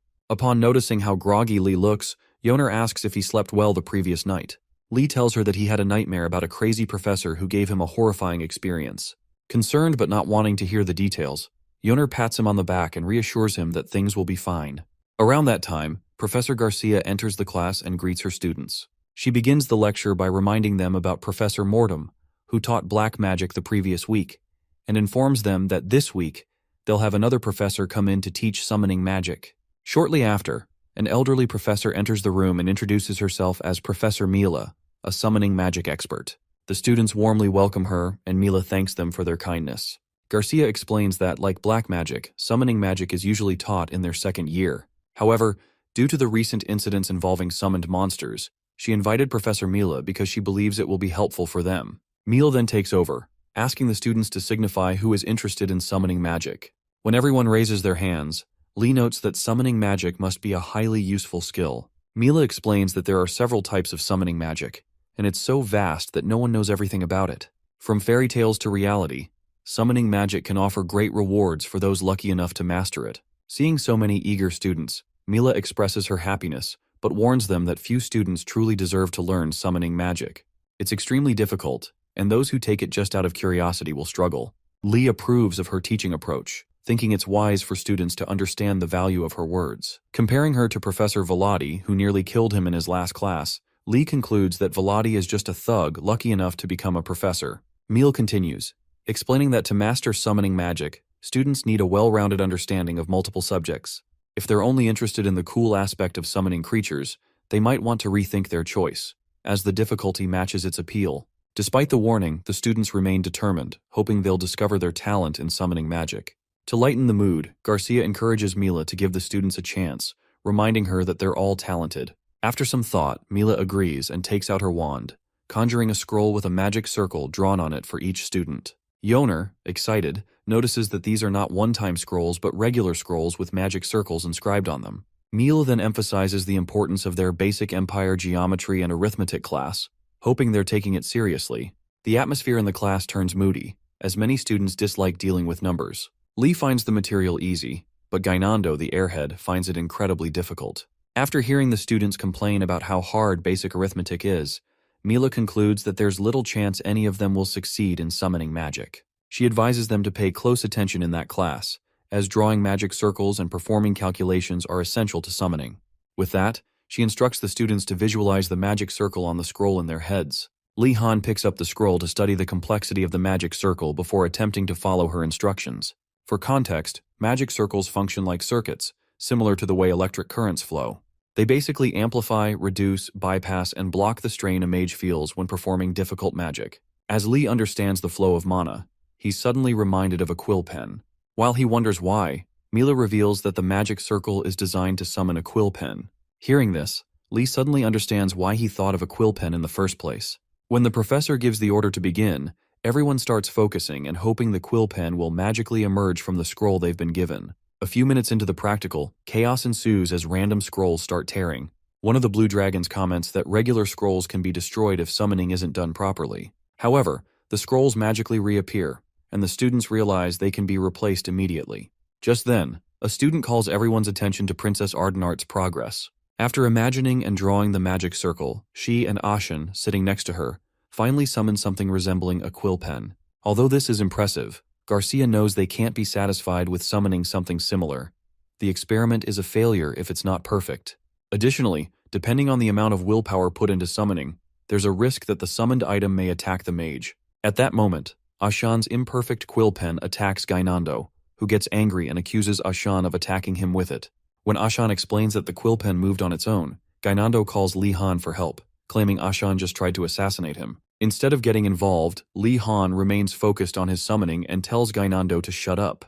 Meanwhile, Enrago, seated a few spots away, spies on Li Han and notices that he hasn't summoned anything yet, despite already having summoned a perfect quill pen earlier. Since none of the other students have managed to summon one as well as Li Han, Enrago takes this opportunity to taunt the Blue Dragon students. He stands up and asks Wardanus if he's still struggling to summon something. Li Han ignores him, which infuriates Enrago, prompting him to demand that Lee not ignore him. At this point, Yoner, bored by Enrago's attempts to provoke Lee, insults him and asks why he's making such a fuss. Enrago retorts that he isn't trying to be obnoxious, but invites her to look at what he has summoned. Just then, Li Han finishes drawing the magic circle in his head and chants the incantation, "Come out, quill pen." Almost immediately, the scroll reacts to his incantation, and Lee initially thinks he has failed. But then, an explosion occurs, and a bright white light fills the room, causing Li Han to land flat on the floor. While Yoner and the others wonder what just happened, Li Han sees a perfect quill pen appear in front of him. When he stands up, he notices the entire room is now filled with quill pens, suspended mid-air. For a moment, the students are stunned, with one exclaiming that Wardanus just summoned all of them. As Lee assesses the quill pen, he realizes that, while its form is good, It's still too hard for him to manage the correct amount of mana, given his substantial mana reserves. Just as he's thinking he won't be able to use the scroll again, it returns to its normal state, and Lee wonders how that's possible. It is then revealed that Lee Han's mana control has improved more than he realizes. When Professor Garcia picks up one of Lee Han's quill pens, she expresses her surprise. While the other students struggle to summon just one quill pen, Lee Han has summoned several. Garcia turns to Professor Mila to see her reaction, only to be shocked by the look of disdain on Mila's face. Garcia tries to explain that Lee Han's error was due to his excessive mana reserves, but Mila cuts her off, insisting that it wasn't a mistake. Though she recognizes Lee Han's talent in summoning magic, she perceives his actions as arrogant, especially since he summoned so many quills, which she assumes are to show off. Garcia attempts to defend Lee Han, explaining that he isn't like that, but one sharp glare from Mila silences her. It turns out that Garcia was once Mila's student, so despite being a professor herself, she still feels the natural urge to submit to her former teacher. Mila then tells Garcia that it's good to trust and care for her students, but she shouldn't let that blind her to their flaws. After Garcia nods in agreement, Mila assures her not to worry, as there are plenty of ways to correct a student's arrogance. Meanwhile, Lee Han teases Enrago for trying to sabotage him earlier, prompting Enrago to call him an evil jerk while yelling at the top of his lungs. Soon after, the White Tigers attempt to start a riot in class to defend Enrago, but before things get out of hand, Garcia quickly restores order. Once the atmosphere settles, Mila reminds the students that summoning isn't as easy as they might think. What they learned that day was only the most basic summoning magic, and normally they would have to perform it without any scrolls. However, if they are still determined to pursue the craft, she invites them to visit her workshop soon. While many people believe that talent is key to mastering magic, Mila emphasizes that perseverance and patience are what truly matter in the pursuit of magical excellence. As she finishes her speech, Lee Han has the distinct feeling that Professor Mila is speaking directly to him. As soon as Professor Garcia's class ends, Lee Han and Gainando head to the Black Rock Tower to meet Professor Mortem and observe his lessons. Upon arrival, Lee Han marvels at how eerie the place is, wishing someone would take care of it so it wouldn't look so neglected and ugly all the time. Given the subject's unpopularity, he feels the professor should at least maintain the basics to attract more students. Just as Lee is about to conclude that he and Gainando are the only students learning black magic, he spots two others standing at the entrance of the tower. He's surprised to see more students interested in black magic. Gainando, however, erupts in rage, asking Lee why the other two are there to learn black magic. Lee tells him it shouldn't bother him so much, but Gainando continues whining, insisting the professor chose him because of his supposed talent in black magic. Lee just stares at the fool, recalling how Gainando used to badmouth black magic and wondering if he still dislikes it. During their conversation, one of the other students calls Lee and Gainando blue nobodies and tells them to quiet down. Upon closer inspection, Gainando recognizes the brunette as the infamous Wardenaz, and Lee identifies him as a student from the White Tiger Tower. What intrigues Lee Han more, though, are the student's golden eyes and the unfamiliar energy he exudes. To confirm his suspicions, Lee asks if the student is part angel, and the arrogant White Tiger, Raphael, smugly confirms that he has inherited the honorable blood of his holy ancestors. As Raphael continues boasting, Lee compares him to Dijiling, who is far less proud of his divine lineage, and concludes that Raphael probably doesn't have much angel blood. Despite Raphael's hostility toward him, Lee doesn't think he's the type to follow that scumbag Jijel. To test him, Lee taunts him by asking why someone with such honorable blood would serve Marathi. Raphael, clearly offended, snaps back, saying that he would never follow someone like Jijel Marathi.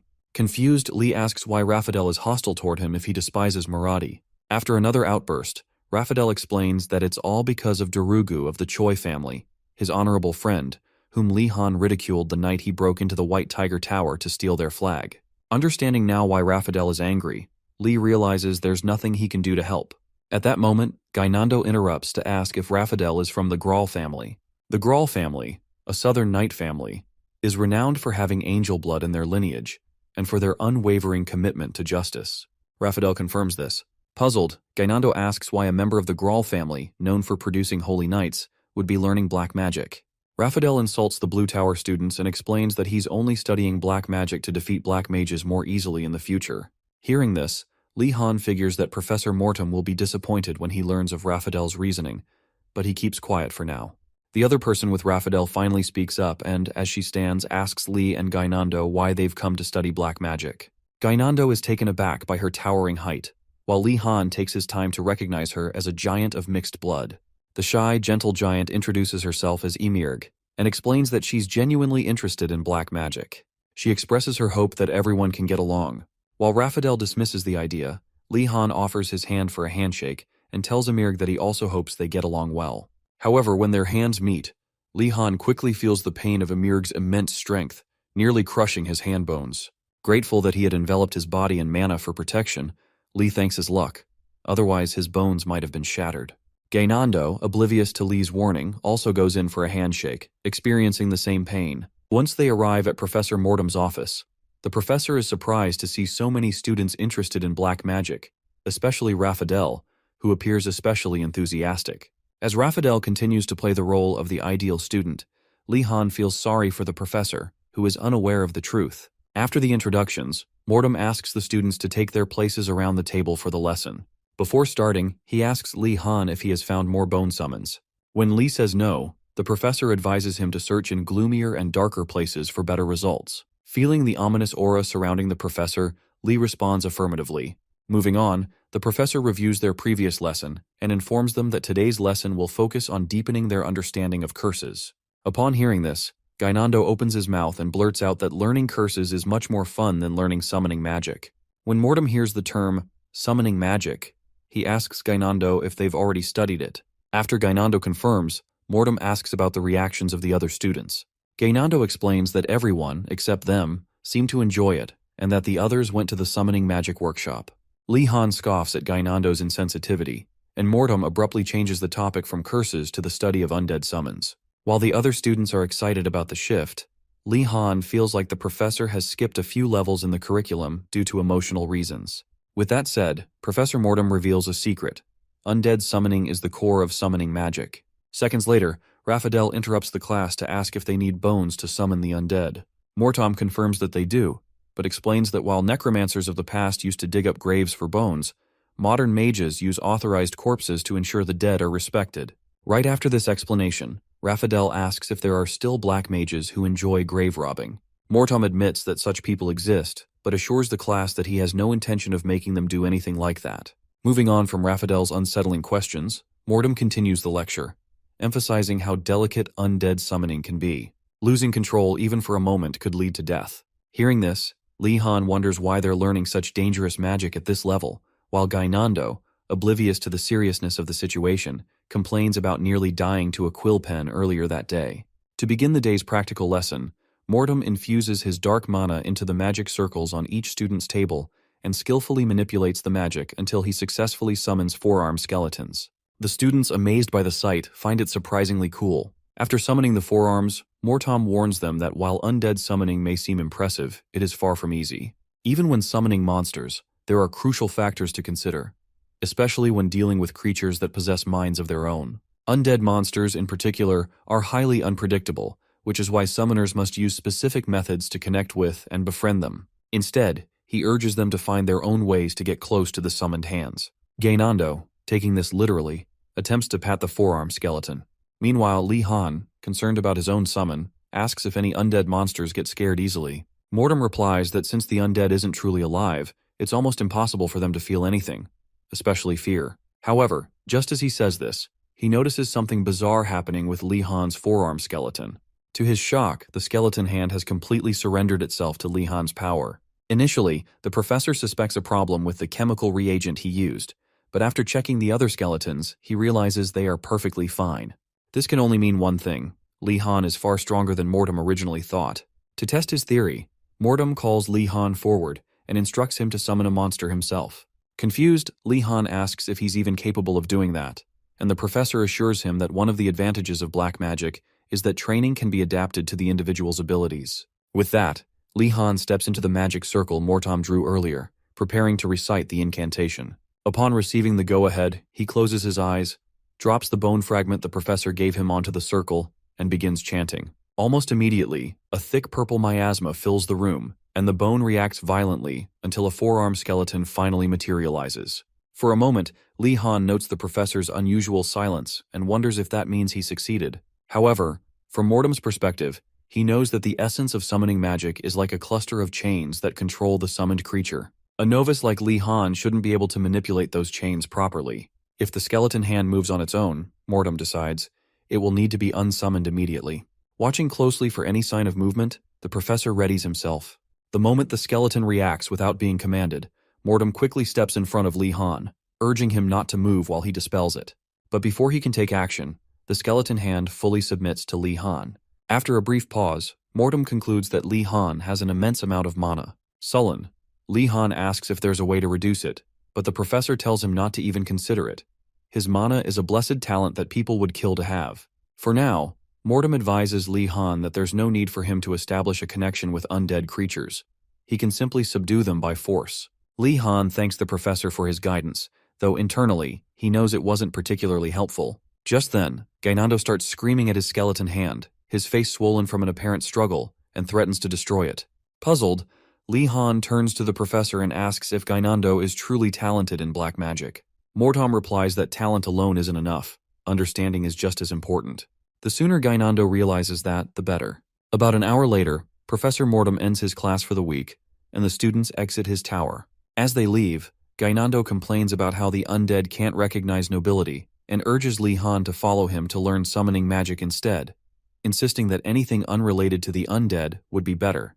While considering Gainando's words, Li Han reflects that, aside from spirits, most summoned monsters are far fiercer than they're used to, and they'll need to get accustomed to them. At that moment, Raphael, with a swollen face, calls out to Li Han, referring to him as the evil black mage, and confronts him for daring to slap him during class. When Li Han tries to explain that it was an accident, Raphael refuses to let it go, which doesn't bode well for Li Han.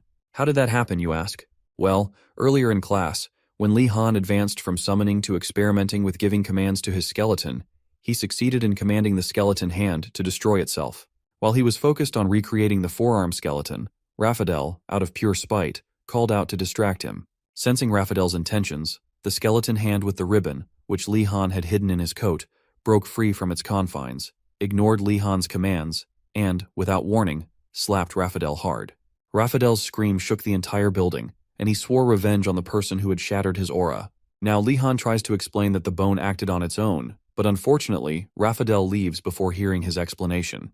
With nothing more to be done, Li Han continues walking with Gainando until they arrive at the Spirit Mastery Tower, also known as Professor Meal's workshop, by twilight. As they approach the entrance, Li Han notices the tower's distinct difference from the Black Rock Tower. Once they knock and enter, they apologize to Professor Mila for their tardiness, lying that they had a prior appointment.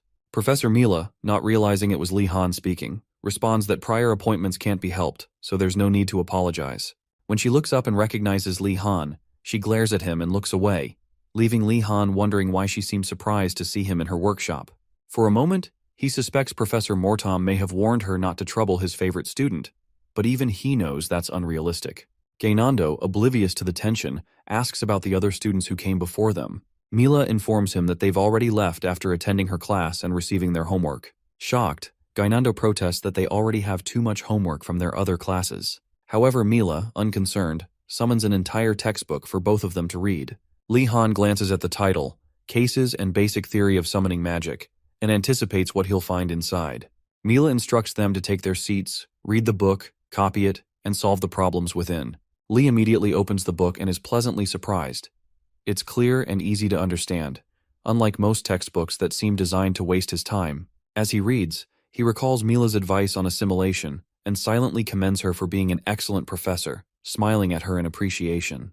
Mila, on the other hand, is internally freaking out, wondering why he's looking at her like that. In any case, Mila finds Li Han's behavior strange. When she assigns students tasks like this, they usually whine and complain, especially teenagers. Yet Li Han, whom she assumed to be arrogant, is the only one diligently following her instructions without protest. Seeing this, she remembers something Garcia mentioned earlier about Li Han not being a cocky bastard, and decides she'll need to observe him more closely before making any judgments. A few hours later, Mila concludes the lecture, hands them a stack of handouts, and instructs them to study everything before the next class. Gainando, feigning enthusiasm, accepts the handouts, but both Li and Mila know he's never coming back to the class. Li collects his handouts and bids the professor farewell. Before he leaves, Mila calls out to him, apologizing for misjudging him and promising to see him next week. Li Han, who had no idea he was being misjudged, is left bewildered, wondering what he could have done to make her think poorly of him in the first place. The next day, all first-year students attend the headmaster's class on basic magic temperament understanding. To begin, the headmaster reminds the students about the homework he assigned the previous week and decides to check the results from each tower. Li Han figures nobody would dare to forget such intense homework, as it required some of the most underhanded tactics he could think of to complete. The headmaster starts by reviewing the results of the Black Turtle and Burning Phoenix towers. The representatives from each tower get up and report that they exchanged their flags peacefully, completing the assignment without any issues. The headmaster, clearly uninterested in their boring outcome, half-heartedly commends them for doing a good job.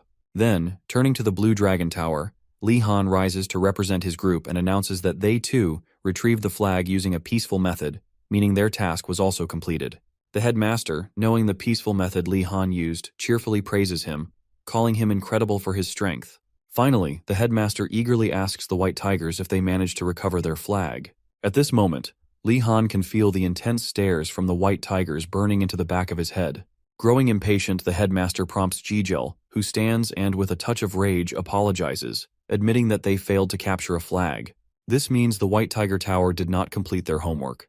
Jijel is seething inside, knowing this failure will seriously impact their grades. Hearing Jijel's confession, the headmaster mockingly taunts the White Tigers for failing their negotiation, saying things that make Li Han wish he would just stop talking.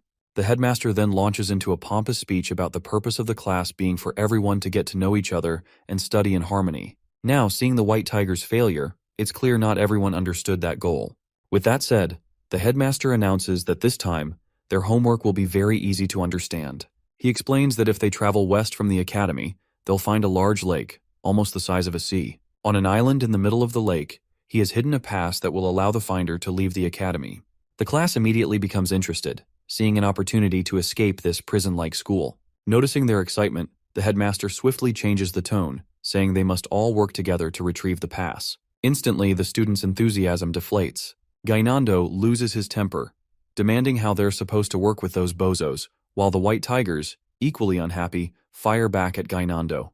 The headmaster had previously informed them that the Phoenix and Turtle Towers would form one team, while the Blue Dragon and White Tiger Towers would make up the second. Back then, he gave them the option to refuse the assignment if they could handle the consequences, but wished them luck regardless. After class, the Phoenixes and Turtles cluster together, chatting as if they're old friends. Meanwhile, the Blue Dragons and White Tigers are stressed about their new assignment and the forced collaboration. Li Han quickly notices the tension between the two towers and, knowing this isn't going to end well, decides to take action. He calls on his friends from the White Tiger Tower, asking if they can put their differences aside and work together on this one task. Predictably, the Tigers reject his proposal outright, claiming the odds of the academy collapsing are higher than the chances of them partnering with Blue Dragons. To make matters worse, another White Tiger blames Li Han for their failing grades, much to Li Han's surprise. To clear his name, Li Han urges them to reconsider, pointing out that if the headmaster's goal is to educate them, he wouldn't give them an F over one mistake.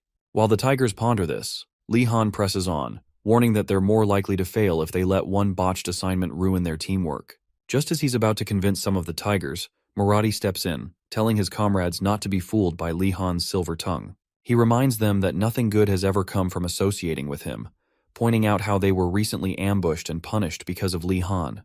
Marathi even brings up how Li Han deceived Darugu and Enrago to achieve his goals, implying he could easily do it again.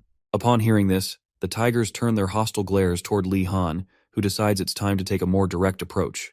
Without hesitation, Li Han calls Darugu over, grabs him in a slightly uncomfortable hold, and threatens to create another incident if they don't agree to work together.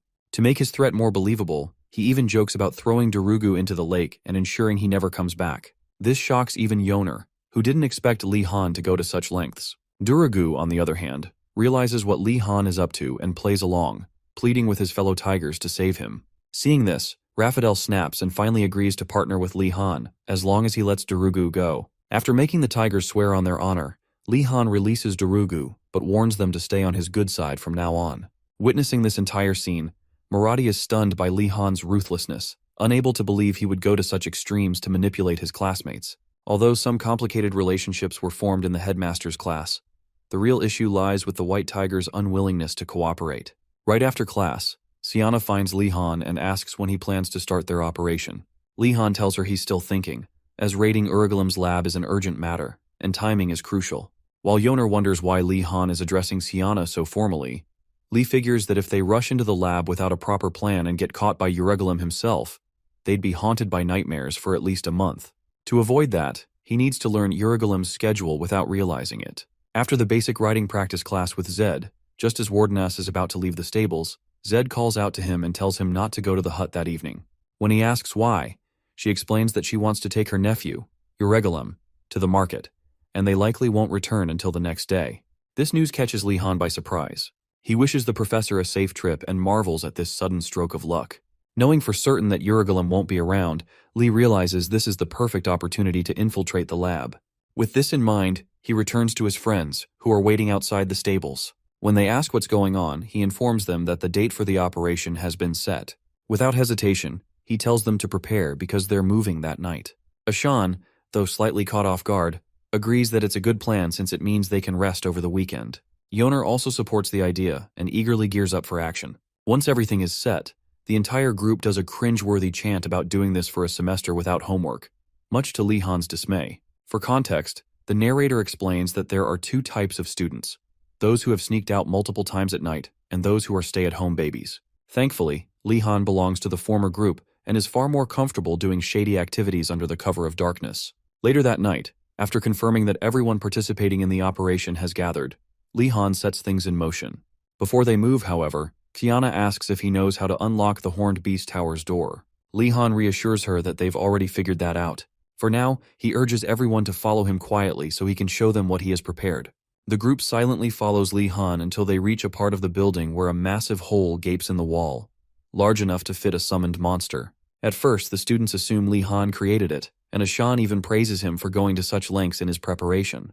However, after a brief pause, Lee Han asks the most important question of his life.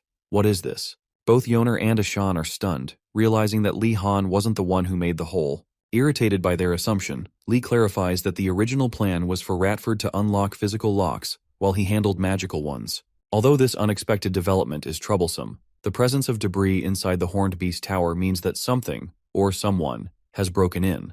In other words, something that should have remained outside has now infiltrated the tower. Understandably, the more timid students begin to panic, asking if they should turn back. But Lee Han firmly shuts that idea down. Instead, he declares that they are no longer secretly infiltrating the Horned Beast Tower. They are now on a mission to stop the summoned monster that has invaded the tower and to protect the professor's belongings. If they are ever questioned about it, they will simply claim that they volunteered to help. This shift in perspective boosts the group's morale, and they charge in, now convinced that they are heroes protecting the professor's property. Lee Han doesn't mind the misconception. If anything, it'll make the search go faster. However, as they step inside, one of the students immediately complains about how dark and eerie the place is. To keep them from getting scared again, Lee Han conjures a light with his wand and warns them that darkness isn't their biggest problem. It's the fact that they have only explored the first floor and have no idea what awaits them on the second. Despite the uncertainty, Lee Han urges them to keep moving. He notices the nervous expressions on everyone's faces, but knows that turning back is no longer an option. As they ascend to the second floor, Lee Han remains on high alert. While everything looks normal on the surface, there's no telling what could be lurking ahead. And sure enough, as soon as they reach the second floor, they come face to face with a bizarre, ominous portal. The entire group stares at it, wondering just what kind of nightmare awaits them beyond this gateway to hell. After watching Lee Han stand in front of the portal for too long, Yoner asks him what's wrong. Lee tells her he senses the space is filled with powerful mana and is curious about what lies beyond the portal.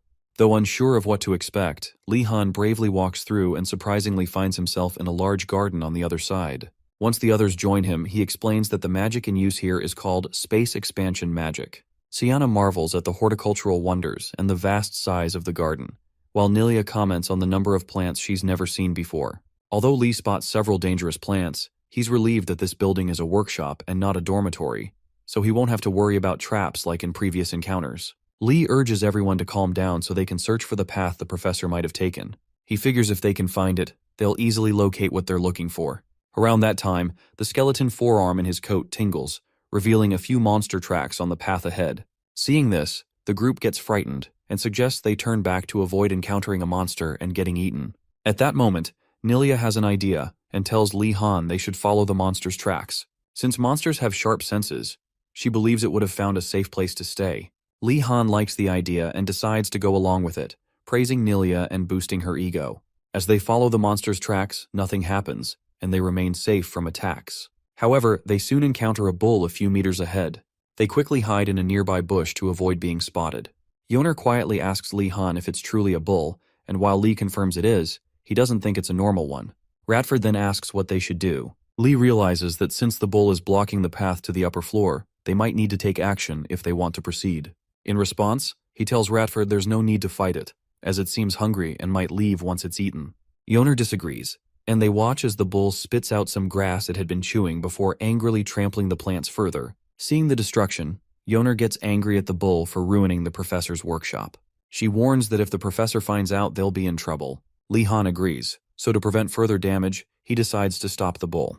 He casts an incantation to increase his speed, charges at the bull, and attempts to paralyze it. However, the bull dodges the spell. Realizing the situation has escalated, Ashan and the others jump in to help. Ashan tries using fire magic, but Lee warns against it, reminding him they're surrounded by plants and the flames could cause more harm than good. Instead, Ashan and the others use their curses to try and paralyze the bull, but it seems unaffected. As they wonder what kind of food the professor has been feeding this bull, Siana arrives with a weakening potion and urges everyone to throw it at the bull. The students douse the bull with the potion, but instead of weakening, it charges toward them in a fit of rage. Yoner quickly tells everyone to calm down, explaining that the potion has lowered the bull's magic resistance, making it vulnerable to their spells. They cast curses on the bull again, this time in unison. The bull reacts violently, struggling to resist the combined attack, but ultimately fails. Yoner and the others emerge from their hiding spots, thinking the fight is over, but the bull is still not defeated. It starts moving again, charging at the group. Most manage to dodge, but a few don't, and Lee Han watches as the bull begins harassing his friends. Realizing his friends are in real danger, Lee Han understands that he needs to cast a much stronger spell than what he's been using. In this critical moment, something within him awakens. His magic activates even before he finishes the incantation, and as he utters the spell, this small yet mysterious shift becomes a miraculous moment, one that will shock everyone in the future. As the bull goes down, a creature watering the plants in the garden hears a disturbance nearby and decides to investigate. After paralyzing the crazed bull, Lee Han heaves a sigh of relief and nudges his colleagues to come out of hiding. As soon as they emerge, they check if they're all right and thank him once they confirm they're good to go. However, before they can relax, Lee Han warns them to stay on their toes. Something feels different. Thinking back to the paralysis spell he cast earlier, he realizes it activated before he even chanted the incantation. More importantly, the bull is only paralyzed, meaning it could get back up at any moment. Plus, there may be more monsters lurking nearby, so they need to keep moving and reach a safe spot before encountering another one. Just then, a deep rumbling shakes the entire garden, scaring everyone. While they search for the source of the noise, they notice something approaching. Moments later, a booming voice bellows from a towering willow tree, demanding to know who the hell they are. Reality hits the students like a ton of bricks as they realize the tree itself is speaking. Terror grips them. Could this be another monster? Lee Han quickly takes charge and urges everyone to calm down. The energy he senses from the willow tree convinces him that it's no ordinary entity. Judging by its reaction, he suspects it holds a position of authority in this place, meaning they need to stay on its good side. Thinking fast, Lee Han tells the tree they were only trying to protect Professor Irigolem's plants. Yoner chimes in, assuring the tree that Lee Han is telling the truth. The tree, seemingly impressed by their efforts to protect the garden even without a professor around, softens its tone. After Lee thanks it for its kind words, the tree introduces itself as Professor Willow, the botany instructor. Professor Willow then asks if they were the ones who defeated the bull. When they confirm, the professor showers them with praise, grateful that they protected the garden from what it calls a useless bull. Willow explains that the bull belongs to the sloppy dwarf, Professor Irigolem. Seizing the opportunity, Lee Han asks if Professor Willow is the one tending to the garden. Willow explains that he was asked to help for the day, despite finding it troublesome, because Irigolem had to meet with the Emperor's officials. Shocked, Lee Han remarks that Irigolem had told him he was heading to the market with Professor Zed, his aunt. Suspicious, Willow asks if he's certain, and Lee suggests verifying with Professor Zed once she returns. Convinced, Willow thanks him for the information. Grateful for their efforts in protecting the garden, Professor Willow decides to reward the students. He asks if they need anything. Lee Han takes the chance to inquire if there's a place where they can gather alchemy materials and reagents. However, Willow refuses, saying the area is filled with dangers beyond their current level. Realizing he won't get a direct answer, Lee Han decides to play the victim. He apologizes for making such a difficult request, explaining that after seeing such a beautiful place, he got greedy and hoped to find useful materials. He then subtly shifts the conversation to Professor Urigolem's research lab, wondering aloud if it contains anything they need. Willow suddenly exclaims in excitement, declaring that pilfering Euregulam's lab is a great idea. Before Lee can even respond, Willow eagerly hops onto the stairs, urging the students to follow him to the third floor. He decides that he'll just tell Euregulam that the bull ate all the materials, leaving it up to the professor to decide what the students can take. Without hesitation, the students follow Willow through the second-floor portal to reach the third floor. Once there, Yoner comments on how pitch black everything is, so much so that she can't see anything. Lee tries using an illuminate spell, but it fails. Willow warns them to be cautious, as the area is incredibly complex, and it's easy to get lost. After walking a few more meters, they notice a door approaching them from a distance. In an instant, a door labeled 6 appears directly in front of Professor Willow. Before the students can process what's happening, Willow opens it, only to be horrified by the state of the room beyond. Whatever's inside unnerves him so much that he immediately slams the door shut, declaring that this particular research lab should remain sealed forever. Similar incidents follow as Professor Willow summons a few more research labs, only to find that most of them contain bizarre, reality-defying horrors. Lee Han, now grasping how things work, takes detailed notes on why the first and second floors lack traps. After recording the method for summoning research labs, he figures they've learned enough for now. Eventually, they locate Professor Euregulam's research lab and receive their well-earned rewards. They thank Professor Willow for his generosity, and when he asks if he gave them too much, Lee assures him they are truly grateful. However, just as they think they're done, Willow reveals his mischievous side, reminding them he is, after all, one of the Academy's crazy professors. In exchange for his help, he orders the students to water every plant in a particular area on the second floor. Lee Han is devastated as he wonders how the hell things end up like this. Lee Han's bad luck begins a while back at Euregulam's lab, right after getting all the materials they need for whatever Sienna is trying to make. Back then, Professor Willow instructs Lee Han and his group to return to the first floor while he finishes up in the lab. However, just as Lee is about to leave with the others, he notices the professor watering the plants in the lab as well. Curious, and greedy for more than he needs, he asks the professor if he can help, thinking that nothing bad could come from earning extra brownie points with a professor. Around that time, Yoner also offers to help, claiming she's pretty good at watering plants and such. As expected, this thoughtful gesture melts Willow's heart, and he is touched by their sentiment. So, he promises them a reward and urges them to follow him through a passageway. The very expectant Lee Han and Yoner follow Willow, fully expecting something cool. But when they step outside, they soon realize why one should never get too close to an Einrogard professor. To their horror, Willow orders them to water all the plants in the area. Lee is stunned, not seeing this as a worthwhile reward at all. Before they even get started, he turns to ask the professor a question, only for Yoner to inform him that Willow is already long gone. Cursing his own greed, Lee Han apologizes to Yoner for dragging her into this. Already watering the plants, Yoner asks him what's wrong. Lee hesitates before asking if she thinks this is too much work. To his surprise, Yoner says she actually enjoys tending to plants. Besides, there are so many rare plants in this garden, some she has dreamed of seeing. So, for her, this is a great day. Remembering that she is a plant lover, Lee Han stops asking questions and simply gets to work. Eventually, he too picks up a watering can and starts helping. Meanwhile, as the students work tirelessly around a particular pond, bubbles begin to surface from the water, almost as if something is watching them from below. After several hours of exhausting labor, the duo finally finishes watering every plant in the area. As they stretch their sore muscles, Lee Han realizes the task is far more grueling than he had expected. He feels even worse for Yoner, who got dragged into this mess because of him. But before he can dwell on it too much, Yoner asks if he found watering the plants fun despite the exhaustion. Her question makes Lee Han reconsider feeling sorry for her. Now that they're done, the duo put on their coats and prepare to leave. Just then, the spirit in the pond suddenly stirs to life, manifesting as a large water sphere. Yoner and Lee Han freeze as the mysterious entity speaks, declaring that it has been watching them for a while now. Alarmed, they demand to know who is speaking. Revealing itself, the spirit introduces itself as Farakis, the guardian spirit of the pond. It then recognizes Yoner and Lee Han as students of the dwarf, Euregulam. Lee Han hesitates but confirms their affiliation after Yoner assures him that the spirit seems safe. Farakis nods and explains that he not only knows Euregulam, but has also made a contract with him to oversee the second-floor garden. He then comments on how rare it is to see young humans tending to plants with such care, and expresses pride in both of them for doing what he calls the Lord's work. At that moment, Lee Han understands why Willow assigned them this task. It was so that the pond spirit would take notice of them and acknowledge them. Feeling generous, Farakis offers to grant Lee Han a favor. Before Lee can ask for anything, Farakis clarifies that he can also provide advice if needed. Taking this opportunity, Li Han asks if there's a way to stop spirits from always running away in fear of him. Farrakis considers this and admits that he understands why spirits would flee from Li Han. However, he notices the tree spirit inside Li's staff and asks about it. Li Han explains that it was a gift from an oak tree. Farrakis reassures him that, although the tree spirit is also afraid of his power, it is still vouching for him as a good person. Li is taken aback by this revelation and glances at his staff, feeling a pang of guilt for coming off as a jerk. Just then, Yoner asks if there is a way for Li Han to form a contract with spirits.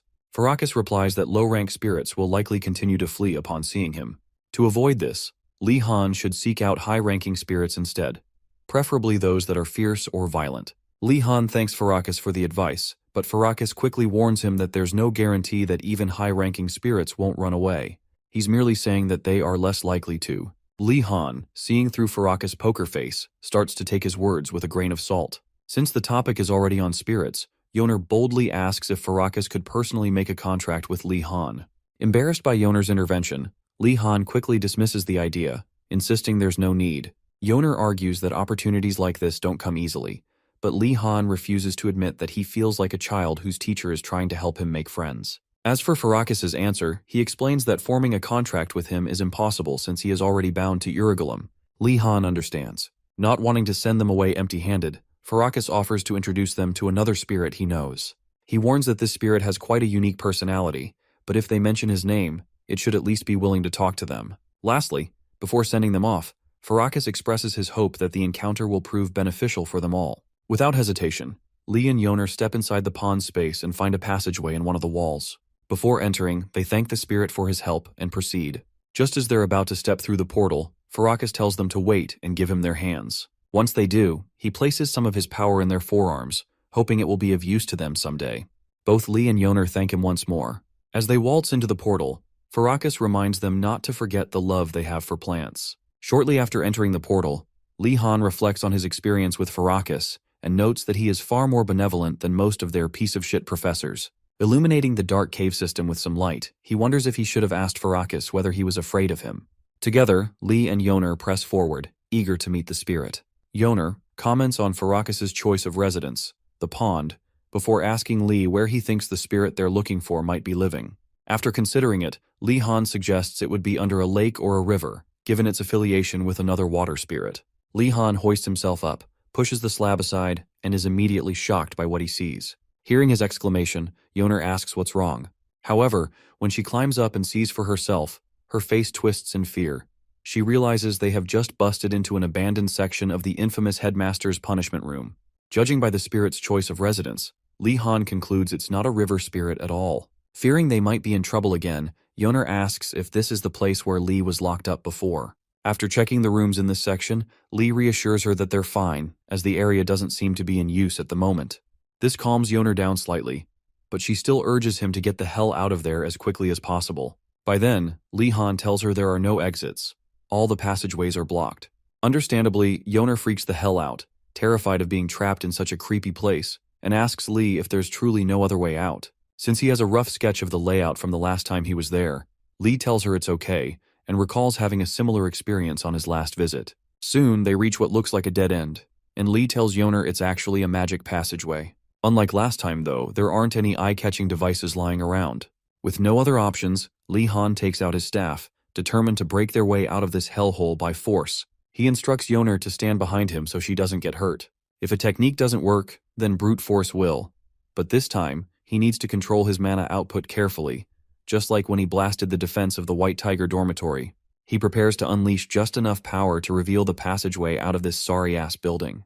But just as he's about to blow a hole in the wall, a voice suddenly shouts at him to stop whatever the fuck he's doing. Startled, Li stops in his tracks and looks at Yoner, who immediately demands the voice identify itself. The voice responds proudly, stating that it doesn't reveal its name to those who aren't qualified. Instead, it asks Li why they are there. Li explains that Farrakis introduced them to this place, saying there would be a spirit here that he might be able to form a contract with. After a brief pause, the voice mutters that both Li and Yoner look like the kind of young mages Farrakis has a soft spot for. However, it immediately declares that it won't be making a contract with Li Han and advises him to crawl back to whatever hole he came from. Then, without another word, the voice falls silent. Yoner wonders if it has disappeared. and, disappointed by the rejection, she tells Lee that this is turning out just like last time. Another spirit afraid of him. But at the mention of fear, the voice suddenly returns, angrily demanding to know what she's talking about. It insists that it's not afraid of anyone. Relieved that the spirit is still present, Yoner challenges it, asking why it keeps avoiding Lee Han if fear isn't the issue. After all, Farakas already explained that most spirits are terrified of Lee's presence, and that seems to be the case here too. This time, Lee Han stays silent, curious about the real reason for the spirit's rejection. After a brief pause, the voice returns, stating that it simply doesn't like meaningless fights. Clearly, Yoner and Lee Han don't buy this half-assed excuse, and the spirit can tell. Sensing their doubt, it finally starts to explain itself. The spirit reveals that the real reason it refuses to form a contract is because it was recently scammed into one by the headmaster. It explains that, as a spirit with immense pride, it initially rejected a contract with a lich. However, after battling the lich, the headmaster for an entire week, it finally gave in under the condition that its tasks would be easy. Unfortunately, that so-called easy task turned out to be watching over the students sent to the punishment room and making sure they didn't escape. But the students of the academy were no pushovers. So many of them managed to escape that the spirit eventually started retreating to the abandoned section of the punishment room just to get some rest. Feeling humiliated and exhausted, the prideful spirit became traumatized by the experience. That's why it refuses to make contracts anymore. It simply can't take another humiliating loss. In any case, the spirit gets the feeling that Lee and Yoner are doubting its strength, so it decides to show them a portion of its power by asking Lee Han to gather as much mana as he can and transform it into the most destructive element he can think of. Since the most destructive element he can think of is fire, Lee readies himself for the test. However, before doing anything, he thinks back to what happened with the golem during his time in the mountains and refuses to let that happen again. As such, he compresses his mana as much as he can to create a miniature fire that should impress the spirit. With that in mind, Lee compresses his mana, chants the incantation, and creates a small fireball on his staff. Right after, Lee heaves a sigh of relief as the magic seems somewhat stable. Soon after, the spirit dramatically displays its lightning element magic, hoping that will be enough to quench Lee Han's small fire. At that point, Yoner can't believe he summoned such a huge lightning bolt in such a confined space. Seconds after the elegant display, Yoner is shocked when she sees Lee Han's fire burning just like normal. Lee Han then asks the spirit what it is trying to do, but the spirit remains silent, struggling to understand how it failed to transform Lee's fire element. As it turns out, elemental transformation is a talent spirits use to show off their strength by transforming one element into another. Simply put, the ability to interfere with magic is how they prove their power. However, the spirit, who could easily deal with the element of even a veteran mage, was unable to transform the fire magic of a young mage. For a moment, it wonders if there's something special about Lee's magic, and then assesses it a little to figure out what the matter is. Suddenly, it hits him. The spirit realizes that while Lee's flame may look normal on the outside, it contains a vast amount of mana inside, almost comparable to a dragon's flame. The idea that this young mage, Lee Han, created such a dangerous flame is shocking. Knowing that young mages typically have weak magic control, the spirit sees Lee as a child holding onto a ticking time bomb, or worse, smoke poisoning. Now the spirit knows it's no longer a matter of pride. He needs to cancel the magic before Lee Han panics and loses control. Meanwhile, Lee Han compliments the spirit on its lightning magic, but asks if it can open a path for them to leave. The spirit, now on high alert, tells Lee Han not to move his staff. Confused, Lee moves his staff slightly, and the spirit screams at him not to move it. When Lee Han asks what's going on, the lightning spirit realizes that if it tells him how dangerous the flame is, he might get startled, causing the flame to explode. To avoid this, the spirit lies and says it just doesn't like people waving their staff around in front of it. Hearing this, both Yoner and Lee think the spirit is acting strange, while the spirit keeps worrying about how to cancel Lee's magic. Given Lee's poor control over magic, he probably can't easily cancel such a strong spell. If he panics when the magic doesn't dissipate, it could result in a huge explosion. After thinking it through, the spirit decides it has no choice but to do what it originally refused to do. With this in mind, it tells Lee that it has changed its mind and will now make a contract with him. Confused, Lee Han wonders why the spirit has had such an abrupt change of heart. He eventually asks the spirit why, and the spirit responds by saying it has recognized his infinite potential. As if that weren't enough, the spirit flatters Lee Han, claiming his mana is so great that it'll be difficult for any mage to catch up to him. Lee Han, unconvinced by the spirit's obvious ploy, questions the sudden change in attitude, and the spirit insists it's because it didn't realize his power earlier. Now that it understands, It wants to make the contract quickly before the flame goes berserk. Yoner asks Lee what he's going to do. Though Lee still sees the spirit as exceptional since Farakis recommended it, he's concerned about the spirit's mental state, which seems a little questionable. However, since he's not in a position to be picky about which spirits he makes contracts with, Lee agrees to form the contract. The spirit praises him for making a wise choice. With the stage set, the spirit instructs Lee Han to open his soul and accept him, and so the ritual begins.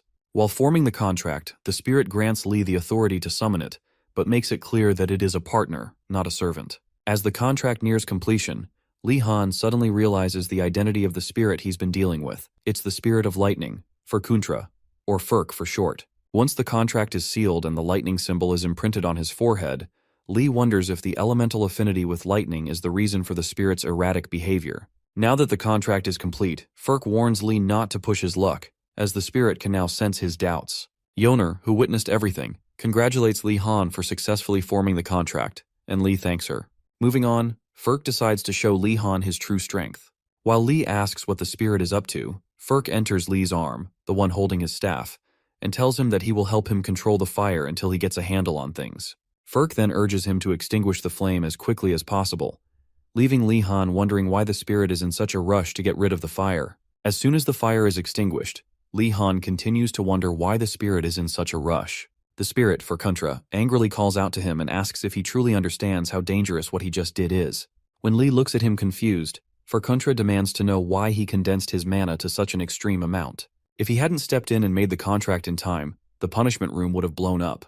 Still perplexed, Lee figures that, although he doesn't understand what has happened, Furkuntra's reaction makes him believe that it is truly dangerous.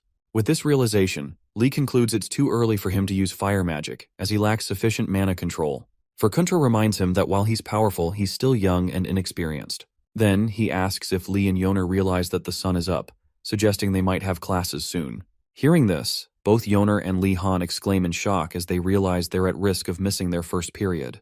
Yoner suddenly remembers that they have basic empire geometry and arithmetics, and Lee recalls that he has homework to submit, a magic circle blueprint assignment he stayed up all night working on. He knows it'll be a waste if he doesn't turn it in on time. Desperate to make it back to their dorms, Lee asks Furkuntra to show them the way out. After a brief pause, the lightning spirit says he can't help, as he's under contract to protect the punishment room. Frustrated, Lee wonders if they'll even make it to class on time, even with Furkuntra's help. Feeling the pressure, Lee snaps and tells the spirit he's been of no help at all, questioning why they even made the contract in the first place. He's furious that Furkuntra is being unhelpful at a crucial moment. In response, Furkuntra explains that the punishment room is a special case. If they were outside and summoned him, he'd be able to show them his true abilities. For now, he opens a blocked path, asking them to leave him sealed in the room for a while, as he can't leave yet. He urges them to tell someone that he's trapped so he can get help. Lee sighs in relief, accepting Furkuntra's request, and leaves the room with Yoner through a portal the spirit opens. As they fade from view, Furkuntra reminds them to summon him once they're out, so he can demonstrate his full strength. After running down a flight of stairs, Lee Han quickly draws a rough map of the punishment room on a sheet of paper. He and Yoner study it, trying to find the quickest way out, but the map proves difficult to follow since it was hastily made. Suddenly, Lee's forearm skeleton drops from his coat and starts running in a certain direction. For a moment, Lee thinks it might have found a pathway, but then the skeleton stops abruptly. He considers that the layout of the entire space is like an ant nest, a complex structure that makes finding an exit nearly impossible. As Lee suggests taking a different corridor, someone from a nearby cell speaks up, telling them it's a waste of time and asking if they're trying to find a way out. Surprised, Lee asks the person to introduce themselves. The prisoner recognizes Lee's voice, asking if he's the new student who was caught last time after escaping through the underground passage. Shocked, Lee realizes this must be the senior who got caught trying to steal from the dean's secret storage. Yoner asks who the person is, and Lee explains that it's the senior who was imprisoned in the cell beside him during his last visit to the punishment room. Not far away, Lee's forearm skeleton finds another set of bones scattered on the floor. The imprisoned student warns them that getting out isn't easy. When the skeleton gets too curious, Lee tells it to calm down while he talks with the prisoner. The skeleton then races back to the scattered bones, arranging them into the skeletal framework of a leopard. Meanwhile, the prisoner asks why she should tell them how to escape. Lee realizes he doesn't have any food to bribe her with, so he needs to come up with something else. Just then, he notices his forearm skeleton, now shaped like a dog, acting playfully. Yoner, scared, thinks it's a monster, but Lee reassures her it's his summoned creature. Realizing the skeleton is made of leopard bones, Lee asks if it reassembled itself. After the skeleton nods, Lee wonders if it's been trying to lead him to its hidden bones the entire time. The prisoner then asks if Lee has a bone summoning and if he's studying dark magic under Professor Mortem. Without answering directly, Lee hints that he is. The woman then slips him a note under the door, offering advice on how to get out. Wishing him good luck, she watches as Lee and Yoner leave. As they disappear from view, the prisoner scoffs at the thought of a first-year student learning dark magic. If she ever gets out, she hopes to meet him again. A few hours later, Lee Han and Yoner finally manage to escape the punishment room and make it to arithmetic class. However, when they arrive, they're disappointed to find that the class is already over, and the professor is leaving. Devastated, the duo hides behind the door as the professor walks away, with the stack of homework floating behind him. Yoner, worried, asks what they should do about their homework now. Lee Han, knowing that the professor isn't strict about attendance, realizes that if they try to submit their homework after class, there's a good chance the professor might not accept it simply because they weren't on time. Faced with this dilemma, Lee decides to take action. Ignoring Yoner's advice to let it go, Lee pulls out his staff and points it at the professor. Yoner freaks out, urging Lee to calm down, thinking he's about to attack the professor. Lee reassures her that he's not planning anything violent. He's just aiming for the stack of submitted homework floating behind the professor. He explains that he intends to sneak their homework into the pile without the professor noticing. Yoner is skeptical, asking if that's even possible, but Lee confidently takes her book as well. With preparations complete, Lee remembers the suffering he endured under Professor Velati and realizes that everything has led to this moment. After chanting an incantation, their books begin to move, and Yoner is amazed by Lee's mastery of low-level control magic. As they execute their plan, Lee realizes that just sliding the books in isn't enough. He has to ensure they're not caught. He closes his eyes, focusing intensely. Then, out of nowhere, a familiar voice that sounds like Professor Velati warns him to stay focused, distracting him for a moment. Lee pauses, wondering if he really heard Velati's voice. Suddenly, Velati speaks for real, telling him that simply inserting the books into the stack is easy enough for anyone. Startled, Lee turns around to find Professor Greg Velati standing next to another blonde professor. Velati urges him to stay focused and not get distracted. Embarrassed at being caught, Lee tries to act as if nothing's wrong while wondering who the blonde professor might be. The blonde professor then speaks, informing Lee that the arithmetic professor has a barrier around the stack of homework. It's a sensitive barrier that will sound an alarm if anything touches it, so they need to be extra careful. Determined, Lee concentrates even harder, faintly seeing the barrier surrounding the books. While the blonde professor explains that it's almost impossible for a student to bypass such a barrier, Lee pushes forward, infusing more mana into his wand. With careful precision, he successfully places both his and Yoner's homework on top of the stack, just as the arithmetic professor walks out of sight. Relieved, Lee lets out a sigh, leaving both Velati and the blonde professor stunned by his skill. The blonde professor rushes over, asking how Lee managed to bypass such a delicate barrier without triggering the alarm. Velati proudly answers that it's because he taught Lee magic control. Lee follows up with some flattery, and the blonde professor humbly responds that he doesn't deserve such a talented student. After confirming that the bright young mage is indeed Lee Han Wardeness, the blonde professor introduces himself as Professor Kerman Ku, an expert in illusion magic and barriers. Kerman then awkwardly explains that he's ethnically inclined not to shake hands, but Lee, not caring, pretends to understand. Having heard Kerman's introduction, Lee realizes he needs to make a good impression on him to gain some future favors. Kerman, on the other hand, promises to meet him soon in Professor Garcia's class to show him how fun and interesting illusion magic can be. At that moment, Velati butts in and harshly criticizes illusion magic, calling it useless and ineffective against veteran mages of a certain level. Lee notices Velati's attempt to undermine Kerman and wonders how the blonde professor will react. To his surprise, Kerman ignores the jab and instead asks Lee why he was trying to bypass the barrier and sneak the books into the pile. Lee explains that they were late submitting their homework, which impresses Kerman even more. He tells Lee that, in his shoes, he wouldn't have bothered with Professor Alpin's homework. When asked why, Greg explains that Alpin is a former high-ranking administration official of the Empire, meaning he's more proficient in politics than magic. Kerman then complains about Alpin taking half of his research budget, but Lee sees this as an opportunity and decides to get on Alpin's good side from now on. Kerman warns Lee to be careful not to let Alpin drag him into becoming an Imperial official. Greg instantly interrupts, declaring that Lee would never choose such a lowly path. Lee, whose #1 dream is to become an Imperial official, realizes that he must never reveal his true ambition, no matter what. With that, the meeting ends, and the students return to their tower. As Lee prepares to distribute items to his colleagues, he finds them gathered outside. Just then, Ashan rushes toward him, delivering the shocking news that Gainando and Darugu have been kidnapped.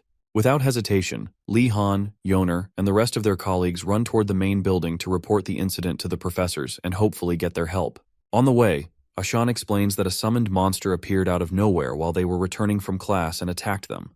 Most of them managed to escape, but Gainando tripped and fell. Lee Han figures that's typical of Gainando but asks how Darugu got caught. Ashan explains that the orc was captured because he tried to rescue the foolish Gainando. As they near the main building, Ashan urges everyone to stay focused so they can ask the professors for help. However, upon arrival, they are shocked to find that the Tiger Tower students are already there. Anrago had rushed in earlier to report the incident, hoping the professors would intervene to help rescue Darugu. Unfortunately, the professor told them to handle it themselves. Now the Blue Dragons are left wondering what to do, knowing that asking for help won't change anything. Lee Han, who expected this outcome, notices tracks left by the summoned monster. Wasting no time, he tells his group that their only option is to follow the tracks and rescue their friends on their own. Before they leave, Lee Han invites the Tigers to join them in the rescue mission. Normally, the Tigers wouldn't cooperate, but they put aside their differences and follow Lee Han to rescue one of their own. As the group rushes to the scene, one of the students nervously asks Lee Han if they can handle this on their own. Lee reassures him, knowing that if the professors won't help, he has other methods up his sleeve. Lee Han takes out his staff, confusing his colleagues, and bends down.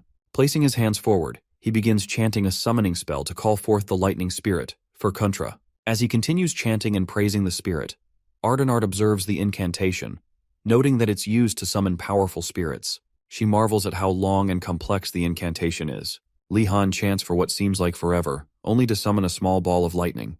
Embarrassed by the underwhelming result, Lee is further humiliated when the other students mock the tiny lightning spirit. Frustrated, Lee asks Furkuntra why only a small part of him appeared.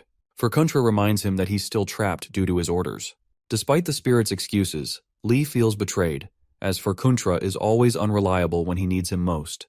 Furkuntra, irritated by Lee's complaints, longs for the days when he could shock and burn arrogant mages to death. Ignoring Lee's whining, Furkuntra warns that an enemy is nearby. Lee, still invisible, asks where, as he doesn't see anything.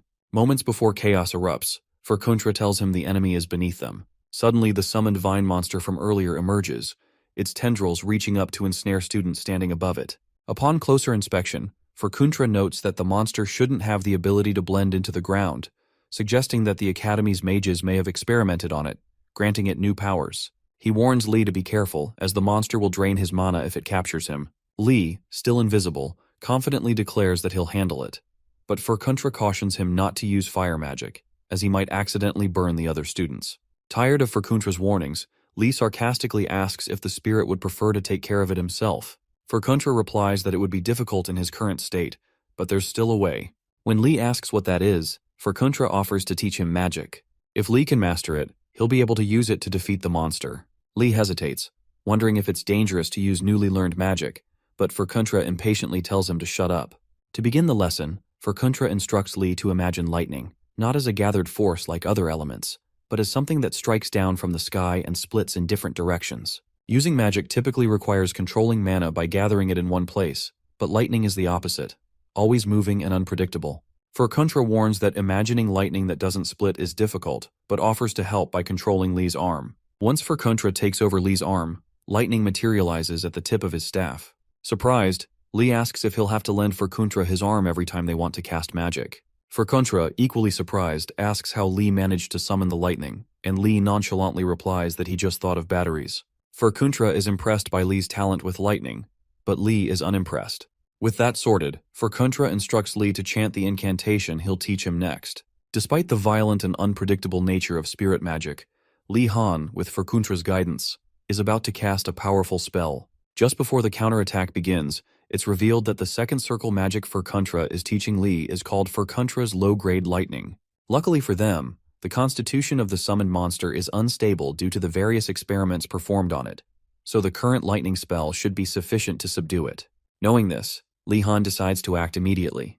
Furkuntra instructs him to carefully manifest what he's imagining, and Lee Han chants the incantation, "Strike, Furkuntra's lightning." Just as the lightning is about to be released, Furkuntra notices an unusual amount of condensed mana on the staff. Realizing that the young mage, Lee Han, is unaware of the dangerous situation he's in, Furkuntra begins to worry. Unfortunately, it's already too late.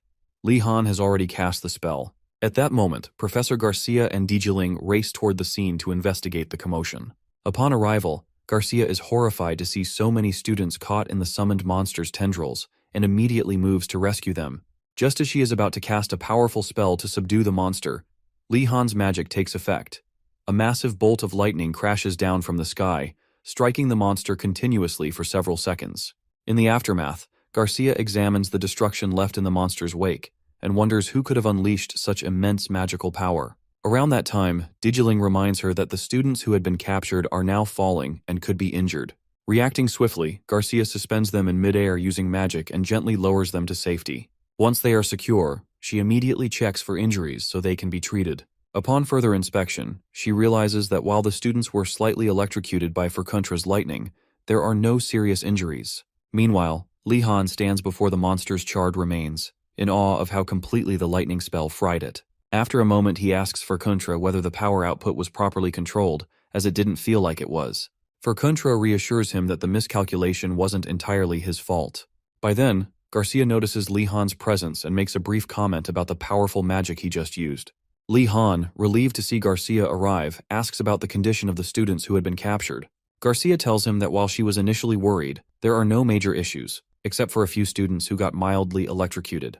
At this, Li Han freezes, watching as Garcia prepares to heal the affected students. However, judging by her reaction, he figures that the situation isn't as serious as he initially feared.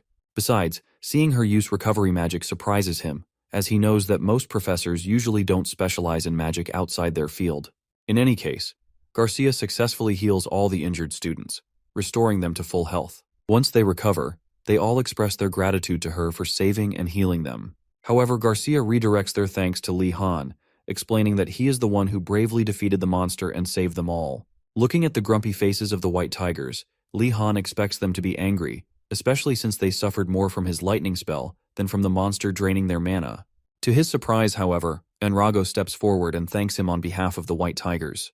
While admitting that it's frustrating to do so, Enrago states that refusing to acknowledge Li Han's help would be dishonorable as a knight. Then, in a more sincere tone, Enrago thanks Li Han warmly and admits that he's beginning to understand why Darugu considers him a friend. However, just as Li Han starts to feel pleased, Enrago crushes his hopes by bluntly stating that they will never be friends. Despite this, he acknowledges Li Han's bravery and promises that he and his colleagues will cooperate with him on their lake homework. With that, Enrago and the white tigers leave, and Li Han realizes that their gratitude is purely professional rather than emotional. Once the tigers are gone, Garcia calls Li Han over to discuss the lightning magic he just used. Sensing trouble, Li Han quickly tries to pass the responsibility to Furkuntra, urging the spirit to explain. However, Furkuntra, wanting to avoid any accountability, lies that his summoning time is up and disappears before Li Han can say another word, leaving him to deal with the situation alone. Before vanishing, Furkuntra does, however, promise to show Li Han his true power the next time they fight together. With the spirit gone, Li Han struggles to find the right words to explain himself. Before Garcia can question him further, someone interrupts, directly asking if he used lightning magic to subdue the monster. Turning around, Li Han and Garcia see Vladi Greg holding a piece of the summoned monster's carcass, still crackling with electricity. Remaining silent, they listen as Greg comments on how interesting the situation is. Immediately, Garcia halts the conversation and demands to know why Vladi is asking about lightning magic. Greg casually replies that it's for teaching purposes. Surprised, Garcia turns to Li Han and asks if he's taking Professor Vladi's class. When he confirms that he is, Garcia's face turns pale as she contemplates Greg's nature. While she respects all the Academy's professors, she knows that Vladi's classes border on insanity, being far too brutal for most students to handle. And yet, Li Han, a new student, has not only enrolled in his class, but has also managed to survive it. That to Garcia is almost unbelievable. Upon noticing the dread on Garcia's face, Greg reassures her not to worry about Li Han, as he has been able to follow his teachings successfully. When Garcia looks at him in surprise, Greg explains that Wardenus has not only learned the magic he teaches, but has also figured out how to manifest a water shield entirely on his own. His desire to learn has reached a level where even Greg has to rein him in. At this, Garcia stares at Li Han. With a groggy sigh, she asks Vladi to take care of Li Han, and Greg assures her that he simply teaches as he always has. Hearing this, she turns to Li Han and advises him to do his best. Shocked by her reaction, Li asks why she's acting this way, but even Garcia refuses to elaborate. This only heightens Li Han's fear of his next class with Greg. A few hours later, Ashan and Gainando head toward the black market, run by the Black Turtle students carrying a basket of food items. Along the way, Ashan suggests that they should occasionally give Li Han some food, considering how much he has provided them. To get quality food, Ashan decides to visit the black market. Gainando protests, saying that there wasn't much available the last time he went. In response, Ashan scoffs, explaining that he recently discovered a surge in supplies, possibly due to deals made with the White Tigers. As they reach the market entrance, they are surprised to find an inspector at the gates checking items, especially after realizing that the two of them, being from the Blue Dragon Tower, might not be welcome.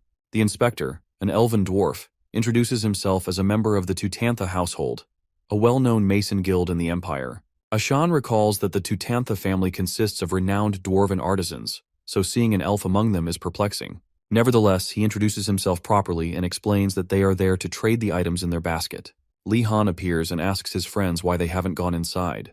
Gainando grumbles that the inspector is refusing to trade with them. Turning to the elven dwarf, Li Han asks for an explanation.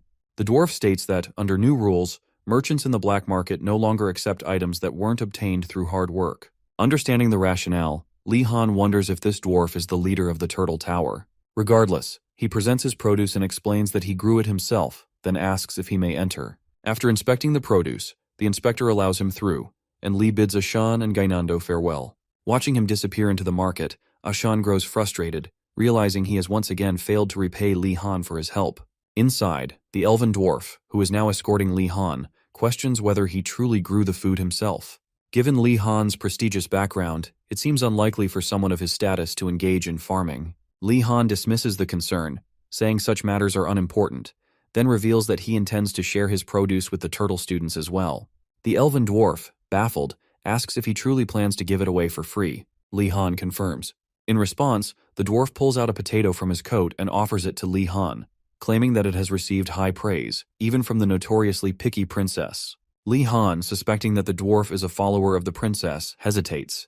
The dwarf admits he has nothing else to offer at the moment, but Li Han insists he is happy to share without expecting anything in return. Upon hearing this again, the Tutantha dwarf snaps, warning Li Han not to insult him. Every member of the Tutantha household, he declares, believes in fair exchange and never accepts something without giving something in return.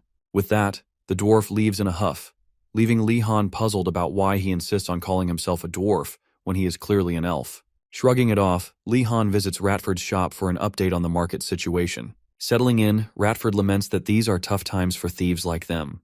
Curious, Li Han prompts him to elaborate. Ratford explains that while the market has grown under Salco's leadership, a handful of students have started causing trouble. Since the Turtle Tower lacked the power to oppose other towers in direct conflict, Salco implemented strict rules to maintain order. The first rule states that one must work to eat, while the second forbids the trade of stolen goods, ensuring fair prices. Hearing this, Li Han snaps, ranting about how kind people always suffer due to a few troublemakers who can't keep their mouths shut. If these idiots aren't dealt with, thieves like them will starve. Ratford, wholeheartedly agreeing, nods in support. Changing the topic, Ratford points out a new gambling shop that Salco reluctantly permitted to make the market more exciting. From a distance, Li Han watches as Amirg, a gentle giant from the Black Rock Tower, skillfully shuffles cards, allowing white tigers to bet on picking the correct one to double their earnings. When they inevitably lose, they wail over their squandered 3-day rations. Watching the chaos, Ratford warns Li Han never to mess with Amirg, as she is frighteningly skilled with her hands. Li Han accepts this advice and continues chatting. Just then, the elven dwarf returns, this time with two familiar faces. Looking irritated, he demands to know whether it's true that these two individuals received food from Li Han without offering anything in return. Li Han instantly recognizes the two individuals as the ones he previously made tomato stew for, and asks the elven dwarf what will happen if he acknowledges them. The dwarf assures him that he's not trying to blame him, but is instead there to apologize on their behalf, stating that living an idle life is irresponsible. Though they want to pay for what they eat, their circumstances are currently difficult. Li Han, feeling guilty for accepting their gratitude despite them not being from his or the Tiger Tower, reassures them that it's fine. Moving on, the dwarf insists that he cannot let this slide and offers to pay on their behalf. Confused, Li Han asks how he plans to do so. The dwarf explains that he's heard about Li Han's habit of roaming the academy at night. Since he knows this, he claims to have information that could be of use to him. Intrigued, Li Han expects the dwarf to divulge everything immediately. But instead, the Tutantha elven dwarf instructs him to meet him later that night to learn more. That night, Li Han meets the dwarf in the main building and follows him through a series of winding staircases, their footsteps the only sound echoing through the halls. After walking in silence for a while, the Tutantha dwarf reveals a secret. The path to the third floor of the main building is unknown to new students. Each time someone tries to ascend, the structure shifts, confusing them. However, after much trial and error, they discovered a hidden method to navigate it. He explains that there are 5 corridors leading to a staircase, but merely finding them isn't enough.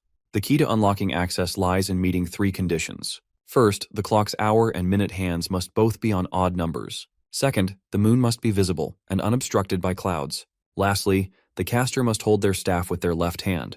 If all 3 conditions are met, the corridor to the third floor will open. Demonstrating this, the Tutantha dwarf performs the ritual, and sure enough, a previously invisible passage reveals itself. Li Han, watching in amazement, acknowledges the brilliance of the Academy's magical structure. However, despite his fascination, he turns to the dwarf and asks if he brought him here merely to show off. The dwarf denies it, explaining that this is only a preparation step before introducing him to someone. When Li Han presses for details, the dwarf remains cryptic, telling him to be patient. Li Han, growing suspicious of the vagueness, senses something might be amiss. The dwarf suddenly mentions that he has asked other students about what kind of person Li Han is, making Li Han wonder what rumors might have spread about him. If he had to guess, nothing good.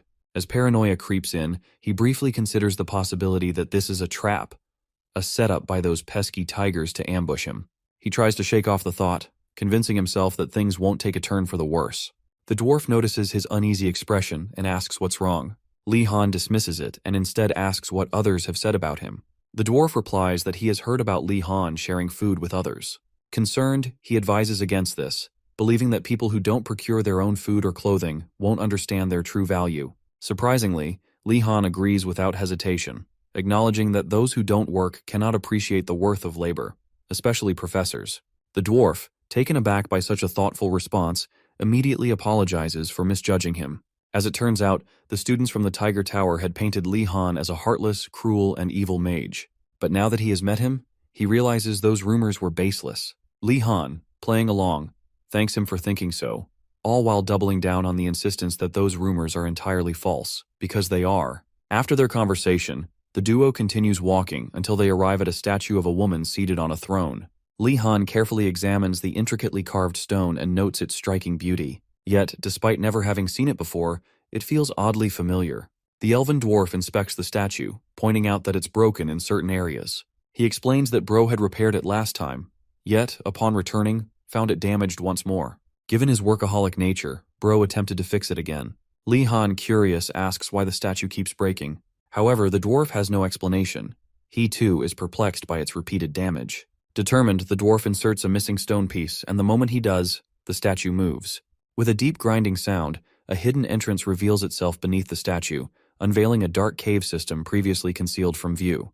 The dwarf turns to Li Han and urges him to enter alone, stating that someone inside has been waiting to meet him. Li Han hesitates, peering into the pitch-black cavern, unsure of what awaits him. Yet trusting Tutantha, he steels himself and steps forward. With the dwarf's reassurance echoing behind him, Li Han ventures deeper into the cave. As he moves further inside, a hidden presence within the darkness stirs.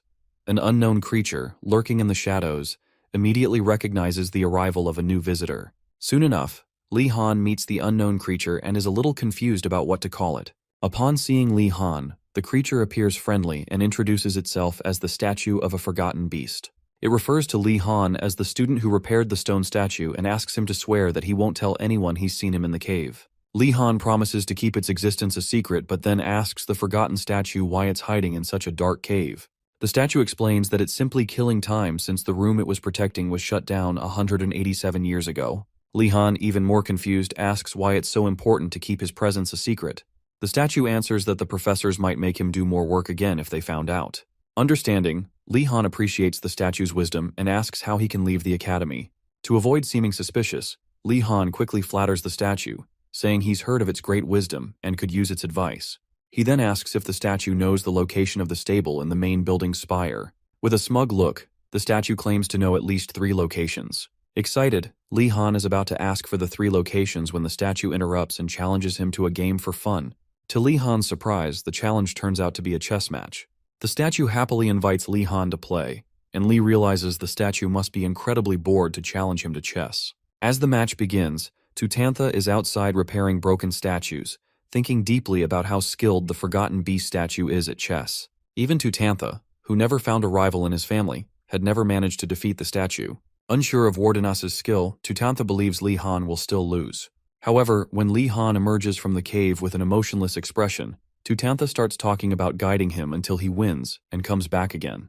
Li Han surprises him by revealing that he actually won the match and received a map made by the statue. Shocked, Tutantha listens as Li Han explains that the statue was far less skilled than he expected, even worse than the foreign professor in the research lab next door in his previous life.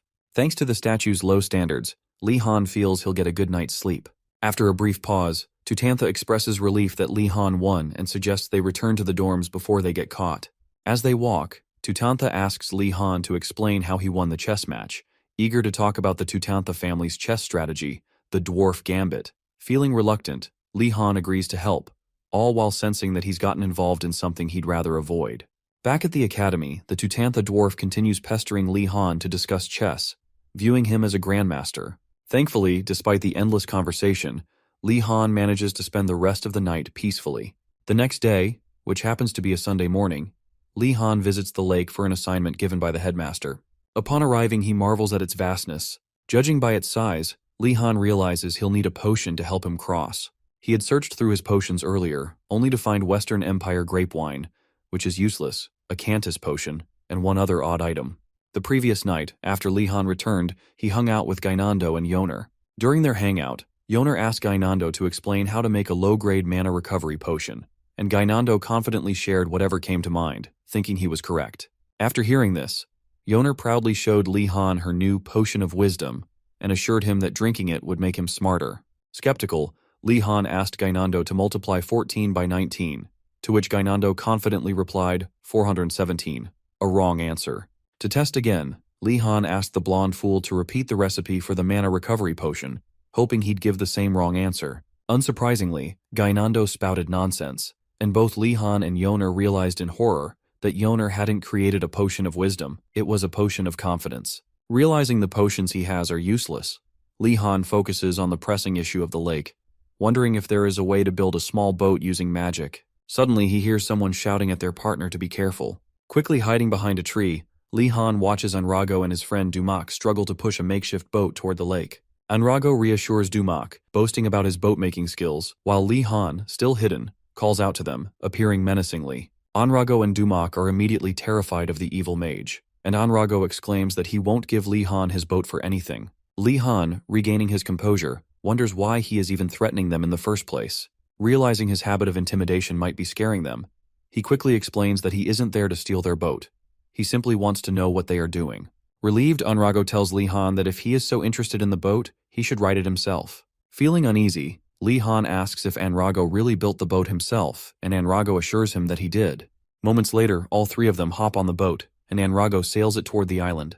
While on the way, Li Han grows increasingly worried about the boat leaking, especially since all of them are on it, but so far, everything seems fine. More importantly, he thinks about how easily Dumak and Anrago believed him, even though he acted like he doubted their abilities and sent them to scout the place alone. Moreover, the fact that they allowed someone they hate, him, onto their precious boat suggests they might become friends sooner than they think. Shaking off the sentimental thoughts, Li Han reminds Anrago that they need to locate the island first to avoid getting lost.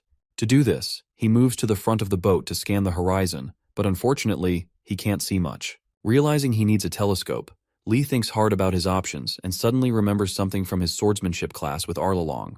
According to legend, Arlalong himself, a swordsman who reached a certain level, could use mana to enhance his physical abilities. Although such power may not be as effective as using mana for magic, it would still be sufficient in a life-or-death battle. If what his master said back then was true, Li figures he might be able to enhance his eyesight. Li Han imitates the technique using his infinite mana and eventually succeeds in enhancing his eyesight. With this newfound ability, he spots the island lying a few dozen knots away and informs the others. Shocked, Dumak and Anrago ask again if he really found it, and Li humbly says he just got lucky. Now that they know the directions, they can return to the island next time to finish their homework. As Li Han turns to the tigers Dumak and Anrago, he asks why they're holding their wooden swords. The boys quickly dismiss it, knowing full well they got scared when Li Han released his magic power. Moving past it, Li Han tells them to put the swords away for now, and the tigers obediently comply.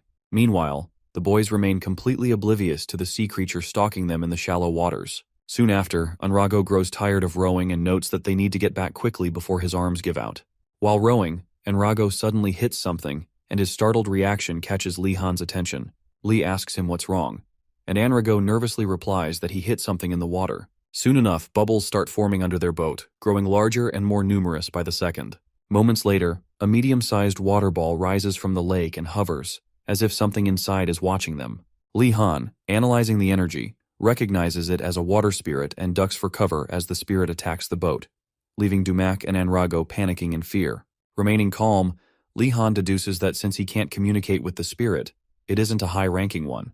Additionally, the spirit's emotions seem rooted in fear, meaning it surfaced because of him, not Enrago. In other words, the spirit was startled and frightened by the magic power Li Han released when enhancing his eyesight earlier. Realizing this, Li Han shouts at Enrago to pull himself together, as he needs his help. Confused, Enrago asks if Li is going to blame him, as Dumac did earlier. Realizing Enrago still believes this is all his fault, Li lets him take the blame but politely assures him that everyone makes mistakes, and what's important is what they do next.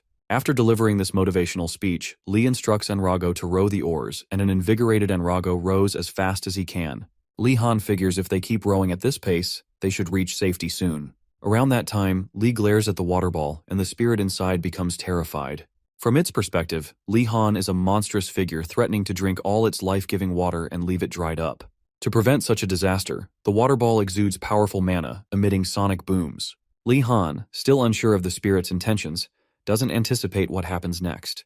In mere seconds, the first water spirit summons other parts to fight the intruders threatening its home. While the two tigers are terrified, Li Han stands his ground, ready to defend the boat from the spirits. As the spirits prepare to launch their attacks, Li Han conjures a massive water shield to surround the entire boat.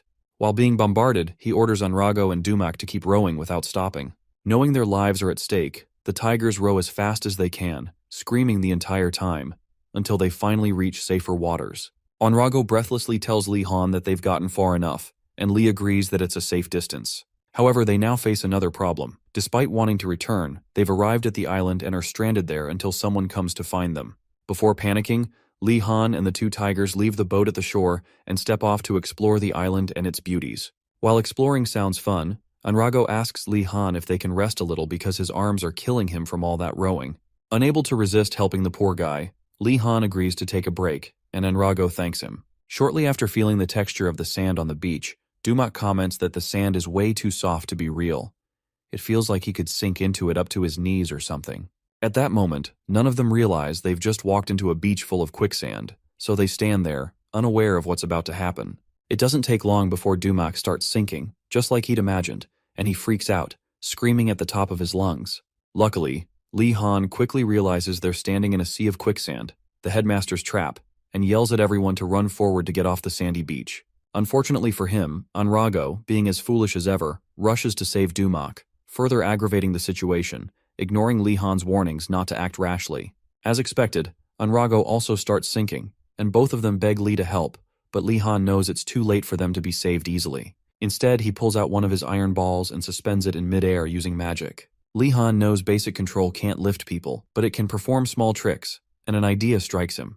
To escape the quicksand, Li Han grabs the iron ball, controls it with his mind, and uses the force it generates to lift himself out of the sinking sand. Thankfully, his plan works, and Li Han manages to use the iron ball to pull himself to safety. By now, more than half of Dumac's and Enrago's bodies are submerged, so he can't use the same technique to save them yet. When he finally lands on an isolated rock, Li Han surveys the area and sees that their boat is also sinking into the quicksand. He realizes escaping the island by boat will now be quite difficult. Soon after, he notices movement in the sand and wonders what could be causing it. Moments later, a skeleton creature emerges from the sand, revealing itself to the confused Li Han. Who the hell is this guy? He thinks. The skeleton creature commends Li Han for successfully escaping the quicksand trap. Li, on the other hand, recognizes the creature as an undead, and confirms his suspicions that the quicksand trap was set up by the headmaster. Knowing this, Li Han politely greets the skeleton and asks what it's doing on the island, hoping it's there to assign him a new task.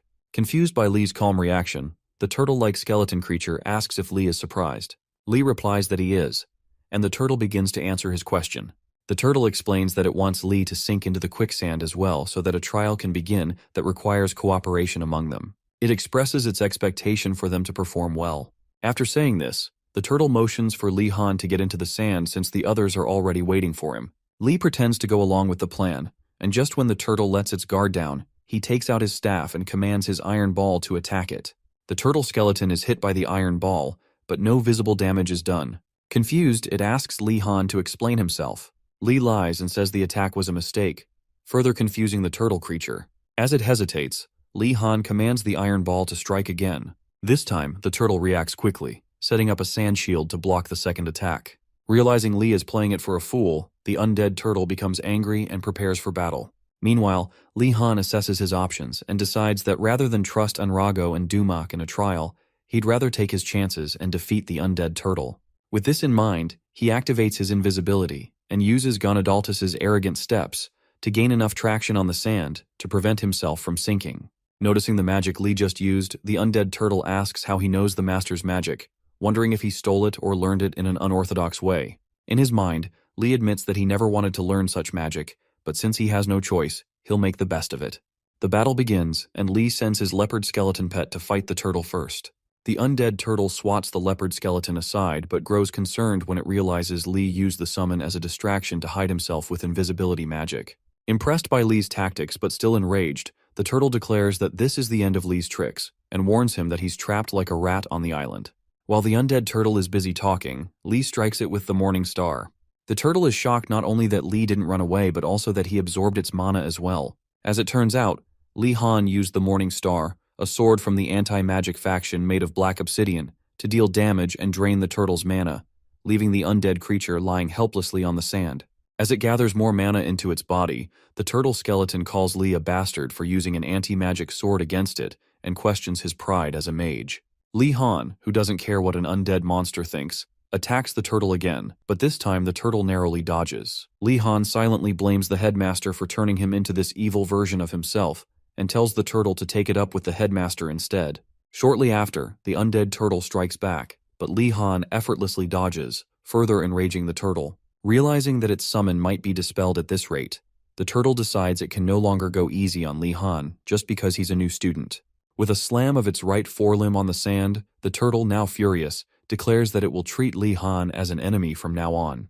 It invokes the honorable glory bestowed upon it by its piece-of-shit master and transforms into a four-legged, ironclad, armored undead turtle monster. After its transformation, the turtle, now calling itself Jorvan II, vows to take down Lee Han. Lee begins to regret not going easy on it. After all, if a name has been given to such a strange monster, the summoning process must have been quite complicated. As the angry turtle demands that Lee Han reveal himself, Lee continues preparing for his next attack, ignoring the turtle's taunts. Suddenly, the undead turtle unleashes a wide-area attack, sending sand spearheads flying toward Lee Han's presumed location. Still invisible, Lee does his best to dodge the attacks without giving away his position. However, he knows that if the wide-area attack continues, he'll be at a significant disadvantage. Realizing time is not on his side, Lee quickly assesses the turtle's traits and concludes that lightning magic won't be effective. Since the turtle won't wait for him to use rotation magic like the golem previously did, Lee is left with only one option. He infuses mana into his staff and casts a fire spell on the turtle. The moment the fire spell hits, the turtle senses his location, but underestimates the one-circle spell, assuming it's weak. Moments after the intense battle, both Anrago and Dumak resurface from underground, saved from the brink of ruin. As soon as he's back on solid ground, Anrago asks Lee Han how they resurfaced, but before Lee can answer, Anrago notices him wincing in pain, his arm in a sling. Anrago tries calling out to him, but the menacing look Lee Han gives them makes both tigers shiver in fear, unsure of what he might think of them. However, their concern for Lee's well-being soon outweighs their fear, and they rush to check on his injury as Lee sits down. Confused, Dumak asks Lee Han what happened to him. Lee explains that he encountered the headmaster's undead summon but reassures them that they're safe now, and there's no need to worry. Trusting Lee, Dumak offers to examine his arm to ensure it's okay. Lee hesitates, unsure whether to trust the tiger, but Dumak insists, explaining that he's professionally trained in healing magic and was skilled enough to be admitted to the academy, so handling this level of injury is nothing for him. After inspecting the sling, Dumak commends Lee Han for doing a good job tending to the injury himself. Moving on, Enrago asks if Lee really defeated the headmaster's undead summon, and Lee Han confirms that he did. Both tigers are shocked by Lee Han's strength.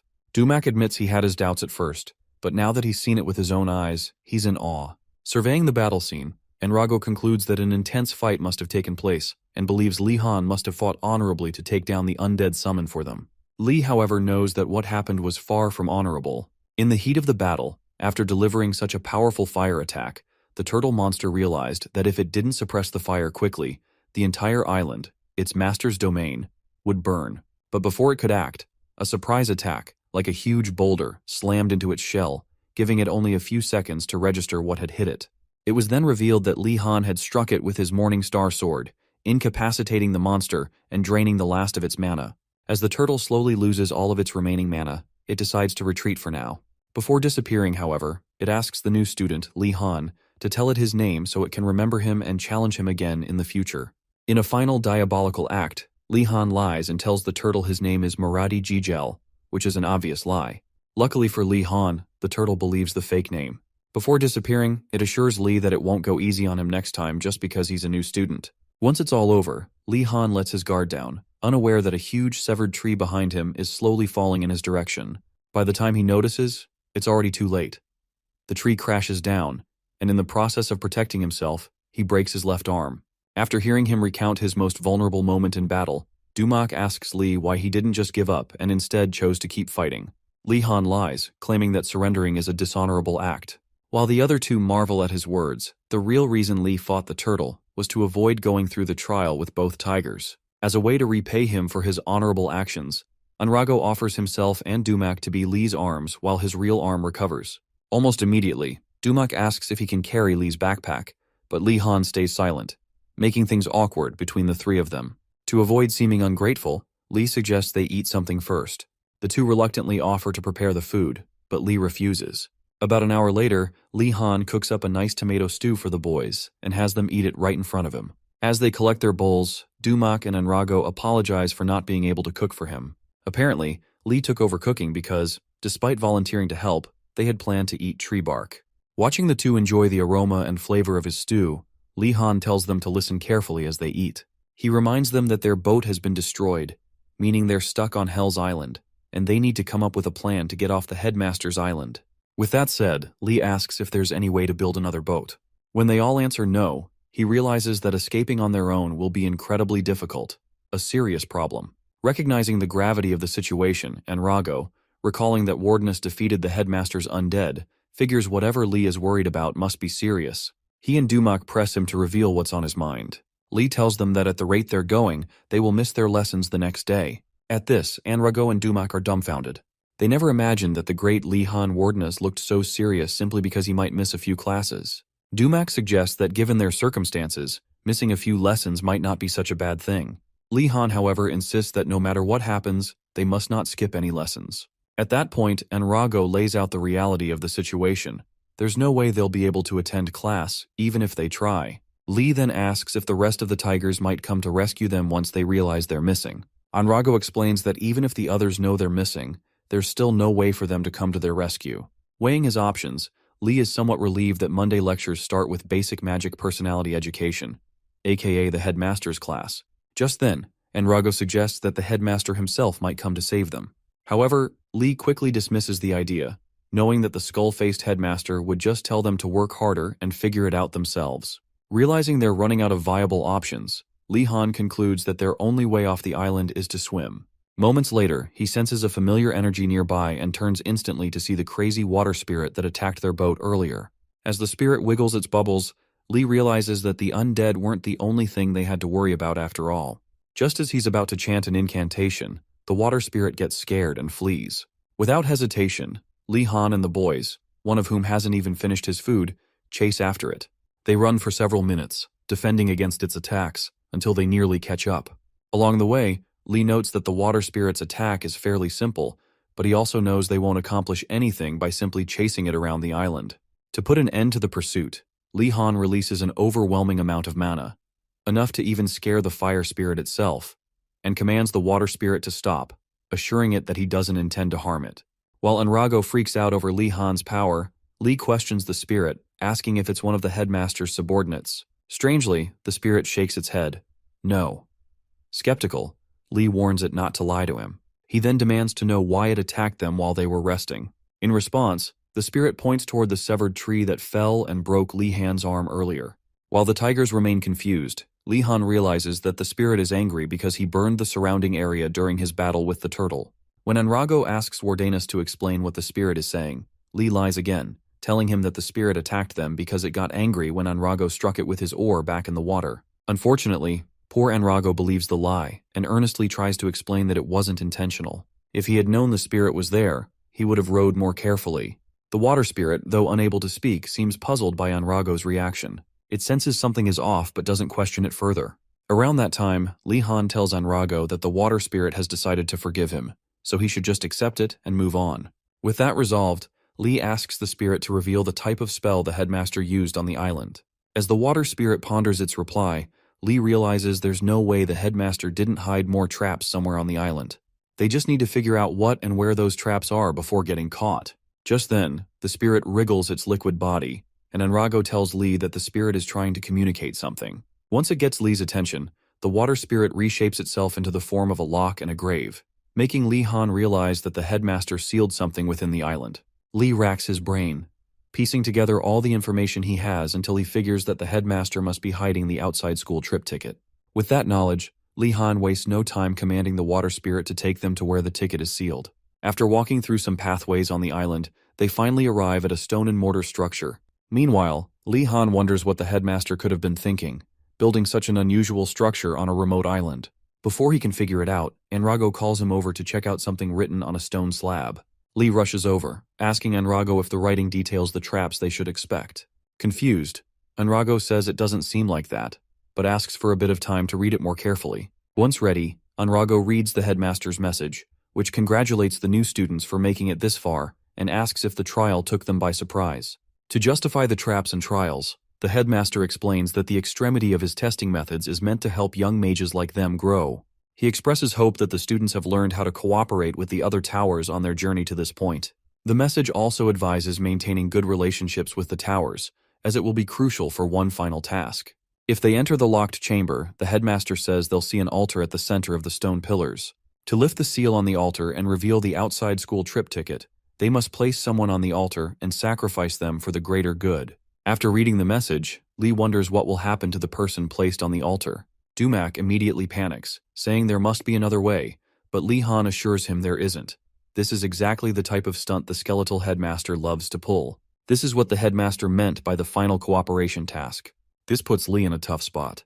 Not only are there two tigers with him that he doesn't trust, but he's also injured, which makes things even worse. As he begins to plan his ambush to take the win, Enrago suddenly zooms past him, making Lee think Enrago is making his move to take him down. However, upon closer observation, Lee realizes Enrago isn't trying to bring him down at all. When Dumak asks what Enrago is doing, Enrago explains that, while he can't forgive Wardanus for his past misdeeds, he has to help them all. If Lee Han hadn't helped them initially, they'd still be stuck in the dungeon. Enrago promises to let Lee have the outside school trip ticket and vows to earn the next one with his strength. Inspired by Enrago's selflessness, Dumak decides to join the noble cause and offers to sacrifice himself as well. Seeing this, Lee Han realizes that the tigers actually have some sense of conscience. Just as he's about to observe the situation, the water spirit catches his attention, urging Lee Han to stop the fools from sacrificing themselves needlessly.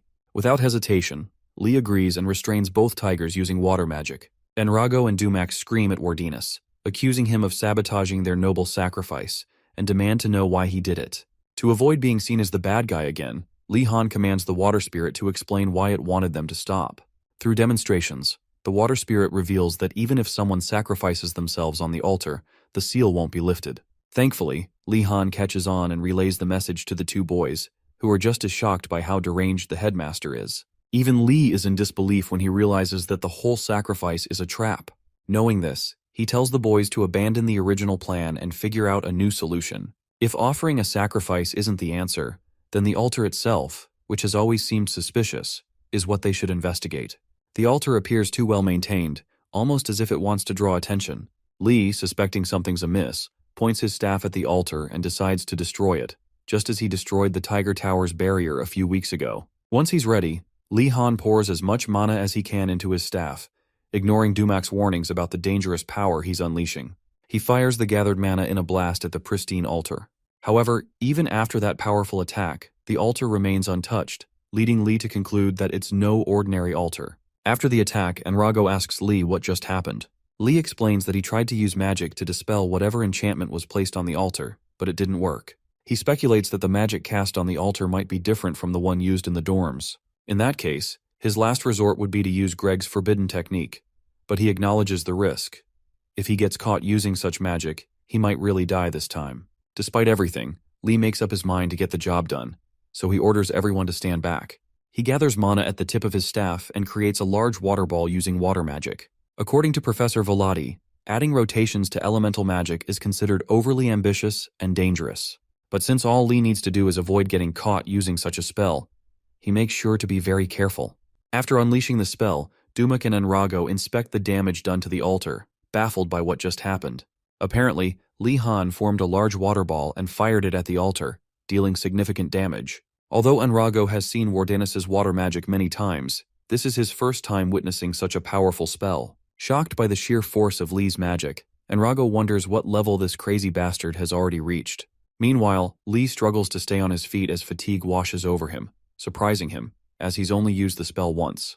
He now understands why such a method isn't yet suited for field use, vowing to be more cautious in the future. While attempting to regain his balance, Gonadaltes's magic grimoire falls from his coat. As Lee reaches for it, the book opens, and green words flow out of the pages and into his mind. Dumak and Enrago, witnessing the event, rush to Lee's side, worried and asking if he's all right. Lee motions for them to stop and reassures them that he's fine, instructing them to focus on finding the outside school trip ticket instead. After the duo leaves, Lee picks up the grimoire, wondering what it's trying to teach him. The book had revealed Gonadaltes's sharp hand, a second circle body-strengthening spell that makes the caster's hand extremely sharp. Lee questions whether the book is mocking him for trying to break the altar through brute force, or if it holds a deeper meaning. Just then, Enrago finds the outside school trip ticket and proudly shows it to Wardanis. Expecting Enrago to claim the ticket for himself, Lee is shocked when Enrago hands it over, assuring him that they won't go back on their promise. Lee takes the ticket, noting that it has the same pattern as his previous one. Curious, he wonders if all the outside school trip tickets share the same design. To investigate, he instructs Enrago and Dumak to bring him a normal-looking boulder nearby. Enrago, confused, asks what Lee plans to do with the boulder, while Dumak suggests they take a short break to recover their strength.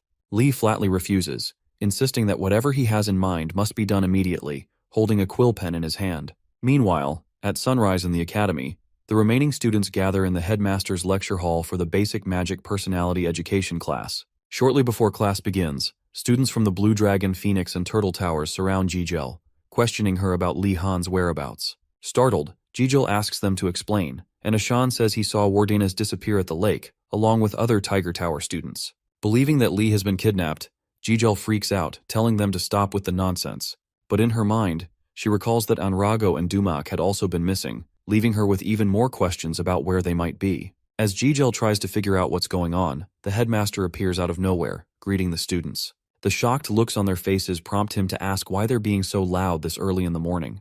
Immediately, the students bow and greet him, claiming they were just happy to meet each other after the weekend.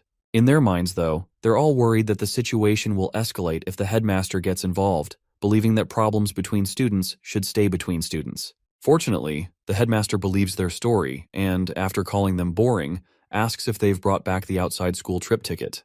Realizing they haven't, the headmaster expresses disappointment, telling them that their seniors always complete their assignments on time.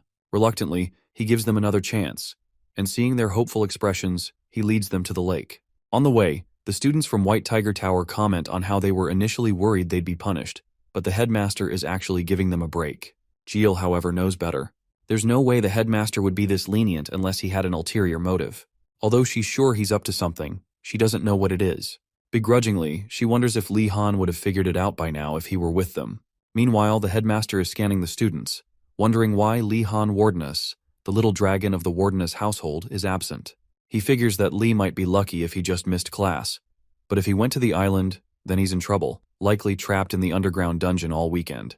The headmaster, who thrives on others' misery, eagerly anticipates watching Lee struggle and cry for help. When they arrive at the lake, the headmaster creates an ice road across the water using ice magic, allowing the students to walk to the island. Once done, he instructs them to pair up as they cross, turning the homework into a group class activity. It turns out the headmaster never expected the students to complete the homework. He figured that some would try to escape if asked to go to the island alone, so he crafted this entire scenario to prevent any attempts. By acting helpful, even the smartest students won't suspect anything. As they arrive at the island, the headmaster grows excited at the prospect of hearing the students scream as the trial begins. But as they step on the island and no one sinks, the headmaster becomes uneasy. Something is off. He can't feel the mana of Jorvan II, as though it's been unsummoned. After thinking it over, he realizes that only one student could have pulled off something like this: Lee Han Wardenus. Just then, Lee Han emerges from the bushes, his arm in a sling and walking with the aid of his staff. The headmaster is visibly shocked to see him still standing and then wonders what could have happened to his traps. As the headmaster is about to blame Lee Han for robbing the other students of a valuable learning opportunity, his worried colleagues, relieved to see him alive, rush toward him to check on his condition. For a moment, Ashan asks if Lee was kidnapped by those two tigers, leaving Lee Han confused as to what he's talking about. Around that time, two of Enrago and Dumak's tower mates rush forward, dragging both of them away from the so-called evil mage. Once at a safe distance, the two random tigers ask if Lee Han used any strange magic on them. Tired of all the nonsense, Dumak assures them that nothing happened, while Enrago adds that Lee Han actually helped them a lot. If he hadn't defeated the headmaster's summon, they might still be trapped underground. That's a fact. Upon hearing this, the two tigers start suspecting that Enrago and Dumak have been brainwashed. After all, there's no way the headmaster would do something so extreme. Just then, the headmaster speaks, telling Lee Han in front of everyone that he did great. The fact that he single-handedly defeated a summon prepared for the lesson proves that he truly brought his A-game. Understanding that the headmaster is pissed at him, Lee Han apologizes for defeating his summon. However, the headmaster recounts how Jovan was supposed to drag them underground the moment they stepped on the island, subjecting them to a harsh but educational trial. The other students overhear this, and the two tiger bozos, who had doubted Enrago and Dumak earlier, immediately realize they were telling the truth. In any case, the headmaster expresses his shock at discovering that Lee Han managed to retrieve the outside school trip ticket hidden at the altar, acknowledging that the feat alone is worthy of praise. With that said, he heals Lee's broken arm, prompting the first-year genius to thank him profusely. Before long, Lee Han informs the headmaster that he didn't accomplish everything on his own.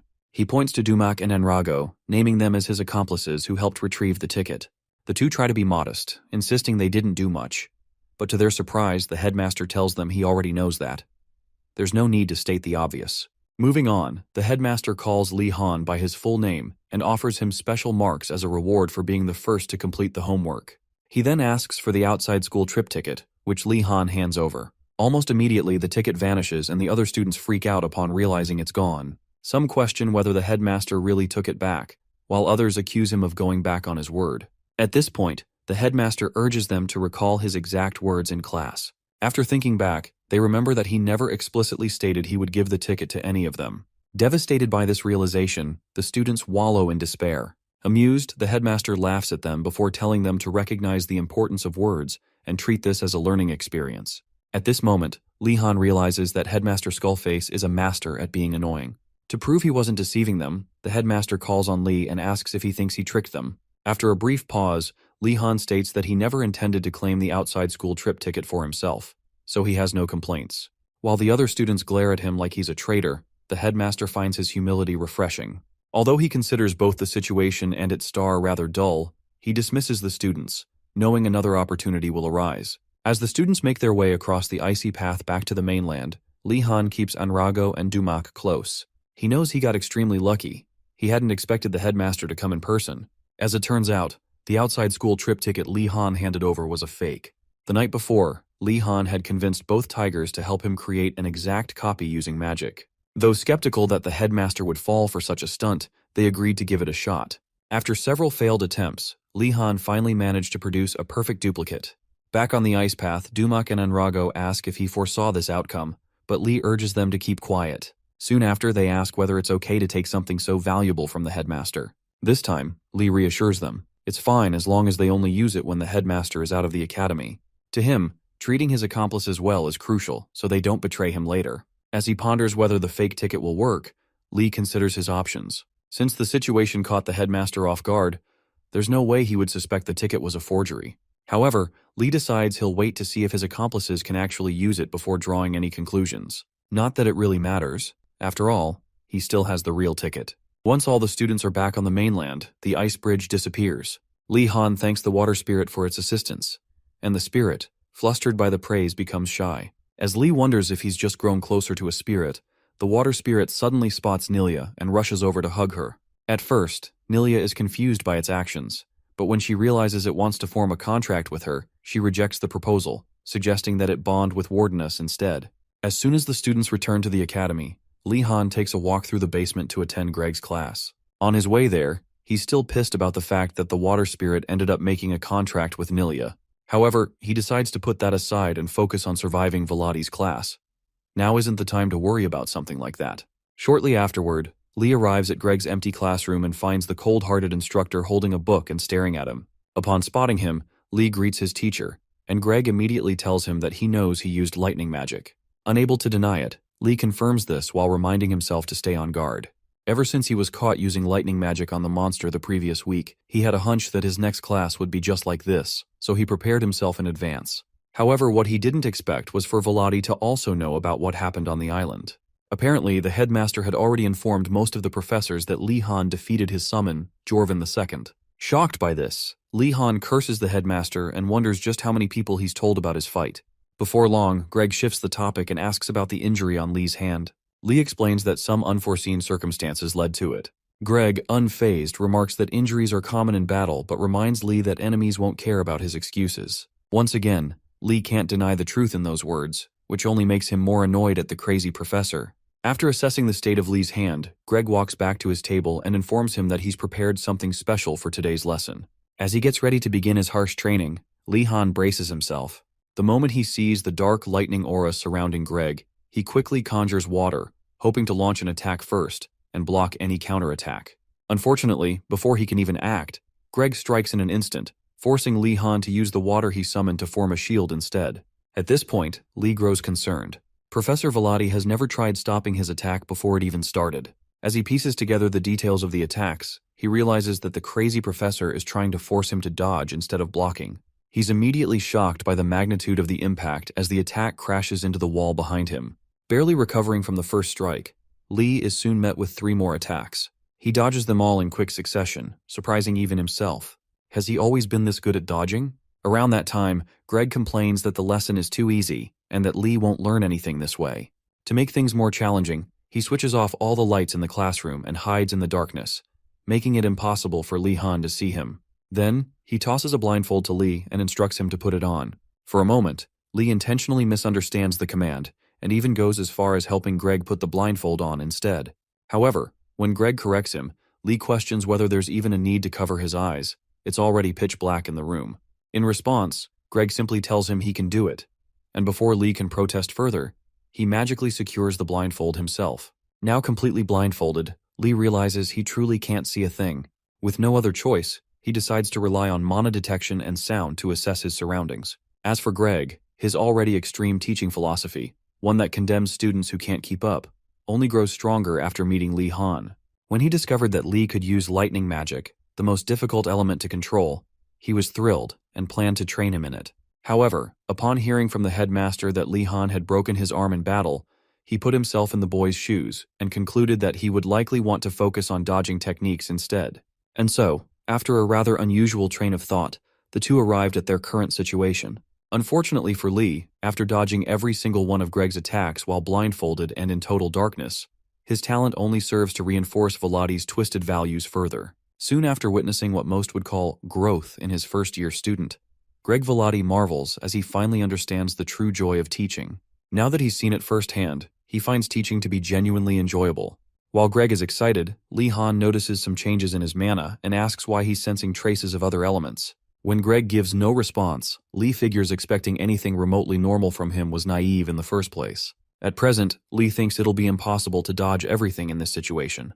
In that case, he decides he'll just have to minimize the impact and pain as much as possible when he gets hit.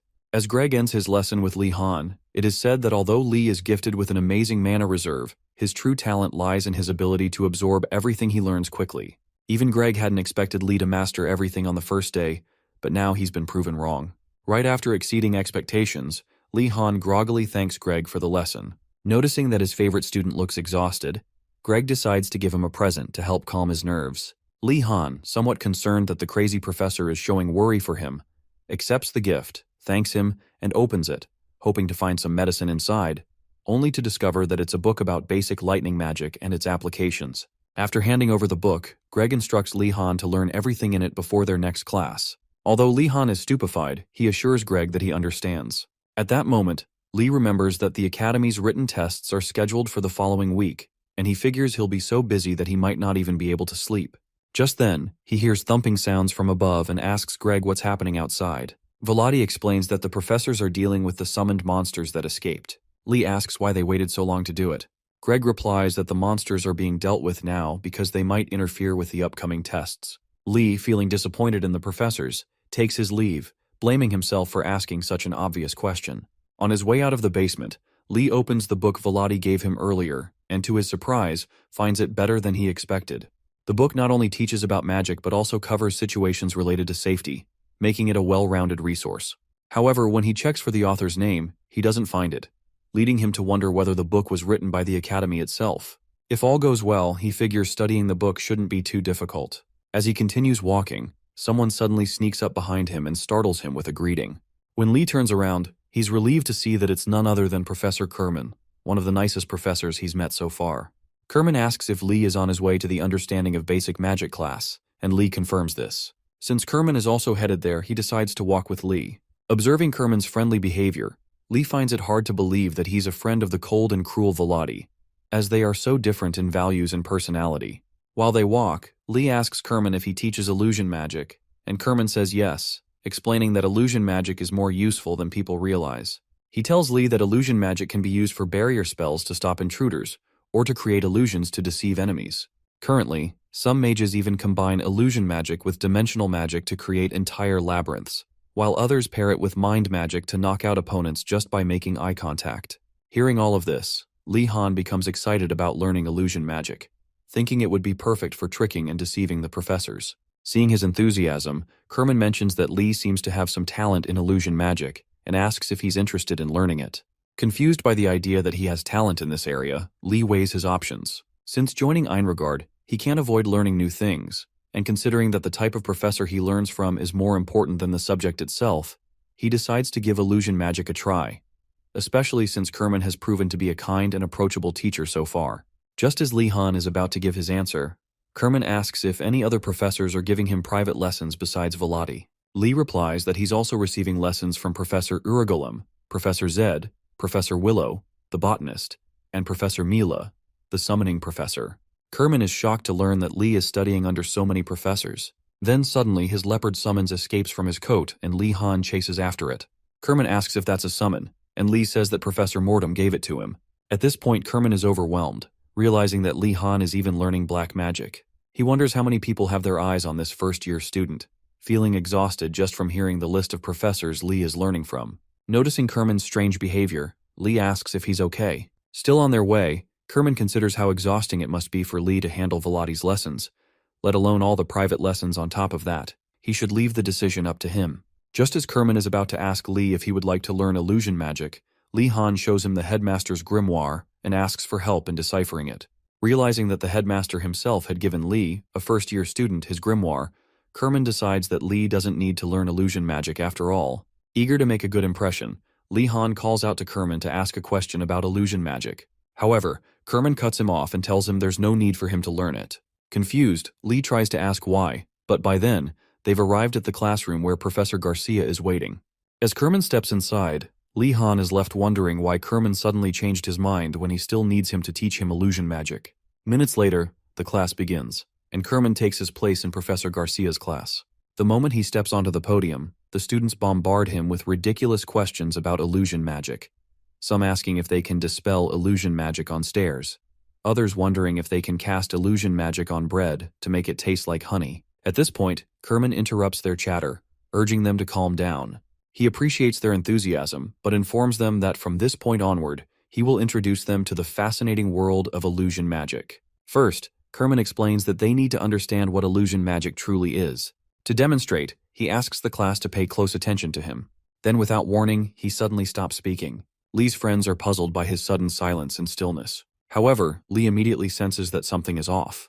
Although he can't pinpoint it at first, he feels as if Professor Kerman isn't actually standing there at all. After thinking it over a few more times, Lee deduces that the professor must have already cast an illusion in that brief moment while everyone was watching. Trying to sense the professor's mana, Lee focuses. But before he can say anything, Gainando nudges him and asks why the professor is just standing there. At that moment, Lee notices that Kerman is hiding beside Gainando. He quickly informs his friend, who immediately takes out his wand and casts a paralysis spell on the invisible professor.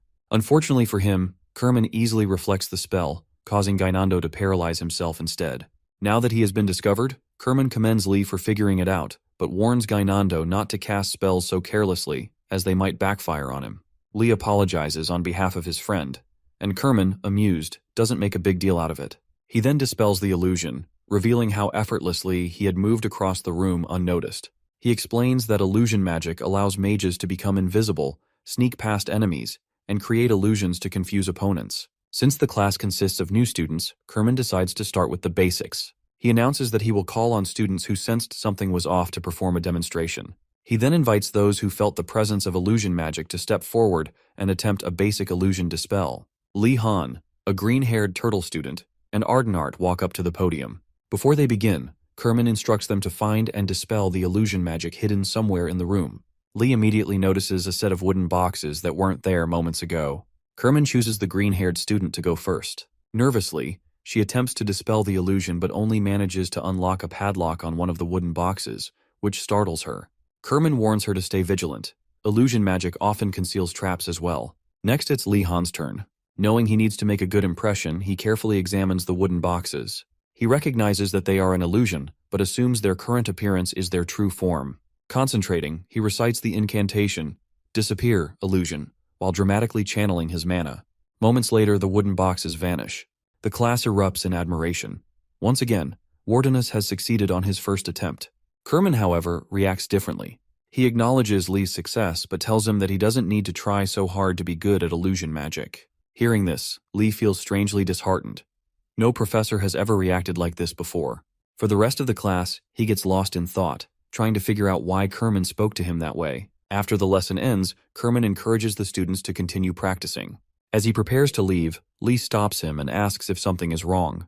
Kerman reassures him that there's no problem, but reveals that many professors have their eyes on him. Standing there, confused, Lee listens as Kerman speculates that while having an immense amount of mana is understandable, there must be another reason why so many professors are interested in him. Kerman then advises Lee to rest when necessary, expressing concern for his health. Upon realizing how genuinely kind Kerman is compared to the other eccentric professors, Lee Han becomes determined to take his class no matter what. With newfound resolve, he tells Kerman that he is ready for anything he has in store. Surprised by Lee Han's sudden determination, Kerman tells him that if he truly wishes to take the class, he should attend the next gathering. Lee thanks him for the opportunity, and Kerman once again reminds him not to overwork himself. Lee reassures him that he has no plans to take any more classes after this. At that moment, Kerman knows in his heart that Lee Han is lying. But for the sake of Lee's mental well-being, he chooses to let it slide. On Tuesday of the following week, Lee Han joins his classmates to take Professor Zed's test. Moments before it begins, Lee Han reflects on Professor Garcia's upcoming quiz. Garcia had informed them that they needed to study everything they've learned from the beginning of the semester, including lessons from Mortom, Mila, and even the new professor, Kerman. As Lee spaces out again, Yoner pats him and tells him to snap out of it. Lee pulls himself together, realizing that now isn't the time to be thinking about other exams, especially with the basic writing training quiz taking place that day. Once the students and Zed gather at the quiz venue, Zed, in high spirits, asks if they're ready for the test. As expected, the students groggily respond with a half-hearted yes. Excited by their lackluster enthusiasm, Zed instructs them to bring their horses to the venue, eager to see how well they've bonded with their steeds. The students head to the stables and Yoner asks if it's okay to release the horses.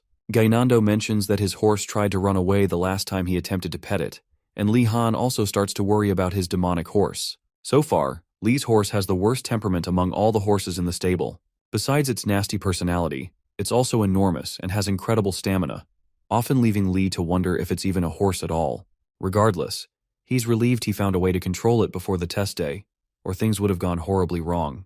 After retrieving his horse, Lee Han orders the beast to follow him back to the test venue.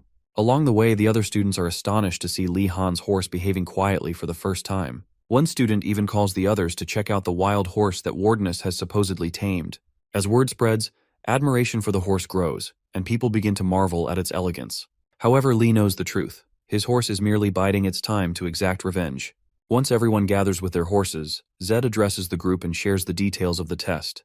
Taking out a sundial, she instructs them to follow a designated path to a river she's chosen for the quiz. Once there, they are to let their horses drink from the river and return with their horses satisfied to pass. Seconds before the test begins, Gainando asks Li Han if Zed would notice if they just gave their horses water from the well and pretended they'd been to the river. Before Li can respond, Zed warns that if anyone dares to deceive her, she'll hold them underwater for hours. Gainando immediately retracts his idea and affirms that they should follow her instructions. With the test underway, Zed gives the signal to start, and the students set off. As Yoner rides her horse, she notices Li Han walking his horse beside her and asks why he isn't riding it. Li explains that riding it might tire the horse, though he knows it's because its stamina is currently limited due to a magic tool. Hearing this, Yoner decides to dismount and walk alongside him. Li urges her to continue riding, but she insists that her horse, Bami, might also get tired, so she'd rather walk. Li watches, a little envious, as Yoner and her horse display such affection for each other. Just as he's lamenting his cursed horse, Gainando's horse suddenly speeds past them, with Gainando frantically yelling for help as the horse bolts back to the venue. Li realizes he isn't the only one cursed with a troublesome steed. Once Gainando is out of sight, Li demands some cooperation from his horse, reminding it of the care he's given. He offers the horse a sugar cube, knowing it's something the beast loves, hoping to bribe it into behaving. As the horse eats the cube, Slako Tutantha, the elven dwarf, and two turtle students approach, calling out to Wardeness. They ask what he's feeding his horse. Li Han responds that it's a sugar cube, prompting one of the turtle students to question why he would waste such a valuable item. He suggests Li could have sold the sugar cube on the black market instead. Confused, Li wonders what they're talking about. Slako then offers him a basket of carrots, explaining that horses love them just as much and that sugar is a rare commodity. Li accepts the basket and thanks the dwarf, still puzzled as to why they're suddenly being so generous. Slako mentions that Li should visit the black market again so they can play chess together. As Slako and his companions leave, Li realizes that the carrots were a bribe to get him to play chess. Yoner, excited by the carrots, points out that Li can now save on sugar. However, Li's horse shows no interest in the carrots, making him seriously consider switching to a more manageable horse for the sake of his sanity. When they finally reach the river, Li spots Rowena kneeling by his horse, studying the environment. Rowena warns Li to be cautious as there's something unusual about the river. Li asks what the issue is, and Rowena directs his attention to the green-haired student, who is trying to give her horse water. As her horse attempts to drink, the water level mysteriously begins to recede, raising the student's suspicions. Li recalls the mischievous look on Zed's face earlier, and wonders if the water truly lowered when the horse tried to drink. Feeling overwhelmed by the complexity of the test, Li asks Rowena if he has found a solution. Unfortunately, Rowena explains that they tried to get closer to the water, but it retreated too quickly for them to do anything. As Ardenart passes by, Rowena notes that the princess seems happy to see Li. Li, however, realizes she's eyeing the basket of carrots, not him. Figuring she wants one for her horse, Li offers her a carrot, but instead, Ardenart takes a bite of the unripe vegetable. As she makes a face of disgust, Li realizes he meant for her to feed the carrot to her horse, not herself, while Yoner feigns ignorance of the awkward situation. Eventually, both Li Han and Yoner look away from the awkward situation, and Li Han suggests using water manipulation magic to get the water needed to feed their horses. He calls forth a water ball from the river using his staff, impressing Rowena, who is amazed by how quickly and easily Li Han can use magic. Rowena believes that if they follow Li Han's method, there shouldn't be any failures. After forming the water ball, Li Han directs it toward his horse's mouth so it can drink. Unfortunately, the water evaporates, leaving everyone shocked as they realize that they need to take the horse directly to the river for it to count. Acknowledging how difficult the task is, Yoner asks Li Han to come up with another solution. Li tells her he's already prepared something in advance for such situations. He then pulls out a shiny material and shows it to Yoner, who recognizes the object but keeps its identity to herself. A short while later, Li Han uses the shiny rope he showed Yoner earlier to create a long line of support between the students and their horses. While Yoner can't believe Li Han carried such a long rope with him, Li Han suggests they use each other as anchors to withstand the tides, no matter how fast they are. Soon after sending Rowena to test the theory, Li Han calls out to ask if the rope system works. Fortunately, it does, as Rowena reports that they don't need to go too far down, since the water level doesn't drop any lower. This news relieves Li Han, who immediately believes they'll be able to complete the task. When Li Han finally manages to drag his horse down to the river, the horse resists drinking, but when Li Han bribes it with sugar cubes, it finally relents. Just when Li Han is about to relax, he gets a strange feeling that something isn't right. He senses the professor's scheme and suspects that there's more to this test than meets the eye. Suddenly, a roaring sound echoes in the distance. Soon enough, Li Han and his classmates, still standing in the river with their horses, see a flood rushing toward them. Furious at the professor for pulling such a dangerous stunt, Li Han yells for everyone to escape while they still can. As his colleagues flee the river, Li Han casts a water shield to buy them time. Amid the chaos, Yoner thanks Li Han for keeping them safe, but reminds him that he and his horse are still in the river. Li Han tries to maintain the spell and escape, but as he holds the shield up, the flood catches his horse's leg, pulling it out of the shield. Seeing his beloved horse in danger, Li Han decides to take drastic measures to save it. He allows the flood to sweep him away, alarming his friends. Rowena suggests they go in to help, but as Yoner is about to follow, Nilia stops her, warning that she'll be swept away too. Nilia tries to untie the rope Li Han had used to secure everyone, but it's stuck. She urges Yoner to pull on the rope, but unfortunately, the rushing current has broken it. In the dire situation, Rowena calls out to Li Han, urging him to abandon the horse and save himself. Worried that Li Han might have been swept away, Rowena panics until, suddenly, Li Han's horse surfaces. It becomes clear that Li Han pulled the horse out of the water by himself, shocking everyone. His water shield, though thin, is still in place, protecting him and his horse. The horse, confused, seems unsure of what's happening, but Li Han warns it not to resist. If it does, he threatens to throw it to the bottom of the river. The horse seems to question why Li Han is trying to save it when he's clearly struggling himself.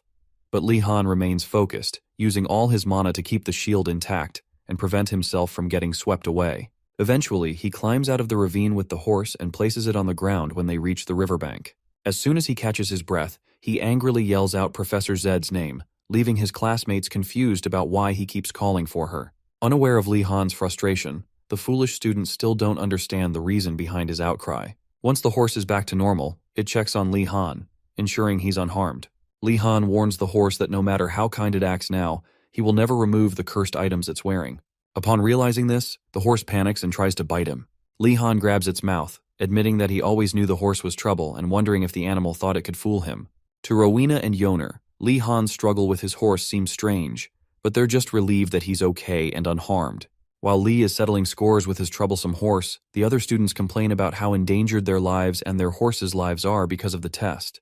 One student even mentions how disappointed she is to have looked up to Professor Zed and read about her expeditions, only to realize she's not as admirable as she thought. If she had known Zed was like this, she wouldn't have bothered admiring her. While they're busy voicing their complaints, a gigantic black crow appears in the sky and lands at the scene. Nilia and Professor Zed are on it, with Zed looking surprised to see that Nilia wasn't exaggerating the situation. Thankfully, Zed isn't too late. One of the students informs her that they don't want to continue the test, explaining that they'd rather fail than put their friend's life at risk. Zed replies that she didn't expect the river spirit to throw a tantrum and try to harm them, but after hearing the students complain about their horses nearly dying, she tells them to wait as she has come to stop the test. After a brief pause, Zed asks the students to explain what happened. When no one responds, Zed ignores them and continues with her task. Meanwhile, Nilia notices how affectionate Li Han's horse is toward him and asks if he's grown closer to it. Still angry at his horse, Li Han tells Nilia that it's just tricking him and its behavior shouldn't deceive her. Nilia insists that she can clearly see the horse expressing affection, but Li Han refuses to believe her. At that moment, Zed overhears the conversation and asks if Nilia really just said that the white horse, actually a griffin in disguise, has accepted Li Han as its owner. To understand Zed's shock and frustration, you need to know that griffins are incredibly prideful creatures, with the traits of both an eagle and a lion. A griffin would rather die than submit to someone unqualified or evil. Even Zed, as a professor, couldn't guarantee the griffin's loyalty despite years of trying to bond with it. Puzzled by what's unfolding, Zed asks Li Han to explain. Equally confused, Li Han asks what the problem is. Yoner steps in and tells Zed that the horse fell into the river when the river spirit got angry, but Li Han carried it on his back and rescued it from drowning. To make things worse, Li Han downplays his bravery, claiming it was no big deal. This infuriates Zed further, as she realizes that the horse, or rather the griffin, does not see it as nothing. She now understands why the griffin accepts Li Han as its owner. Li's act of selflessness and courage in risking his life to save the griffin earned its respect. While arrogant mages might think that exceptional knowledge or magic is the key to taming magical creatures, it turns out that self-sacrifice and bravery are what truly win them over. As Zed reflects on this revelation, Li Han keeps telling the horse to go away, prompting Zed to intervene, calling him a frustrating idiot. After that, Li asks Zed what the horse's name is, but Zed explains that it rejected all the names they tried to give it. After some thought, Zed rearranges the letters in Griffin and names the horse Finferg. Li Han finds the name unique and asks the horse if it's happy to have its name back. Unfortunately, the horse clearly dislikes the name, and it shows. Li, tired of the horse's attitude, sighs and continues on. Meanwhile, as the other students feed their horses water from the river, Li calls out to the professor. Thinking he wants to ask about his score, Zed is surprised when he instead asks her about the monster called Sarkhan.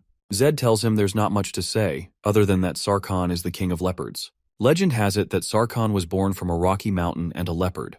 Li then asks if Sarkhan is a dangerous monster, to which Zed replies that even a regular leopard is dangerous, so Sarkhan is even more so. Li follows up by asking what Zed thinks about turning Sarkhan into an undead and controlling it. Zed is puzzled and warns him that just because it's undead doesn't mean it loses its wild nature. If it finds an opportunity or becomes dissatisfied, the undead Sarkhan could break free from Li's control and attack him. Realizing the risk, Li concludes that the gift Mortem gave him is far worse than anything the headmaster has done. Moving on, Zed asks if Li is already thinking of creating undead monsters, and when he says no, she advises him to research in advance and choose something that will be useful to him. She also mentions that the third highest cause of death for black mages in the Empire is summoning an undead creature incompatible with their abilities. Hearing this, Li Han resolves to treat his undead summons with more caution from now on. A little later, Zed gathers everyone for a final speech before ending the class. After delivering the usual lecture, she informs the students that laziness will come back to haunt them, while hard workers will reap the rewards of their efforts. She also encourages those who feel they are lacking in both magic and animal taming not to feel bad, but to work harder to improve. Li Han notices Yoner taking notes, and while he finds Zed's advice reasonable, he figures that the lazy students aren't even there to listen. They're probably still at the starting point, struggling to get their horses to cooperate. As the class ends and Li Han is about to leave, Slako Tutantha approaches him with a request. Li remembers Slako as someone with a strong sense of pride, so for him to come and sincerely ask for help, it must be serious. Li tells Slako to go ahead, and after taking a deep breath, Slako reveals that he needs Li's cooking skills. Confused, Li asks for more details, and Slako explains that the dwarf Mujadin, a priest of the Shisenja order, values studying knowledge and academics above all else, aligning with his order's values. However, the problem is that the priest reads books all day and refuses to eat. Li figures this might be because of the poor living conditions at the Magic Academy, but Slako says it's not the case. The priest has never been a big eater, and back in the order, the other priests took care of him. Here no one does, which worries Slako. Slightly disappointed, Li wonders if this is truly why the proud elf dwarf is asking for help. Slako then explains that after hearing about Li's cooking skills from the Phoenix priests and Lingid, a guy from a chef's household, he realized Li was the best person for the job. Li considers why they can't just prepare the food themselves, but then thinks it might be useful to have the priest owe him a favor. He asks Slako if he has the ingredients ready, and Slako excitedly confirms they just need to retrieve them from the kitchen in the basement of the main building. Li recalls his unpleasant experience with the pantry keeper in that basement, and tells Slako he's busy with something else and has to leave. Panicking, Slako pleads with Li, practically begging him to stay, saying he really needs his help. Annoyed, Li asks why he's bringing up other things when he only asked for his cooking skills in the first place. To sweeten the deal, one of Slako's lackeys presents a box to Li. Intrigued, Li wonders what they've brought to convince him. Slako reveals that the box contains a forbidden black magic book, but as Li reaches for it, a curse leaks from the book, and Li orders the box closed immediately. Once the box is shut, Li demands an explanation about the curse. Instead of a quick answer, Slako, gazing at Li with admiration, calls him a curse enthusiast, further irritating Li. Slako claims he heard from the White Tigers that Li was into such things, causing Li to curse the Tigers for spreading false rumors and vow to lock them in the punishment room someday. Li asks where the book came from, and Slako says they found it in a bottomless hole on the 4th floor of the library. Li learns that the library isn't as peaceful as one might think. While the 1st and 2nd floors are serene, the upper floors are filled with dungeons and labyrinths. Li wonders why they were exploring the upper floors of the library, and Slako explains that they were mapping the academy to make life easier for everyone. Impressed by their dedication, Li contrasts their efforts with the laziness in his tower, and even considers switching towers. Slako laments that Li didn't appreciate the book, but Lee overhears them whispering that the curse absorbs mana. Alarmed, he asks them to repeat it. Slacko confirms that the curse drains mana, and students who tried reading the book fainted from depletion. After a moment of thought, Lee decides to read the book. He opens the box again, letting the curse absorb some of his mana. Though he feels the drain, it isn't enough to overwhelm him. As he reads, he's surprised for two reasons. First, the book isn't about black magic, but blood magic, a dangerous technique that amplifies mana using blood. It's a top-secret and hazardous practice. Second, the handwriting and the cover bear a striking resemblance to the book Professor Greg gave him. Intrigued, Lee continues reading. Slacko interrupts, asking if Lee is now interested in the deal. Lee, pondering the large mana requirement for blood magic, realizes it might synergize with his abilities. He agrees to help with the cooking on one condition, though the scene ends without revealing what it is. At present, Lee Han and his crew are hiding in a corner, observing one of the summonses the headmaster lent the pantry guard. After seeing the new security measures in place, Lee finally understands why the path to the pantry was so easy to navigate. It's because the headmaster has tightened security since last time. One of the crew members points out that the new security is a walking suit of armor. Lee asks if the student knows what it is, and the student explains he's seen it catch a few students before. Attacking it is pointless because it restores itself immediately, so they need another way to defeat it. Upon further observation, Lee recognizes the creature as an inorganic type of summon, similar to Jorvin II, which means the summon can be dispelled if it sustains enough damage. However, Lee knows he can't use lightning magic, the most effective option, because the headmaster would instantly recognize it was him. He then asks his crew members if the skeleton follows its target, but they aren't sure, as the summon's behavior changes from time to time. At that moment, another suit of armor appears from the opposite direction, and realizing they're surrounded, one student offers to act as bait to lure them away. Lee quickly stops him, pulling him into a nearby room. When the skeletal armored guards meet up, they're confused to find no one in the corner, unaware that Lee Han and his crew are hiding behind a nearby door, doing their best to remain silent. Once the coast is clear, Lee considers the crisis averted and examines the room they've entered, which appears to be an abandoned classroom. Radford asks if something is wrong, but Lee assures him it's nothing. As the others explore, Lee notices something feels off about the classroom. Though he brushes it off as overthinking, the room's unchanged nature unsettles him. Regardless, he informs his crew that they can't stay hidden for long, and when the armor comes in, he'll defeat it with magic while the others escape. With no other choice, the crew agrees, one of them praising Lee's leadership. But just before chaos ensues, one of the students trips over some books and starts screaming, alerting everyone to their presence. Suddenly, a magic pen and paper float mid-air, and the mage controlling them communicates with the students by writing. Their first message tells the group to be quiet, prompting one student to assume the writer is a spirit.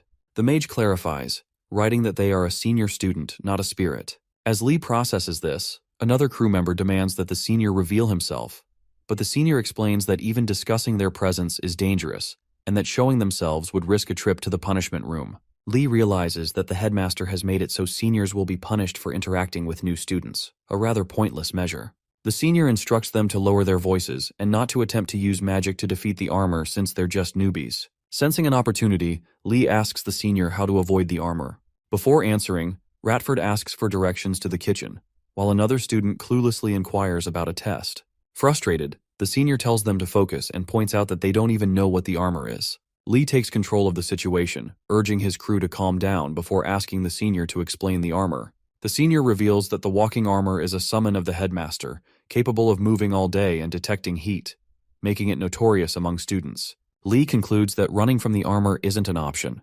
Fortunately, the senior informs them that students have learned to fight back by confusing the armor with fire magic or deceiving it with illusions that generate heat. If they can conceal their heat signatures, they can trick the armor.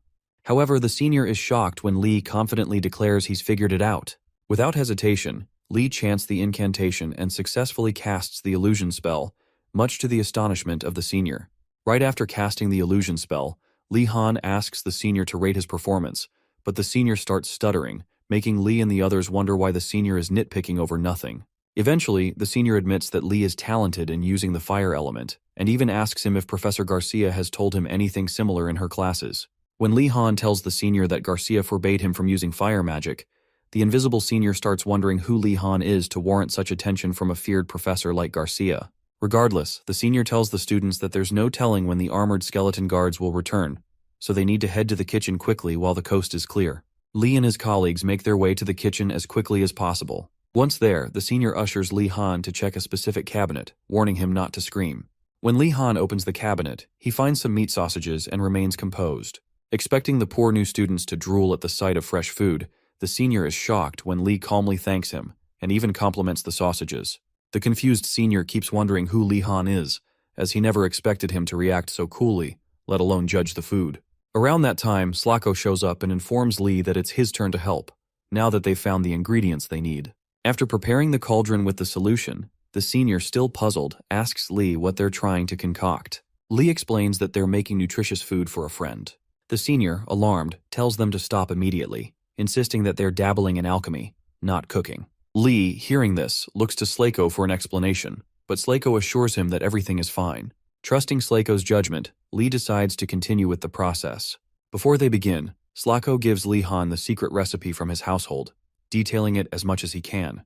Li Han, astonished, stares at the dwarf, barely able to believe that Slako thinks his method will work. Despite the senior's warnings, Li reads through the recipe. To stop the senior from whining, Li reassures him that everything's fine, but the senior takes this response as arrogance. Frustrated, the senior decides to let Li fail, as long as he doesn't cry after ruining the liquid in the cauldron. A little while later, Li and his crew follow the recipe and successfully concoct something both delicious and nutritious. Shocked by their success, the senior confronts Li, demanding to know whether he's really a new student. Li confirms that he is, but the senior can't believe that someone like him could be so capable. Ignoring the senior's disbelief, Li asks Slako if they've finished the task. While stirring the mixture, Slako says yes, and proudly announces that the solution is the secret technique of his household, called beer candy. Confused, Li Han asks what beer candy is. Slako explains that beer candy is a nutritious, preserved food with great effects. It can be kept at room temperature for months, and just 2 spoonfuls provide 2 days' worth of nutrition. Intrigued, Li takes a bite and finds it surprisingly delicious. As they munch on the dessert, Slako also mentions that it has the effect of recovering mana. Slako further explains that his ancestors created beer candy as a replacement for beer when they were trapped in a mine and couldn't get enough beer. Satisfied with their success, Li urges everyone to leave before they get caught. However, the senior suddenly slams his paper on Li's head, warning him of big trouble ahead. Li asks what's going on, and after shushing him, the senior reveals that the pantry guard is approaching the kitchen. This news sends the group into a mini panic. The senior instructs them to hide in a corner while he casts an illusion spell. Li silently questions whether the spell will work, but the senior insists on silence, uncertain himself. As the pantry guard arrives at the kitchen door, he pauses, fiddling with something. Hidden safely, Li wonders why the guard isn't entering the kitchen despite being right at the entrance. Soon the pantry guard begins casting a spell on the door, which Li immediately notices. When Li asks the senior about it, the senior is surprised that Li could detect the magic. While the senior affirms that the guard is indeed using magic, he is baffled by how Li could sense it, given that the senior only knew because of an earlier setup outside the kitchen. When Li reveals he can detect the guard's mana, the senior is shocked by Li's ability to sense mana from such a distance. The group quickly realizes that the pantry guard is determined to catch them, and they don't understand why the usually indifferent guard is now behaving so cautiously. Upon further observation, the senior discovers that the guard is not just casting a spell on the kitchen, but also on the door, and it's dimensional magic. This type of magic is known to be extremely difficult to use. Realizing this, the senior panics, dropping his pen and paper before disappearing. Confused, Li and the others ask the senior what's wrong. Suddenly, both kitchen doors fly open, leaving Li's group in a state of shock. For a moment, Li wonders if the senior caused the doors to open, but thankfully, the senior reappears and urges them to escape through the back door. While Li continues talking, Slako decides to check out the situation first. However, when he opens what should be the back door, he finds himself back inside the kitchen. Confused, Slako asks what's going on, knowing he just walked through the door. The senior explains that the pantry guard used magic to twist the dimensions of the room. When Li asks if there's a way to fix it, the senior sadly admits there isn't any solution he can think of. With no other options, Li takes a deep breath and tells his friends that they might be headed for the punishment room after all, as they have no choice but to surrender. While the other students whine like brats, Li Han reminds them that they have prepared for an outcome like this from the start. As long as they keep their promise to him, he won't put them into more trouble than they're already in. Meanwhile, the senior notices that Li Han doesn't seem nervous or scared, even though he's likely headed for the punishment room soon. This realization makes the senior feel embarrassed for trying to prank Li Han, hoping to see him show fear just to feel good about himself. In an attempt to right his wrong, the senior tells everyone that there's a way out of their dire situation, but before doing anything, he needs them to help him replenish his mana. To do this, the senior has the new students give him some beer candy so he can munch on them and recover. After munching on a few candy sticks, the senior admits he feels better. Slacko, now holding his beer candy bag, asks the senior if this plan of his will work. The senior confidently responds, telling him to watch as he, a third year who carries the symbol of pure silver, shows them what he's capable of. With that, the invisible senior chants 3 incantations. 1 to enhance his senses, 1 to create a flame arrow, and 1 to increase his spatial awareness. Lee Han watches in shock as the senior effortlessly casts all 3 incantations at once. When the senior finishes, he commands the flame arrow to destroy the magic on the kitchen door. Ratford, seeing the impressive display of magic, compares it to Lee Han's skills and hopes it all works out for them. However, as Lee Han analyzes the senior's flame arrow, he notices that the form is incomplete and that the senior lost control when the arrow flew. As Lee reflects on the senior's need for more training, he scolds himself for thinking the same way Professor Velati would if he were there. Eventually, the senior's flame arrow hits the kitchen door, causing a huge explosion, but nothing happens. The senior, now out of mana, begs the juniors for help, making them realize he's failed miserably. He munches on more beer candy and apologizes for showing such a pathetic side. It turns out the pantry guard's spell was stronger and covered a wider range than the senior expected, and he used too much mana. Annoyed, Slacko asks if the senior just wasted his precious beer candy to fail. The senior, feeling defensive, tries to explain how difficult the spell was. At this point, Lee Han steps closer to the door, assesses it, and asks the senior to teach him the spell so he can try it. The senior initially warns him that the spell isn't something one can learn easily, but recalling that Lee Han succeeded with basic illusion of pay height earlier and made beer candy, the senior sighs and agrees, writing down as many details as he can. A few minutes later, the senior outlines the spells, starting with the second circle spell, Senses Enhancement, which enhances reflexes. The second spell is the one circle spell, Space Recognition, which, though difficult, helps identify spatial distortions. Finally, an attack spell with enough destructive power is needed to find a weak spot in the distorted space and break through. After reading the details, Lee Han takes notes, but decides to substitute Senses Enhancement with Gonadaltus's Swift Steps, since he can't learn the second circle spell immediately. For the attack spell, he uses Gonadaltus's Sharp Hand. With his replacements in mind, Lee Han prepares to try the spell. As he does, the senior mutters about Lee Han's arrogance, secretly hoping he fails, just to understand the senior's struggle.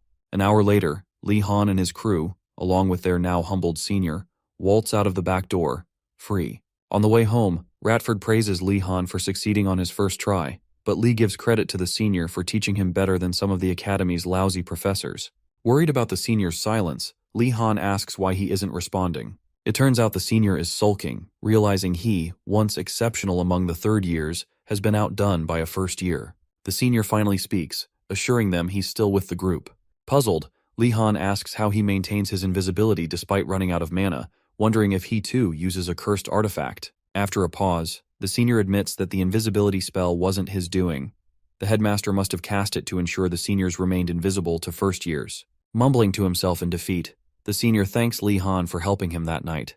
Typically, students at Einregard don't ask for each other's names or family backgrounds during nighttime meetings, but the senior asks for Lee Han's name. Lee Han, realizing the senior isn't paying much attention, as he missed hearing his name earlier, is about to respond but stops when the senior introduces himself as Valfantan Marathi, aka Jijel's older sibling. At the mention of the Marathi family, Lee Han has flashbacks of his dreadful experiences with Jijel, so to avoid any further complications with the Marathi family, he lies and says his name is Gainando. The next day, when Lee Han attends his basic swordsmanship test, Engeldel starts the session by introducing some guests, knights from outside the academy, who will be observing the students' progress. These knights, still on duty, are set to be the students' opponents for that day. For context, it's revealed that the White Cavalry Knights are among the most reputable knights of the Empire. They roam the land with only a horse and armor, defeating the forces of evil conspiring against the Empire. In other words, they are the Navy SEALs of the Empire. Because of their expertise, Engeldel thought it beneficial to bring some of them in to spar with his young students for their test, believing they could teach them a great deal. Right before the test begins, the largest knight among them, White Cavalry Knight Bickelins, Bic for short, expresses concern about Engeldel's intentions. He doesn't think this test is appropriate. While these students may have trained in swordsmanship within their households, he believes trainee knights would have been more suitable opponents.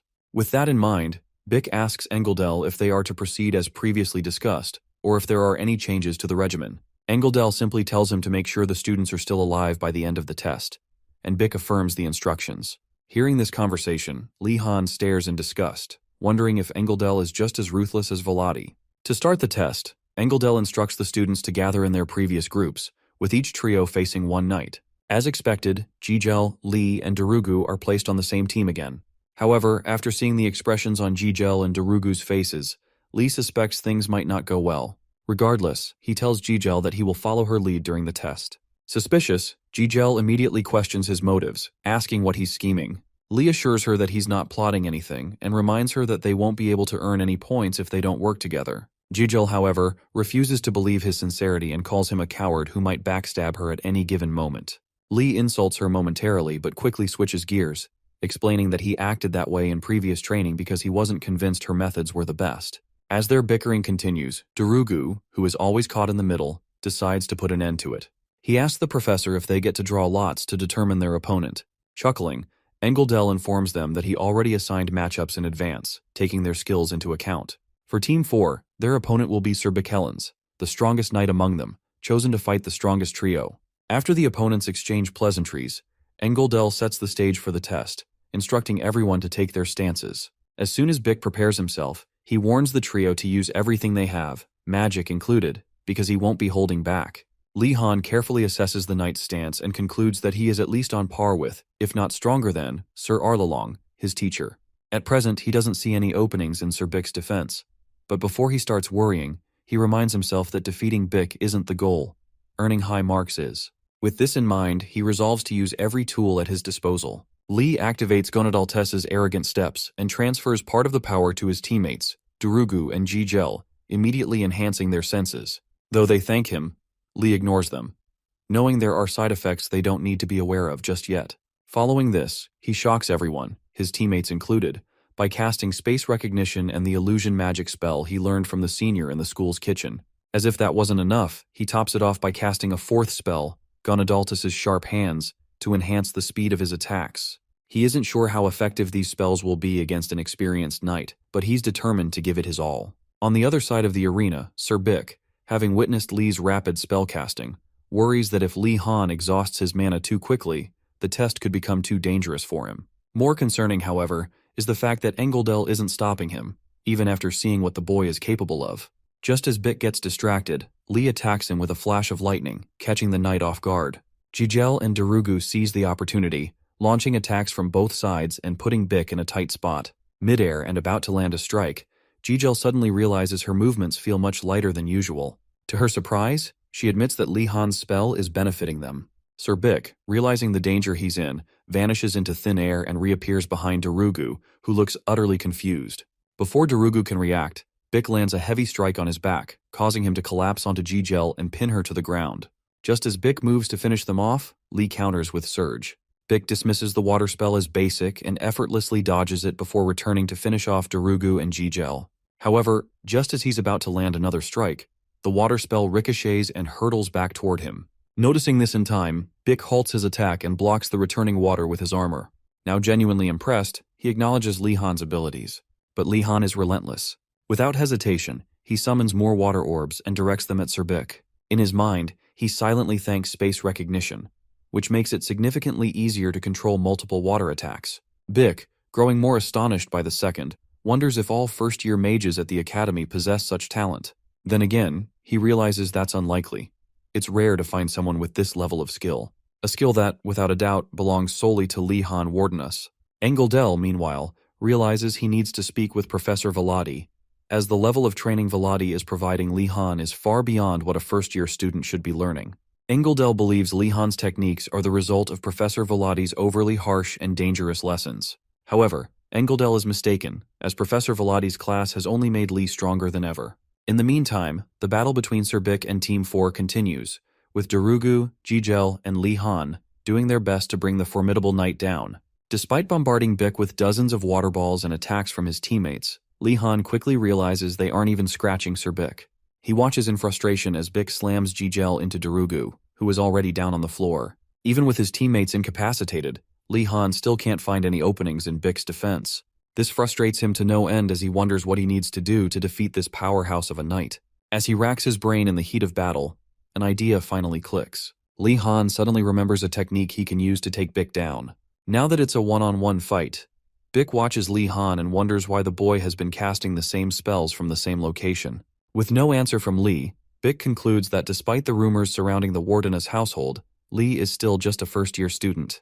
Just as Bic underestimates him, a flash of lightning appears behind the knight. In an instant, Lee Han is right behind him, gathering lightning before unleashing Furkuntra's lightning toward Bic's exposed back. For a moment, Bic wonders how Lee Han managed to get behind him.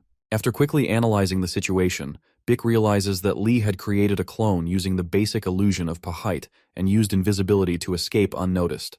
Delighted that his plan has worked, Lee places all his trust in Furkuntra, hoping the lightning strike will deal significant damage to Bic. Bic, however, recognizes the spell as a fourth circle-level attack. He marvels at Lee's instincts in combat, realizing that perhaps the rumors about the wardeness household had even underestimated their power. As the lightning nears, Bic deflects it with his sword's aura, rendering it useless. Disheartened that his special lightning attack failed, Lee vows never to trust Furkuntra again. Bic, impressed by Lee's combat style and prowess, calls out to him. He praises Lee for his skills and tells him that standing still while his opponent is fighting so seriously is disrespectful. Bic then declares that he will fight Lee seriously until the test ends. Understandably, Lee is dumbfounded. Before he can respond, Bic charges at him with incredible speed.